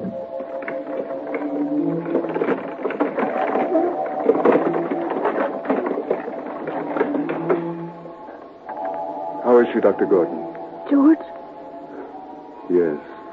what are they going to do to me? There's nothing to be afraid of, Barbara. You won't let them hurt me. No, of course not. Will you be there? George, darling, please be there. I'll be there. Thanks, dear. I loved you. I don't care.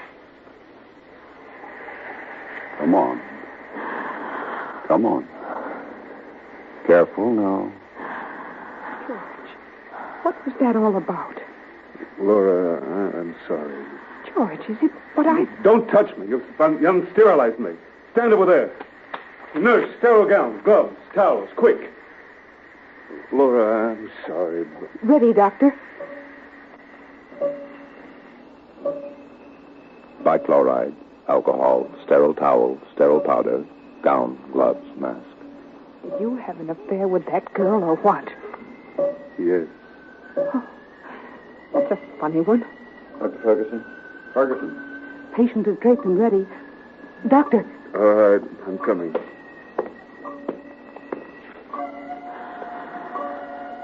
Ready, Dr. Gordon? All set. Michelson, pulse, respiration steady. Ready, Dr. Ferguson? Ready. Scalpel. Scalpel.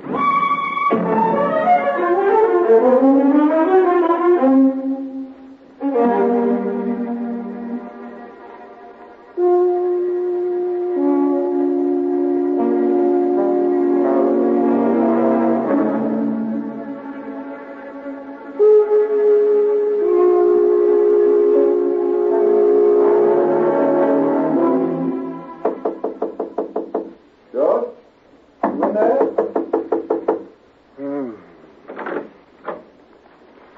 Good morning, George. Oh, good morning. What time is it? 9 o'clock. I didn't know it was so late. Lovely out, isn't it? Yes. Reading? Brain surgery. Well, fascinating work. Miss Dennon's temperature is down this morning. I know. The nurse tells me you watched the case all last night. It's very nice. Dr. Hochberg, there's something I've got to tell you. I know.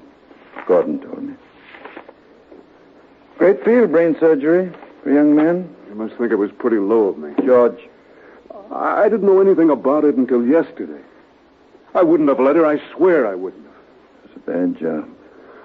That poor kid. I ought to be shot. Did you force her to have an affair with you? Or did she come to you of her own free will? That has nothing to do with it. That has everything to do with it. Dr. Hochberg, you don't know what she's up against. But I do know. But it's not as though she was just a tramp. She's a fine, sensitive girl, and what a mess I've gotten her into. She can't bear any children. Thrown out of the hospital, nowhere to go, no one to turn to. What's she going to do? Don't worry. We'll find something for her. Just giving her a job isn't going to help her much. There's only one decent thing. I'm going to marry her if she'll have me. George, stop talking like an idiot. Pull yourself together. What about Laura? She's through with me, Dr. Hochberg. She knows? She won't even answer the phone. It is too bad. Yet you know, George, in a way, that is not the worst that could have happened to you. Oh, don't say that. You have your work. I'm going to marry that girl. What for? I've got to take care of her, don't I? How? I'm going into practice. George, mid-Victorian idealism won't solve this The problem. girl is human, isn't she? She needs If you think you can provide for both of you just starting practice, then you just don't know. I'll manage somehow. Remember Levine? I had a letter from him yesterday. Colorado. He's trying to build up a practice. Dr. Hochberg, Dr. G. They're starting, George. Dr. Hochberg. He begs me to lend him $20. At least Levine loved this Catherine. You don't love this girl. It was an accident, and for that you want to ruin yourself. Fill yourself with bitterness. Live day and night with a woman who will grow to despise you. I've thought of Dr. that. Hochberg, Dr. Excuse me. Hochberg. Dr. Huckberg. Yes, hello? Oh. Wait for me down. No. Come up here, room 106. Ask the orderly. I'll wait. Is that Laura? Yes. I can't see her now. I can't talk to her. She's so full of fun and life and all the things I've missed for so many years. I kidded myself into thinking I could have that. I kidded myself out of the chance of working with you. You still want to, you can. I'm going into practice, I told you. I warn you, George. You will be sorry. You'll be through, finished. All right, then I am. Why not? What good's a profession that can't give you bread and butter after you've sweated out 10 years of your life on it? Who needs medicine? I'll find a job at something else. I'll always make a living. Hello, Hockey. Come in, Laura. I just wanted to see you a minute. Alone. Sit down, Laura. Well, you spanked me, all right. I'm washed up with the whole business. I'm sorry you feel so bitter about it, Laura. How did you expect me to feel? I think it was a pretty rotten trick. Stop it, Laura. He had no time for me. He was too busy for me. But he did find time to... That's what hurts, Hockey. It hurts like the devil. Dr. Hochberg, Dr. Hochberg. I don't care anymore. I don't. That's fine. Then it doesn't make any difference to you that he is throwing his life away. Dr. Hochberg, he's going to marry her, Laura. No. Dr. Hochberg, please. And go into practice and starve and give up his studies. And maybe get out of medicine altogether. The thing he's meant for and worked so... What? Prepare a hypo of caffeine and adrenaline. Long needle. Do you want me? No. Stay here. You love her, don't you? I love you, Laura. Yes, I'm sure you do. I don't care whether you believe it or not. Let go. Let go of my arm. If you cared for me, how could you do that? I don't know myself, Laura.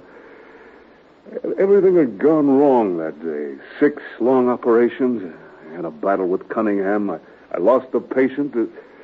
Things sort of kept piling up until I thought I'd bust. This kid came to my room with some notes. She was sympathetic and lonely herself, and... But after that, I didn't see her around. I just sort of forgot about it. I thought it didn't mean anything to her either. But it did, Laura. Now she's up against it. If we'd meant anything at all to each other, you'd have come to me. We quarreled that night. You wouldn't even go out with me. It was that night. Yes. Oh. I didn't want to give up working with hockey, and I didn't want to give you up. I was fighting you, and... Through her? Yes. And you say you loved me? If I hadn't, I'd have called it quits there, Laura. I'd have gone to Vienna, and that's where I was planning to go before I met you. Why don't you? Go on. Go on and do it. But you're not. You're going to marry a girl you say you don't care for. Well, all right, make your beautiful gestures. You think you're being brave and strong, I suppose. But you're not. You're a coward. It's the easiest way out. Because you're afraid people will say things about you. You have no backbone. I had no backbone when I let myself be talked out of a chance to work with hockey. But right now, I have no choice. I'm doing it because that girl's life is smashed and I'm responsible. And I want to try to help her pick up the pieces and put them back together again. Laura, don't. I knew how you felt about hockey, and I shouldn't have insisted. I've been so selfish. But it was only because I loved you so much. I still do. I can't help it, George. What is it, Dr. Hochberg? Miss Denham died. What? Oh, no. A few minutes ago. Embolism. Went into collapse. Died instantly. Uh-oh. George. Darling. Only A few hours ago, she was pleading with me for a chance to live. Stop it, George. Stop torturing yourself. These things happen. Couldn't you do anything, Dr. Hochberg? I tried everything. Caffeine intravenously, adrenaline directly into the heart. Useless. A little blood clot in the lung. And we're helpless. 40 years I've spent in medicine. And I couldn't help her. Well, then what's the use? What good is it all? Why go on? It takes everything from you, but when you need it most, it leaves you helpless. We don't know anything. We're only guessing. I would not say that, George. We have done some work on embolism, getting some results. Maybe someday, George. Someday. There's not a man in medicine who has not said what you've said. We are groping. We are guessing. But at least our guesses today are closer than they were 20 years ago. That is what we are here for.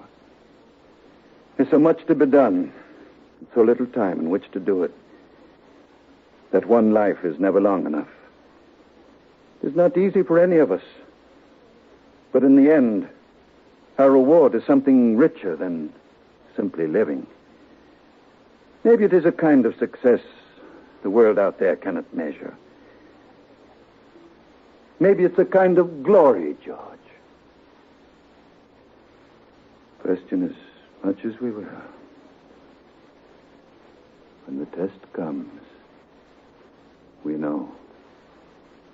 Don't we, George? Yes.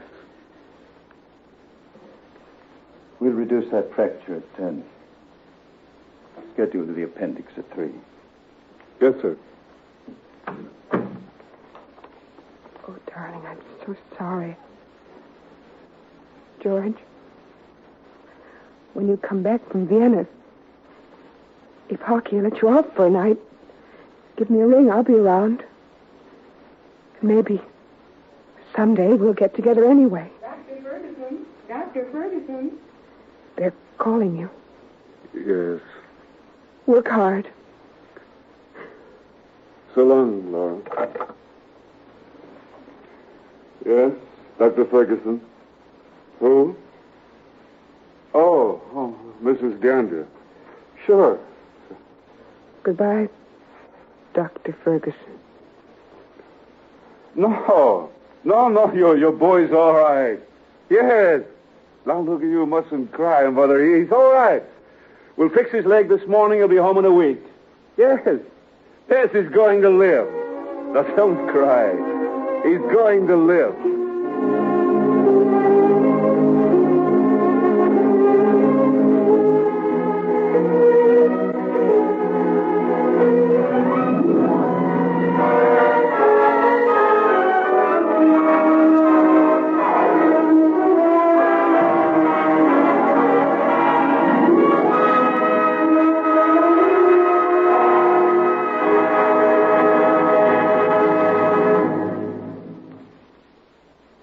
You have just heard the Best Plays production of Men in White by Sidney Kingsley, starring Richard Basehart as Dr. Ferguson, with Patricia Wheel as Laura, and Santos Ortega as Dr. Hochberg.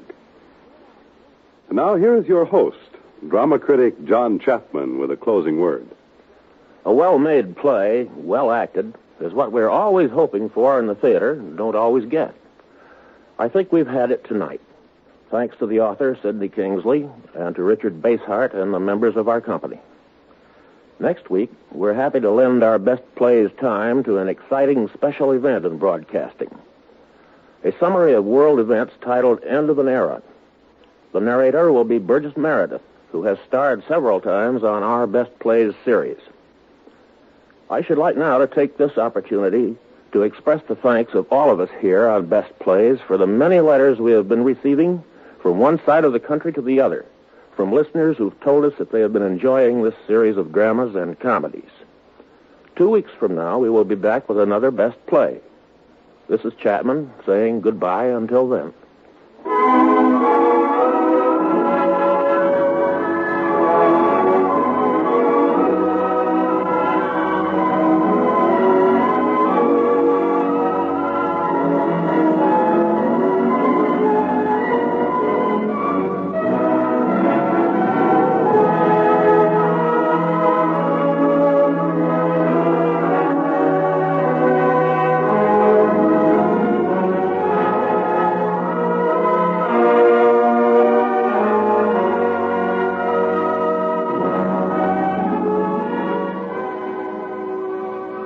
Men in White by Sidney Kingsley was adapted for radio by Ernest Kenoy.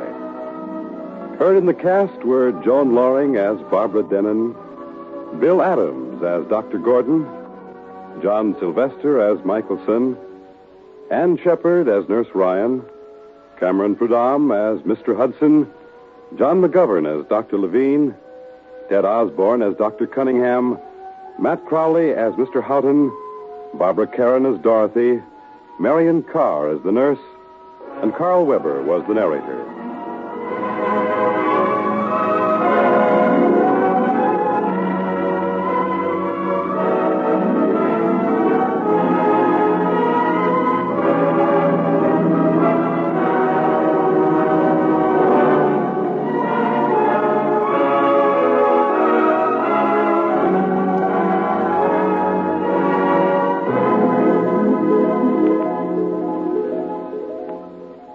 Best Plays is an NBC production supervised by William Welch and directed by Edward King.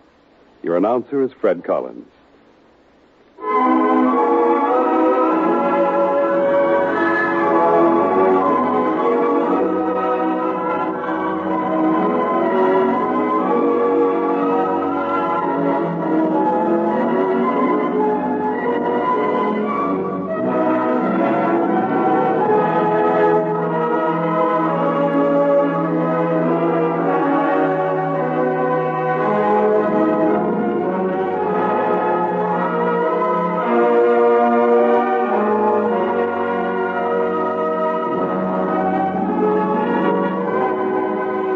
Once again, we would like to remind our listeners that Best Plays will not be heard next week, but 2 weeks from tonight. Next week, a special program on NBC starring Burgess Meredith.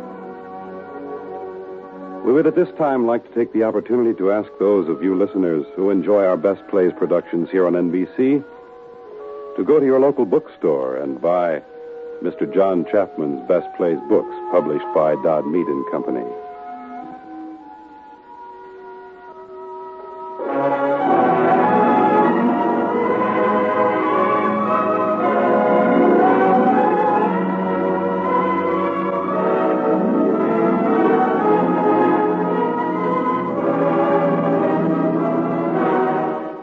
This program came to you by transcription. For authentic mystery, tune in Dragnet tonight at 6:30 on NBC. KFI Los Angeles. Ahoy, neighbor! When your dough is getting low like a sinking ship at sea, Seaboard is a friend who'll understand. Yo, people, Seaboard helps you help yourself with cash and terms you choose. Your lending neighbor lends a helping hand. Seaboard, Seaboard, Seaboard. You know, neighbor, I've found out, and I bet you have too, that it's the unexpected expenses that cause the most trouble. Now, if you have a money emergency, take my friendly tip. See your lending neighbor, Seaboard Finance Company. A whale of a problem may become no problem at all, for a Seaboard loan may be arranged in record time, and you may have up to 2 full years to repay. Seaboard likes to help folks help themselves. For cash for any good reason, see Seaboard Finance Company. 33 friendly Seaboard offices serve Southern Californians. Consult the phone book for the office in your neighborhood.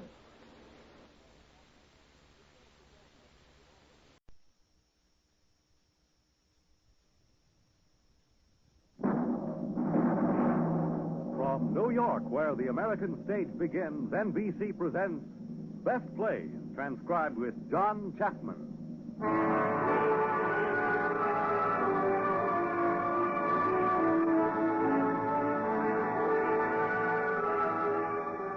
Best Plays, a series of hour-length dramas selected from the outstanding successes of the New York stage.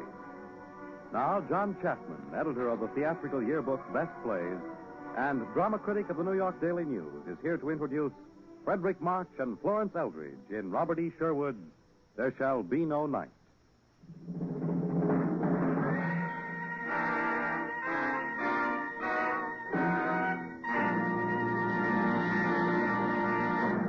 Mr. Chapman.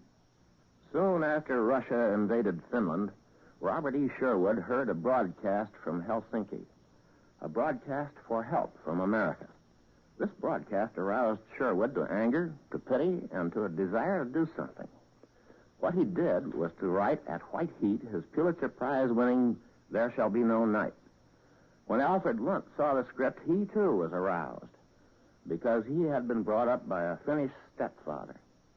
And so it was that one of our great Mr. and Mrs. acting teams, Lunt and Fontaine, began playing There Shall Be No Night in the spring of 1940. This play has lost none of its excitement or pity or anger with the passing years. And to present it to you this evening, we have another of our great Mr. and Mrs. acting teams, Frederick March and Florence Eldridge, as that fine and gentle Finnish couple, Dr. and Mrs. Valkonen.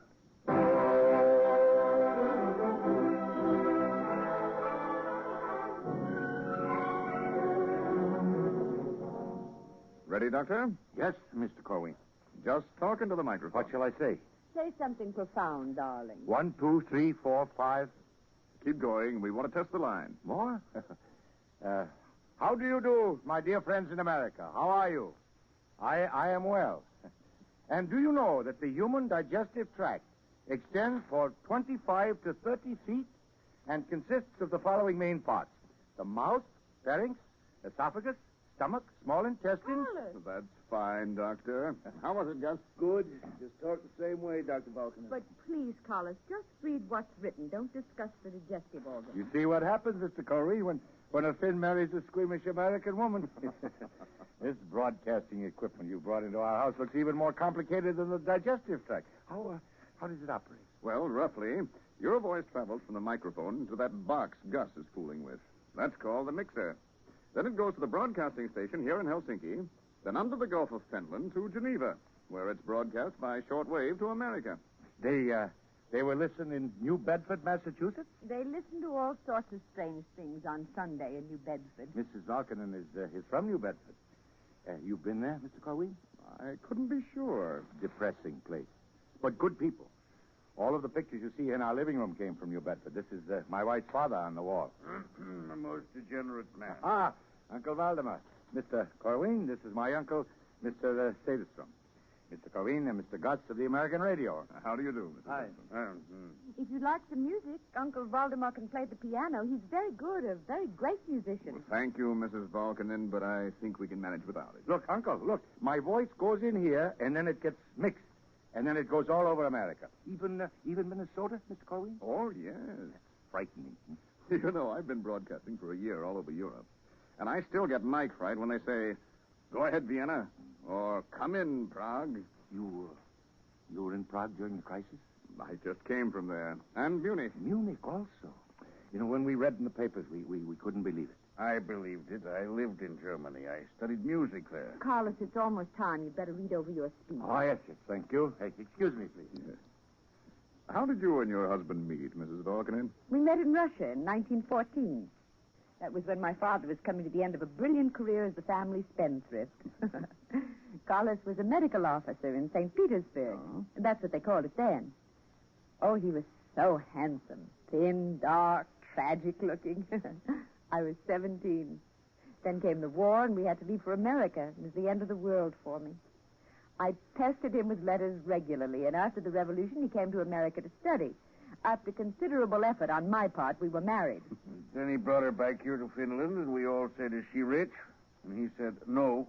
So we said, "You're a fool." Oh, no. But Uncle Valdemar has forgiven me since. I was lucky enough to present him with a grandnephew. Oh, I'd like to meet your son. How old is he? 17. Well, if you'll forgive me, you don't look it. Oh, thank you.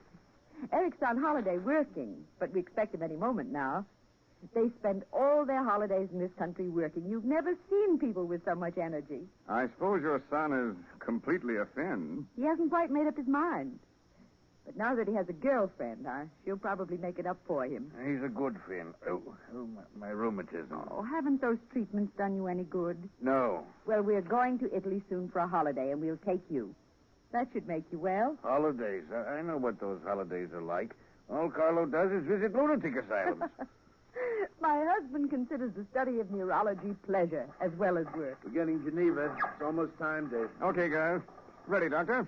Oh, yes. Oh, this is the most dull speech. I hate to read. Hello, Charlie. This is Gus. No, it's beautiful up here. Hey, there can't possibly be another crisis this year. No kidding. Okay, yeah, I've got a time check. 43 Wolf. Okay, stand by. Okay, Dave. Get ready. This is station WEAS, New York. We take you now for a special broadcast to the Finnish capital of Helsinki and NBC correspondent David Corwin. Go ahead, Helsinki. Hello, America. This is David Corwin in Helsinki. We're bringing you the first in a series of broadcasts from Finland, Sweden, and Norway, those little countries far in the north of Europe which are at peace and intend to remain at peace. Finland is a country with a population about equal to that of Brooklyn.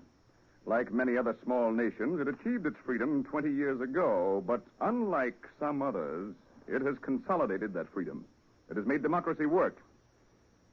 I am now speaking from the home of Dr. Carlo Volkanen, the eminent neurologist who has received high honors from many nations and who has just been awarded the Nobel Prize for Medicine for his contribution to the understanding of mental disease.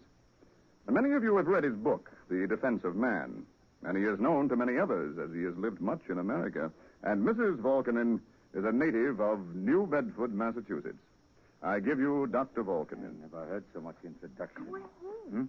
Dr. Volkanen? To tell the truth, I think the Nobel Prize was premature since I did not yet finish the work. But still, I'm glad to have the prize because the money will enable us to go on a holiday. Oh, now I will read. Dr. Carell has said, for the first time in history, a crumbling civilization is capable of discerning the causes of its decay. For the first time, it has the gigantic strength of science. And he asks, will we use this power? This question is more important than the possible results of the Munich crisis. It is no doubt known to you that insanity is increasing at an alarming rate. Indeed, the day is in sight when the few remaining sane people will be put into confinement and the lunatics will be at large. Does this seem an exaggeration? Then look about you. You see the spectacle of a brilliant nation where the spiritual resistance of its people has been so lowered that they are willing to discard all moral sense, all principles of justice and civilization. It is all very well to say free men will triumph over slaves. But how long can free men possess the spiritual strength that enables them to be free? That is a problem science has not solved. True, in the fight against disease, we've been remarkably successful. Tuberculosis, typhoid, the number of fatalities is being steadily reduced. But then look at the degenerative diseases, insanity, the degeneration of the mind, and cancer, the degeneration of the tissues. These are the diseases which are going up in almost the same proportion as the others are going down. Degeneration. That is the most terrifying word in our vocabulary. Doctors are beginning to ask, is there not a suspicious connection between our victories and our defeats? Are we perhaps saving our children from measles and mumps that they may grow up to be neurotics and end their days in a madhouse? We have counted too heavily on pills and serums, just as we have counted too heavily upon concrete fortifications and navies to protect our frontiers. What good are these if man lacks the power of resistance within himself? I'm not pleading for a return to measles and mumps. I'm only saying that all of us have been trying too hard to find the easy way out. There is no coming to consciousness without pain, says Dr. Jung. You've heard it said that the days of exploration are over, but I promise you that the greatest of all adventures is still before us. The exploration of man himself, his mind, his spirit. Know thyself, said the oracle. Can we learn before it is too late? Before the process of man's degeneration has been completed, and he is again a witless ape, groping his way back into the jungle? Charlotte, why should I go on reading and spoiling your Sunday?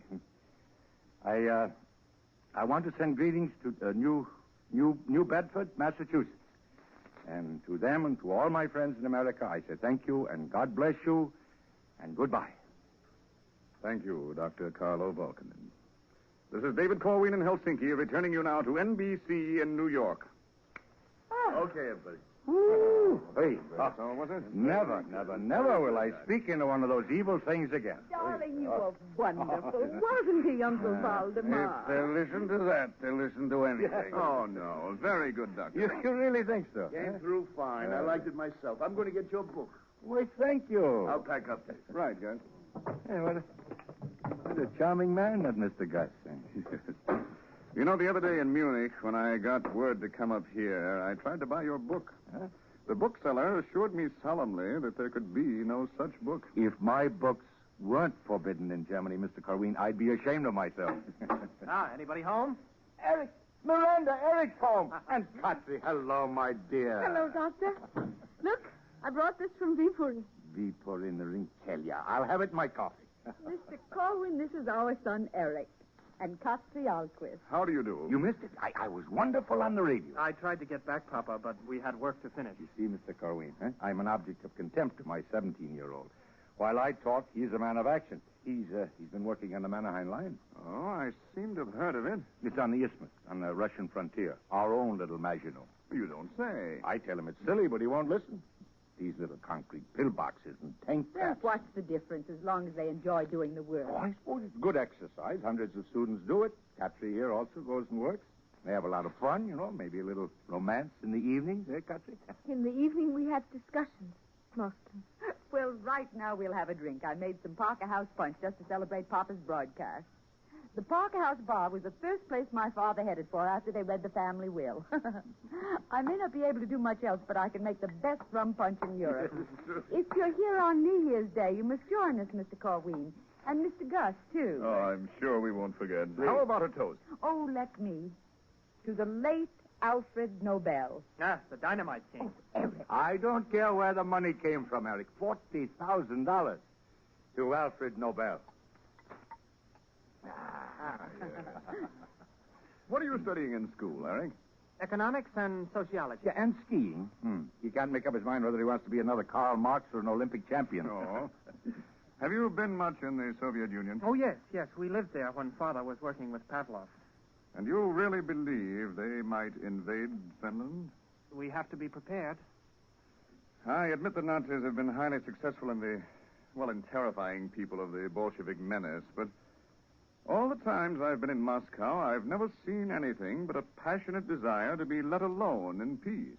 Oh, Uncle Valdemar, must you play now we're talking? I'll play softly. See, I know the Russians, too, Mr. Corwin. They love to plot, but they don't love to fight. They're like the Italians. They're too charming. They don't know how to hate. Oh, I'll answer it. What's that you're playing, Mr. Sedestrom? No. Sibelius? Look who's come to visit Carlo. Well, Dr. Simpson. How do you do, everyone? Oh, don't let me interrupt you. Nonsense. This is Mr. Corwin of the American Radio. Oh, I've heard a good deal of you. Dr. Simpson is the German consul general in Helsinki. He knows about everybody. My hobby. Only this minute I talked to Berlin on the phone here, Doctor. They said your broadcast came through excellently and was highly entertaining. It was broadcast in Germany, Mr. Simpson? Unfortunately not. It was heard on the government shortwave monitor. I seem to remember I said some things that were not for your government to hear. We are accustomed to hear the worst about ourselves here, Doctor. We always hear Mr. Corwin here. Well, you mustn't be frightened by Dr. Simpson. He was an anthropologist before he became a diplomat. He's most broad-minded. Coffee, Dr. Simpson? Oh, thank you, Eric. Is the work getting on well at the Mannerheim? It seems to be. I see only a small part of it. The Finnish defenses are magnificent. No one will challenge them. The Czechs had fine defenses, too. But the Finns are more intelligent. They have no allies to betray them. How do you feel about that, Mr. Corwin? I'm afraid I have no feelings, Doctor. I've been de-educated. I've covered Manchukuo, Ethiopia, Spain, China, Austria, Czechoslovakia. All I can say now is that when Dr. Valkanen says the human race is in danger of going insane, he is not so much a prophet of future doom as a reporter of current fact. Well, I seem to be sounding off the Parker House punch, no doubt. Have some more. Well, I'm afraid I have to be pushing off. Gus? All ready, Dave. Now, do come back for New Year's. I'll try. Good. Goodbye, Miss Alquist. Goodbye. Eric? Oh, come back soon. Doctor? I'll see you two gentlemen to the door. Excuse me, please. What a nice man. You like him, Eric? Well, I would like to travel all over like that. I wouldn't like it. It makes you bitter. No. A journalist like Mr. Corwin has an opportunity to see the truth. Of course, maybe the ultimate truth is the ultimate futility. Oh, dear. You know, Eric, you really should have a beard, even at 17. Play something gay, Uncle Valdemar.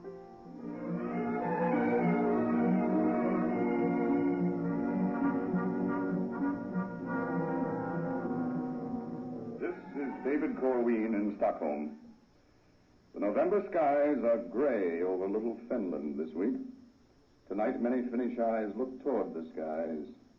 The situation with the Soviet Union has reached the breaking point, and it may only be a matter of hours before the diplomatic war erupts into a shooting war. Oh, Why did you turn it off, Eric? I don't like to listen to such things. It's true, though. Only a moment ago you were watching out the window. I was looking at the stars. There are no stars. You were watching for bombers. No, Katri, there are no bombers coming here. That's what they said in Poland, but they came. They were Nazi bombers. The Russians went into Poland, too. Oh, yes, it cost them nothing. The Nazis had done the work. But they know if they attack us, it would mean a betrayal. The suffering would be insignificant compared to the murder of their own honor. I don't believe they had any honor. For two people who are going to be married, we disagree too much. Oh? You haven't changed your mind, have you? No. Next summer, when I stop being a student? Yes, sir. Oh, we'll have a wonderful wedding, Katri. I can see it now with your father looking stern and magnificent in his colonel's uniform. And Mother behaving like a Grand Duchess and Uncle Waldemar playing the piano. And then we'll escape from all of them and go home and have several children. Oh, Eric. Katri. Oh. Why do you draw away? I just thought, if war comes... No, don't think about it. Just kiss me. Oh, Uncle Waldemar, I didn't hear you come in. Excuse me. Yes, we were just... I saw what you were doing. Did you hear the news just now? We turned it off. Our government has received a message from the United States government from Washington. They also sent the same message to Moscow, offering to help settle the Finnish-Soviet dispute. Do you suppose the Russians will listen? Of course they'll listen. Eric says they won't attack. What do you say, Uncle Valdemar? I say they will. My father doesn't agree with you. And what does he know? As much as anyone could. He understands the Russians. He was a friend of Pavlov and Gorky and even Lenin himself. All the gentlemen you mention are dead, and the revolution, that's dead, too. It's embalmed and exposed in a glass coffin in front of the Kremlin. It's respected, but dead. Well, what's this? Oh, just a discussion, Mother. Where's Papa? At the laboratory still. He had about 30 dogs barking and howling around him when I left. What were you discussing? Well, whether the Russians will attack. Mr. Walsh at the American Embassy told me they're ordering all Americans home. He was very guarded in his words, but he seems to think things are rather serious. If they attack, then we'll fight. With what? With whatever we have. And how long do you think that would last? A few days, a few weeks, who knows? And you, Eric, would you fight? Yes, Mother. I would fight. Spoken like a true Boy Scout. Don't be silly, Eric. He is not being silly. If he fights, he'll be dead. Don't listen to her, Eric. Why shouldn't he listen? I'm his mother. You're an American.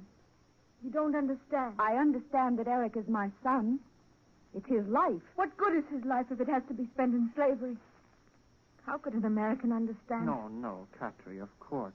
Mother can understand. Americans fought for the same thing. For the same reason. Yes, but it's as your father says.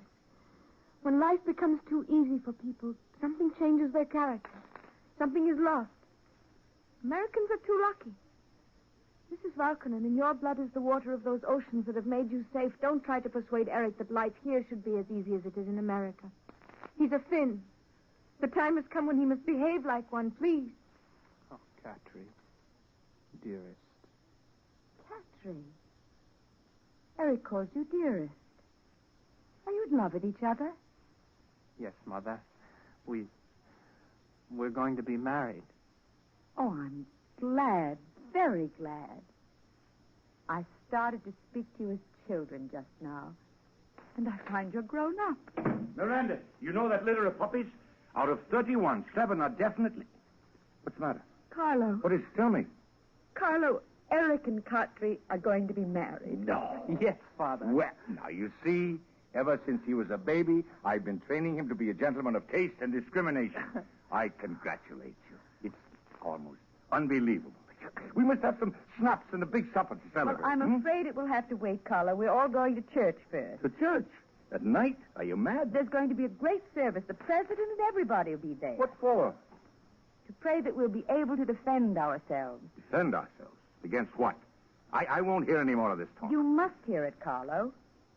Eric is ready to fight. I can fight as well as anyone. Is that what people go to church to pray for? Ability to imitate our enemies in a display of force? Is that intelligent thinking? Father, this is no time for intelligent thinking. When your enemies use force, you can't throw books at them. No time for intelligent thinking. So this is the climax of the century of scientific miracles. This is what they worked for. Pasteur, Koch, Ehrlich, Lister. They saved our lives so we might build Mannerheim lines in which to die. Now, if you don't want to go to church, we'll go along. Oh, what's the use? I may as well come along. Come, I'll help you dress. Very well. But I reserve the right to say my own prayers. Poor Father. What a terrible thing for him. He has so much faith to lose while we have only our lives. Eric. I do love you, Eric. I'm sorry if I said things... What you said was true. Father and Mother don't really live here in this country in this time. They live in the future as they imagine it. They're wonderful people, both of them, wonderful and unreal. But you are real, Catry. You know what we have to face. Eric, hold me. I'm so frightened. What's that sound? Bombers. It can't be. Eric, it is. It's a raid. Listen. Good God.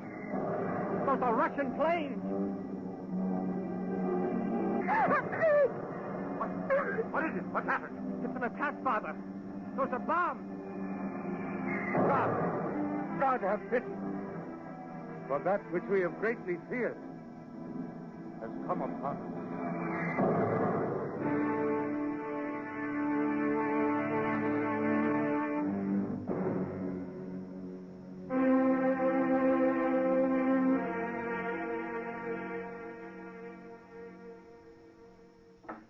Miranda, is Carlo with you? No, I left him at the hospital. Is Eric home? Upstairs packing. Packing? Joining the ski troops. He has to leave this afternoon. It's no use to try and stop him, Miranda. No, I won't try. Is Cartry here? Not yet. She's helping in the square where the bombs fell. Was it very bad? Well, not as bad as expected. About 30 people killed. Alfred, the policeman, told me. You see, it wasn't so bad after all. It never is. Oh, Miranda, you don't know. You don't know. You're a pessimist. Pessimist? Last year, when I was in Germany, I saw the Nazis. And I saw men marching, day and night. Today, Germany, tomorrow, the world. They didn't even know where they were marching to, and what's worse, they didn't care. Just to march was enough. I remember I was with one of my friends, an old musician, looking from the window of his house. Across the street, a truckload of young Nazis were wrecking the home of a Jewish dentist. I remember he whispered to me, they say they're doing that to fight Bolshevism. Well, it's a lie. They are Bolshevism. They can't win. Can we stop them? You're a good Christian. You must believe they can't win. I can also believe in the coming of Antichrist. And Satan shall be loosed out of his prison and shall go forth to deceive the nations. Hello, anybody home? In here, Carlo. Well, see who I brought home with me. Mr. Corwin. He came back to Helsinki. Hello, Mrs. Volkanen. Oh, Mr. Setterstrom. I was on my way to see you and met your husband on the bus. Oh, how nice to see you. Will you stay now? As long as there's a war. The real reason I came here is that I was talking to Jim Walsh at the American legation. He asked me to beg you both to leave Finland. He can get passage for you to Sweden by plane. And did you hear that? It's very nice of Mr. Walsh, but unfortunately I am needed here for a while. A great shortage of doctors. I might be needed at the front. Well, that isn't exactly suitable work for a winner of the Nobel Prize. It's not suitable work for any member of the human race, Mr. Corwin, but someone must do it. Why must it be you and Eric? Eric? He's upstairs packing his things. He leaves in a few hours for the army. When did he decide this? A long time ago. If war came. So, one by one. Who will that be? Come in. Ah, Herr Simpson, come in. You remember Mr. Corwin? Of course. How do you do? I came to say goodbye to all of you. No, we're not going. I am going. Oh. Back to Germany. I can only stay a few minutes. Sorry to hear that. But I can understand this is not the place for you under the circumstances. It is not the place for you either, Vulcan. I advise you also to go. First Mr. Corwin tells me, now you. Mr. Corwin is a remarkably informed man. He is aware of the inevitable outcome of this war. 200,000 Finns against 10 million. Very well. We'll be conquered and ruled from Moscow just as we used to be ruled from St. Petersburg. I shall continue my experiments. You Maybe are a little more being naive, Doctor. Naive? Do you think your enemies are these communists who now invade your country? That is what I think. The Russians think so, too, but they are wrong. We are your enemies, Doctor. You speak with undiplomatic frankness. Dr. Volkanen is a scientist accustomed to facts. What is going to happen to Finland, Doctor? What happened to Poland?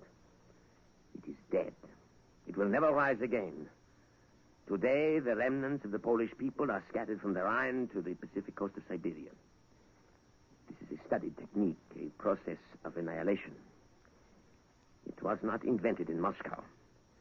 You will find the blueprints of it not in Das Kapital, but in Mein Kampf. You are a scientist. Do you approve of this technique? Naturally, I regret the necessity, but I admit the necessity. It is necessary in constructing our great state that inferior races be considered as slaves.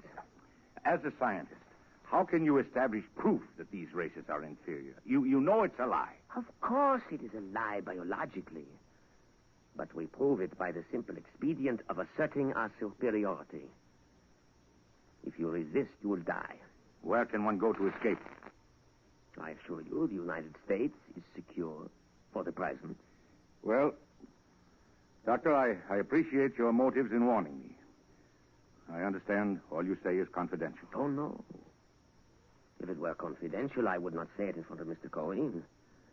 You may repeat it all. You will not be believed. The proof of our superiority is that our objectives are so vast that pygmy-minded enemies simply have not the capacity to believe them.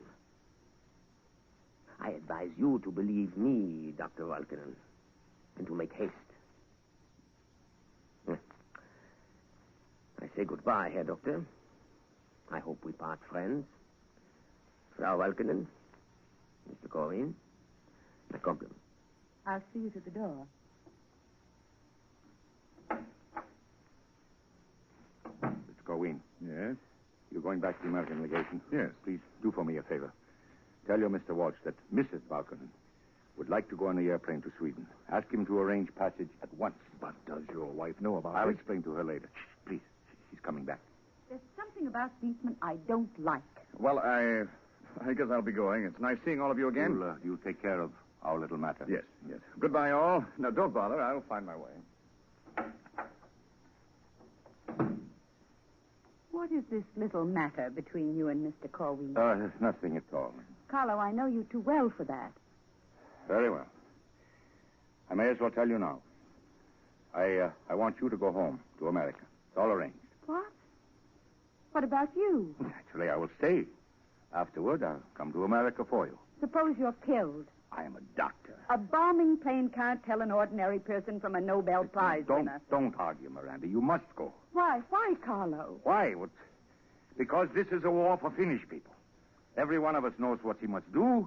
You, what? Why? What are you trained to do but wear lovely clothes and be a charming hostess? This is not your country. It's not your war. Now go. This is the country of my husband and my son. Eric will understand. He has American blood. So his American blood will tell him it's perfectly all right for me to run away. I didn't know you thought so little of me, Carlo. Miranda, please don't put words in my mouth. Then say what you mean, Carlo. Say it. Very well. I cannot drive you to safety with lies. You know me too well. The truth is, we've been living in a dream. And now I wake up and I'm frightened. I shouldn't even talk to you like this. You should never be afraid to say anything to me, darling. Suddenly realize what and where I am. I'm a man working in the apparent security of a laboratory.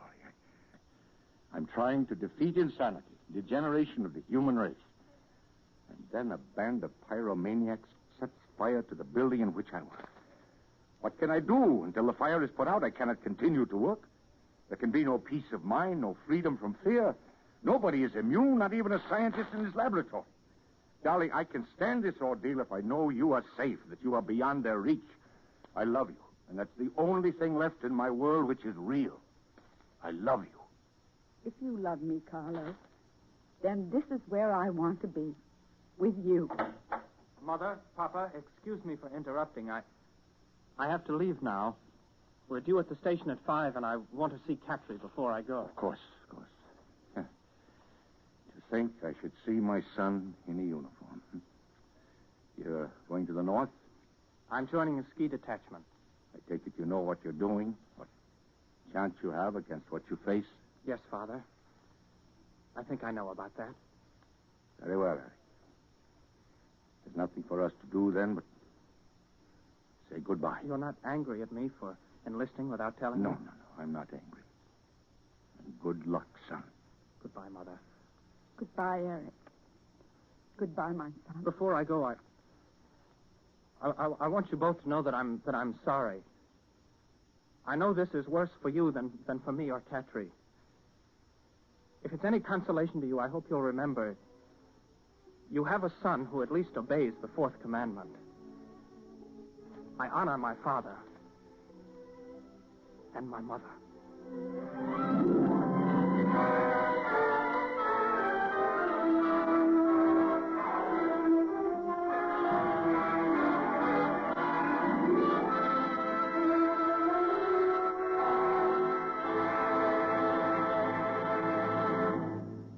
In a moment, Act Two of There Shall Be No Night, starring Frederick March and Florence Eldridge. This is NBC, the national broadcasting company.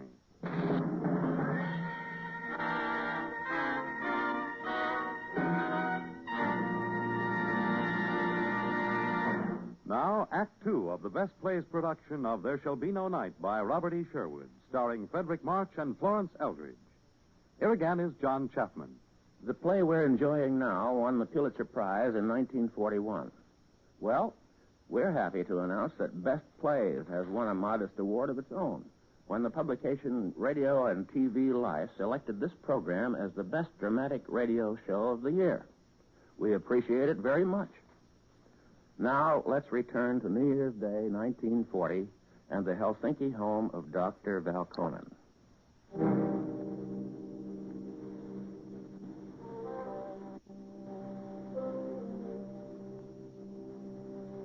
Miranda? Yes, Carlo. Miranda, come and see my uniform. I'm leaving in an hour. So soon? Yes, Mr. Corwin and some soldiers are going to pick me up in an ambulance and drive me to Viipuri. They should be here any minute. You'd better fix the egg now. Take off the coat until you go. I don't like to see you in a uniform, Carlo. Oh, don't take it so seriously, my dear. Everything is going well at the front. And why do they want more doctors at Viipuri? I thought there were not many wounded. That is because most of the wounded are frozen to death before they can be brought in. When warmer weather comes, they'll need doctors. Oh, why don't we hear from Eric? It's been a month now he's been on the isthmus. Eric is all right, Miranda. After all, I see all the casualty lists. It isn't easy to write in the Arctic. Ah, that must be Mr. Corwin. He said he'd be here right after his New Year's broadcast. I'll get it. Oh, how do you do? Well, Happy nice New Year, to see you. Mrs. Happy New Year. Come in. I was just fixing the eggnog. Well, I may overtax your hospitality. I have 3 other boys. You're all going up front with your husband. Oh, do all come in. Okay, boys. Come on in here.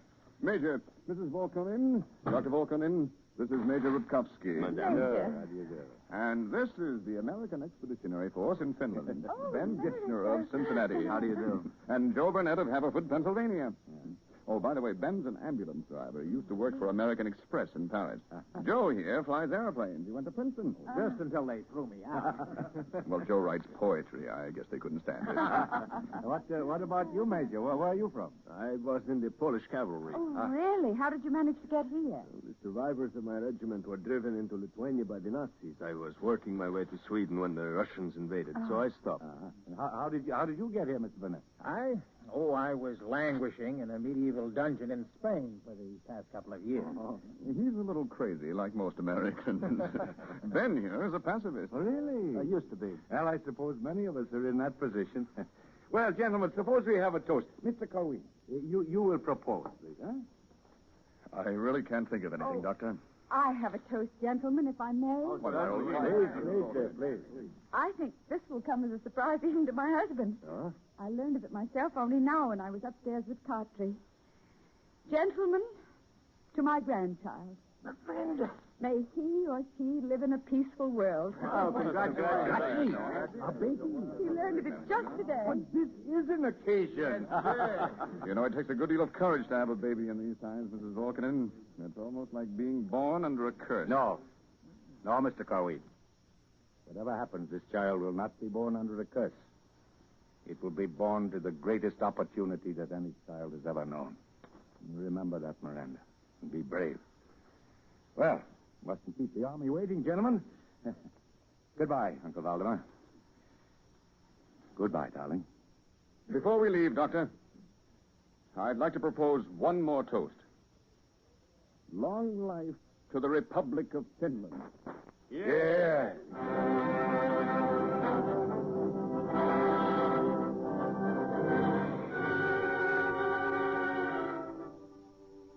Stand by, Dave.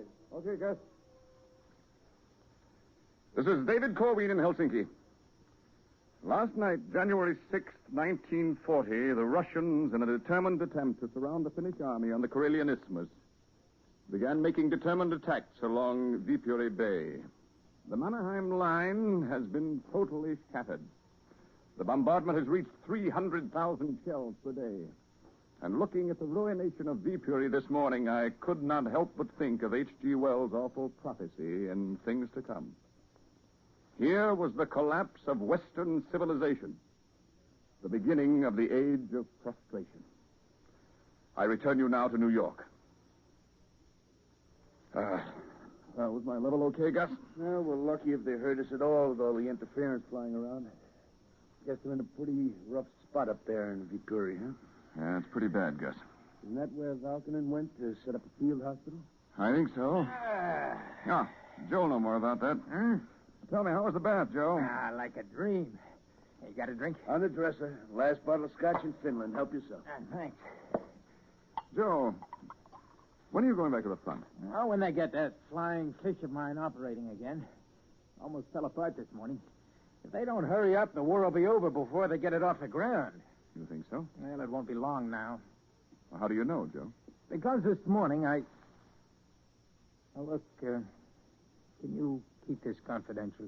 Why, I won't tell a soul, except the AP, UP, and NBC. Well, they sent me out to reconnoiter. I was flying low. All of a sudden, I saw some staff cars. I dived down to give them a burst when I saw that they weren't Russians. They were Nazis. Gave me a kind of a thrill. I really let them have it. I thought it was about time for the Nazis to be taking a hand in this operation. I guess they've had enough stalling and want the Russians to really get on to business. Well, I'd like a few more licks before we close up shop. Hey, you got a clean shirt? In the other room.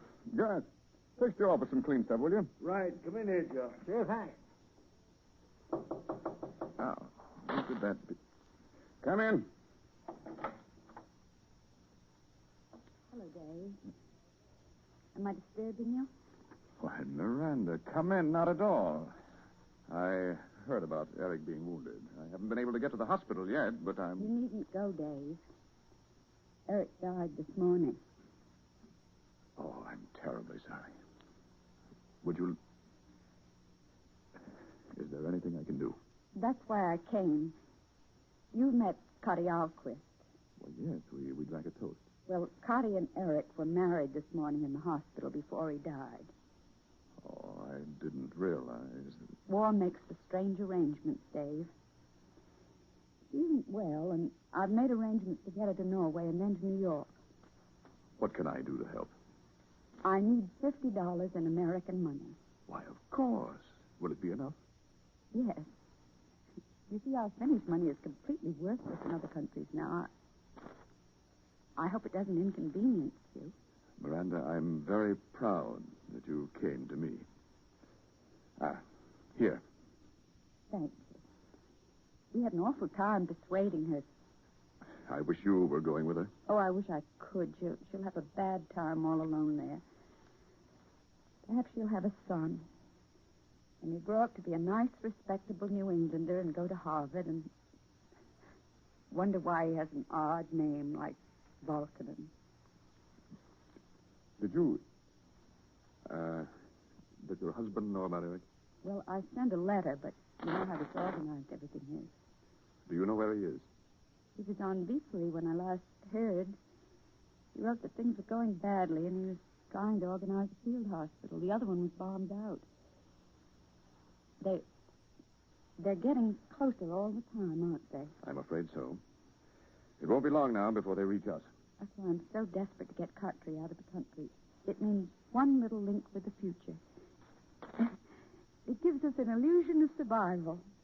Perhaps it isn't just an illusion. Perhaps not. Well, goodbye, Dave. Goodbye, Miranda.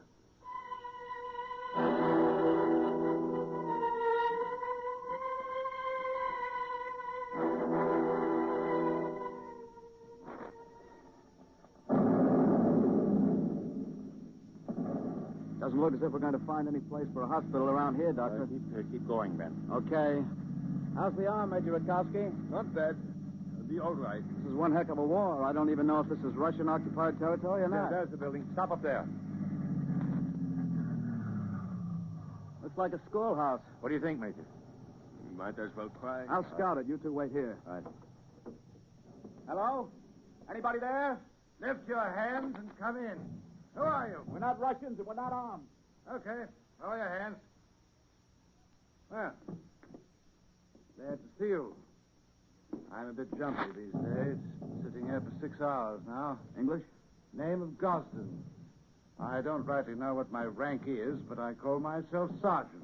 So are you? Ben Kitchener, American. Medical Corps. The doctor and I are. We've got a Polish infantry major in the ambulance with a bad arm. Thought we might hold up here. Well, you're quite welcome. I'll wait your friends to come along in. Right. How'd you get out here? Long story. Wife and 2 children evacuated to Cornwall. Lost my job in a furniture store. Too old for the British Army. Nothing to read in the papers except news of heroic little Finland. So here I am. And what I shall be tomorrow, I really can't say. Go in here, Doctor. This is Sergeant Gosden. Don't bother saluting. Any more men here? Just me, sir. I was with Captain Verty's command, and we got shelled to bits. I stopped here for a rest. This schoolhouse would do well for a field ambulance station. Too exposed. Like Finland, huh? Small, clean, and exposed. Hey, must have left school quickly. You see? Someone was writing on the blackboard. Yeah. You know, Doctor, I've been wanting to ask you a question. Yes, Ben. About your book. There's a lot in it I don't understand, but at the end, it really mixes me up. Well, what is it at the end? Oh, well, listen, got it here. I've been reading it in the ambulance. How long, O Lord, before we shall hear the sound of the 7th angel of the apocalypse? Have you forgotten the promise of St. John? And they shall see his face, and his name shall be on their foreheads, and there shall be no night there, and they need no candle, neither the light of the sun, for the Lord giveth them light. Now, how come you finish your scientific work with a quotation from the Bible? The Jewish mystics who wrote those words somehow knew that man will find the true name of God in his own heart, in the mysteries of his own mind. And there shall be no night there. That is the basis of all the work I have done. You can't deny that the light is going out pretty fast everywhere else. No. It is just beginning to burn with a healthy flame. I know this because I've seen it, man. I've seen it in all kinds of men of all races and all varieties of faith. They are coming to consciousness. Look at the millions of men now under arms and and all those afraid that arms may be thrust upon them. Are there any illusions of glory among them? None whatever. Now, isn't that progress? Well, far be it for me to argue, Doctor, but I can't see the difference whether men go to war because of illusions of glory or just the spirit of grim resignation. There is a difference. Illusions, when shattered, leave men hollow. But grim resignation makes a man say, this is an evil job, but I have to do it. And when men say that, they are beginning to ask, but why do I have to do it? Why must this evil go on forever? Forgive me, gentlemen. I think I am lecturing at the Medical Institute. But the Russians are only a short distance away. This may be my last lecture, so permit me to finish. What you hear now, this terrible sound that fills the earth, it is the death rattle. The end of the primordial beast and the ultimate triumph of evolution. When men shall become genuinely human instead of part bogus angel, part brute. What's that? Motorcycle. No. Holy smokes, Doctor, it's Joe Burnett. Hey, Joe, in here! Hello, Ben. Well, Joe. Doctor. Hi. Major. Where did you drop from? Drop is right. I was shot down about an hour ago. Managed to snag this motorcycle and saw your ambulance outside. Since it's the only Buick in Finland, I figured you were in here. How do things look? Bad. They were bringing up everything. How's Helsinki? Well, I was there yesterday. Dr. Volkanen, I don't know how to say it, but I want you to know that you have my sympathy. Sympathy? But why? You don't know about your son? No. He's dead. Yes. He died in the hospital of wounds. When was this? Well, maybe 2 days ago. My wife, is she well? Yes. I'm sorry to have to be the one who tells you. Thank you. I'm sorry you had to undergo this embarrassment. Well, you fellas better get out of here. The Russians are bringing up reserves by the truckload. The Finns are forming to drive them back, or try anyway, about 3 miles up the road.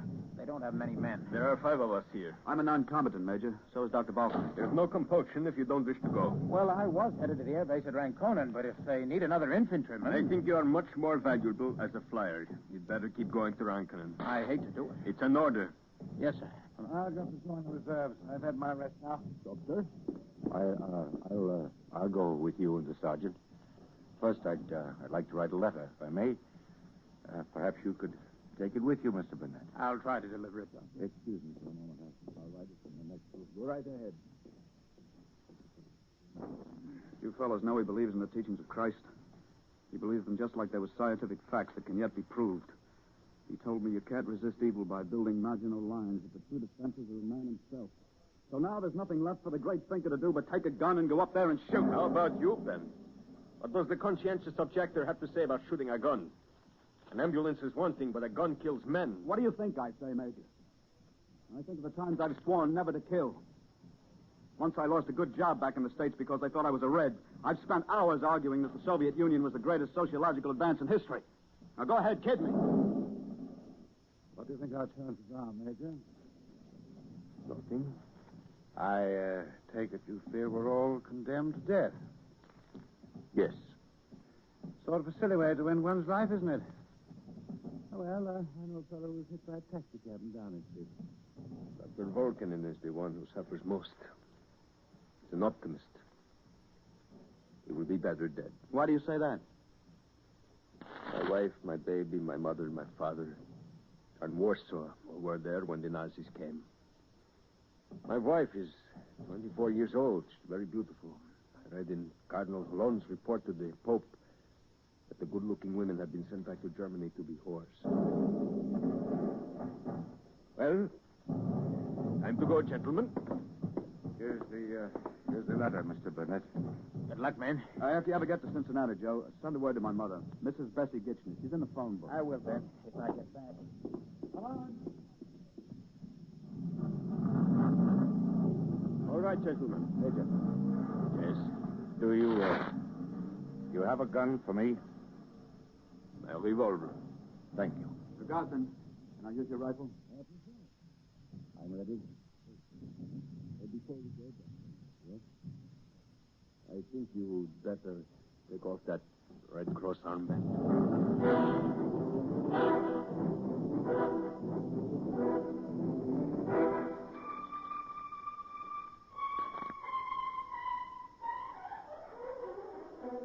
So this is the way Volkanen ends his career. A Nobel Prize winner. Listen, Dave. Can't you get his wife and the old man out of Helsinki? It wouldn't matter if I could, Joe. They refuse to leave. They're going to wait here for whatever comes. The Russians, the Nazis, or both. They've even planned how they'll burn the house down. What? Oh, yes. That's a Finnish tradition like this scorched earth policy of the Chinese. She doesn't care. She wants to stay here and die the way her husband did. Well, it's a pity. That's just what it is, Joe. 3 months ago, the Soviet troops marched in. They had brass bands and loads of propaganda with them. They thought it'd be a grand parade through Finland like May Day in Red Square. So now, several 100,000 men have been killed. Millions of lives have been ruined. The Soviet Union has been reduced from the status of a great power to that of a great fraud. And the Nazis have won another bloodless victory. She's coming in, Dave. Take it easy. Well, we've washed all the dishes and put them away neatly, and now Uncle Valdemar and I haven't a thing to do till supper. Oh, do sit down, Dave, Mr. Burnett. I'm sorry, Mrs. Vulcan, and I have to report to duty. Oh, I'm sorry. But thank you so much for coming and bringing the letter and telling me about that little schoolhouse. I'm glad I could get here. You've been very kind to me. I won't ever forget you or Dr. Vulcan. Goodbye, Mr. Sedestrom. So long, Dave. I'll probably be seeing you. Goodbye, Joe. Oh, I hope he comes through all right. He might. What are you planning to do, Mrs. Volkanen? You can't just sit here and wait for them. We have our plans, Dave. Here in this closet. Guns? We got them at the hospital for wounded soldiers. Uncle Valdemar and I have been practicing. Oh, not shooting, of course, but just learning how to work the mechanism. And we see them coming up the path from the shore, we'll light the fire. It's all ready down in the cellar. And then we'll go into the garden behind the stone wall. The guns and ammunition. You see, you put in a clip like this, and then you shove the bolt. And after each shot, you twist it and pull it back to throw out the empty shell. What do you think of that, Dave? My revolutionary ancestors would be quite proud of me. I guess you really mean it. We do. Well, I wish you luck. I have to leave pretty soon. Oh, before you go, Dave, I'd like a favor. Okay. Will you take this package and this letter? The package contains Charlie's signed pictures of Freud and Pavlov and Carell and the Mayos. And then there's the Nobel Gold Medal. I'd like you to give them to Kotri to keep for her child. Her Boston address is on it. Carlo wrote this letter soon after he heard of Eric's death. He wanted to comfort me in his own curious way. Would you like to hear it? Please. He says, in this time of our own grief, it is not easy to summon up the philosophy which has been formed from long study of the sufferings of others. But I must do it, and you must help me. You see, Carlo wanted to make me feel that I'm stronger and wiser. Go on, Miranda. I have often read the words which Pericles spoke over the bodies of the dead in the dark hour when the light of the Athenian democracy was being extinguished by the Spartans. He told the mourning people that he couldn't give them any of the old words which tell how fair and noble it is to die in battle. Those empty words were old even then, 24 centuries ago. But he urged them to find revival in the memory of the commonwealth which they together had achieved. And he promised them that the story of their commonwealth would never die, but would go on far away, woven into the fabric of other men's lives. I believe that these words can now be said of our own dead and our own commonwealth. I have always believed in the mystic peace of resurrection. The great leaders of the mind and spirit, Socrates, Christ, Lincoln, were all done to death that the full measure of their contribution to human experience might never be lost. Now,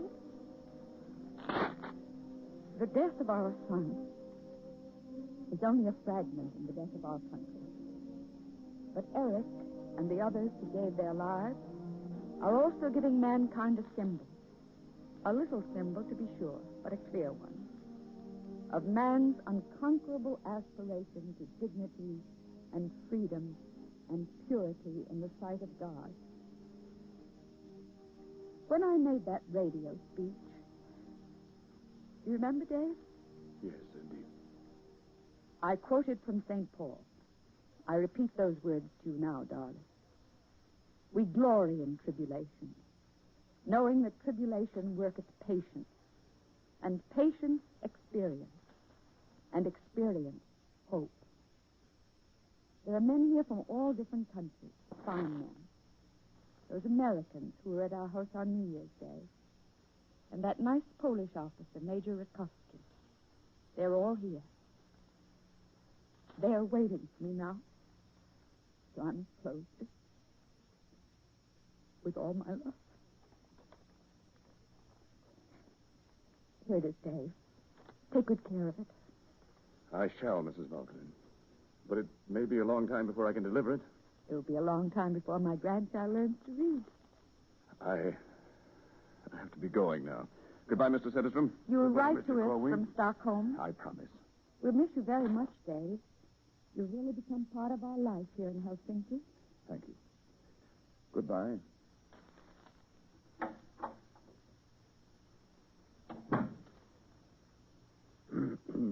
Well, Miranda, we're alone now. Nothing to do but wait. Play some music, Uncle. I'll fix a pot of coffee. You're sure you want to do it this way? Yes, Uncle. I'm sure. Very well.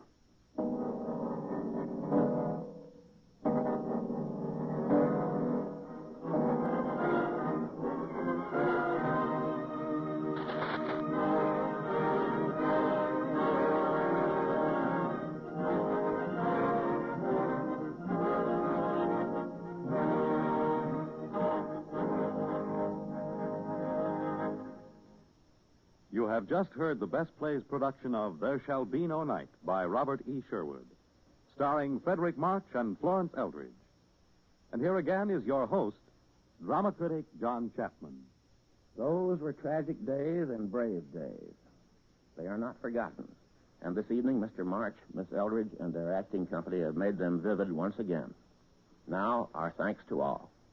As for next week, we are going back to a different time and a different mood. Our play will be one of the greatest romantic dramas, Camille. Our Camille will be Eva Le Gallienne, noted for her portrayal of this character. And with her will be Richard Waring. This is Chapman saying goodbye until then.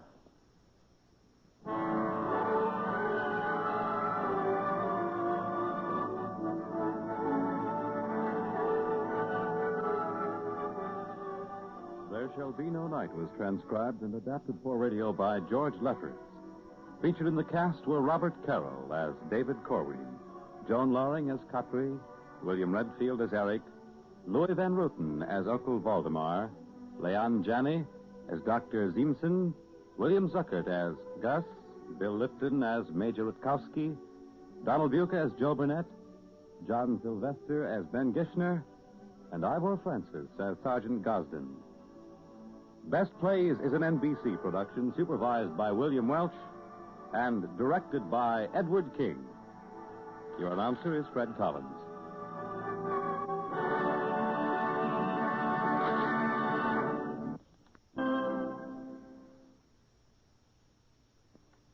This is Louisville's radio station.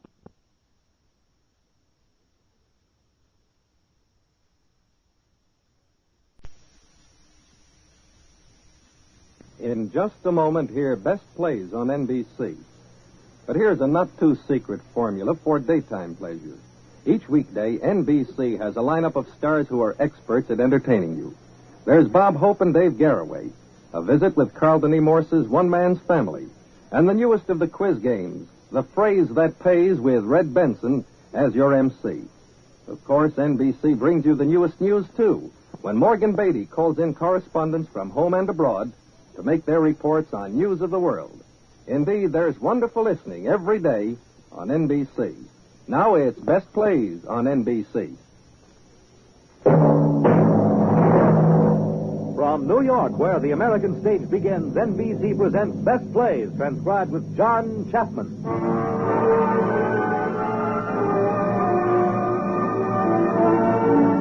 Best Plays, a series of hour-length dramas selected from the outstanding successes of the New York stage.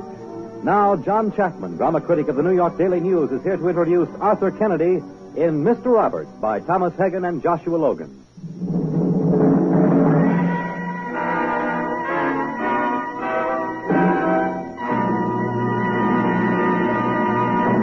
Mr. Chapman. Good evening, and greetings. We are happy to return to the NBC network with a new series of Best Plays, and we are putting our best foot forward with the first broadcast anywhere of one of the most popular and most distinguished comedies of our modern theater. It is Mr. Roberts by Joshua Logan and the late Thomas Hagen. You will, this evening, be using your imagination, as all playgoers must in any kind of theater. I would like you now to imagine the Alvin Theater here in New York on the opening night of February 18th, 1948. The audience was fashionable, distinguished, and alive with excitement, for the Broadway grapevine had passed along the word that here was something special in the way of a play, a production, and a performance. As the curtain was lowered on the final scene, there was a roar of cheering. Finally, Henry Fonda stepped to the stage apron to express thanks, and he drawled, "Well, I guess the only thing we could do is to start it all over again." And all of us there would have sat right through a second performance, but such a thing wasn't possible. I think we're going to have a fine performance now of Mr. Roberts, with one of Broadway's ablest actors in the title role. Imagine now a theater stage, or soon, I hope, a motion picture screen.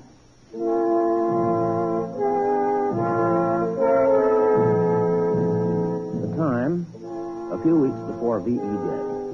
The place, the U.S. Navy cargo ship AK-601, somewhere in the Pacific. It is war. Around the world, fighting men crouch alert. On naval vessels, lookouts scan the skies anxiously. On the AK-601, Chief Boatswain's Mate Johnson is alone on deck. He looks carefully to right, to left, behind him, and then he acts. Morning, Chief. Oh, hiya, Mr. Roberts. Watering the captain's palm tree? Yeah. Look kind of lonely in the gasoline can. Kind of dry. Yeah. Well, I gotta turn them out. Excuse me. Reveille, it's the day. It's the new day. Reveille. Okay, Steve, you're done your duty. Now get your big fat head out of here. Go back to bed and stop bothering us. Is that you, Doug? Hello, Doctor. What are you doing up? I heard you were working cargo today, so I thought I'd get ready. On days when there's any work to be done, I can always count on a big turnout at sick call. Say, Doug, is there something wrong? No. We missed you when you went out on watch last night. I gave young Ensign Pulver another drink of alcohol and orange juice, and it inspired him to relate further amatory feats of his. Some of them bordered on the supernatural. I don't doubt it. I'm not sure what to do with Pulver. I'm thinking of reporting his record to the American Medical Association. Say, there is something wrong, isn't there? I've been up all night, Doc. What is it? What's the matter? I saw something last night when I was on watch that just about knocked me out. What happened? I was up on the bridge. I was just standing there looking out to sea, and there they were. Little black specks crawling over the horizon. Carriers and battleships and cans. A whole task force. They passed about a half a mile from that reef. Carriers so big they blacked out half the sky. I could see the men on them. Somehow I thought I was on those bridges all the time. Yeah, I know how that must have hurt, Doug. Then I looked down from our bridge and saw our captain's palm tree, our trophy for superior achievement. The Admiral John J. Finchley Award for delivering more toothpaste and toilet paper than any other Navy cargo ship in the safe area of the Pacific. And that... Here, read this, Doc. See how it sounds. Another application for transfer? I rewrote it. Stronger. From Lieutenant J.G. Douglas Roberts. To Bureau of Naval Personnel. Boy, this is sheer poetry. Read there. After 2 years, 4 months, I feel my continued service aboard can only reduce my usefulness to the Navy and increase disharmony aboard the ship. What do you say, Doc? I've got a chance, haven't I? Look, Doug, you send these letters in every week. Every week the captain screams like a stuck pig, disapproves the letters, and forwards them. But he's got to forward them. That's the regulation. Doug, the captain of a Navy ship is the most absolute monarch left on this earth. If he approves, you get your orders in a minute. Disapproves, you haven't got a prayer. You're stuck on this old bucket, Doug. Face it. Well, I've got to go down to my hypochondriac. Good morning, Mr. Roberts. Morning, Dowdy. Yeah, it's even hotter up here than down in that mess hall. Look at that crummy island. Smell it. So hot it already smells like a hog pen. Mr. Roberts, when are you going to the captain again and ask him to give this crew a liberty? These guys ain't been off the ship in over a year. Dowdy, on duty. The last time I asked him was last night. What'd he say? He said no. We gotta get these guys ashore. They're going Asiatic. Dowdy, will you have Dolan type this up for me? Oh, your letter. Yes, sir. Well, I guess I better get them guys up.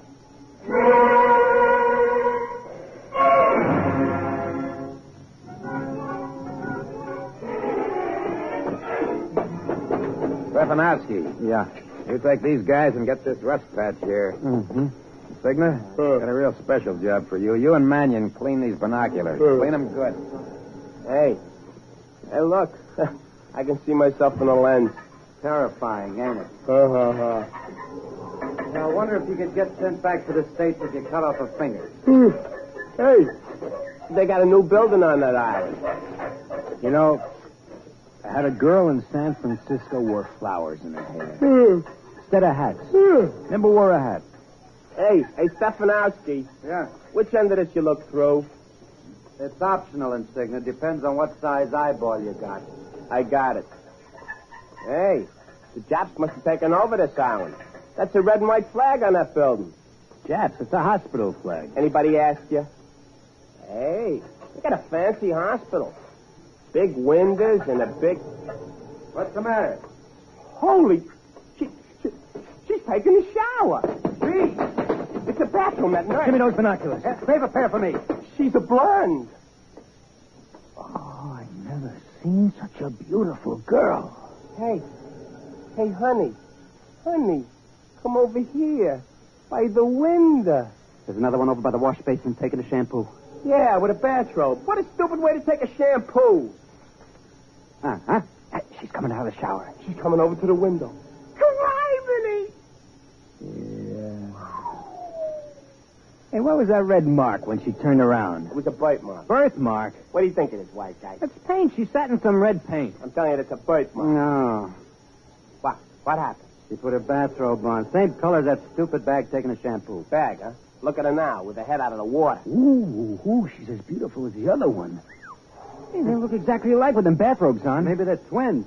That's my gal on the right, the one with the red birthmark. Yeah, stupid plum, the one with the birthmarks on her left. A pig's eye she is. Oh, no. But, whoa, I'm out of focus. They're both going out the door. Oh. Come on, girls. Let's go. Yeah, who wants a nice, zippy shower? They must think we got nothing better to do than stand here. Hey, these glasses are getting heavy. You know, look, why don't we stand watch, huh?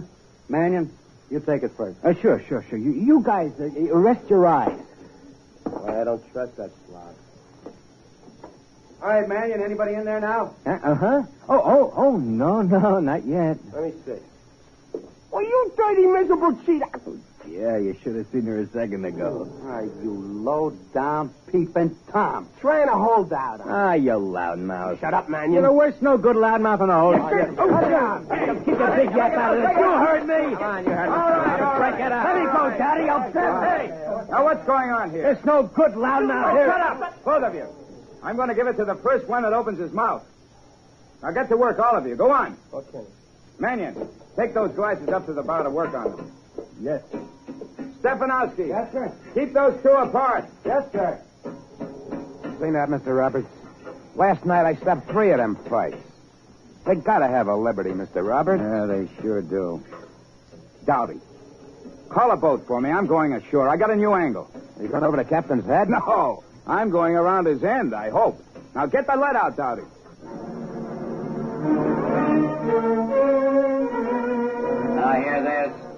Now hear this. Sweepers, man your brooms. Do not throw trash over the fantail. Now hear this. Because in violation of the captain's orders, the man has appeared on deck without a shirt on, there'll be no movies again tonight. By order of the captain. Here's your letter, Mr. Roberts. I typed it. Huh?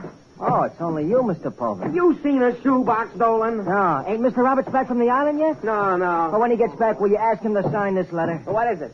The best transfer request he ever wrote. It's going to blow the old man right through the overhead. He gets sick to his stomach when he gets extra mad at Mr. Roberts. With this letter, I'm going to take along the wastebasket. Let me know when he gets back, huh? Transfer? Increase disharmony aboard this ship. Come on in, Doc. Hi, Frank. Dolan come in with my letter? I don't know, Doug boy. I just got here myself. Uh-huh. You see, Doc, the port director confided in me that he drank a quart of whiskey every day of his life. So when I broke up that fight, I figured he might sell his soul for a quart of scotch. Doug, did you give that shoebox to the port director? I did. Compliments of the captain. Doug, you gave that bottle to a man. Man? Will you name me another sex within 1,000 miles? Doug, it came to me this morning. I was just lying here thinking. A little breeze came up. I took a breath and I said to myself, Pulver boy, there's women on that island. Oh, you're crazy. Nurses, they flew in last night. There are 2 blondes there, Doug. Twins. Rough. I asked one of them out to the ship for lunch. She said she was kind of tired, so I said, isn't there anything in the world that'll make you come out to the ship with me? And she said, yes, there is one thing, and one thing only. A good stiff drink of scotch. Oh, I'm sorry, Frank. Your first assignment in a year. No scotch. No girl. Hey, Doc, let's make some scotch. Huh? Well, naval officers are supposed to be resourceful. Frank here had a great opportunity, and I let him down. Let's fix him up. Right. Frank, where's the rest of that alcohol we were drinking last night? In the vinegar bottle. But that ain't even the right color. Color. Coca-Cola. Have you got any? Oh, not in 4 or 5 months. Oh, well. In the drawer, Doc. What? I forgot I had it. Okay. Now, alcohol and Coke. What shade would you like? Cutty Sark, Hagen Hague, VAT 69? I told her Johnny Walker. Johnny Walker it is. Just a dash. There. Johnny Walker, red label. Yeah, but how about the taste? Say, Doc, what does scotch taste like? It's a little like... You know what it always tasted a little like to me? Iodine. Right. 1 drop of iodine for taste. Mm-hmm. Now a little something for age.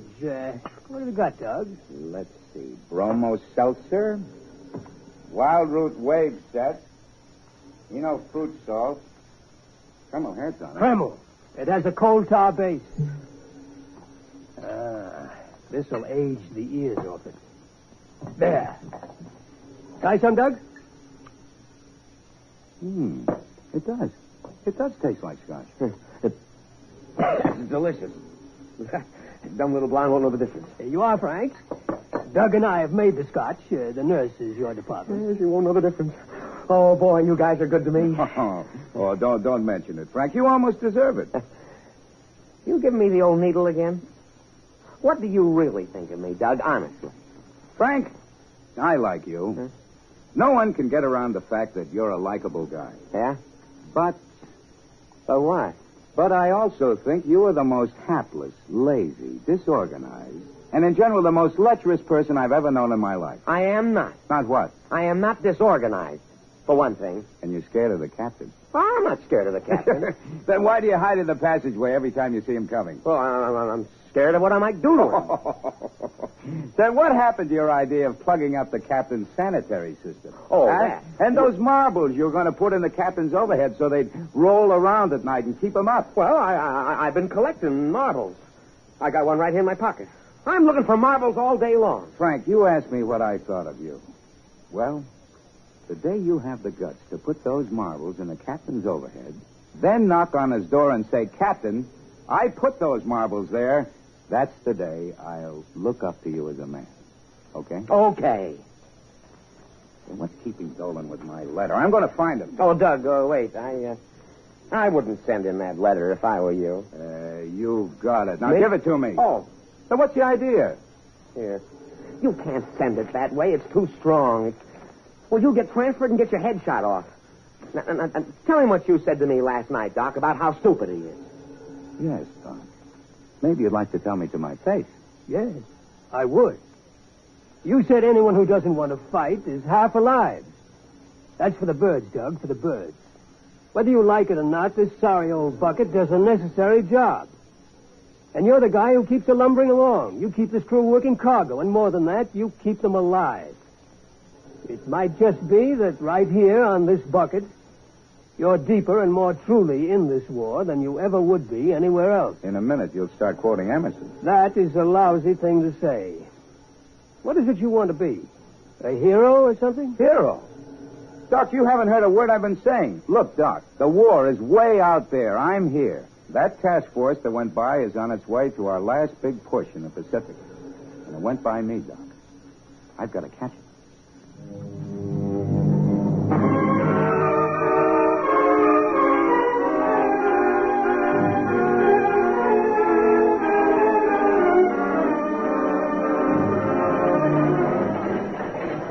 Back off, you leather-headed gorilla. Now, what's that line? Back off. Forward! Mr. Roberts! Mr. Roberts! Here, Dolan. The captain wants to see you. I just took in your letter. There it goes. You planted the line. You go tell the captain I'm busy. Get a fender over quick. Take that line around the bit.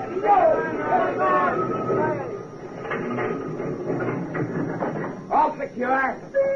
All right, Mr. Roberts. What do you mean telling me you're busy? We tried a line, Captain.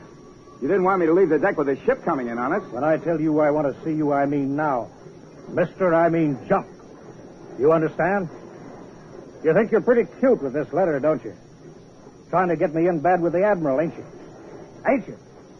No, I'm not, Captain. Then what do you mean by writing disharmony aboard this ship? Because it's true, Captain. Any disharmony aboard this ship is my own doing. That's true, too, Captain. You bet it's true. And it ain't going to be in any letter that leaves this ship. I got a reputation with the Admiral. I ain't going to lose it on account of a letter written by some smart aleck college officer. You cut that stuff out, and I'll send it in. But this is the last one. Understand? Captain, every man in the Navy has the right to send in a request for transfer, and no one can change the wording. That's in Navy regs. How about that, Dolan? That's what it says, sir. How do you like that? What a Navy. I never put up with this kind of malarkey in the merchant service. All right, I'll send this one in. Disapproved like I always do. But you bring in one more letter and you'll regret it the rest of your life. Mister, you ain't never going to leave this ship. And who told these men that they could take their shirts off? Get those shirts on quick. Captain, it was so hot work. Shut up!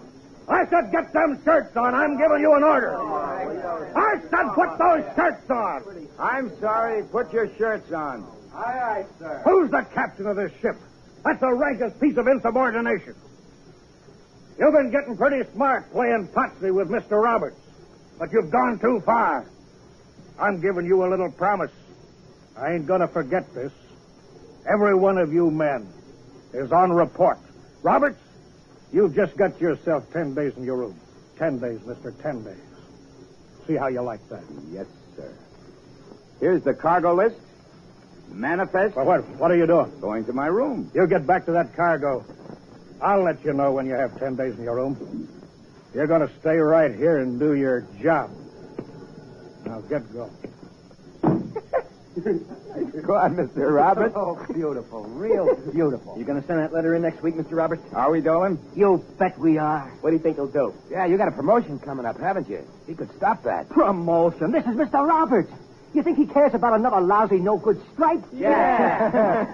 Hey, Mr. Roberts, can I take the letter in next week? Get lost, get lost. That's my job, isn't it, Mr. Roberts? We got to write a really hot one next week. Okay, Dolan. You got any asbestos paper?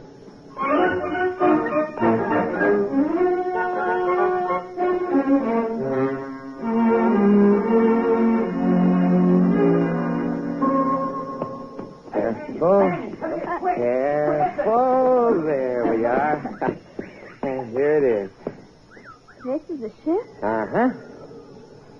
You've seen a lot of action? Well, not in the last year. Oh, you mean battle action? Oh, yeah. Then you must have a lot of BS on here. Hmm? You know, battle fatigue. Oh, yeah. Say, you know what I was thinking of? I thought that we should have a little drink of that old Scotcheroo right now, huh? I think so, too. Good. You know, I just love Scotch. I've just learned to drink it since I'm in the Army. My twin sister has a nickname for me that's partly because I like Scotch. And partly because of a little personal thing about me that you wouldn't understand. She calls me Red Label. What are you laughing at? You don't know what I'm talking about. And what's more, you never will. Well, where's that drink for a thirsty nursey? Oh, yeah. Well, let's see. We mustn't be seen. Let me see. Where shall we go? Oh, I have it. We'll go to my cabin. Right this way. You're what my outfit calls an operator. But you look harmless. Right this way. Hey, I get the big glasses. My eyes are... Mannion, Stefanowski, Insignia. This is Lieutenant Girard. How do you do? Hi, Lieutenant. What are all you men doing with those binoculars? Huh? Oh, cleaning them. Cleaning them, see? It's getting a little stuffy up here. Maybe we better go... Insignia, Mannion, get a load of this. Oh. Hello. Hiya, Doug boy. This is Ann Girard, Doug Roberts. Oh, how do you do? Frank told me about you. Listen, Doug, will you excuse us? We're going down to have a little drink. Oh, Frank, aren't you going to ask Doug to join us? Oh, well, he doesn't like Scotch. Yeah, that's right. I stay true to alcohol and orange juice. Well, come on, Ann. Oh, you know we all ought to have a party. Go on, I'll bet you $50. Seems to be an argument. Yeah, well, come on. Here. We're fixing up a day room. Look, you can see our hospital from here, that building. And there's our new dormitory, that first window. All right, Mannion, I got $100. She's the one with the birthmark on her. Huh? Miss Pulver, may I have those binoculars? Sure. Uh-huh.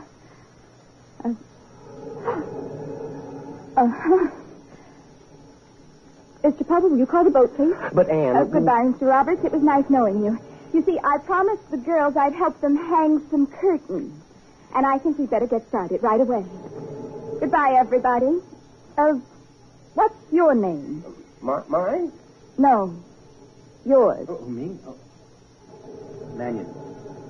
Well, Mannion, I wouldn't take that bet if I were you, because you'd lose $100. Come on, Heinrich. You loud-mouthed idiot, you done it! Shut up. Insignia, how did you... We've seen her taking a shower with the glass. We could see everything. Now she's going to hang some curtains. Yeah. See, them nurses was pretty to look at. Well, she's got a 10-minute boat ride. You still got 10 minutes. No, it's no fun if you're rushed. It's all over now. Well, maybe you've got time to listen to this, then. AK-601 will proceed at 10 knots to Elysium Island for cargo assignment. During its stay in Elysium, the ship will make maximum use of the recreational facilities of this port. But that means liberty! Liberty! Hey, has the old man seen them waters? Yeah, he saw them before I did. Liberty! Liberty! Hey, Slither! Pulver, Yeah? hand me those binoculars.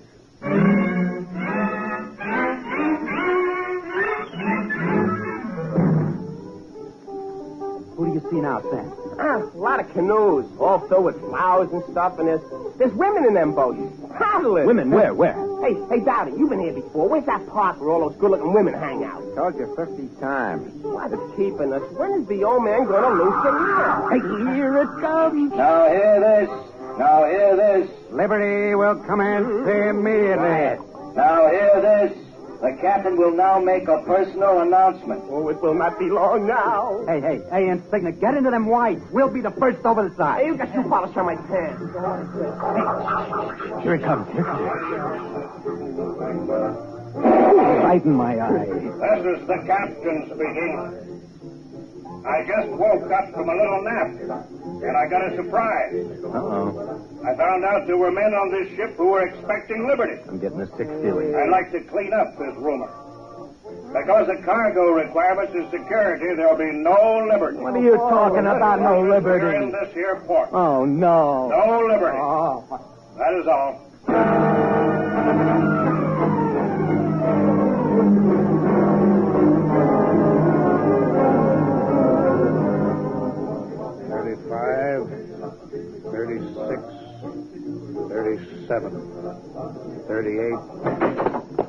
Come in, Mr. Roberts. 38 seconds. Pretty good time. I've been expecting you ever since I made my little announcement. Well, what about it? When does this crew get liberty? It doesn't. This wasn't my idea, coming to a Liberty port. One of my officers arranged it with a certain port director. Gave him a bottle of Scotch whiskey, compliments of the captain. Captain, let's quit wasting time. You hear that music? Don't you know it's tearing those guys apart? They're breakable, Captain. I promise you. I had enough of your fancy educated talk. Now, you listen to me. I got two things I want to show you. You see that? That's a full commander's cap. I'm going to wear that cap someday, and you're going to help me. I got that palm tree award from the Admiral because you worked cargo for me. There's nothing going to stand between me and that hat. Now, last week you wrote a letter that said disharmony aboard this ship. This morning I find another letter on my desk. Friction between myself and the commanding officer. That ain't going to go in, mister. How are you going to stop it, Captain? I ain't. You are. Just how much do you want this crew to have liberty anyhow, Mr. Roberts? Enough to get out of the habit of letter writing? Because that's the only way this crew is ever going to get ashore. How did you get into the Navy? How did you get on our side? You ignorant, arrogant, ambitious jackass. Keeping 167 men in prison because you got a palm tree for the work they did. I don't know which I hate worse, you or that other malignant growth that stands outside your door. Listen, Robert. How did you ever get command of a ship? I realize in wartime they have to scrape the bottom of the barrel, but where did they ever scrape you up? There's just one thing left for you, college boy, a general court-martial. That suits me fine. Court-martial. All right, you got it. I'm asking for it. If I can't get transferred off here, I'll get court-martialed off. I'm fed up.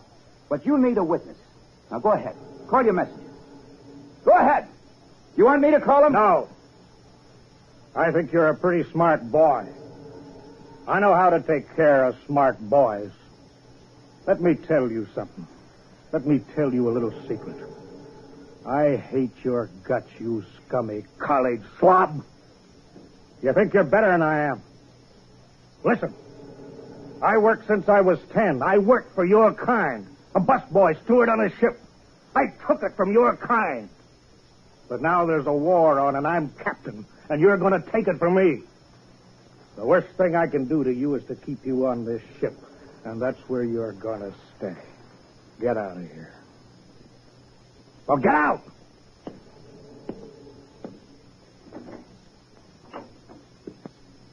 What do you want for liberty, Captain? I want plenty. You're through writing letters ever. Okay. You're through giving me trouble. You're through talking back to me in front of the crew. You ain't going to open your mouth. And you won't go blabbing about this to anyone ever. It might not sound so good. And besides, I don't want you taking credit for getting this crew ashore. Do you think I'm doing this for credit? You think I'd let anyone know about this? I gotta be sure. You've got my word. Yeah. You college fellas make a big show about keeping your word. How about it, Captain? Is it a deal? Yeah. Now, hear this. This is the captain speaking. I got some further word on security conditions, and it gives me great pleasure to tell you that liberty for the starboard section... The entire crew. Correct. Liberty for the entire crew will commence immediately.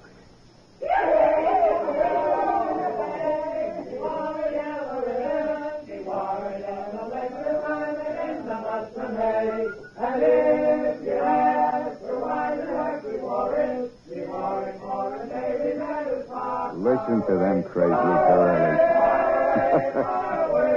Listen to them.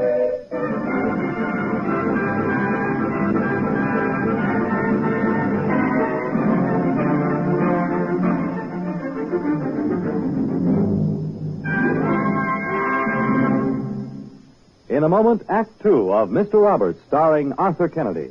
This is NBC, the national broadcasting company. Here is a bulletin from NBC News. We have the names of 3 more Americans released tonight at Panmunjom.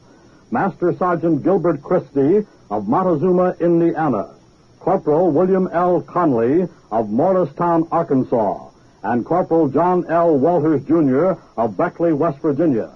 And more information on 3 names we gave you earlier. PFC Thomas R. Barnes is from Dadeville, Alabama.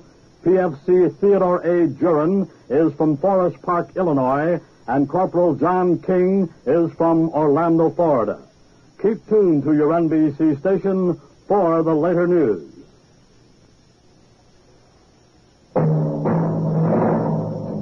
Act Two of the Best Plays production of Mr. Roberts, starring Arthur Kennedy. Here again is John Chapman. Liberty has been underway for several hours now, and the casualties from the AK-601 are beginning to roll in. As Mr. Roberts checks off the names, the happily oblivious crew members are hauled in cargo nets from the dock to the deck of the ship. Here comes another batch, Mr. Roberts. The whole paddy wagon full. An army paddy wagon. We haven't filed away this batch yet. Hurry up, Doc. Where do we put number 23 here, Doc? Sick bay or what? Just put him to bed. His condition's only critical. Well, they just rolled out of their bunks, Doc. Now I'm stacking them on the deck down there. I'm on the third layer already. Okay, Lieutenant. All set down here. You ready? Okay. Here they come, Doc. Heads up. Off we go. Let that cargo net down easy. Slack away. Let her in easy. Oh, looks like a real haul this time. Johnson, start untangling them. You the duty officer, sir. That's right, soldier. I got another batch for you. All right, let's go. Far away, far away. He wears it for a Navy man who's far, far away. Far away. Colonel Middleton presents his compliments to the captain and wishes him to know that these men made a shambles out of the colonel's testimonial dinner dance. Is this true, Insignia? That's right, Mr. Roberts. A shambles. Ain't that right, Killer? That's right, Mr. Roberts. You men crashed a dance for Army personnel? Yes, sir. And they made us feel so unwelcome. Didn't they, Slugger? Oh, they started the fight, huh? Oh, no, sir. We started it. Oh, we finished it, too. Go ahead. Tell Mr. Roberts how many of you Army carums are in a hospital. Yeah, go on. 38 soldiers of the United States Army have been hospitalized. And the colonel himself has a very bad bruise on his left shin. I did that, Mr. Roberts. The colonel will want to know what punishment you're going to give these men. Well, tell the colonel I'm sure our captain will think of something. But, sir... Yeah, that's all, soldier. Thank you, sir. Well, what have you got to say for yourselves? Okay if we go ashore again, Mr. Roberts? Is this the first time for you guys? Oh, yeah. We only been brought back once. What do you say, Doc? Anybody got a fractured skull? No, buddy. Okay, you passed the physical. Go on, fellas. Get down and take a shower first and get into some clothes. You got time to get back to that dance. How you feeling, Doc? Oh, these alcohol fumes are giving me a cheap drunk, but otherwise pretty routine.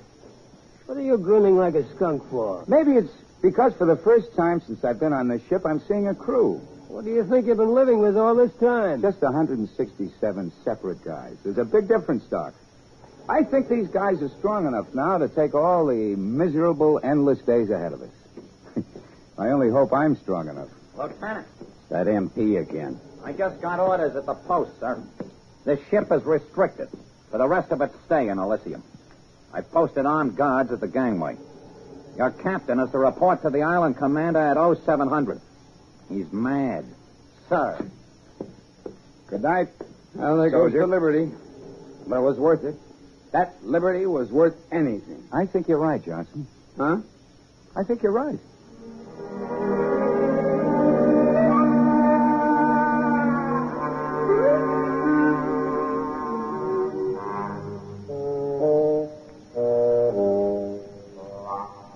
All right, fall in. Fall in for Buster. Ship's company ready, Captain. We're being kicked out of this port. I had a feeling this liberty was a bad idea. That's why we'll never have one again. We're going to erase this blot from my record if we have to work 24 hours a day. And if there ain't enough cargo work, Mr. Roberts here is going to find some. Isn't that right, Mr. Roberts? Isn't that right, Mr. Roberts? Yes, sir. And I can't think of a better man for the job. He's a man who keeps his word no matter what. Now, Mr. Roberts, take these men back aft to handle lines and see that they work up a sweat. Did you hear me, Mr. Roberts? I gave you an order. Yes, Captain. I heard you. How do you answer when I give an order? Aye, aye, sir. That's more like it. That's more like it. Dismiss the men.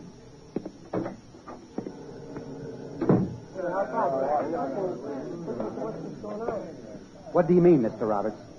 I don't know. Just what he said, I guess. What'd you let him give you all that guff for? Because he's tired, that's why.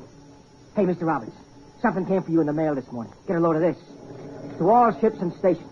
Heightened war offensive has created urgent need aboard combat ships for experienced officers. All commanding officers are hereby directed to forward with their endorsement all applications for transfer from officers with 24 months sea duty. Let me see that. You've got 29 months. I typed up your letter. Sign it and I'll take it in. Go on, sign it, Mr. Roberts. Go take off like a bird. What are you waiting for, Mr. Roberts? Look, Dolan, I'm tired. You ain't too tired to sign your name. Now, take it easy, Dolan. I'm not going to sign it. All right. Come on, let's get going. What came over him? Take it easy. But crying out loud.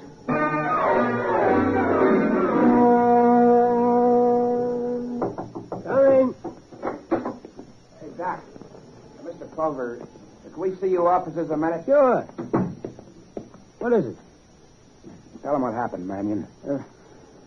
Well, sir, Mr. Roberts just put Dolan on report. We seen him. On report? Yes, sir. Ain't going to turn out to be like an officer, is he, Doc? What was this trouble with Dolan?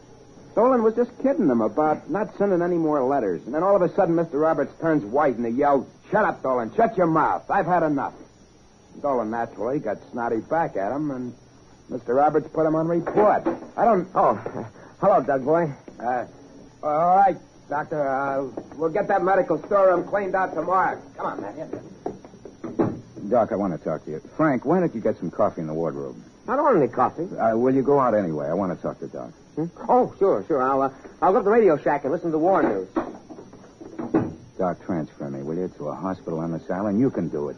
You don't need the captain's approval. Say there's something wrong with my eyes or my feet. What good would that do? Plenty. I could lie around that hospital till the ship sails. Now, will you do it, Doc? Doug, why did you put Dolan on report just now? I gave him an order, and he didn't carry it out fast enough to shoot me. No, that's not true. It was the war. It's ending, and I couldn't get into it. And there was Dolan giving me guff about something, and all of a sudden I hated him. I hated all of them. If they think I'm bucking for a promotion, if they think I'd walk 10 feet across the room to get anything from that captain, then I'm through with the whole ungrateful mob. Does this crew owe you something? What do you mean by that? You talk as if it did. Hey, Doug, it's over. The war's over in Europe. The Germans surrendered. It's all over. It's all over. I would remind you there's still a minor skirmish here in the Pacific. Yeah, I'll miss that one, too.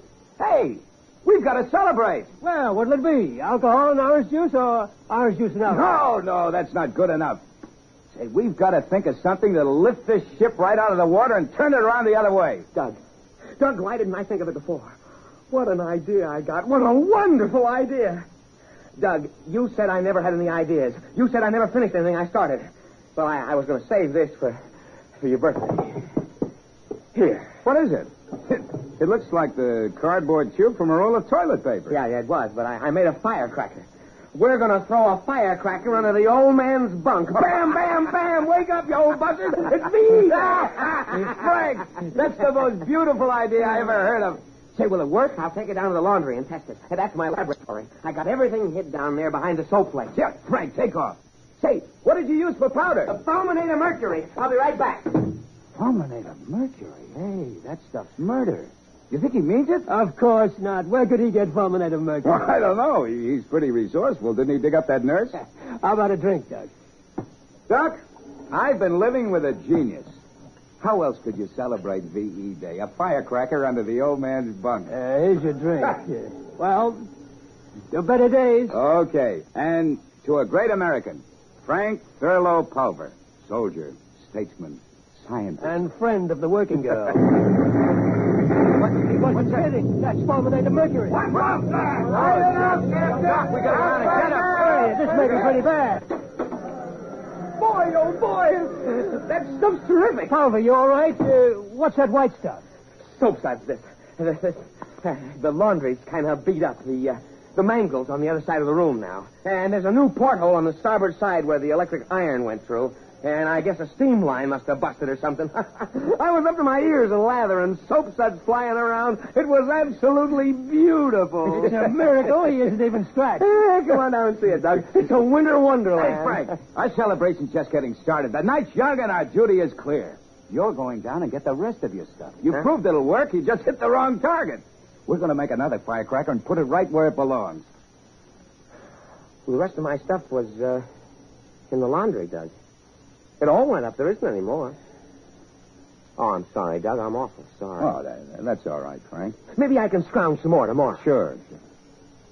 It was a good idea, though, wasn't it, Doug? Oh, Frank, it was a great idea. I'm proud of you. It just didn't work, that's all. Where are you going, Doug? Out on deck. Oh, wait till I get cleaned up. I'll go with you. No. I'm going to turn in after that. It's okay, Frank. Doc, he was happy there for a minute, wasn't he? What's the matter with him anyhow, Doc? Did you find out? No, he wouldn't tell me. But I know one thing he's feeling tonight, and that's panic. Tonight he feels his war is dying before he can get to it. I let him down. He wanted to celebrate, and I let him down.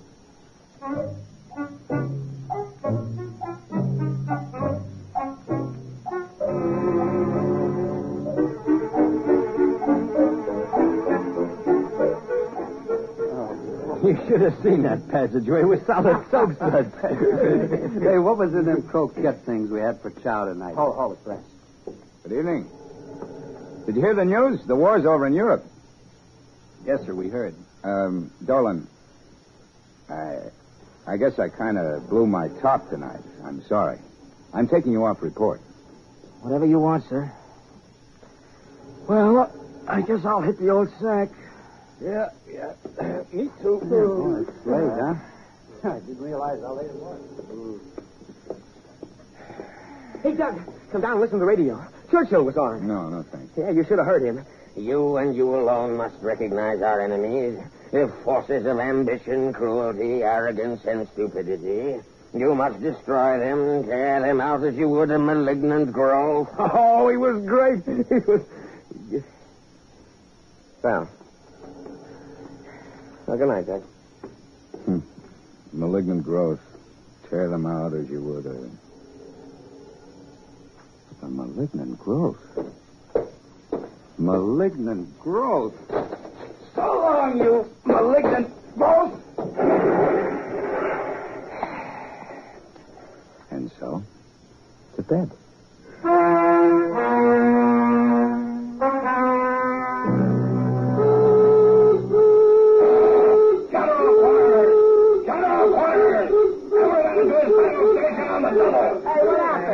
Water in my helmet. Hey, get out of here. What happened? Submarine. There must be a submarine. Hey, get away from your life raft. He didn't say abandon ship. Hey, Dolan, you supposed to be up there? Yeah.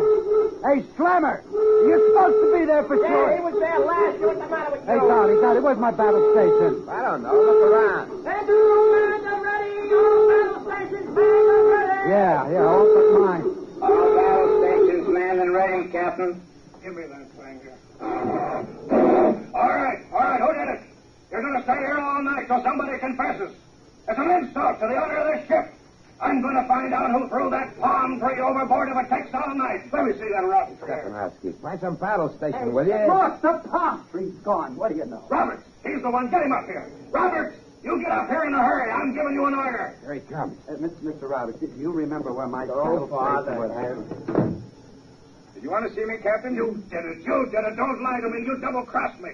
You've gone back on your word. Oh, no, I haven't, Captain. Yes, you have. I kept my part of the bargain. I gave this crew liberty, but you've gone back on your word. You hear that? Shut up. I don't see how you can say that, Captain. I haven't sent in any more letters. I'm talking about what you did tonight. Tonight? I don't understand you. What do you think I did? You know what you did. You stabbed me in the back. You stabbed me in the back. You...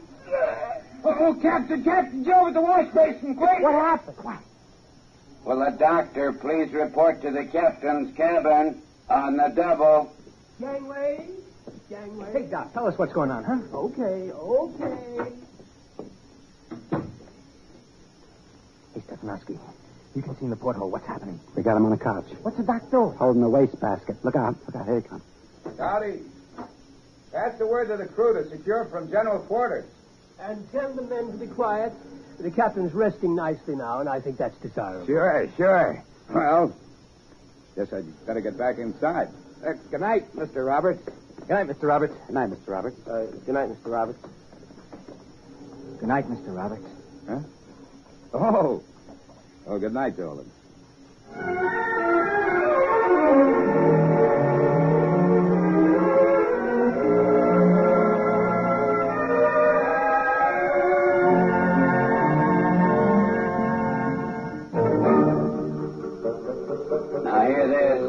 Now hear this. C, E, and S divisions and all pharmacists' mates will air bedding today. Positively. There is now available at the ship's store a small supply of peanut brittle. Ship's store will be open from 1300 to 1315. Okay, Mr. Roberts. Now put your sea bag at the gangway. Boat from the island will be out any minute. Thanks, Manny. That's okay, Mr. Roberts. Never thought you'd be taking this ride, did you? Oh, Doc. I'm going to be off this bucket before I even wake up. Yeah, are they flying you all the way to the Livingston? The dispatch said I was transferred and travel by air if possible. Hey, it'll probably be at Okinawa now. Okinawa? Gee, you be careful, Doug. I even get a destroyer. It's too much. I got your orders, Mr. Roberts. In triplicate.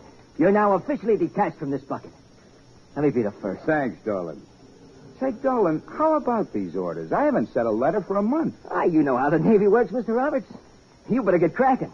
The old man said if you ain't off of here in an hour, he's going to throw you off. Is that all he said? You'd think after 2 years... Oh, he's busy as a mother skunk. He sent over to the island, and now he's got 2 palm trees. He already set a 24-hour armed watch over him. Oh, that reminds you, Mr. Pulver. The captain wants to see you right away. He does? Now, what in blazes did I do with his laundry last week? So long, Mr. Roberts. What do you think of the crew now, Doug? They're all right. I think they're nice guys, all of them. Uh-huh. And how do you think they feel about you? I think they like me all right, till the next guy comes along. You don't think you're necessary to them? Oh, no officer's necessary to the crew, Doc. Are you going to leave this ship believing that? Well, that's nothing against them. A crew's too busy looking after themselves to care about anyone else. Well, take a good deep breath, Buster. What do you think got you your orders? Prayer and fasting? Sending in enough Wheatie box tops? My orders? This crew got you transferred. They were so busy looking out for themselves that they took a chance of landing in prison for 5 years, any one of them.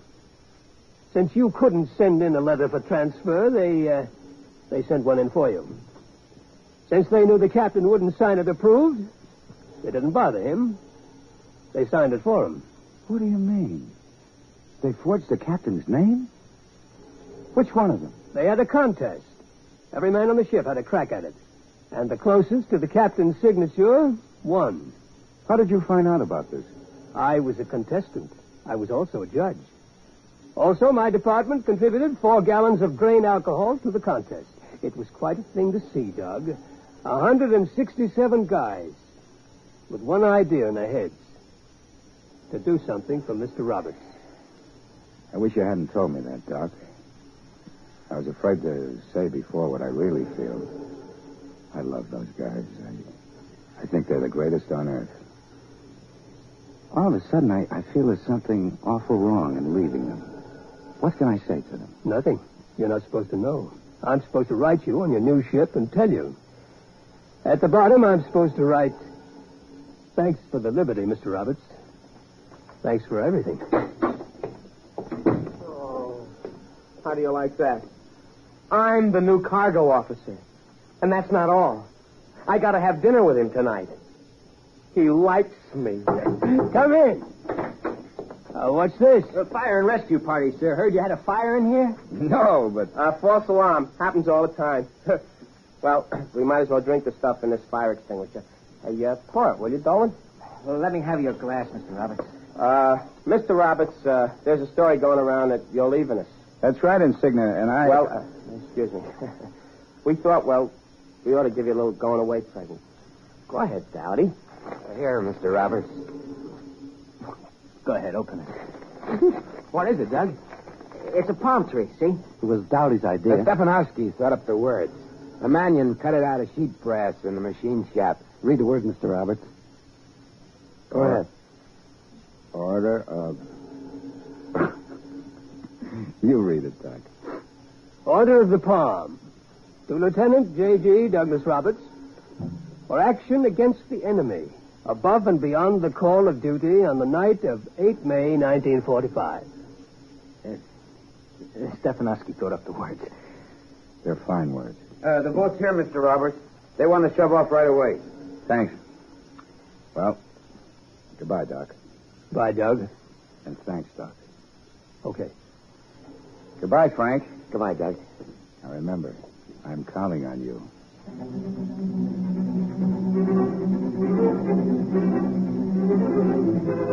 Now hear this. Sweepers, man your brooms. Clean sweep down, fore and aft. Now hear this. All men put on report today will fall in on the quarterdeck and form 3 ranks. Now hear this.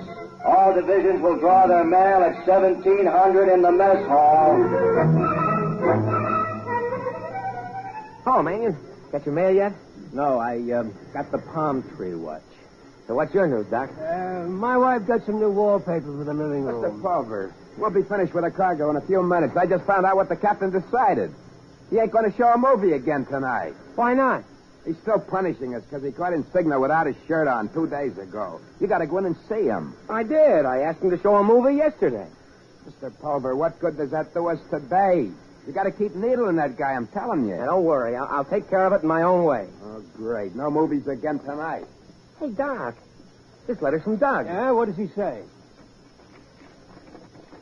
See, this will be short and sweet as we're shoving off in 10 minutes. This is dated 3 weeks ago. He met Fornell, the guy I went to college with. Listen, I'm in the war at last, Doc. I've caught up with that task force that passed me by. But I'm thinking now of all you guys on that bucket, sailing from tedium to apathy and back again with an occasional side trip to monotony. I discovered, Doc, that the most terrible enemy of this war is the boredom that eventually becomes a faith and therefore a sort of suicide. And I know now that the ones who refuse to surrender to it are the strongest of all. Right now, I'm looking at a hunk of brass hanging over my bunk, attached to the most bilious ribbon I've ever seen. I'd rather have it than the Congressional Medal of Honor. It tells me what I'll always be proudest of. At a time in the world when courage counted most, I lived among 167 brave men. So, Doc, and you, Frank, don't let those guys down. Of course, I know that by this time they must be very happy because the captain's overhead is filled with marbles and, he ends it here. It's signed Doug. Can I see that, Frank? Yeah, sure, here. Hey, this next one's from Fornell. I'd rather have it than the Congressional Medal of... Well, I'm glad he found that out. Hey, Frank, what's the matter? All done, Mr. Pulver. We Frank. secured the hatch cover. No word on a movie, I suppose. Frank, what is it? Mr. Roberts is dead. This is from Fornell. They took a Jap suicide plane. It killed everyone in the Twin 40 battery, and then it went on through and killed Doug and another officer in the wardroom. They were drinking coffee when it hit. Mr. Pulver, can I give that letter to the crew? Here. Take Mr. Roberts' letter. It's theirs. Coffee. Mannion, go down and get your mail. I'll watch your palm trees for you. You will? Thanks, Mr. Pulver. Frank. Frank, you all right? Frank!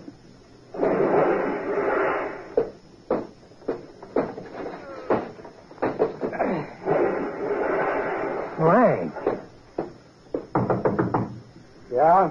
Who is it? Captain, this is Ensign Pulver. I just threw your palm trees overboard. Now, what's all this chicken about no movie tonight?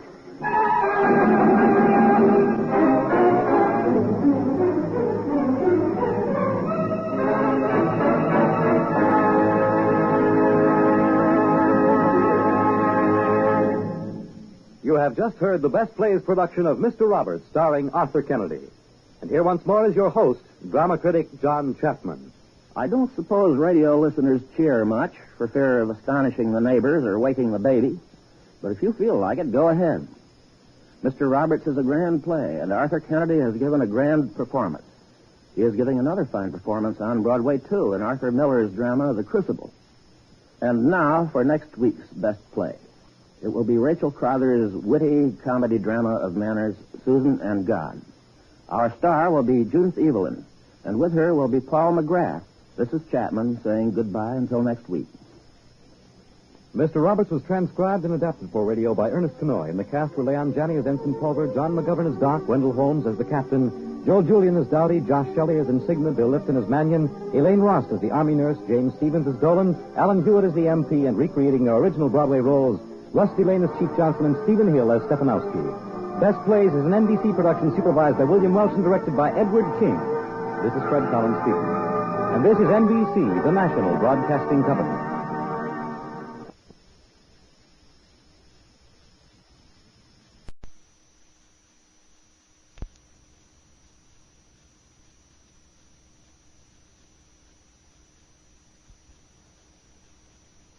A moment, enjoy Best Plays. But first, they invented radio, developed color TV, and are responsible for two-dimension motion pictures for nervous people who faint from fright in three-dimension movies. Who are they? Why, Bob and Ray, of course. And every weekday night, you'll enjoy their antics over these stations. The boys join such other great weekday shows as Bob Hope, Dave Garroway, One Man's Family, and NBC's award-winning News of the World. Yes, each weekday, NBC brings you the best in music, comedy, drama, and news. Now it's Best Plays on NBC. From New York, where the American stage begins, NBC presents Best Plays with John Chapman.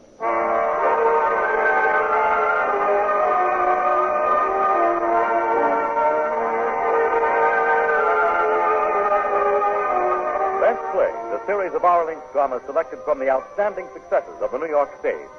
Now, John Chapman, drama critic of the New York Daily News, is here to introduce Geraldine Page and Richard Kiley in Summer and Smoke by Tennessee Williams.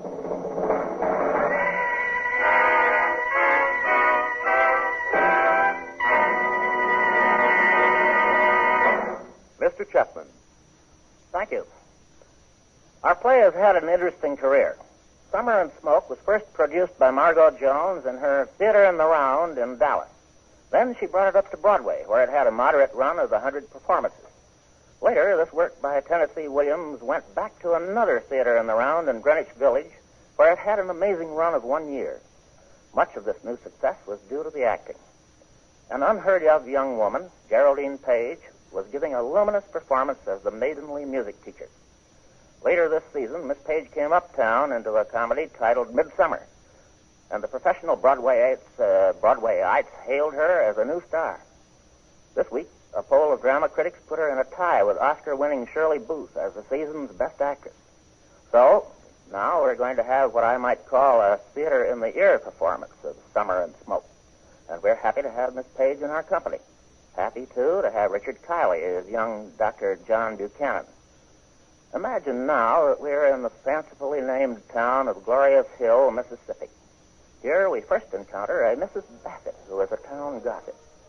Mrs. Bassett, what do you know?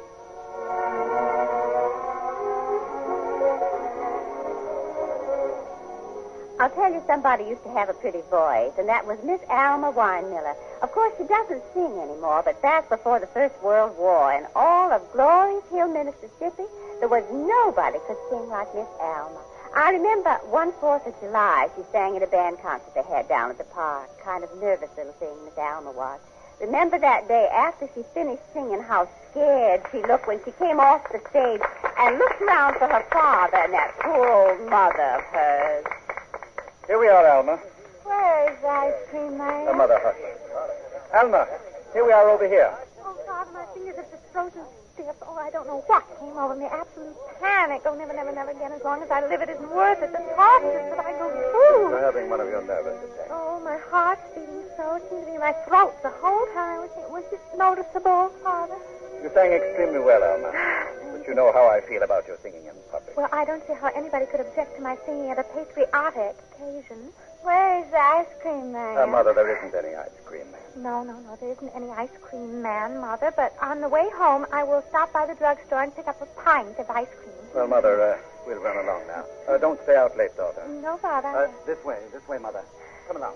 Strawberry, chocolate? Chocolate and strawberry mix? All right. No? Vanilla? Yes, Mother, vanilla. Evening, Miss Alma. Oh, good evening. I enjoyed your singing. Why, thank you. Are you home for the summer? Yep. Are you planning to stay here and take over some of your father's medical practice? I haven't made up my mind about anything yet. Oh, I hope so. I mean, we all hope so. You know, your father is so proud of you and so pleased over your accomplishments. The last time I was in his office, you should have heard him singing your praises, telling me how you graduated magna cum laude from Johns Hopkins. That's in Boston, isn't it? Baltimore. Oh, Baltimore. Well, it's such a beautiful combination of names. And I've been told that Johns Hopkins is the finest medical school in the world. Practically. Oh, it must be a great satisfaction to you to be standing on the threshold of a career in such a noble profession as I think medicine is. I didn't know you had such a high regard for the medical profession. Well, I am a great admirer of your father's as well as a patient. And, oh, it's such a comfort knowing that he's right next door, almost within arm's reach, as it were. Why, do you have fits?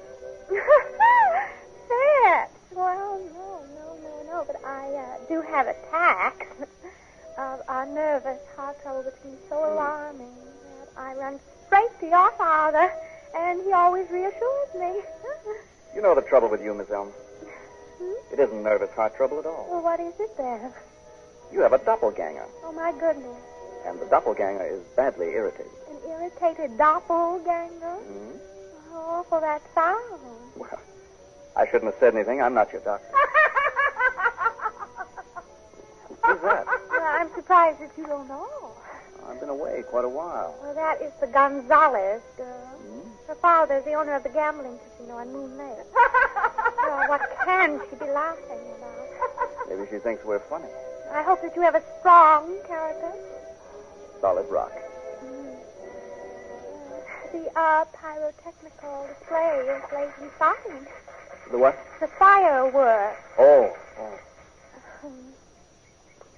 I suppose you've lost touch with most of your old friends here? Yeah? Well, you must make some new ones. Now, I belong to a little group that meets every Wednesday, and, I do think you would enjoy them, too. They are young people with intellectual interests. Oh, I see. You must come. Sometime. I'll remind you of it. Thanks. Goodbye, Nellie. Bye. Oh, well, now, here comes one of my adorable little vocal pupils. She's the youngest one and the prettiest one with the least gift for music. Oh, I know that one. Hello there, Nellie, dear. Oh, Miss Alma, your singing was so beautiful it made me cry. Oh, now, it's sweet of you to say so, but I thank her. You're just being modest, Miss Alma. Hello, Dr. John. Hello. That book you gave me is too full of long words. Look them up in the dictionary, Nellie. I did, but you know how dictionaries are. You look up one long word, it gives you another. You look up that one, it gives you the long word you looked up in the first place. I'm coming over tomorrow for you to explain it all to me. Good night. Good night, Good night, Nellie. Well, what book was she talking about? Oh, a book I gave her about the facts of nature. Oh. She came over to the office and told me her mother wouldn't tell her anything, and she had to know because she's fallen in love. Well, this precocious little Eon. What sort of mother has she? Oh, Mrs. Ewell is the married widow of Glorious Hill. They say that she goes to the depot to meet every train in order to make the acquaintance of the traveling salesman. Why do you laugh that way? What way? That way. Oh, well, now, I do declare you haven't changed in the slightest. It used to delight you to embarrass me, and it still does. I guess I shouldn't tell you this, but I heard an imitation of you at the party. I? Well, what did they imitate? You singing the voice that breathes o'er Eden at a wedding? Well, how mystifying. Oh, well, I shouldn't have told you. You're upset about it. No, I'm not in the least upset. I'm just mystified. I'm always mystified by unprovoked malice in people. You know, I wonder if these people who do these unkind imitations of me ever stop to think that I've had certain difficulties to cope with, which may be partly the cause of these peculiarities of mine, which they find so offensive. Don't they know that my father and I have had a certain cross to bear? You mean your mother? Well, she had her breakdown while I was still in high school. And from that time on, I've had to manage the rectory and take over the duties that would ordinarily belong to a minister's wife, not his daughter. And well, that may have made me seem strange to some of my more critical contemporaries. Well, in a way, it may have deprived me of my youth. Let her go out with young people. I am not a recluse. Oh, it's true I don't go flying around here and there giving unkind imitations of other people at parties. Being a minister's daughter, I have to be more selective than most girls about the society I keep, but I do go out now and then. Well, I've seen you out, but it's always with somebody like this Roger Doremus. Oh. You may feel that you can speak that way. After all, you were born with surgeon's fingers. You have a chance to serve humanity, but what do you do about it? Everything you can to alienate the confidence of nice people who love and respect your father. Driving your automobile at a reckless speed from one disorderly roadhouse to another. Well, what are you thinking of, John? You behave like an overgrown schoolboy once been known as the wildest fellow in town. And I call it a desecration. Miss Alma, you know that I really like you. Oh, no. No, you don't. Sure. A lot. How'd you like to go riding? In your automobile? Uh-huh. Well, would you observe the speed limit? Oh, strictly with you, Miss Alma. Why then, I'd be glad to. John? Golly Moses. Oh, well, hello, Roger. Well, how'd it go, Miss Alma? How did what go? My solo on the baritone horn. Oh, I paid no attention to it. Oh. Oh, well, Mr. Doremus, this is Dr. John Buchanan, Jr. How to do, I'm sure. Well? And Dr. Buchanan has just graduated magna cum laude from Johns Hopkins University. That's New York, isn't it? Baltimore. There's that awful Gonzalez girl. Such a raucous laugh. Yes, indeed. I think we'd better go. John, will you walk back with us to the rectory? Oh, I think I'll just stick around here, thanks. Oh, well, good night, then. Good night. Good night. Miss Alma, I would put you above that kind of thing. What kind of thing? Looking back to see what those two are doing. What are they doing? He's gone over to her. Well, maybe he knows her. Well, he didn't. He does now. They're walking away together.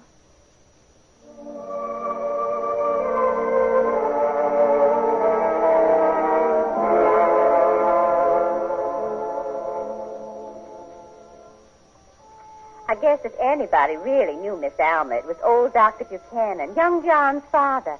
He was the best doctor we ever had in this community, and everybody thought the world and all of him. People would just drop in and talk to him, whether they were sick or not, especially Miss Alma. Doctor, I don't think I will be able to get through the summer. Oh, you'll get through it, Alma. How? How, Dr. John? Well, one day will come after another, and one night will come after another, till sooner or later the summer will be all through here. And then it'll be fall, and you'll be saying, I don't see how I'm going to get through the fall. Mm-hmm. Dr. John, there is someone who wants me to marry him. Who is the young man, Miss Alma? His name is Roger Doremus. Oh. Well, why do you say that?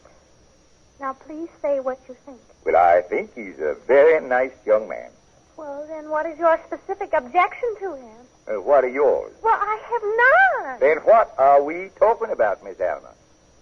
Well, my objection to him is just that I don't love him, and I cannot imagine myself... Making love to him? Oh, Dr. John. Well? Well, yes, I suppose that's it. Oh, Dr. John, suppose I get left high and dry with no one, nobody. Now, look here, Miss Alma. You've got to ask yourself whether or not the physical side of marriage means anything to you. A gentlemanly fella, abstemious and easygoing, is all some women look for. On the other hand, there are some women who want to love and be loved with passion. Now, which are you? Well, I believe in the possibility of a deep love between a man and a woman. Good. A physical love? Well, with me, it cannot be based on a physical passion. I think the very term is somewhat unpleasant. Forgive me for using it. But naturally, marriage leads to contact and embraces. Yes. And I just don't see how I ever could with Roger. Well, it even offends me when he touches my hand in spite of all the respect that I do have for him and even affection. Has anyone ever touched you, I mean your hand, without creating this distasteful feeling? Oh, yes. I'm not a cold person. Johnny! Where is John? I haven't seen him lately. The last I heard, my son was taking part in what is called a floating crap game. Oh, dear. Well, when do you expect him back? When he has lost his shirt, socks, and tie, and the belt to his trousers. Well, when he comes back, I wish you would remind him of something to me. About a month ago, he said that he would take me riding some afternoon in his automobile, but he seems to have forgotten all about it. Well, I'm afraid you'll have to remind him yourself. When he comes back, he'll find his belongings moved to the Alhambra Hotel. There's no place in my house for wasters, drunkards, and lecherers. Oh, now, why do you say let? He spends his nights at the Gonzales place out on the lake. He isn't fit for you to associate with, Alma, as your father told you a long time ago. Now, you have got to be patient with him because he is young and he's confused. Yes, we've all of us got to be patient, at least until the end of summer. And if we can go that far, well, then we can go much further. And somewhere, sometime, there must be some revelation. A visit of some angel to straighten things up for us. How will we know this angel, Miss Alma? John. Hello, Dad. You will find your things at the Alhambra Hotel. That's the way you want it. Oh, don't you be too severe with him. Go upstairs and wash and shave and put on a clean shirt of mine. Okay, that's the way you want it. Infernal whelp.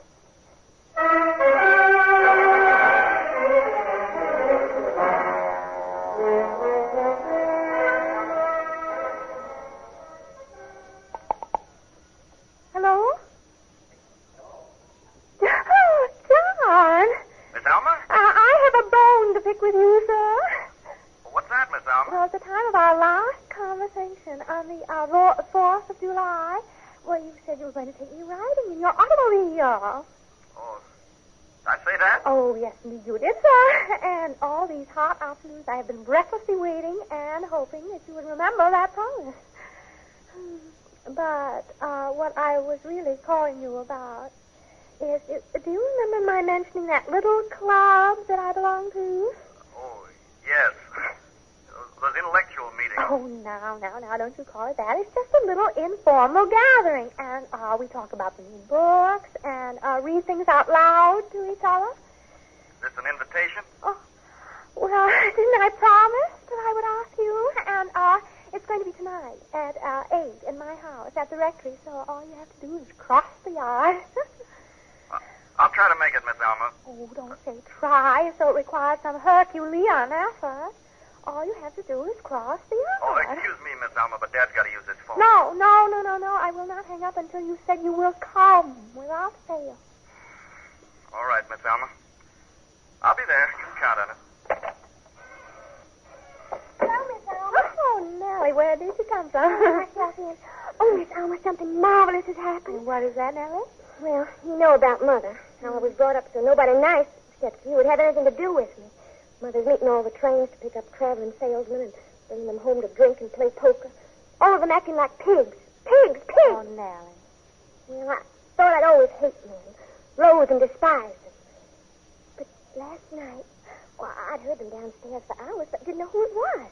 When all of a sudden my door banged open.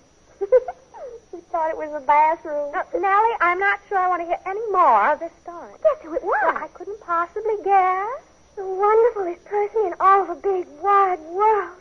When he saw it was me, he came and sat down on the bed and held my hand. And we talked and talked until Mother came up to see what had happened. You should have heard him bawl her out. He said she ought to send me to a girls' school because she wasn't fit to bring up a daughter. Then she started to bawl him out. You're a fine one to talk, she said. You're not fit to call yourself a doctor. John Buchanan was with your mother? Oh, he wasn't her beau. He had a girl with him. The mother had somebody else. Who did he have? Some loud, tacky thing with a Z in her name. Gonzalez. Rosa Gonzalez? Yes, that was it. But him... Oh, Miss Alma, he's the wonderfulest... You know, your mother was right. He is not fit to call himself a doctor. Now, I hate to disillusion you, Nellie, but this most wonderfulest person is pitiably weak. Someone's calling him. Yes, these people shout his name in front of his house as such a character. The old doctor cannot permit them to come inside the door. All the gifts of the gods were showered on that young man. And all he cares about is indulging his senses. Here he comes down the steps. Look. Nellie, come away from that window. Look at him jump. Over the banisters. Now, don't lean out the window and have us caught spying. So, Nellie, how you spy on him? Mother. Oh, she's a good one at spying. You go back to She stands behind the curtain and peeks around. Mother. Oh, whenever he comes in at night, she rushes downstairs to watch him out the window. Sometimes she sits down here and waits until he comes home. Just sits and waits and watches. Alma's in love with him. Mother, be still. Well, Nellie, will you please go? All right, Miss Alma, I'm going. Good night, Mrs. Weinmiller. Good night, Miss Alma.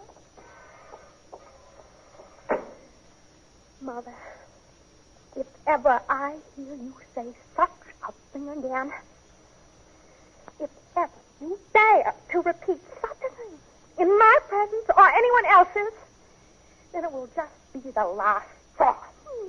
Oh, yes, you act like a child, but you have a devil in you. And God will punish you. Yes, and I'll punish you too. I'll take away your cigarettes from you. I'll give you no more. I'll give you no more ice cream either, because I am tired of your malice. I am tired of your malice and your self-indulgence. Oh, people wonder why I am tied down here.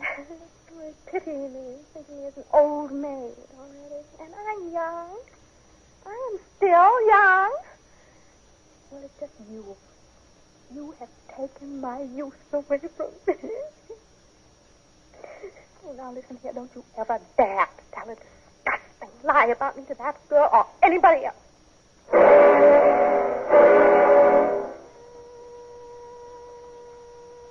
Everybody noticed the change that came over Miss Alma that summer.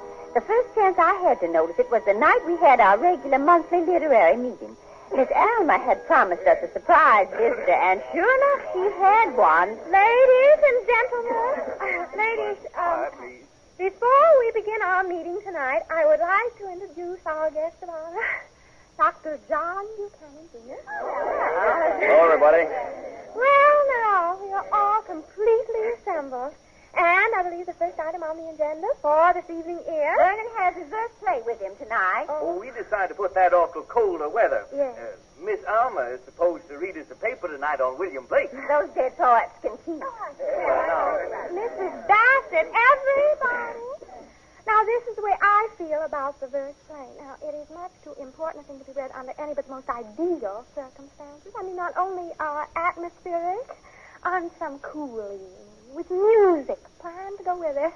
Now, why don't we just have the paper on Blake, and then we can talk... Insane. That man was a mad fanatic. Now, Mrs. I Bassett. read up on him, and I know what I'm talking about. He traveled around with that Frenchman who fired a gun at him in a drunken stupor, and later one of them died of TB in a gutter. Oh, no. All right, I'm finished. I won't say anything more. So why was your paper, Miss Alma? If If you... What's the matter, John? If you folks will excuse me, I'm afraid I'll have to leave you. I have to call on a patient. Oh, well, that's too bad. Well, wait, I will come to the door with you. Oh, no, that's all right, Miss Alma. I'll let myself out. Good night, everybody. Shall we go on with the meeting? I bet I know who the patient was. That Gonzalez girl. His father owns Moon Lake Casino and goes everywhere with a pistol strapped on his belt. Johnny Buchanan will get himself shot in that Why, crowd. Mrs. Bassett, what gave you such an idea? I don't think John even knows that Gonzalez girl. Knows her all right, in the biblical sense of the word, if you'll excuse me. No, I will not excuse you. A thing like that is inexcusable. I think Miss Alma's fallen for the young doctor. They tell me he has lots of new lady patients. Stop that. I won't have malicious talk here. You know you drove him away from this meeting after I bragged so much about how bright and interesting you all were. You put your worst foot forward, you simpered, you chattered, and carried on like idiots. Idiots! Oh, go away! All of you go home!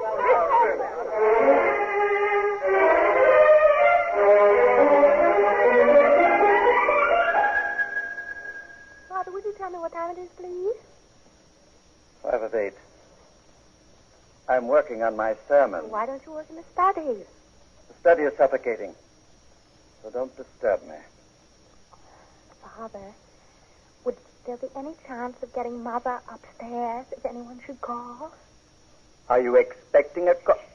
No, I'm not expecting. There's just a chance of it. That boy next door is coming to see us. That's who's coming to see us. You can't be serious, Alma. He asked me if he might, and I said yes if he wished to. But it's now after 8, so it doesn't look like he's coming after all. If he does come, you will go upstairs to your room, and I will receive him. If he does come, I will do no such thing, Father. I will receive him myself. I don't judge people by the tongues of gossip. I happen to know that he has been grossly misjudged and misrepresented by a lot of old busybodies who are envious of his youth, and his brilliance, and his charm. You're not out of your senses. Then I'm out of mine. I dare say we are all a bit peculiar, Father. Well, I have had one almost insufferable cross to bear. Insufferable cross yourself your windbag, Mother. Perhaps I can bear another. But if you think I'm retiring to my study when this young man comes, probably with a whiskey bottle in one hand and a pair of dice in the other, you have another thing coming. Very well, then. I'll wait outside and meet him there if he comes at all. Alma, have you lost your mind? Oh, no, Father. I think I just found it. Alma, come back here. Alma.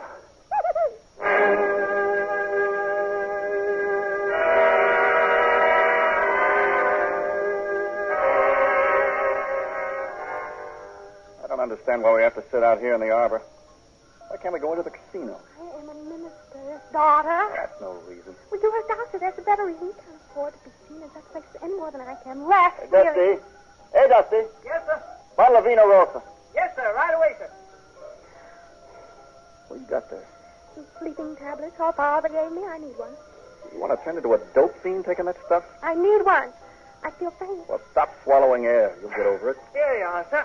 I'll put it on the tab, Dusty. Yes, sir. Oh, when's the cockfight start, Dusty? Oh, about 10 o'clock, Dr. Johnny. When does the what start? Well, they have a cockfight here every Saturday night. That's what we came for. I didn't think such exhibitions were legal. This is Moon Lake Casino, where anything goes. You are a frequent patron? I'd say constant. I'm afraid you must be serious about giving up your medical career. You bet I'm serious about it. Doctor's life is walled in by sickness and misery and death. May I be so presumptuous as to inquire what you will do when you quit? Well, I've been thinking of South America lately. I've heard that cantinas are lots more fun than saloons. Senoritas are caviar among females. Those Latins all dream in the sun and indulge their senses. You know who's crowned with most of the glory on this earth? The one who uses his senses to get all he can in the way of satisfaction. Self-satisfaction? What other kind is it? Oh, I will answer that question by asking you one. Have you ever seen a picture of a Gothic cathedral? What about it? How everything reaches up. How everything seems to be straining for something out of the reach of all in our human fingers. The immense stained glass windows and the great arched doors that are 5 or 6 times the height of the tallest man, and the vaulted ceiling, and all those little delicate spires. Yeah, all reaching up to something beyond attainment. And to me, that is the secret. That is the principal fact of existence, that everlasting struggle and aspiration for more than our human limits are placed within our reach. Oh, now, who was it that said that? All of us are in the gutter, but some of us are looking at the stars. Mr. Oscar Wilde. Oh, well, regardless of who said it, it is still true.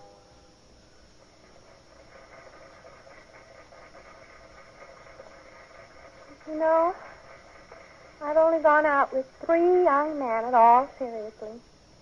And with each one there was a desert between us. Wide, wide stretches of uninhabitable ground. Of course, none of them ever engaged my serious feelings.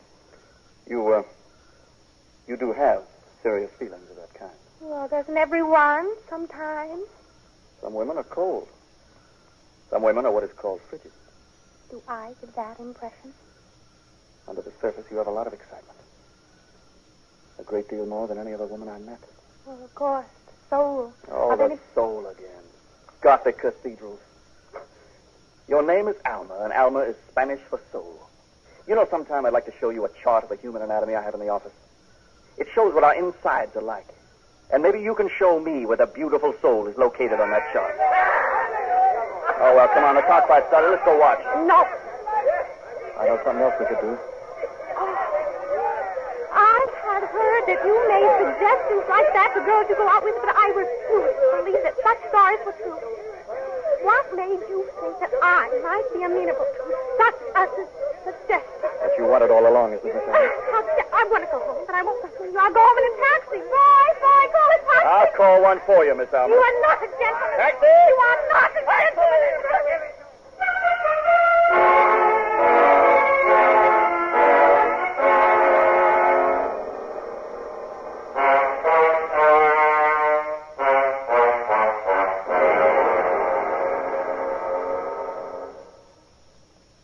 In a moment, Act Two of Summer and Smoke, starring Geraldine Page and Richard Colley. This is NBC, the national broadcasting company. Louisville's Radio Center. Every child a camper. This is the 1953 goal of Louisville's 14 resident camps and 7-day camps. Camping is recreation and good living in the out of doors. Call your Red Feather Health and Welfare Council, Jackson 2391, for information about Louisville's camps. Your coronation station, WAVE 970, Louisville. Now, Act Two of the Best Plays production of Summer and Smoke.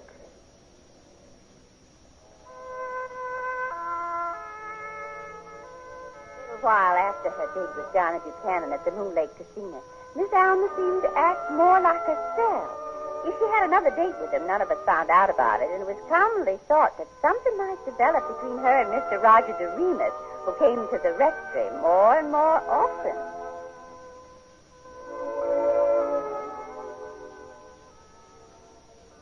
And this is a photograph of Ceylon, the Pearl of the Orient. And who is that fat young lady? That is Mother in a hunting suit. Oh, well, I'm sorry. What was your mother hunting? Heaven only knows what she was hunting, but she found Papa. Oh, she met your father on this Oriental tour. Yes, he was returning from India with dysentery, and they met on the boat. Oh, and here she is on top of a ruined temple. How did she get up there? Climbed up, I suppose. What an active woman. Oh, yes. Active is no word for it. Oh, look, here. Here she is on an elephant's back in Burma. You're looking at it upside down, Miss Alma. Oh, but deliberately, just to tease you. Oh, perhaps that's your mother come to fetch you home. 10:15.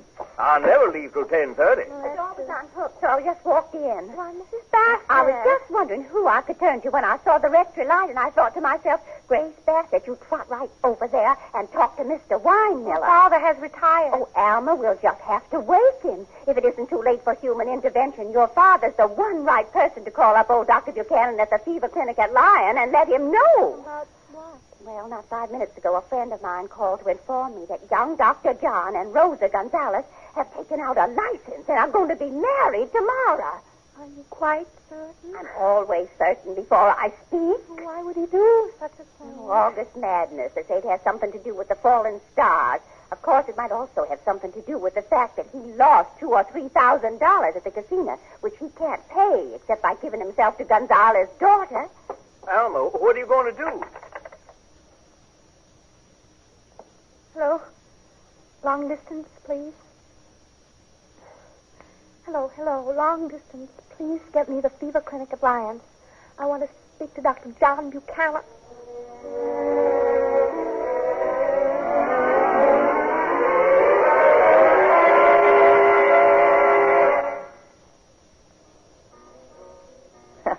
Johnny, you have blood on your face.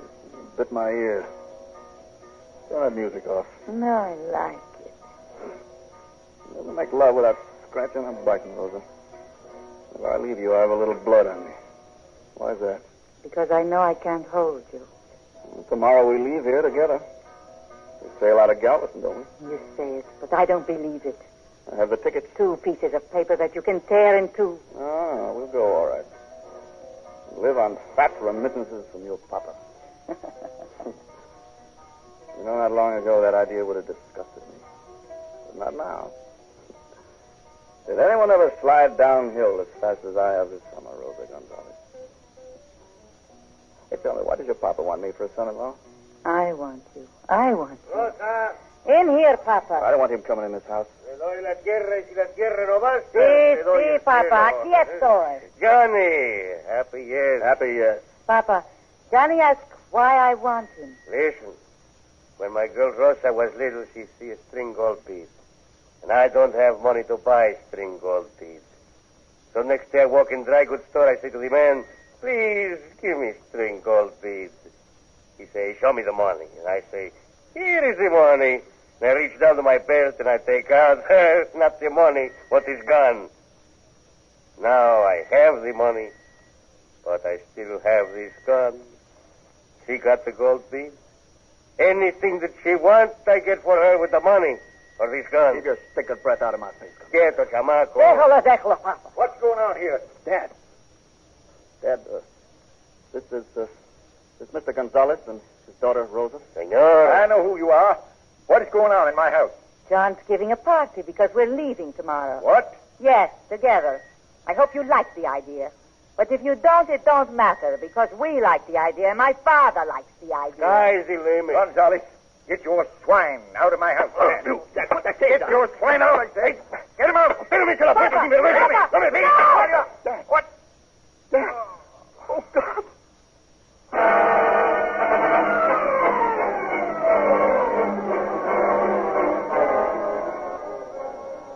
God, to whom all hearts are open, and from whom no secrets are hid. Help this thy servant in his what's hour. that mumbo-jumbo your father's spouting? And if it be thy will, O Tell him Lord, to quit. take him We unto don't want thy that worn-out sight magic. It is no longer a question of what you want. of life everlasting. You've got to go in and see him, John. Amen. He wouldn't want me. Well, this happened because of his devotion to you. No, it happened because some meddlesome Matty called him back here tonight. I called him back. But you can't put the blame on anything but your own weakness. You white-blooded spinster. Listen, you call me whatever you want, but don't let your father hear your drunken shout. There's something here I want you to see. This chart of anatomy. Look. I don't want to see that. Oh, how can you behave like this with your father? Die! I want you to look at this chart and listen to a lesson in anatomy. You see? Very well, I'm listening. This is a picture of the human body. This upper story is the brain, which is hungry for something called truth. Doesn't get much, but keeps on being hungry. This part here is hungry for food. This part's hungry for love. Because it's sometimes lonesome. I've fed all three. You fed none. Nothing. Well, maybe your belly a little. Water is subsistence. But love, but truth, nothing but hand-me-down notions. Attitudes, poses. So that is your high conception of human desire. Well, I reject your opinion of where love is and the kind of truth the brain is seeking. There's something not shown on that chart. Oh, you mean the part that Alma's Spanish Yes, told me. yes, it's not shown on the anatomy chart, but it's there somewhere. Not seen, but there, and it is that I loved you with. Yes, did love you with, John. Did nearly die of when you hurt me. I wouldn't have made love to you. What? That night at the casino. I wouldn't have made love to you. Even if you'd consented, I couldn't have made love to you. Isn't that funny? I'm more afraid of your soul than you're afraid of my body. Because I wouldn't feel decent enough to touch you. More easily now. He wants you, Alma. I He asked if you... Oh, I couldn't. No. Go in and sing to her, Miss Alma. Well, all right. I don't really...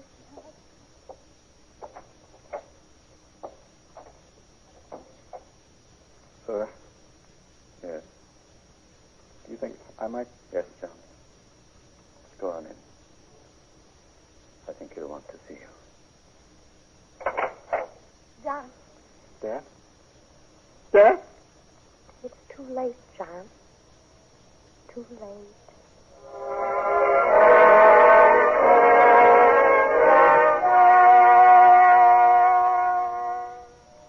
After his father's death, Johnny Buchanan left town, and some time passed before it was learned where he had gone off to.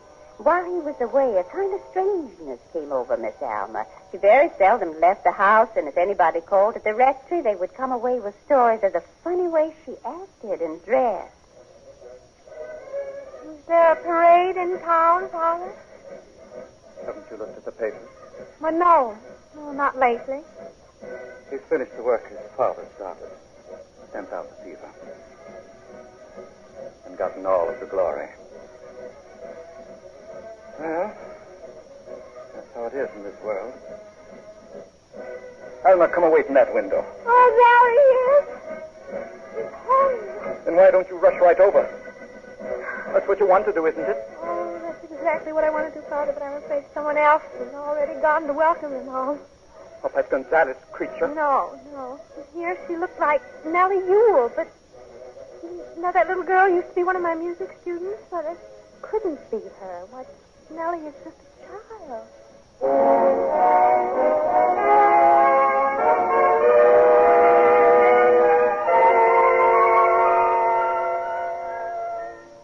All that fall and early winter, Miss Alma was sick. Nobody knew what she had because she wouldn't see a doctor, nor anybody else for that matter.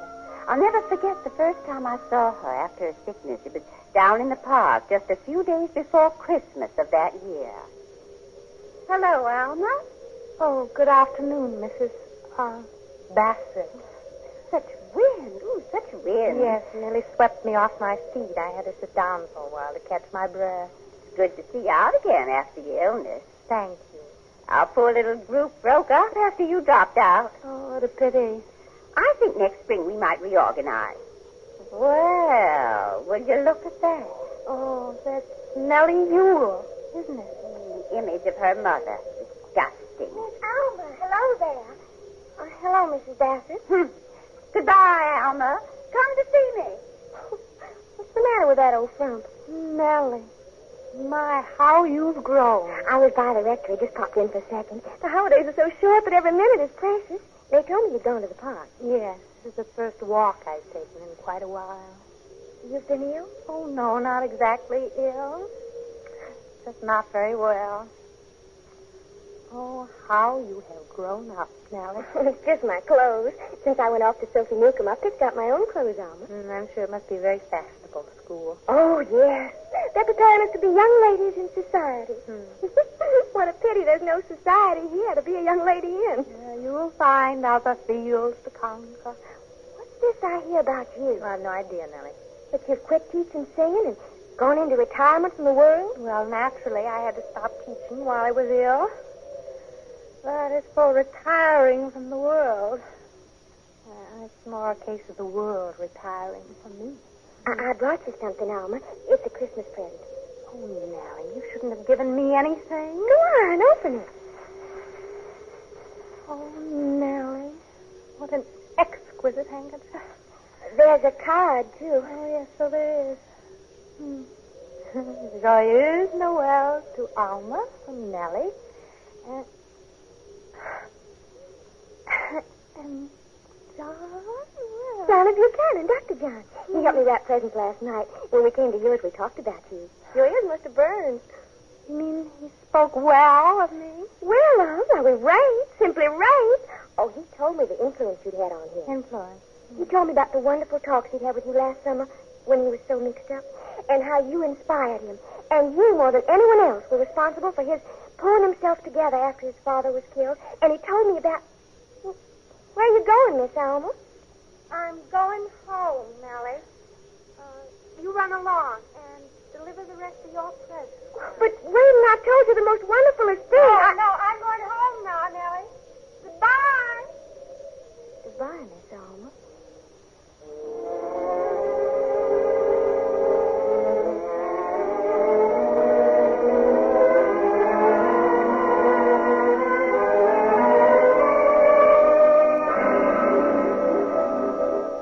Hello, John. Well, Miss Alma, nice to see you. I called the rectory when I heard you were sick, but your father told me you wouldn't see a doctor. Oh, well, I just needed a rest. That was all. You were out of town mostly. Yes, I was mostly in Lyme, finishing up Dad's work in the fever clinic. Covering yourself with sudden glory. Redeeming myself with good work. Well, it's rather late to tell you how happy I am, and also how proud. But, you're right, I haven't been well. You see, I've thought many times of something you told me last summer, that I have a doppelganger. And I looked that up, and I found out that it means another person inside me, another self. And I don't know whether to thank you or not for making me conscious of it. For a while, I thought that I was dying, but that was the change I'd waited for all summer long. When did you have that feeling? August, September. But now, the Gulf wind has blown that feeling away like a cloud of smoke, and I know now that I'm not dying. It isn't going to turn out to be quite that simple. Have you been anxious about your heart again, Miss Alma? Oh, you've gone back to calling me Miss Alma again. We never really got past that point with each other. Oh, yes, we did. We were so close, we almost breathed together. I didn't know that. Is it impossible now? I think I know what you mean. Well, you know what I mean, all right, so be honest with me. One time I said no to something. You may remember the time and all that demented howling from the cockfight. But now I have changed my mind. Oh, well, the girl who said no, she doesn't exist anymore. She died last summer, suffocated in smoke from something on fire inside of her. Alma, I have a respect for the truth, and I have a respect for you. So I'd better speak honestly, if you want me to speak. You've won the argument that we had between us. What argument? The one about the anatomy chart. Oh, the chart. It shows that we're not a package of rose leaves, that every interior inch of us is taken up with something ugly and functional. And no room seems to be left for anything else in there. No.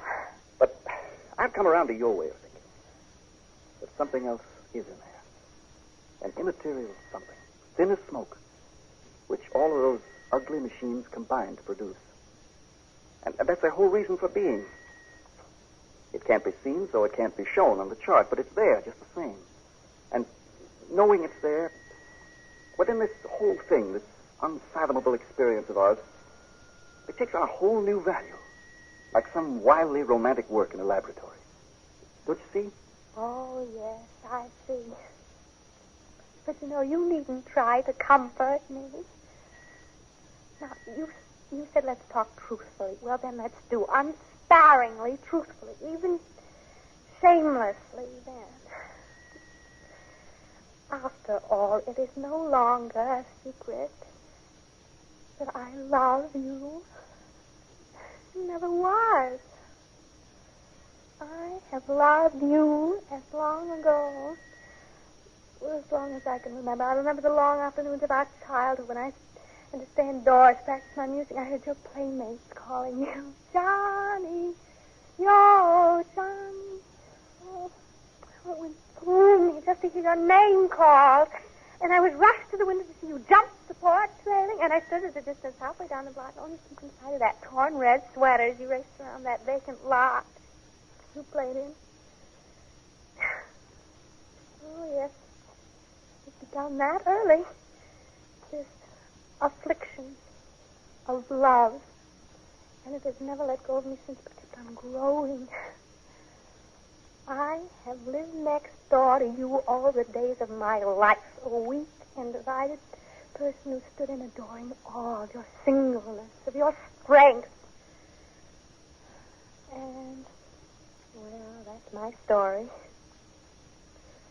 So, now, I wish you would tell me, why didn't it happen between us? Why did I fail? Why did you come almost close enough and no closer? Whenever we've gotten together, it wasn't the physical you that I really wanted. No, you said that already. You didn't have that to give me. Not at that time. You had something else to give. What did I have? Well, you couldn't name it, and I couldn't recognize it. Oh, I thought it was just a puritanical ice that glittered like flame. But now I believe it was flame. Mistaken for ice. I still don't understand it, but I know it was there. Just as I know that your eyes and your voice are the two most beautiful things I've ever known. And also the warmest. Although they don't seem to be set in your body at all. John, you talk as though my body had ceased to exist for you. Oh, well. The tables have turned. The tables have turned with a vengeance. Oh. Someone is coming, John. One of my vocal people. The youngest and the prettiest one with the least gift for music. One that helped you wrap up this handkerchief for me. Johnny. Oh, hello, Miss Alma. Oh, hello, Nana. I've been all over town just shouting. Shouting what? Glad tidings. Well, I thought we weren't going to tell anybody for a while. I couldn't stop myself. Oh, Alma has he told you? Oh, you didn't need to, Nellie. I guessed. From that Christmas card with your two names written on it. So, Alma, you were really the first to know. I'm proud of that, Nellie. See on my finger? This was the present I couldn't tell you about. A solitaire. Oh, but a solitaire is such a wrong name for it. Solitaire means single. And this means two. Well, it's just blinding now. It hurts my eyes. Oh, Alma, I'm so happy. Alma, you know, you're going to sing at the wedding. The very first Sunday in spring, which will be Palm Sunday. The voice that breathed o'er Eden.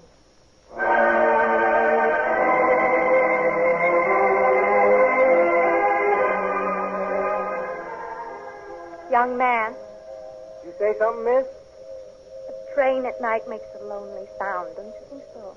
Yeah, it sure does. The water in the fountain is cool. Is you thirsty? No, not right now. Even in summer, it keeps cool. It comes from deep underground. That's what keeps it cool. Glorious Hill is famous for its artesian springs. Well, I didn't know that. Oh, didn't you know? Are you a stranger in town? I'm a traveling salesman. Oh, you are a salesman who travel. But I should say you are younger than most of them are. And not so fat. I'm just starting out. Oh, I do. I travel for Red Cross shoes. Ah, Delta is your territory? From the Peabody Lobby to Catfish Row in Vicksburg. Life of a traveling salesman is interesting. But lonely. You're right about that. Hotel bedrooms are lonely. Well, all rooms are lonely when there's only one person. You're tired, aren't you? I can tell from your voice. Oh, I'm tired. Well, yes, a little. But I shall rest now. I have just taken one of my sleeping tablets. So early? Oh, it won't put me to sleep. It'll just, quiet my nerves. What are you nervous about? Oh, I won an argument this afternoon. Well, that's nothing to be nervous over. You ought to be nervous if you lost one. It wasn't the argument that I wanted to win. Well, I'm nervous, too. Oh, really? What over? It's my first job, and I'm scared of not making good. Oh, then you must take one of my tablets. Oh, shall I? Please take one. Yeah, I shall. And you'll be surprised how infinitely merciful they are. Well, life is full of little mercies like that. No big mercies, but comfortable little mercies. And so we go on. You're falling asleep. Oh, no, I'm not. I'm just closing my eyes. You know what I feel like? No. I feel like a water lily. Oh, a water lily? Yes, indeed. I feel like a water lily on a Chinese lagoon. Why don't you sit down? I don't know. Oh, sure, yes, thanks. My name is Alma. That is Spanish for soul. And what is yours? Mine's Archie Kramer. Mucho gusto, as they say in Spain. Usted habla español, señor? Un poquito. Usted habla español, señorita? Oh, dear. Me también un poquito. Sometimes un poquito is plenty. See, what's there to do in this town after dark? Well, there's not much to do in this town after dark. But there are resorts on the lake that offer all sorts of after-dark entertainment. There's one called Moon Lake Casino. It's under new management now, but I don't suppose its character has changed much. Well, what was its character? Oh, gay, very gay. Well, then what are we sitting here for? Let's go. Why not? I'll call a taxi. Yes. Hey, taxi! Hey, taxi! You coming? Oh, in a minute. Well, what are you waiting for? Well, I thought someone called my name. Oh, no, that couldn't be. Nobody knows where I am. Come on! Yes, coming. Coming.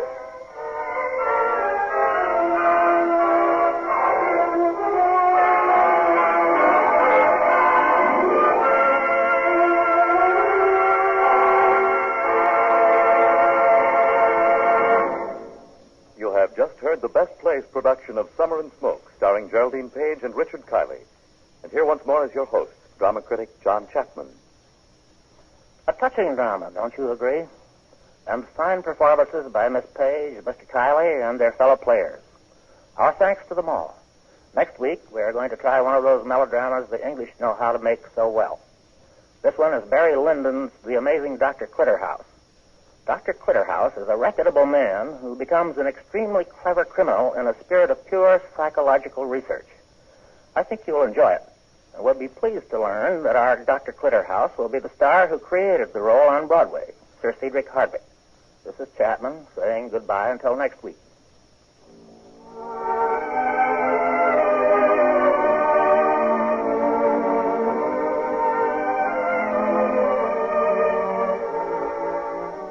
Tennessee Williams' Summer and Smoke was adapted for radio by Earl Hamner. Heard in the cast were Agnes Young as Mrs. Bassett, Virginia Payne as Mrs. Weinmiller, Santos Ortega as Reverend Weinmiller, Edwin Jerome as Dr. John Sr., Jane Webb as Nellie, Louis Van Ruten as Gonzales, Raleigh Bester as Rosa, William Griffiths as Roger Doremus, and Lawson Zerby as Archie Kramer. Best Plays is an NBC production supervised by William Welch and directed by Edward King. Your announcer is Fred Collins.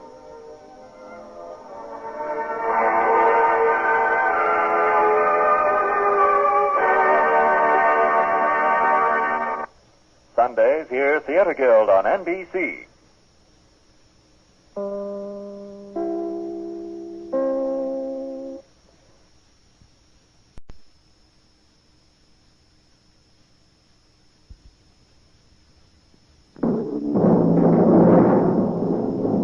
From New York, where the American stage begins, NBC presents Best Plays, transcribed with John Chapman.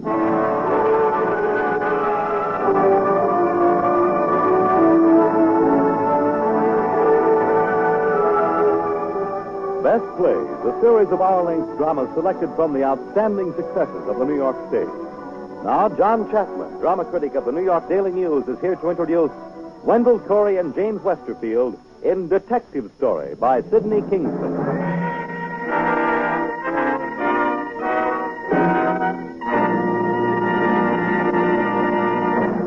Mr. Chapman.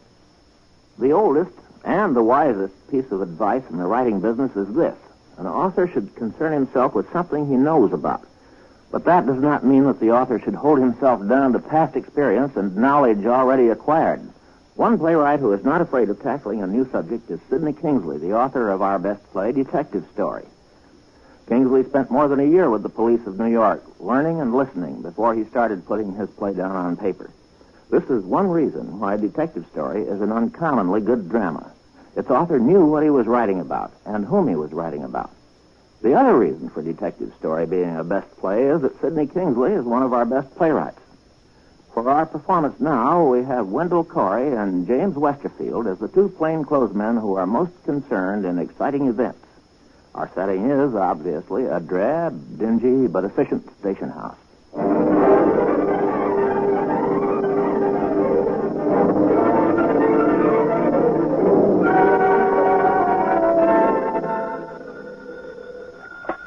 '21st Squad Detective Callahan. Yes, madam. What's your name? Address? Okay, miss. Phone number? Here. Yes, sir. Plaza 3, 3598. Brown. Have you got a list of the missing items? Here. Help, yes. Jason. Any cash? Oh, you do? One of the servants, eh? Okay, lady, we'll send a detective over right away. Out of the heights. Yes, madam. Oh, Mitch, got a squeal for you here, west side. 21st Squad Detective Callahan. Oh, hiya, Lieutenant. Okay, come on, back here. Nah, quiet night. Back here. Just some shoplifters Dacus picked up. McLeod hasn't come in yet. He went out on a burglary squeal about an hour ago. No, Brody's out, too. Yeah. Okay, so long. Callahan, what was the price on that purse this kid lifted? $6. Times I spent twice as much for a pocketbook. Well, you took it. I don't know why. I was crazy. It's your first offense. You'll get probation. Come on, let's get printed. Come in, Mrs. Farris. People still bothering you? Oh, worse than ever. I want to speak to you, young man. Mrs. Farragut, I got 12 men on duty night and day guarding you. But whose side are they really on? One of them is my own brother. Oh, I'm sorry. I didn't mean to offend you. Only it's so important. They have a man watching me from the top of the Empire State Building with radar. We've got that man covered, too. It's all under control, Mrs. Farragut. And I tell you what I'm going to do. I'm going to double the men I've got watching you. 25 men night and day. Now, how's that? Oh, much better. Thank you, officer. Thank you. You sure do a good hand job, Callahan. Oh, 90% salesmanship. All right, girlie, just sit down on that bench there and wait. Yes, sir. Quiet night, huh, Callahan? Nick, we're right for a good homicide. Well, I hope it waits till I get off duty. Uh-oh, here comes something. Yes, sir? My name is Sims, Endicott Sims. I'm an attorney. What can we do for you, Counselor? I represent Mr. Kurt Schneider. Your office has a warrant out for him. Oh, that's McLeod's case. Where's Schneider? He's ready to surrender himself. Fine, bring him in. First, I have some photographs.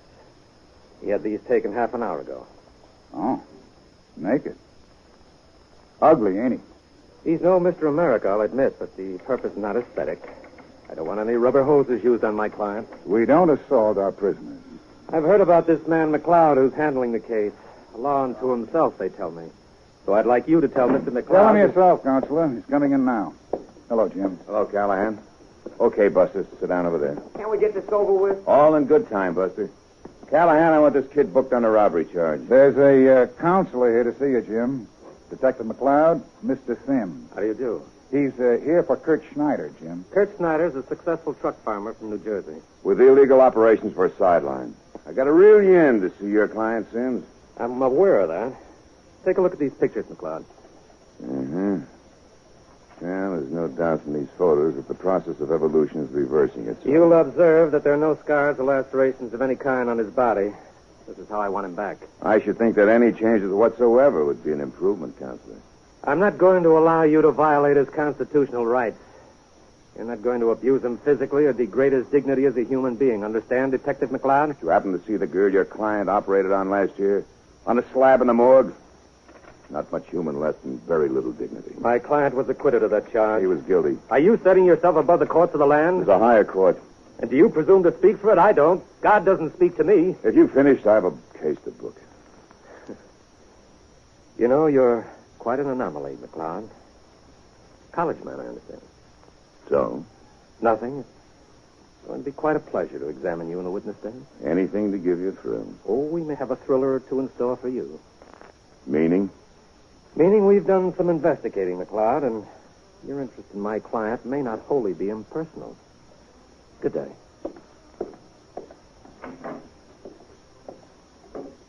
What did he mean by that remark, Jim? Just a fishing expedition. He's a shrewd mouthpiece. I've seen him work. Oh. You, booking this kid you brought in? I don't know yet.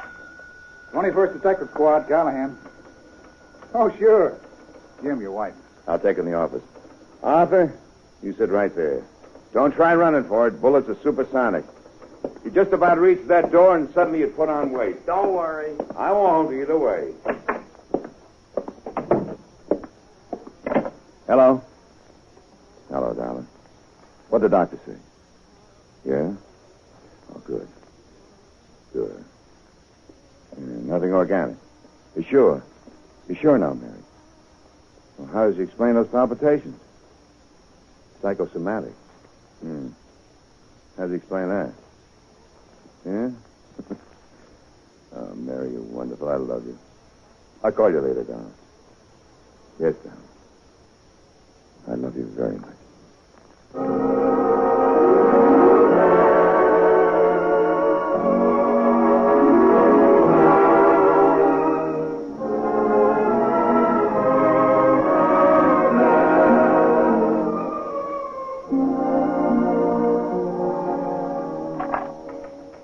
First Squad Detectives, Callahan. Uh-huh. Okay. Yeah, he's here now, Lieutenant. Okay. Hiya, Brody. What do you got? A couple of tough customers. Oh. Get in there, you two. Sit down. I quit shoving. I'll do more than that. Now sit down. What are these two? Burglars.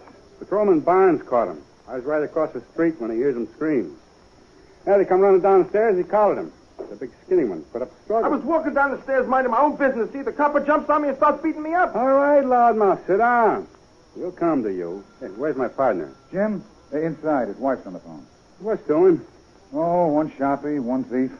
The good-looking young fellow over there is Jim Squeal. Listen. Charlie, boy, I said sit Listen, you think down. I'm crazy to do a thing like a robbery? Down. Any weapons? Oh, this one we found a loaded 22. So what's your name? Louis Appa. Are you carrying this gun, this Jimmy? Yeah. You're a bad boy, Louis. What's more, you're a bad thief. Don't you know a good thief never carries a loaded pistol? It adds 5 years to your sentence. Hello, Lou. What do you got? Hi, Jim. A couple of cats. Barnes dropped them. The big one looks familiar. Empty your pocket, String Bean. Lou, you take a look. Yeah, look at the roll of government certificates. How much you got there, Charlie? $1,400. Don't you trust the banks? When you in stir last, Charlie? Me in jail? Never, I swear on a stack of Bibles. What's your B number? I ain't got none. You sure? On my mother's grave, I swear I got no B card. You just gave yourself away, Charlie. How do you know what a B card is if you never had one? Friend him, Callahan. You'll find he's got a sheet as long as your arm. I swear to you, I get down on my knees to you. Get up, you ape. I can smell you, Charlie. You're a cat burglar, a real murderer. What about the kid over there, Jim? I'm getting to him right now. Mind if I listen, Jim? Help yourself. Okay, son, on your feet. Yeah. What's your full name? Kindred. Arthur Kindred. Empty your pockets, Arthur. Okay. Okay. Sit down. What'd you do with the money? I told you. Tell me again. I spent it. All of it? Yes. And doing the hot spots, I see you got matches from the store club. Some. Any money left? How far can you go with $400? The employer says it was $480. I guess he knows. Have been arrested before? No. What's the pawn ticket for? Textbooks. College man? I was. Graduate? No. What stopped you? World War II the first time. Foolish question, foolish answer. How old are you? 27. What branch of service? Navy. Married? No. Now, what's his name on his card? Joy Carmichael. Nobody. Maybe I better give her a ring, huh? Well, what for? She doesn't know anything about this. You wouldn't lie to me, would you, Arthur? Why should I lie? I don't know. Why should you steal? It's because you're no good, huh, Arthur? The judge asked me, I'm going to throw the book at you. Got the money? He doesn't know. Hi, sorry. Sonny, you look like a nice boy. How'd you get into this mess? So what is this? You going to give me a lecture, too? Now, don't get funny with me, Sonny. I'll slap you right through the floor. Sit down. Now, how'd you get into this mess, son? I don't know. You get trapped. Where's your money? Gone. Spent. Tell me why you did it. I'm sorry, I can't. You're wasting your time, Lou. Here, there's a name on this card, Joy Carmichael. Phone her and get her down here. No. Take it easy, son. Now, please, don't drag her into Go it. ahead, Lou. Look, Sonny. You just sit there until I finish with this cat burger and we'll have another talk. And remember what I said about putting on weight. Okay, Louis, while your partner's being printed, we'll have a little talk, huh? Go ahead. You're in trouble, Louis. Bad trouble. Now, you help us, we'll help you. We'll ask the DA to give you a break. Now, tell us the truth. How many burglaries you committed? Be a man. You could drop. Face it. You know, Louis, Charlie lets you carry the gun and the jimmy. You're the one that's going to burn. Ever think of that? Don't you see how he's crossed you? Anything out of this one? He'll talk. Did you call the girl? Not in. I got a kid's sister. Says she's coming down. Good. When are you in jail last, Louis? Look, Louis, we're going to fingerprint you. In 20 minutes, we'll know your whole record. Make it easy for yourself. How many burglaries? What'll I get? Where were you? Elmira, I got out in March. How long in? 3.5. What for? Burglary. Well, I give you 7.5 to 10 if you cooperate. Otherwise, 15 to 20. What do you want to know? How many burglaries? 9 or 10. That's better. Where's the stuff? I gave it all to Charlie. He was in on it then. Yeah. He sell it? Yeah. Where? Boston. I think. You think? Didn't he tell you? No. You're a bit of a schmo, ain't you, Louis? Louis is all right. He's cooperating. How much Charlie give you? Maybe 500. What? The stuff was worth 40 grand, Louis. Charlie said it was mostly fake. Here's a list of the people who were robbed. See for yourself. Holy mackerel. Louis, you've been robbed. Where's Charlie's flat, Louis? 129th Street West. I know the number and I can take you there. Good. Callahan. Yeah, Jim? Our boy here has decided to cooperate. Get somebody to take him back to his partner's flat. Probably loaded with stuff. Okay, Jim, right on it.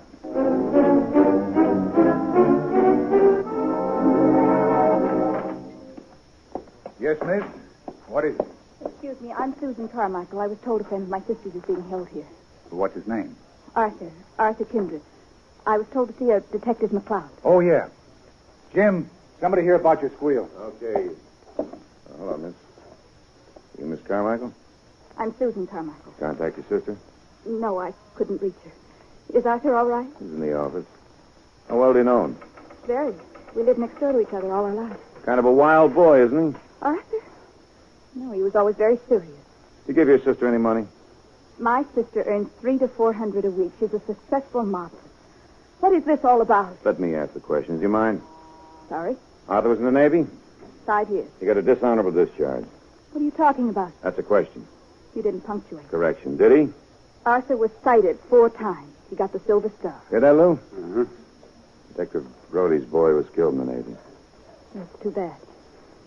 Arthur carried a sailor up 3 decks of a burning ship. He had 2 ships sunk under him. Floated around the Pacific Ocean for 17 hours with sharks all around him. When they picked him up, he was out of his head, trying to climb onto a concrete platform that wasn't there. He was in the hospital for weeks. Any more questions, Detective McLeod? Is he in love with your sister? My sister is one of the most beautiful girls in New York. A lot of men are in love with her. Your sister's boyfriend's in trouble, Miss Carmichael. Arthur, over here. Oh, when do we get... Susan. Jim, what happened? Did you have to drag children into this, McLeod? I'm not a child. Susie, go home. Don't get mixed up in this. Did you take money? Yes, from the man I worked for. Why? I wanted to. Now, please, Susie, beat it. You either shut up. I will not. Listen, you punk. What is it, Lou? Mind if I have a word with a boy? Shoot. Is it true you carried a wounded sailor on your shoulders up 3 decks of a plane ship? Yes. My boy was in the Navy, too. The Juno. You know her? It was a cruiser. She went down with all hands. Yeah. Yeah, he was my only boy. There's something you never get over. You keep waiting. Phone, doorbell. Sometimes I hear a voice on the street or see a young fella on the set of his shoulders. Like you. For a minute, it's him. Maybe he was one of the lucky ones. Don't say that. Why not? Because it wouldn't make sense then. Lou, don't go soft on this kid. He's a common thief. Is he, Jim? Yes, but let me take over. I sent for his boss. Told him we caught the guy who stole his money. Jim, you're working too fast, maybe? It's my case, Lou. Okay, only we always work together on everything, remember? I'll handle this one alone. Jim. What is it? Lieutenant just come in. Wants to see you in his office. Okay, right there. All right, Sonny, you stay right there. Can I talk to him? If you like. I'll be back in a few minutes. That man, that McLeod, he's like an insane man. All he wants to do is punish you. I can see it.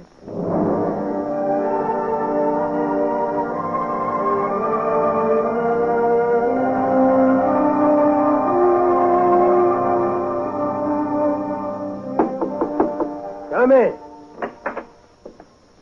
Oh, hello, Jim. Callahan said you wanted to see me, Lieutenant. Sit down, Jim. I just ran into Kurt Schneider's attorney downstairs. He tells me Kurt is coming in. So he says.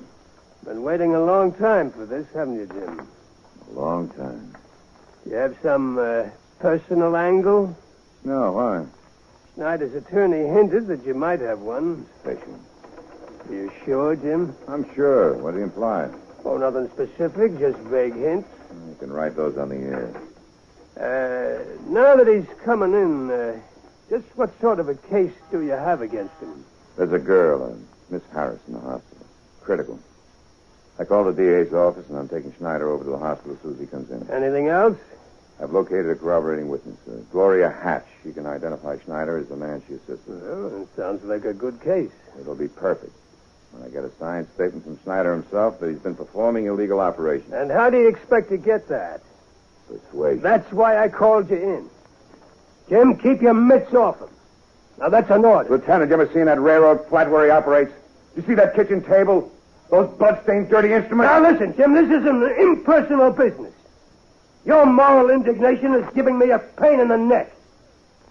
You've got a messianic complex. You want to be judge and jury, too. Well, you can't do it. It says so in the book. Also, I don't like lawyers coming in here with photos that marks my squad lousy. I don't like it, I won't have it.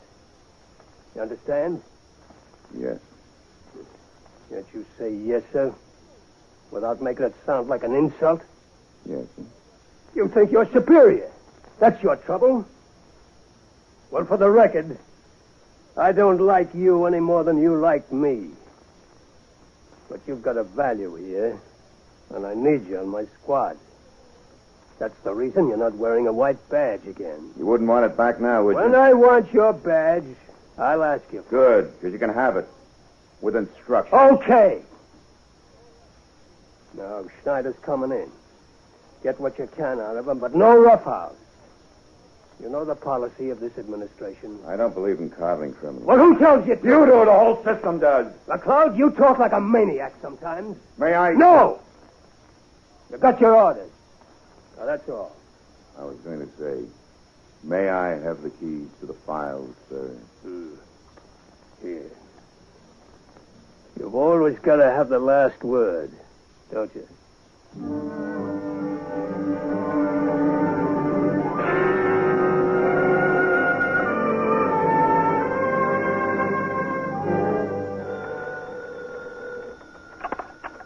First squad detectives, Callahan. Uh-oh. Send him in, Sammy, will you? Jim. What? Kurt Schneider's coming in with his mouthpiece. About time. Give me 5 or 6 men for the lineup, will you, Callahan? Okay. Sammy, ask a couple of the boys downstairs to get in the civvies for a lineup, will you? What's up, Jim? I got a witness coming in who can identify Kurt Schneider. Her name's Hatch. Keep her outside and we can get set up. Okay. Here comes your boy.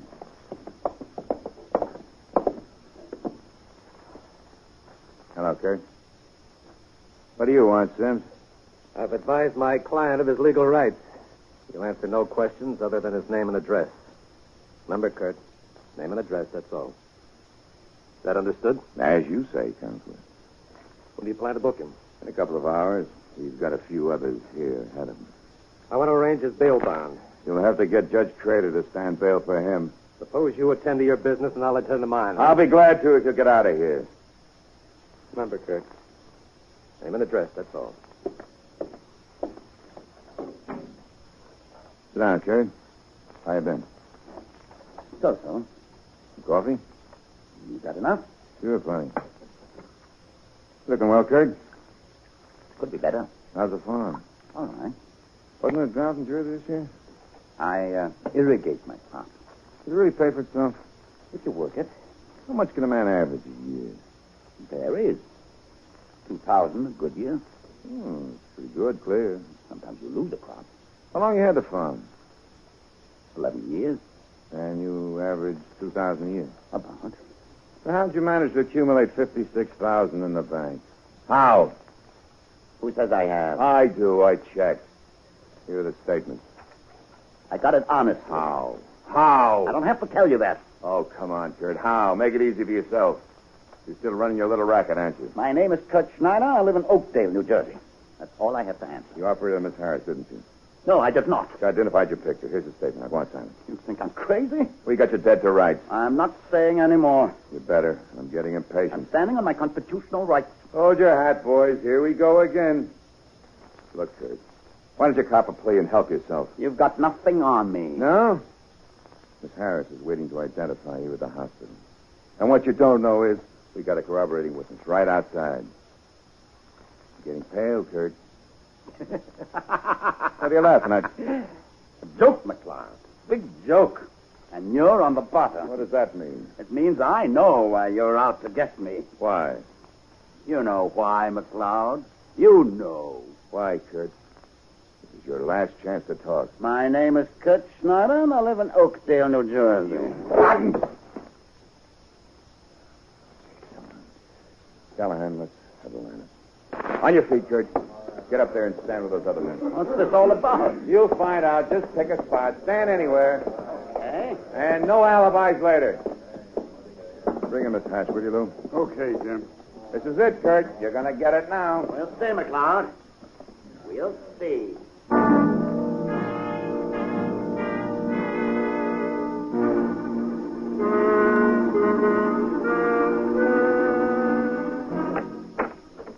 Detective McCloud? Miss Hatch? That's right. Yeah, it's a nice piece of mink you're wearing. Rushing the season, aren't you? Oh, a little, maybe. New? Why, yes. It's nice of you to come down and help us. Don't mention it. What do I do? Well, just look over the 7 men standing on the line up there. If you see the man who performed that operation on the Harris girl, touch him on the shoulder, okay? Okay. He ain't there. You haven't even looked. I did. You haven't looked. Not at me, over there.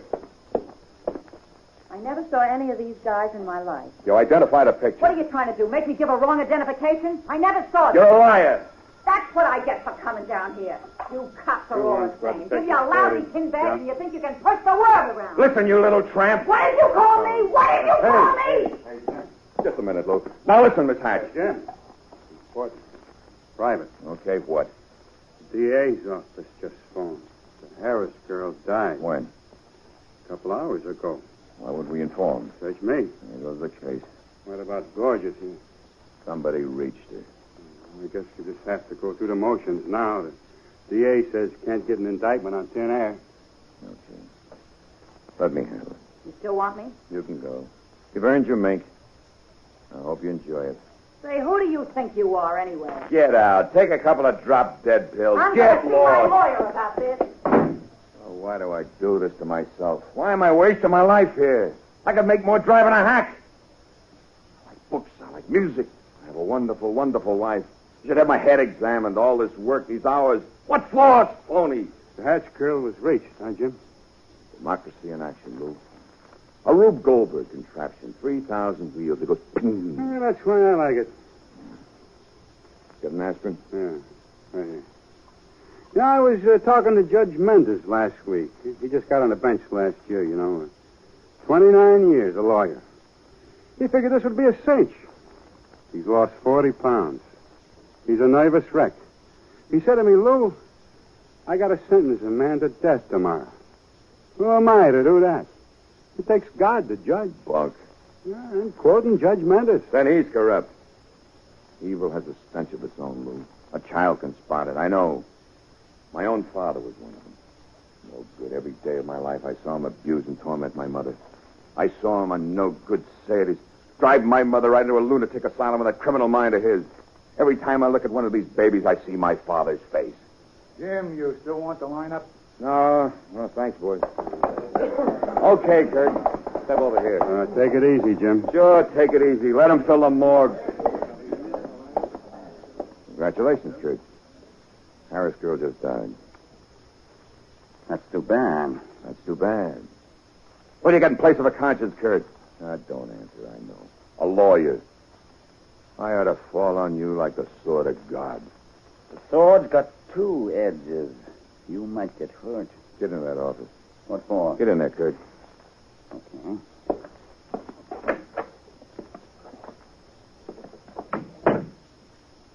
What are you going to do?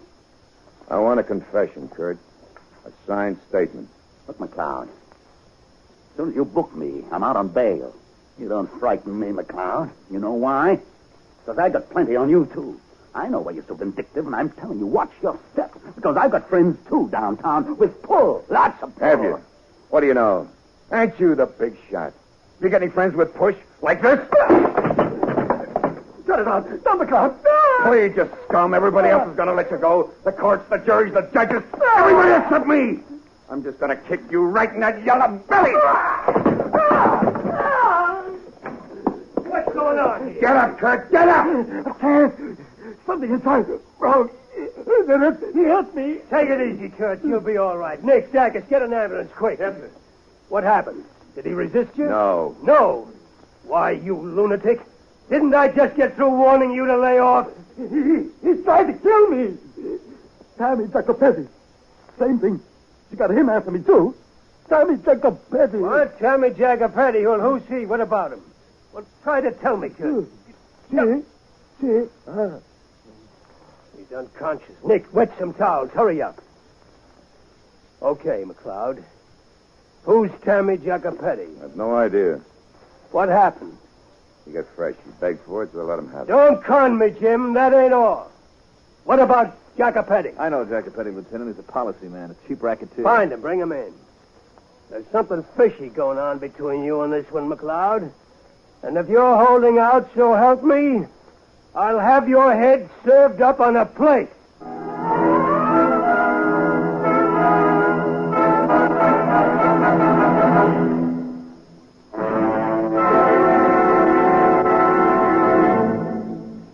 In a moment, Act Two of Detective Story, starring Wendell Corey.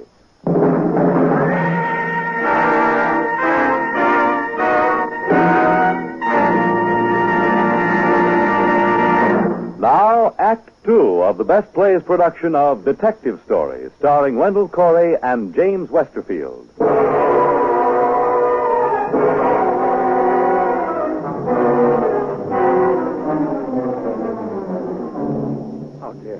How dare you take the law into your own hands? Who are you, McLeod, to constitute yourself a court of last appeal? Now, counsel. Go ahead, break me. You're worse than the criminals you represent. 21st Squad, Detective Callahan. The clothes you Yeah, wear, just your a house minute. in Westchester, Fine, they're all Lieutenant. bought with blood. Shut up, You- both of you. Hello, Lieutenant Monahan. The hospital. How is he? Yeah. I see. Well, keep in touch with me. How is my client? So far, they've turned up nothing to warrant a felony charge, so you better cool off, Mr. Sims. Let him bring his blasted charge. It'll give me a chance to get his client to understand and really tear his clothes Look, off. now shut up and get out of here. That's an order. Step outside and wait for us. What kind of a maniac is he? Well, McLeod has a value here. He's honest and he's got no tin boxes. He's got another ankle. What do you mean? I can't discuss it. Who can? McLeod can. Maybe his wife. What? Skip it. No. You mentioned his wife. What do you mean by that? Find out for yourself. I got to get down to the hospital to see about my client. Okay, Counselor. I'm going to find out. For sure.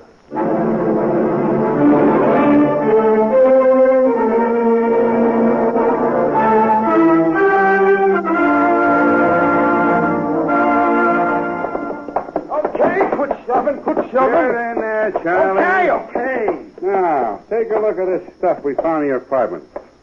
You never found that stuff. Where'd you get it? What's the use of talking? You never believe me. Charlie, you see this? It's a blackjack. A persuader. Yeah, well, go ahead. Beat me. Beat me unconscious. Go ahead. Now, you're too eager, Charlie. You know, some of them creeps like it. Gives them a thrill. Hey, look at that kiss run, Charlie. I'm a sucker for any right. I'll lay off. Hey, why don't you be professional, Charlie? Don't hang your head in shame. You want to be a burglar, so you're a burglar. Be a good one. Be proud of your chosen profession. Well, you're no bum, Charlie. You wear a $100 suit. Hey, wait a minute. Take off that suit, you Let bum. go. The owner's name is still inside. Jerome Armstrong. You say Armstrong? Yeah. That's an old squeal of mine, Brody. There was a rap connected with it. What do you say, Charlie? I don't know nothing. He's ignorant, and he's proud of it. Okay, Charlie, sit down. Nick, you and Callahan get on the phone. Match this loot with the list and start calling the people who reported it stolen. Excuse me, sir. Yeah? I'm looking for a Detective McLeod. My name is Pritchard. I understand you arrested an employee of mine, Arthur Kindred. Oh, you'll find McLeod in the squad room with your employee. Just walk right in. Thank you. Charlie, I want to talk to you. Excuse me. Oh, come in, Mr. Richard. Is this the boy? Yes. That's Arthur. Did you get my money back? I'm afraid not. You be in court tomorrow? I certainly will. We can count on you? When I make up my mind, I'm like iron. Mr. Pritchard, please. Who is this young woman? I'm an old friend of Arthur's. Well, what do you want? If I signed a promissory note for the money, would you drop the charge? Young lady, I've seen 1,000 like this one. Now, take my advice. Jim. What is it, Lou? The lieutenant said to tell you he wants the complete file on the Cotsworth squeal. Oh, for Pete's sake. Now, he says. Okay. Keep an eye on this one, will you? Yeah, sure. Go ahead. Mr. Pritchard, you can't send Arthur to jail. Young lady, once I saw a picture, Les Miserables, dandy. This Jean Valjean, he steals a loaf of bread and goes to jail for 20 years. He was starving. My heart went out to him. But Arthur here wasn't starving. He went to cabarets with my money. Mr. Pritchard, maybe once a year we get somebody in here who steals because he's actually hungry, and we're all on his side. Of course. But why did Arthur steal? I did it because I was hungry. What? Hungry. I'm sorry. It's hard to explain. I was separated from my girl, from Susan's sister, for 5 years, see? A very beautiful girl, see? But expensive, used to good things. To take her out to dinner would cost me a month's salary. Last Wednesday, she told me she was marrying somebody else.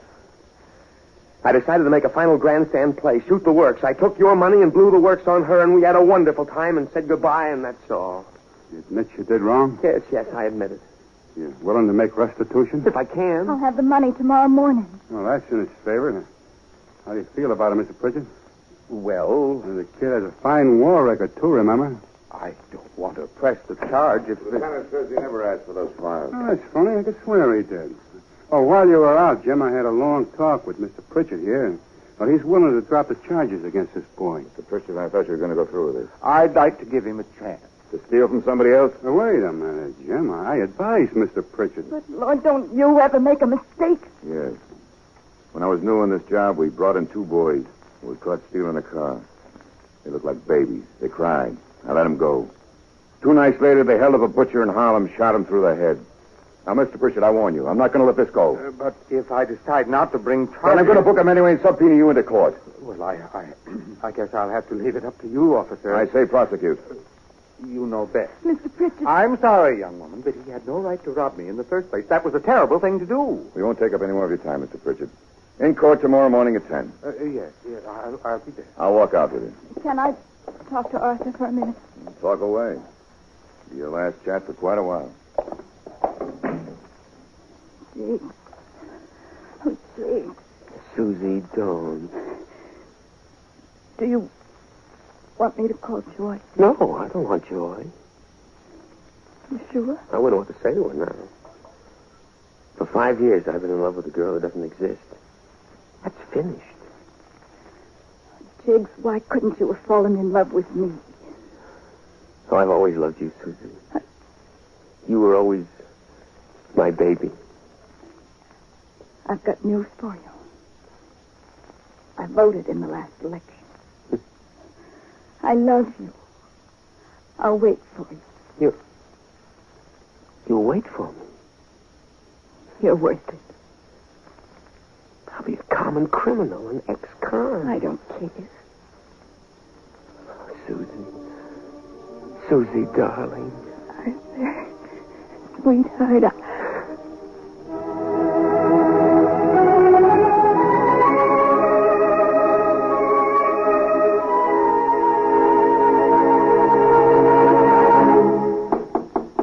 Come.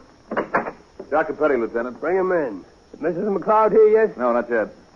Wait downstairs for her and bring her in as soon as she arrives. And make sure that Jim doesn't see her come in. You get that? Yes, sir. Okay, Tammy. In there. Hello, Tommy. What's this all about, champ? Sit down, Tommy. What's on your mind, champ? You know a girl named Mary McLeod? Never heard of her. Her maiden name was Neal. Mary? What kind of trouble could she be in? Oh, I'd just like a little information. That girl's 100% champ. I wouldn't say one word against her. Nothing you say here will be held against you. You understand? I give you my word. I won't hurt that girl. I don't want you to. She's only a witness. It's someone else. Okay, shoot. You married? Yeah. How long? 15 years. What a racket that is. You're an expert, aren't you? On what, marriage? Rackets. I'm a legitimate businessman. Take it up with my attorney. Look, Mr. Jacopelli, we've got a sheet on you. We know you're in up to your neck, but we don't bother out-of-state rackets. And what went on there ain't none of our business. Unless you make it so. Fish? Yeah, I capiche. You got any kids? No. I got 5. You don't know what you're missing, Tommy. Don't rub salt in, I know. I got a wife as big as the Sahara Desert and twice as barren. I got 9 brothers, 4 sisters, all on my payroll. None of them worth anything. They got kids, nephews, nieces, all over the lot. But a guy like me, I should become a nation. And I got no kids, not one. So don't rub salt in, huh? Okay, I guess I know how you feel. Oh, you're a sharpshooter, champ. You hit me right on my spot. When did you know this girl? 7 years ago. You like her? I was crazy about her. She was my girl once. I'd have married her if I could have gotten divorced. What broke it up? She gave me the air. She got in trouble and that soured her on me. Dames, who can understand them? Send her to a doctor? What, doctor? Me? I wanted that kid. I told her, give me a son. Anything goes, anything she wants. The moon out of the sky, I get it for her. Dames, who can understand them? She goes off. It's the last I see of her. Next thing I know, I hear she went to some doctor. I went looking for her. If I'd have found her, I'd have broken her neck. I found him, though. I personally sent her to a hospital. What was his name? A Dutchman. Schneider, something. Kurt Schneider. That's what I wanted to know. Callahan. Yeah, Lieutenant. Is Mrs. McLeod here yet? Downstairs. Send her in, will you? Okay. Oh, and Callahan. Yes, sir. Have McLeod stand by. I'll want to see him later, too.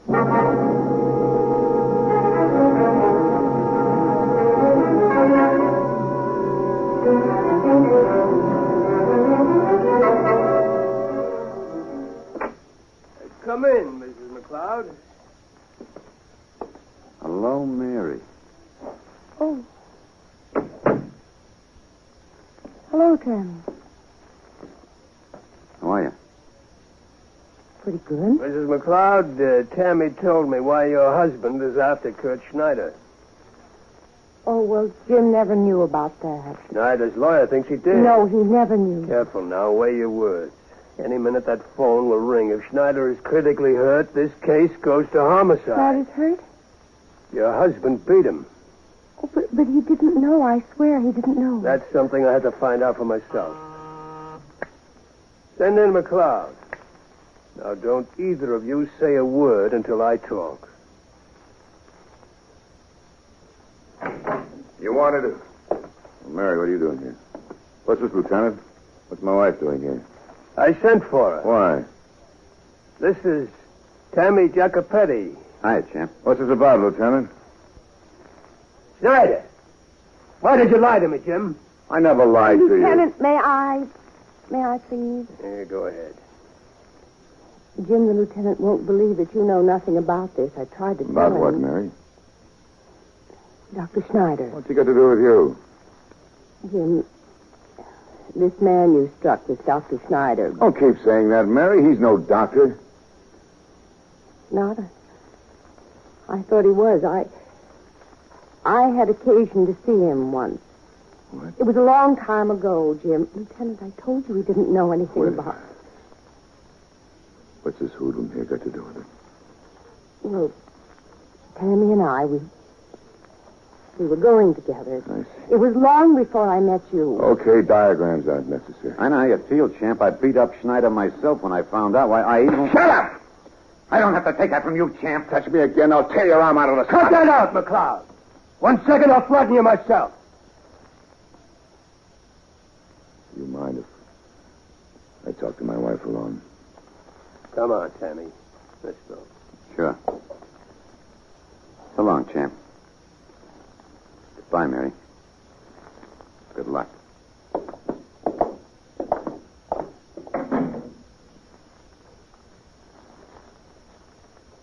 I'm terribly sorry, Jim. Please forgive me. Is this Schneider badly hurt? He's only acting. You sure? Yeah. Oh, thank God for that. My immaculate wife. I never said I was. You never said you weren't. Why didn't you tell me? I loved you. I was afraid of losing you. How long did you go with him? A few months. How many? It was about 4. 4 isn't a few. Oh, I suppose not. To give you money? No. To give you presents? Yes, you gave me some presents, of course. Expensive ones? I don't know. What do you mean you don't know? I don't know. What difference does it make? This difference.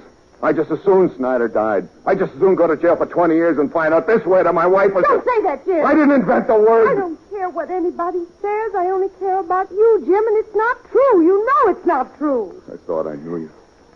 I thought you were everything good and pure. And with a pig like that... Jim, don't judge me. Try and understand. Right and wrong aren't always as simple as they seem to you.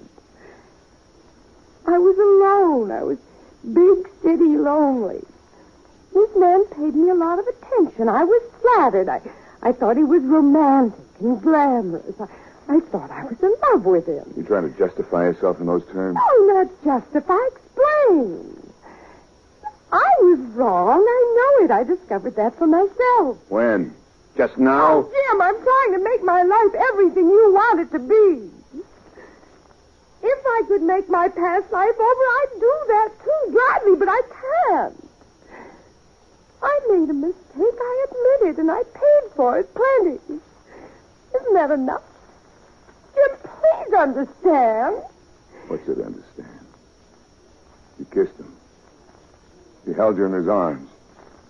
You went to Schneider. You, everything I hate, everything, even murder. What's there left to understand? All right, Jim, I'll go.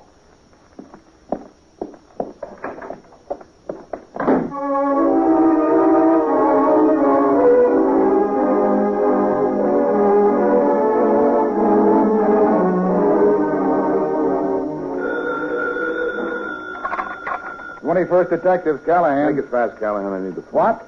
Just a minute, Jim. Yeah? A jumper. 53rd Street. 53rd, what name? Uh-huh. Yeah? Uh-huh. What name? Jim, please. No, Sam, go ahead. Yeah. Okay. A jumper? A woman. Killed? 16th floor. What name? What's wrong with you? Last couple of hours you've been like crazy. What name? McFadden, an old lady. Why? It's my street, 53rd. You all right, Jim? I'm all right. Hey, Jim, guess what? We just got the sheet on Charlie here. 8 arrests, 5 assaults, 3 rapes, 3 jail sentences. Hey, this bum's a 4-time loser. I could smell it. You better watch him. He'll kill now he knows you're armed. Oh, he'll be a good boy, won't you, Charlie? I swear on my mother's grave I didn't know anything about it. Sure. Now, you just sit down right there before I club you. I keep an eye on him, Callahan. I want you to book the Kindred kid. Callahan, will you print him for me? Okay, Jim. Jim. Yeah? I want to talk to you. Let's go in the lieutenant's office. What about? Come on. Okay.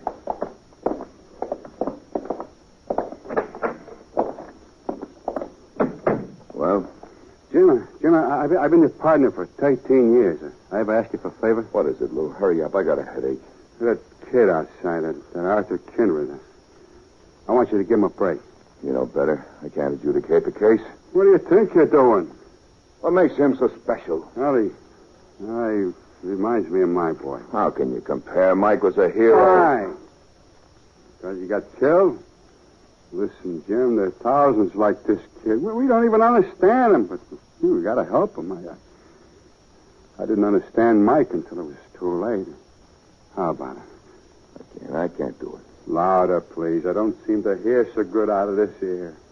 What do you mean you can't drop it? The complainant left it up to you. Be logical. Logic. You logic the life out of a thing. Heart. The whole world's crying for a little heart. No dice. Jim, what do you got in your chest? A stone? Lou, lay off, will you? Can't you see I'm drowning in my own juices? Jim, what is it? Mary. She went to Church Snyder. She and Jacopetti. Oh, boy. It was years ago. It was Rue. Rue? Are you crazy? Rue. Jim, don't be a fool. Pick up that phone. Call her. I can't. Jim, you remember what you were like before you met Mary? You were like a stick, thin, dried up, lonely, cold. Remember? Yeah. She gave you some tenderness and warmth. Come on, the first time. I know, Lou, I know. Pick up that phone, Jim, and call her. Call her before it's too late. Lou, I don't know. Yes. Mary. Excuse me, Jim. I'm leaving. I thought I'd come up and tell you. And here are the keys. Come in, sir. Excuse me, I got a case to finish. Shut the door, Lou. My taxi's waiting. Send it away. No, my things are in it. Now, let's not drag it out, Jim. Mary, we can work this out. I've been thinking about it. Have you? It's possible. No, I don't think so, Jim. I'm not sure I want to. Wait a minute. Wait 1 minute. I don't get this. What are you so bitter about? Who's to blame for tonight? You put me in a cement mixer, and now you're acting as if I were the... Tramp. Oh, don't say that. I didn't invent the word again. I wasn't myself. You never more yourself. I'm sorry, Mary. Oh, it's all right. I'm beyond feeling. I'm nice and numb. You're married to me. You can't just walk out. Marriage is a sacrament, Mary. You don't dissolve it like that. I know the way your mind works. Never lets go. The rest of our days we'll be living with this. If you won't be saying it, you'll be thinking it. No good. It won't work. Why didn't you ever tell me? If you'd come to me once. Just once. What good would it have done? Would you have understood? Would you have been able to forgive me? Wasn't I entitled to know? Yes. Well, why didn't you tell me? I cannot go over this again and again and again. I refuse to.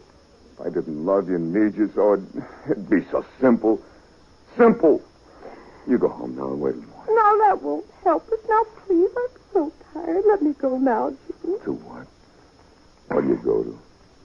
You who turn on every light in the house when I'm not Let there. me go, Jim. You who can't fall asleep unless my arms are around you. Where'd you go? Now, the taxi's waiting. Please, Jim, let me go. You go without a tear? Oh, I wouldn't say that. 1 or 2, perhaps. I haven't got many left. You'll find them on the pillow. Mary, you just don't stop loving someone. What do you think? You're kidding. No. Least of all myself. Mary, I love you. Well, then, help me. I'm trying to be a human being. I'm trying to bundle myself together. It took every bit of strength to go this far. Help me, dear. It's no use, sweetheart. It's no use. I couldn't go home if you weren't waiting for me with the radio going and the smell of coffee on the stove. I'd blow out my brains. I would, Mary. If I went home to an empty flat, I wouldn't dare take my gun with me. Now powder your nose and put on some lipstick. Jim, there's a mouthpiece out here to see you. Okay. Better go home. The taxi bill's going to break us. I'll let it. I'll be right back.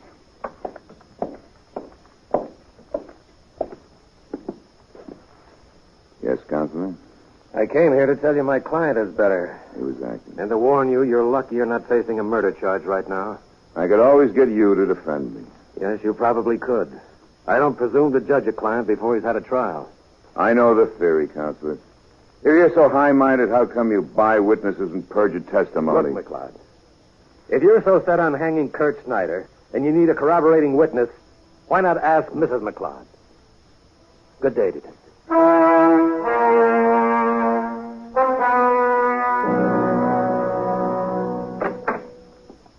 Matter, dear? You spoke to Kurt's lawyer. This has been our black day. Yeah. I'm sorry, darling. And yet, in a way, I'm glad it's out in the open. This has been hanging over my head for so long. I've had such a terrible feeling of guilt all the time. All right. I needed help, and there was nobody. How long was that for I met you, Mary? 2 years. Who'd you go with then? No one. How many others were there, Mary? Others. How many other men? None. What's the matter with you, Jim? Wait a No, minute. what's the matter with you? I'd give everything I own to be able to take out my brain and wash away the dirty pictures you put Dirty there tonight. pictures? Yes. Oh, I see. I see. Yes, that would be convenient if we could. But when you wash away what I may have put there, you'll find you've a rotten spot in your brain, Jim. It's growing, I know. I've watched it. Mary, that's enough. No, let's have the truth. Could never find it in my heart to acknowledge one tiny flaw in you because I loved you so. And God help me, I still do. But let's have the truth for once, wherever it may lead. You think you're on the side of the angels. You're not. You haven't even one drop of ordinary human forgiveness in your own nature. You're everything you've always said you hated in your own father. I'm not going to let you wander off in the streets this way. I'm going to take you home myself. What for? To kill me the way your father killed your mother? There's the key. Mary! Don't touch me, Jim. I'm strong enough now. I can leave you. Where? Far away. When will I see you? Never. Goodbye. Mary! Mary!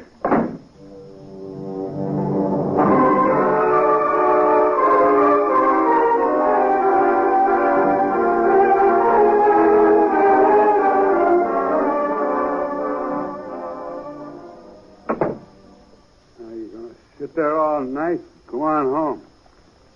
Home? I'm home. You drove her away, didn't you? Why? Why do we do these things to ourselves, Lou? I built my whole life on hating my father. And all the time he was inside laughing. Maybe he was crying, the poor idiot. Come on, we have to take Charlie boy down to the tombs. It'll give you something else to think about. Okay, Charlie, on your feet. This is it. I didn't do nothing. Sure, I know. Come on, stand up. Okay, copper. I'll stand up. But before I go... Yeah? This! Lou, look out. He's got your gun. Callahan. Okay, drop it. Drop it or this copper gets it. Drop it, Callahan. He's a 4-time loser. He'll kill Lou. That's better. Rot in jail for the rest of my life? I take 5 or 6 new coppers with me first. He can't get by the outside. Shut up! One word, one move, anybody. Oh. What are you laughing at, copper? I was wondering when you'd get around to it, Charlie. Shut up! Sit down.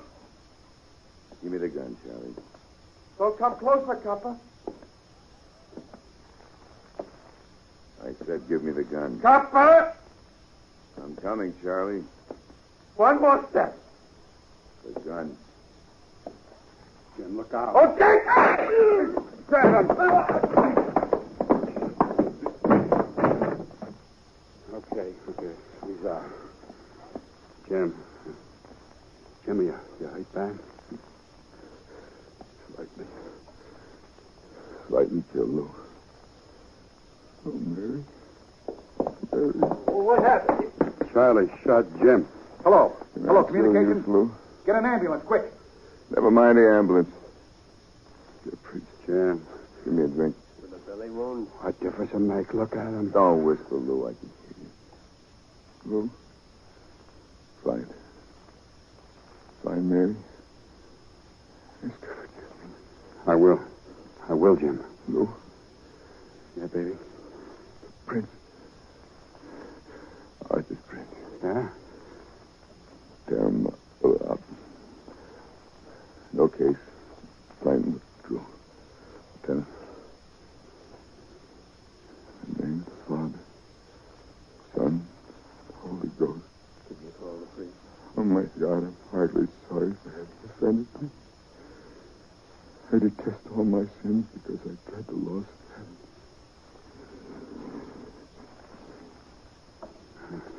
Stand.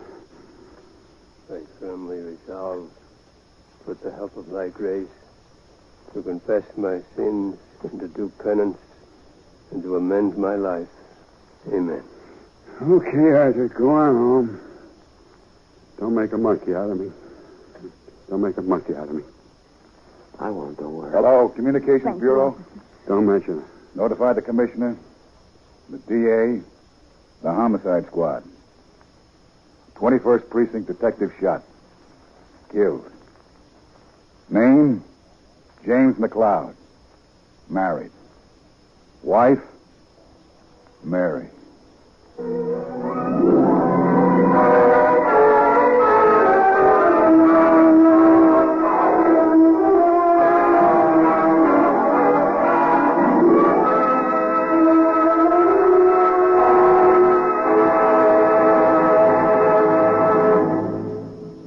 You have just heard the Best Plays production of Detective Story starring Wendell Corey. And here once more is your host, drama critic John Chapman. What a wind-up and what a play. As an old police reporter, I know that this one has been real. And you must, too, even if you never were police reporters. Because we have had a vivid performance by Mr. Corey, Mr. Westerfield, and their fellow players. Next week, we shall again concern ourselves with melodrama, but melodrama of a more fanciful sort.